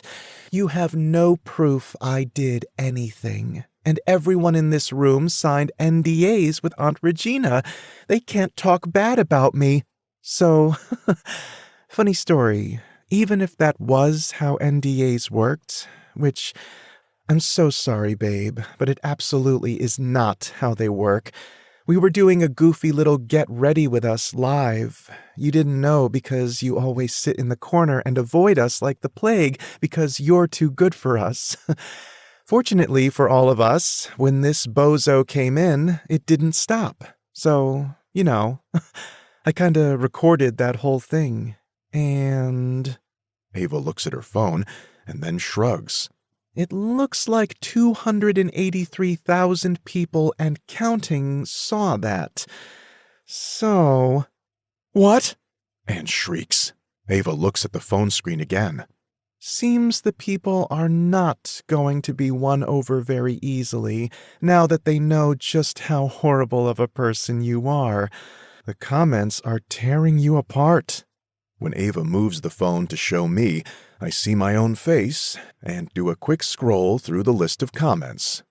What a psycho. We love you, Ava. I've been screen recording this too. DM me if you need it. That bitch deserves prison for life. And then the comments change in nature. Ooh, is that bodyguard hottie? I'd let him guard my body. I step back, eyes wide, and a burning blush on my face, Ava looking at the screen again. Oops, Ava says with a smile as she reads them too, then puts on a chiding look. be nice to Jamie, guys, or he's never gonna come on one of these again. Then she turns to Anne, whose face is red with anger and panic. Sorry, Anne, but people love a good true crime story, so maybe write the memoir anyway. It might help pay for your attorney fees. This has been Passenger Princess, Evergreen Park, Book 1. Written by Morgan Elizabeth. Narrated by Emma Wilder and Stephen Dexter. Copyright 2024 by Morgan Elizabeth. Production copyright 2025 by Morgan Elizabeth. Production coordination by Lyric Audiobooks. Produced by Brittany Cottingham. Post-production by Elysian Nightfall Studios. Emma Wilder and Stephen Dexter are members of SAG-AFTRA. To keep up with new releases, visit authormorganelizabeth.com. Epilogue. Ava. It's been just about a year to the day since I was crowned Miss Americana. 9 months since Anne went to prison and Regina was forced by the board to step down as head of the Miss Americana pageant, and 6 months since I started Pretty Strong, the organization I created to travel across the country, world domination imminent, of course, host pop-ups and teach women basic self-defense. It's been a crazy year, to say the least. And now I'm sitting in front of a vanity doing my hair and makeup for my last official task as Miss Americana, announcing this year's winner. The organization offered to have me get ready with all of the contestants, but considering what happened last time, I opted to get ready in a separate green room on site. I'm pinning the crown into place before I add finishing touches to my hair when Jamie walks in, a garment bag draped over his arm. "Ah, she's here!" I say, running over to grab the bag from his hands and unzipping it to reveal the pale pink rhinestones and sequins all over the bodice. Harper absolutely hit this one out of the park, and I cannot wait to put her on. Gently, I place the dress on the small couch in my office/get-ready room before moving to my tiptoes to place a kiss on the underside of Jamie's jaw. Then I head back to my vanity before picking up my blush brush. A moment later, Jamie's lower half is reflected in the mirror behind me. What's under that robe? What? What's under your robe, Ava? I stare at him in the mirror, trying to understand what he's saying. A bra and panties? I say. Stand up. I could argue. I could ask what he means. Instead, I stand, turning toward him and continuing to do so as his fingers grab the tie on my silky, cream-colored robe, the sides falling open, then falling off as one of his hands pushes it off my shoulder until it's pooling around my feet and he's taking a step back to take me in. God, you're fucking beautiful. I was going for hot, I say, my voice low and scraggy, my lips tipping up with a smile. Yeah, he says with a smile before moving closer. Jamie, the door... I locked it already. Do you think I'd risk anyone else ever seeing what's mine like this? You do get possessive. A growl rumbles through him, and I can't help but smile. He steps closer, and I put a hand between us, pressing on his chest to keep him from messing up my hard work. Jamie Wilde, no! I just did my makeup. Funny, because I don't need to do anything with your face for what I'm planning. What, you're not going to kiss me? He rolls his eyes at me before leaning in, pressing a soft kiss to my lips. I'll kiss you properly when you're done for the night. I won't mess up your face, baby. His fingers move to my back, undoing the clasp of my bra and letting it fall to the floor, one hand moving forward, cupping my breast and rolling the nipple between his fingers. Jamie, We have plenty of time. You don't have to be there until 4. He whispers into the curve of my neck, my head tipping a bit as he does, his hand with rough calluses running down my back to my hips, tugging down my underwear. 4? You told me 2. I wanted time to do this, he says. I open my mouth to argue, but a squeal comes out instead when his hands move to my waist, putting my bare ass on the surface of my vanity. I hear things knock over and roll off, but then Jamie is lowering himself to his knees, pressing kisses to my skin as he does. My neck, my collarbone, between my breasts, right over my belly button, right below. What are you doing? I ask in a whisper, my hands gripping the edges of the vanity as he goes lower, pressing a kiss right above my clit. One of his hands moves, grabbing my ankle and placing it on the edge of the vanity, my other leg hanging down until I'm wide and bare before him. One of his fingers moves, trailing down my belly, circling my clit but not touching it, then down to my pussy, circling my entrance but never touching where I need him. Jamie, I whisper. I've been calling you princess, but maybe I should have been calling you queen all along. Let me kneel before your majesty. Then he bends, pressing a kiss to my clit, his eyes looking up at me. Oh God, I whisper, mostly to myself, because then Jamie's tongue is running from my entrance, up until his lips circle my clit. He moves a hand to my hip, holding me down when I try to buck to get more, and he groans against me. His mouth moves down, his tongue moving to my entrance before he starts to fuck me with his tongue, looking up at my body, his eyes locking on mine as he does. My body sings, pleasure swirling and building in my veins. Then his mouth moves back to my clit, sucking hard and grazing it with his teeth as he slides 2 fingers into me. You feel so good, Jamie, I moan, my hand moving to his head and holding him to me as my hips rock a bit, riding his face and his fingers. The wave of pleasure builds as his lips quirk like he has some evil plan. When I start to come, shouting his name, he stops, sitting back on his heels, stopping the orgasm in its tracks. "Jamie," I moan, my hips rocking to get something, more, anything. He just smiles, putting a hand to my belly, and slides 3 fingers into me, crooking them as he fucks me. It's a new pleasure that creeps in, all-consuming as it starts in my toes, building up my thighs and down my back like a phantom, unable to grasp it. Come on, Ava, He groans, getting pleasure from this too. His face is intense as he stares at his fingers in my pussy, lips parted as he pants, watching his fingers move in me, watching me unravel slowly. He's getting off on this as much as I am, which takes me closer to the edge.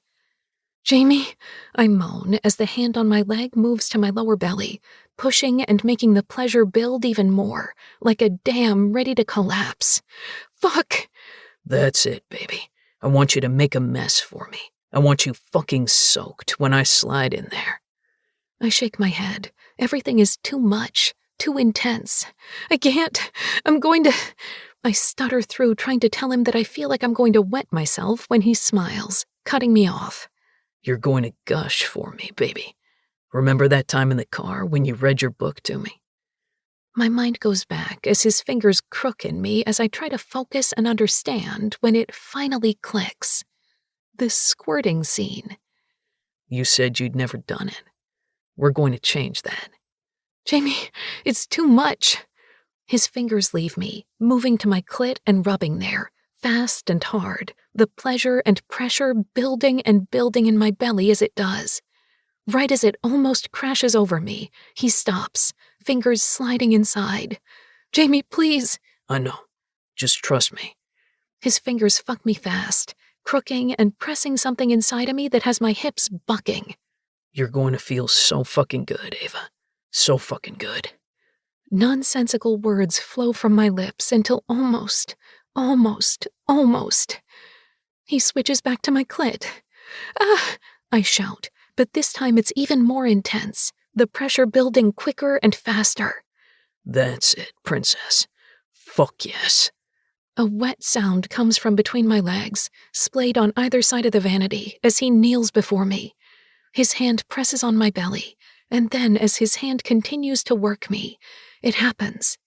A gush of liquid and a deep groan comes from me as I scream his name, the most intense orgasm I've ever felt ripping through me. "Jamie!" That's it, Ava. Fuck, just look at you, making such a mess for me. His fingers slow, his entire hand rubbing me now, my pussy soaked as I buck with aftershocks. Such a good fucking girl, he says as he stands, his hands moving to his belt, undoing it, and lowering his pants just enough to pull his cock out. "Let me," I start, moving to the crown on the top of my head to undo it. It hasn't shifted at all, pinned down expertly, but a hard slap comes to my wet, swollen pussy and I shout out, then moan as it radiates through me. Absolutely not, he says. I've been thinking of fucking you with this fucking crown on for a year now, Ava. Now I'm going to make my queen come on my cock. I moan loudly at his words, then louder as he slides into me with ease. Perfect, he moans when he's planted deep. You were made to be fucked by me. I nod, agreeing because he's right. You can't convince me I wasn't put on this earth to get fucked by Jamie, to have him give me all-consuming pleasure and to return the favor. "Fuck me, Jamie," I whisper, and his eyes flare with heat, but he does what I ask, sliding out and slamming into me, hitting deep and hard with each thrust. My tit bounces, my body supported on my elbows. One hand shifts, and I hold my breast, tugging on the nipple. His eyes watch as I pinch almost too hard, moaning and clamping down on him. You're so fucking tight like this, Ava. Fuck, and all mine. Yours, I moan breathily. I'm yours to fuck, yours to own. Please, I murmur, begging him to make me come. To ease the ache in my stomach he's building higher and higher, adding to with each deep buck of his hips into mine. My hand moves down from my breast, down my belly, and his eyes burn on me as I do, as I spread my fingers around where he's filling me, feeling him sliding through them and clamping down as I do. The feeling is too intoxicating, and I'm almost there, almost ready to come with him inside of me when he shifts again. His hands are on my ass, lifting me up and taking 2 steps back before he sits in the large cushioned chair the hotel provided for my vanity, sitting me in his lap. Oh, fuck, I moan louder, feeling him somehow slide deeper now, hitting new sensitive spots deep inside. I shift my hips and shout his name. I'm so fucking close. He grabs my hands, placing them on his shoulders. Ride, he says, an order in his words as his hands move to my hips.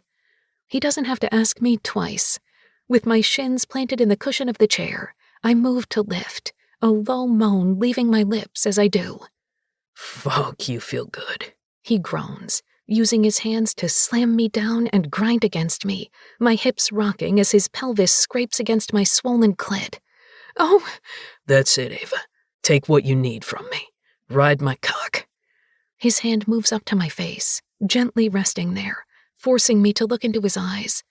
We share a breath, our lips barely touching, as he whispers words of encouragement. My hips buck, and pleasure, more all-consuming than it's ever been, builds in my belly until I close my eyes with a moan. No, I say, it's too much. No, it's not. Open your eyes. I want your eyes when my queen comes for me. I open them, locking on his hazel eyes, and as I move in a downward glide, I erupt, calling out his name as one of his hands moves to my ass, holding me down as his hips buck up, as he buries deep with a groan of satisfaction, filling me. I sit in his lap like that, panting, trying to come down from what just transpired, feeling him soften inside of me when his hand moves up to my face, pulling me close and kissing me, his tongue sliding into mine, and it's so good, I almost forget I have to finish getting ready and he's probably fucking up my makeup. Jamie, I say, pulling back. I can't believe you made it through fucking me without fucking up my makeup, but now that we're all done, and then you decide to? He chuckles, his eyes warm and easy as he lifts me off him before standing, towering over me as he does. His thumb slides along my bottom lip before he says, Go, princess. Go fix your lipstick, then get dressed so we can go. It's reminiscent of our very first kiss, the way he left the room because, in his own words, if he had stayed another moment, he would have fucked me senseless. I realize then that we'll always be like this, impulsive and wildly in love and unable to resist each other. And even though it's predictable, it's a predictability I am more than happy to fall into. A year later. Rosie! I yell as I enter the small pink bookstore we came to almost 2 years ago. It's changed a bit, some new decorations and obviously new releases, but it's the same for the most part, and that's strangely comforting. Ava, how are you? The brunette asks, coming over to me and pulling me into a hug. I'd be better if you opened up a second location in New Jersey, I say when we pull away.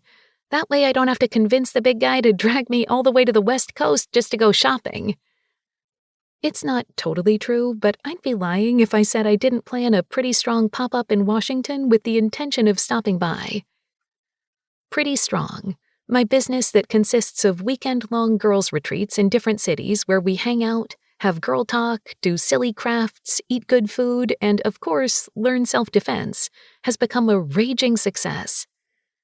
After my year as Miss Americana was done, and once Jamie's own security firm, Wild Security, was set up and running smoothly to the point where he was able to schedule in a monthly trip with me to help with lessons, I really leaned into the business, hiring a group of 4 girls to help me run these events, as well as the online presence we have, including weekly training videos. It's funny to think that 2 years ago, I had no idea what I wanted to do with my life, was joining a pageant just to help my friends, and was slowly coming to terms with the fact that true, all-consuming love might just be in romance books for me. And here I am, a retired pageant queen business owner dating the prettiest bodyguard on earth, and a cat mom. Peach trots into the store on her leash like she owns the place, with Jamie trailing behind. He likes to say all the women in his life treat him the same, and seeing him with Peach, I can't say I disagree. "Maybe one day," she says wistfully. "Until then, you'll just have to keep making the trek out here to see me." "I'm happy to," I say. "We should do dinner later." A twinkle is in her eye, like she knows something I don't, before she answers. "Yeah, maybe. You looking for anything in particular?" "Nope, just gonna peruse. See how much the big guy can carry. You know, the norm." She lets out a tinkling laugh before nodding, and Jamie and I start to wander. I pick up books here and there and read the blurbs. I put some back and ask Jamie to hold others until I'm stopped at a table with just one book propped up on it. "What is this one?" I ask, approaching a pink book with dark and light stripes on the cover, a big pink bow and a golden frame surrounding the title of the book, Passenger Princess.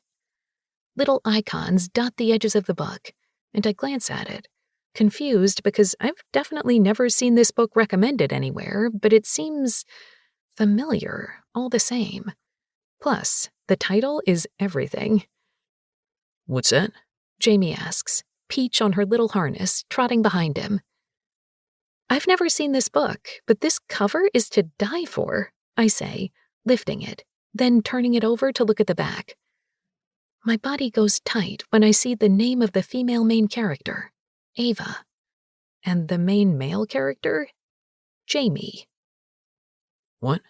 Jamie asks, barely interested as he leans on a bookshelf, digging his hand into his pocket and keeping an eye on Peach as she rolls around on the floor. I flip through the book and see that Ava has an orange cat named Peach. "Oh my God!" I shout. "Jamie, this is like an unauthorized biography or something. It's..." And then I see it. Smut. There is a smutty scene in here about Jamie fingering me in the car. "Oh my God," I whisper, flipping through the pages, then looking at Jamie. "Is this fucking fan fiction about us?" I don't even know what fan fiction is, Ava.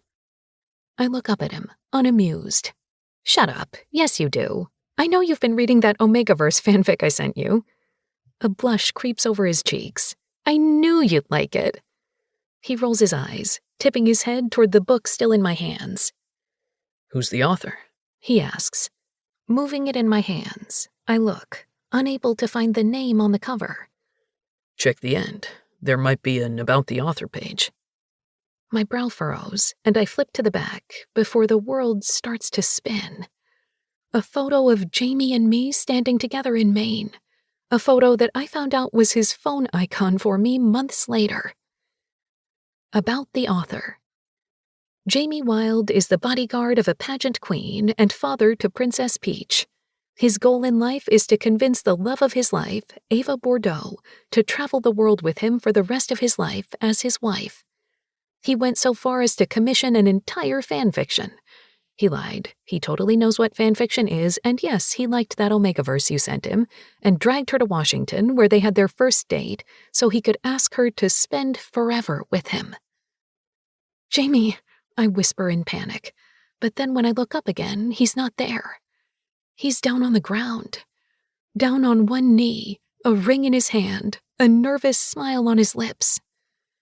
"Jamie," I whisper, but stop this time because of the lump in my throat.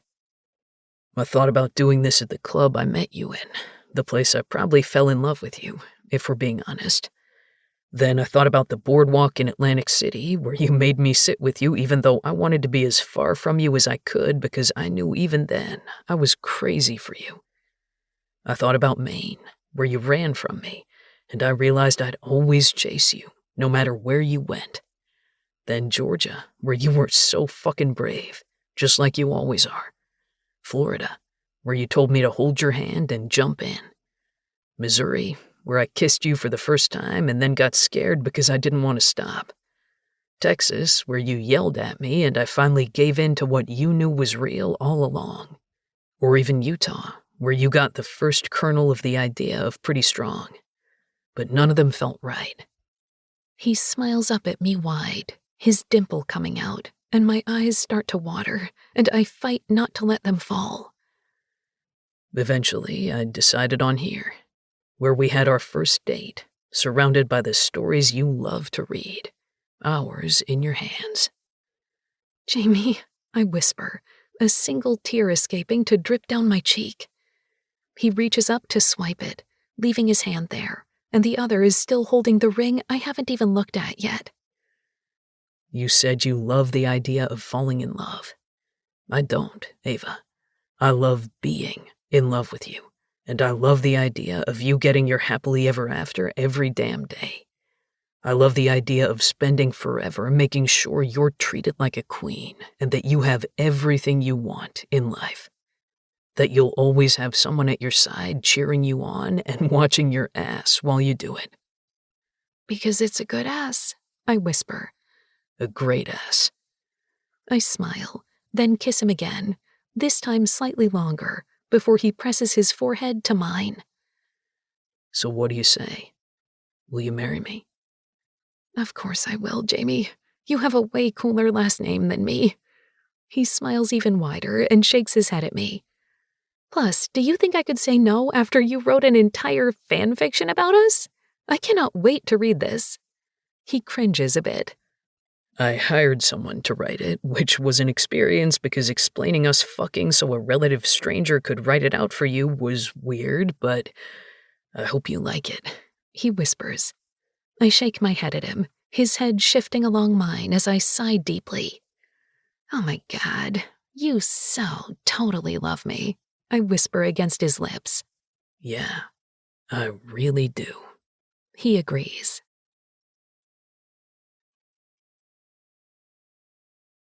Audible hopes you have enjoyed this program.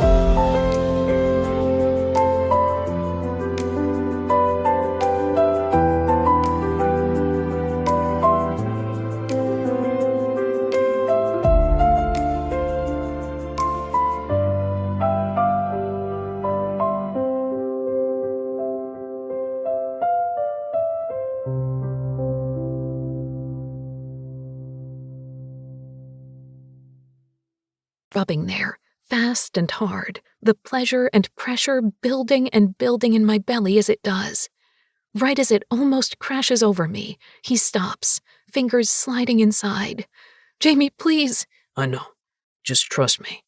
His fingers fuck me fast, crooking and pressing something inside of me that has my hips bucking. You're going to feel so fucking good, Ava.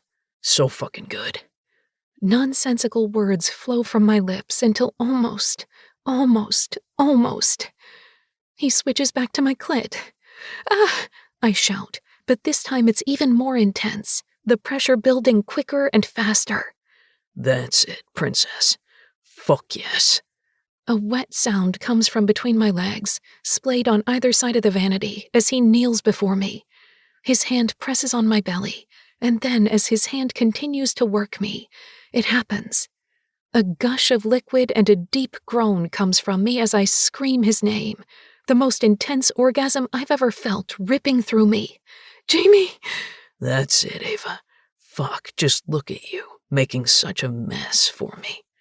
His fingers slow, his entire hand rubbing me now, my pussy soaked as I buck with aftershocks. Such a good fucking girl, he says as he stands, his hands moving to his belt, undoing it, and lowering his pants just enough to pull his cock out. Let me, I start, moving to the crown on the top of my head to undo it. It hasn't shifted at all, pinned down expertly, but a hard slap comes to my wet, swollen pussy and I shout out, then moan as it radiates through me. Absolutely not, he says. I've been thinking of fucking you with this fucking crown on for a year now, Ava. Now I'm going to make my queen come on my cock. I moan loudly at his words, then louder as he slides into me with ease. Perfect, he moans when he's planted deep.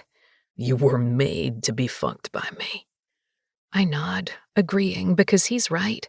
You can't convince me I wasn't put on this earth to get fucked by Jamie, to have him give me all-consuming pleasure and to return the favor. Fuck me, Jamie, I whisper, and his eyes flare with heat, but he does what I ask, sliding out and slamming into me, hitting deep and hard with each thrust. My tit bounces, my body supported on my elbows. One hand shifts, and I hold my breast, tugging on the nipple. His eyes watch as I pinch almost too hard, moaning and clamping down on him. You're so fucking tight like this, Ava. Fuck. And all mine. Yours, I moan breathily. I'm yours to fuck, yours to own. Please, I murmur, begging him to make me come. To ease the ache in my stomach he's building higher and higher, adding to with each deep buck of his hips into mine.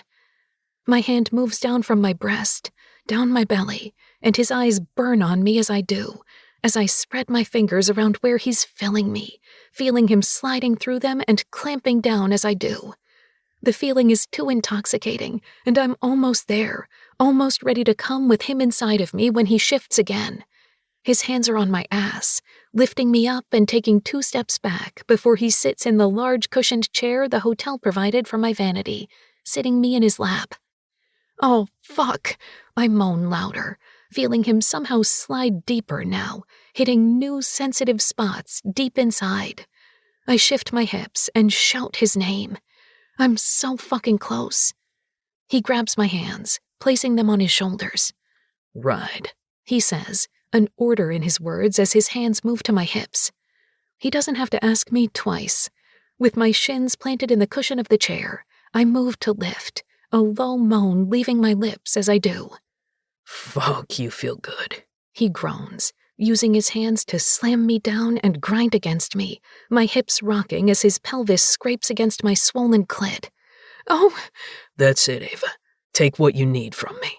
Ride my cock. His hand moves up to my face, gently resting there, forcing me to look into his eyes. We share a breath, our lips barely touching, as he whispers words of encouragement.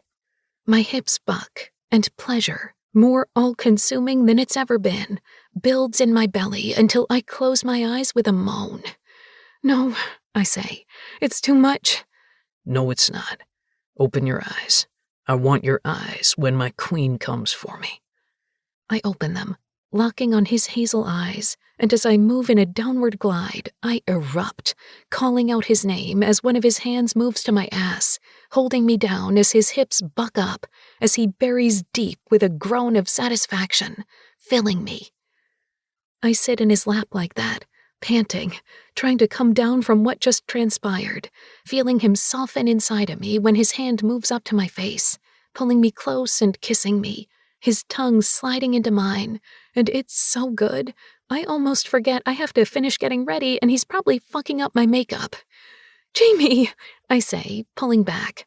I can't believe you made it through fucking me without fucking up my makeup, but now that we're all done, and then you decide to? He chuckles, his eyes warm and easy as he lifts me off him before standing, towering over me as he does. His thumb slides along my bottom lip before he says, Go, princess. Go fix your lipstick, then get dressed so we can go. It's reminiscent of our very first kiss, the way he left the room because, in his own words, if he had stayed another moment, he would have fucked me senseless. I realize then that we'll always be like this, impulsive and wildly in love and unable to resist each other.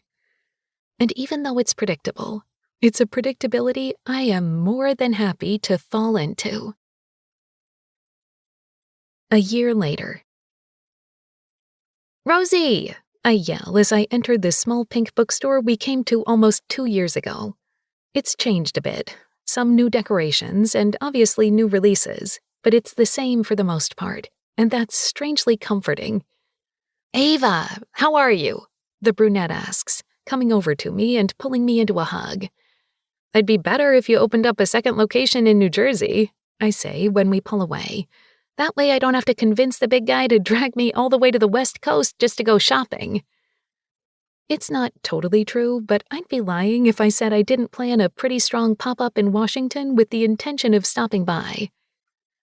Pretty Strong, my business that consists of weekend-long girls' retreats in different cities where we hang out, have girl talk, do silly crafts, eat good food, and, of course, learn self-defense, has become a raging success. After my year as Miss Americana was done, and once Jamie's own security firm, Wild Security, was set up and running smoothly to the point where he was able to schedule in a monthly trip with me to help with lessons, I really leaned into the business, hiring a group of 4 girls to help me run these events, as well as the online presence we have, including weekly training videos. It's funny to think that 2 years ago, I had no idea what I wanted to do with my life, was joining a pageant just to help my friends, and was slowly coming to terms with the fact that true, all-consuming love might just be in romance books for me. And here I am, a retired pageant queen business owner dating the prettiest bodyguard on earth, and a cat mom. Peach trots into the store on her leash like she owns the place, with Jamie trailing behind.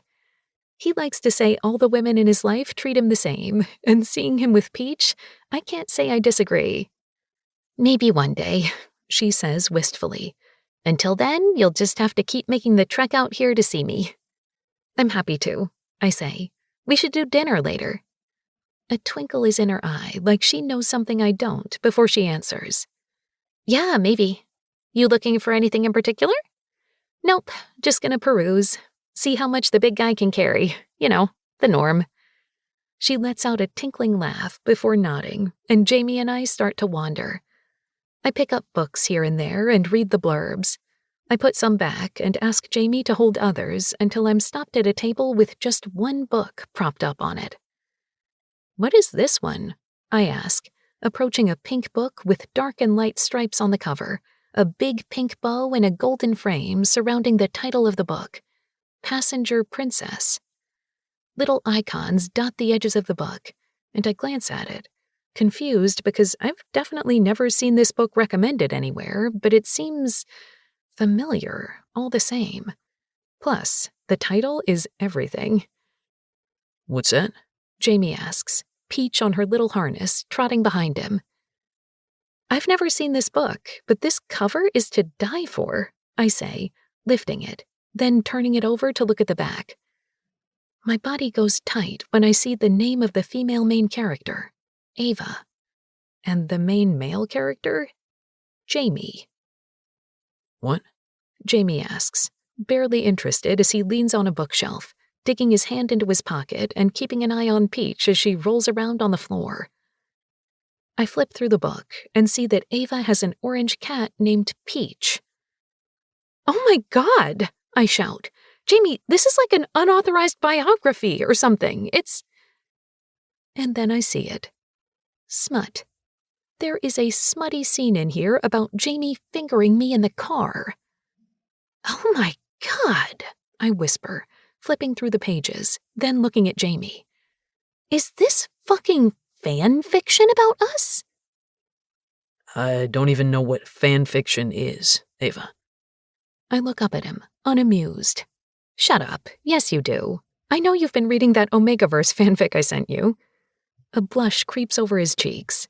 "I knew you'd like it." He rolls his eyes, tipping his head toward the book still in my hands. Who's the author? He asks. Moving it in my hands, I look, unable to find the name on the cover. Check the end. There might be an About the Author page.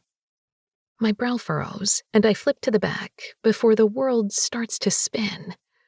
A photo of Jamie and me standing together in Maine. A photo that I found out was his phone icon for me months later. About the author. Jamie Wilde is the bodyguard of a pageant queen and father to Princess Peach. His goal in life is to convince the love of his life, Ava Bordeaux, to travel the world with him for the rest of his life as his wife. He went so far as to commission an entire fanfiction. He lied. He totally knows what fanfiction is, and yes, he liked that Omegaverse you sent him, and dragged her to Washington, where they had their first date, so he could ask her to spend forever with him. "Jamie," I whisper in panic, but then when I look up again, he's not there. He's down on the ground. Down on one knee, a ring in his hand, a nervous smile on his lips. "Jamie," I whisper, but stop this time because of the lump in my throat. I thought about doing this at the club I met you in, the place I probably fell in love with you, if we're being honest. Then I thought about the boardwalk in Atlantic City, where you made me sit with you even though I wanted to be as far from you as I could because I knew even then I was crazy for you. I thought about Maine, where you ran from me, and I realized I'd always chase you, no matter where you went. Then Georgia, where you were so fucking brave, just like you always are. Florida, where you told me to hold your hand and jump in. Missouri, where I kissed you for the first time and then got scared because I didn't want to stop. Texas, where you yelled at me and I finally gave in to what you knew was real all along. Or even Utah, where you got the first kernel of the idea of pretty strong. But none of them felt right. He smiles up at me wide, his dimple coming out, and my eyes start to water, and I fight not to let them fall. Eventually, I decided on here, where we had our first date, surrounded by the stories you love to read, ours in your hands. "Jamie," I whisper, a single tear escaping to drip down my cheek. He reaches up to swipe it, leaving his hand there, and the other is still holding the ring I haven't even looked at yet. You said you love the idea of falling in love. I don't, Ava. I love being in love with you, and I love the idea of you getting your happily ever after every damn day. I love the idea of spending forever making sure you're treated like a queen and that you have everything you want in life. That you'll always have someone at your side cheering you on and watching your ass while you do it. "Because it's a good ass," I whisper. A great ass. I smile, then kiss him again, this time slightly longer, before he presses his forehead to mine. So what do you say? Will you marry me? "Of course I will, Jamie. You have a way cooler last name than me." He smiles even wider and shakes his head at me. "Plus, do you think I could say no after you wrote an entire fan fiction about us? I cannot wait to read this." He cringes a bit. I hired someone to write it, which was an experience because explaining us fucking so a relative stranger could write it out for you was weird, but I hope you like it. He whispers. I shake my head at him, his head shifting along mine as I sigh deeply. Oh my God, you so totally love me, I whisper against his lips. Yeah, I really do. He agrees.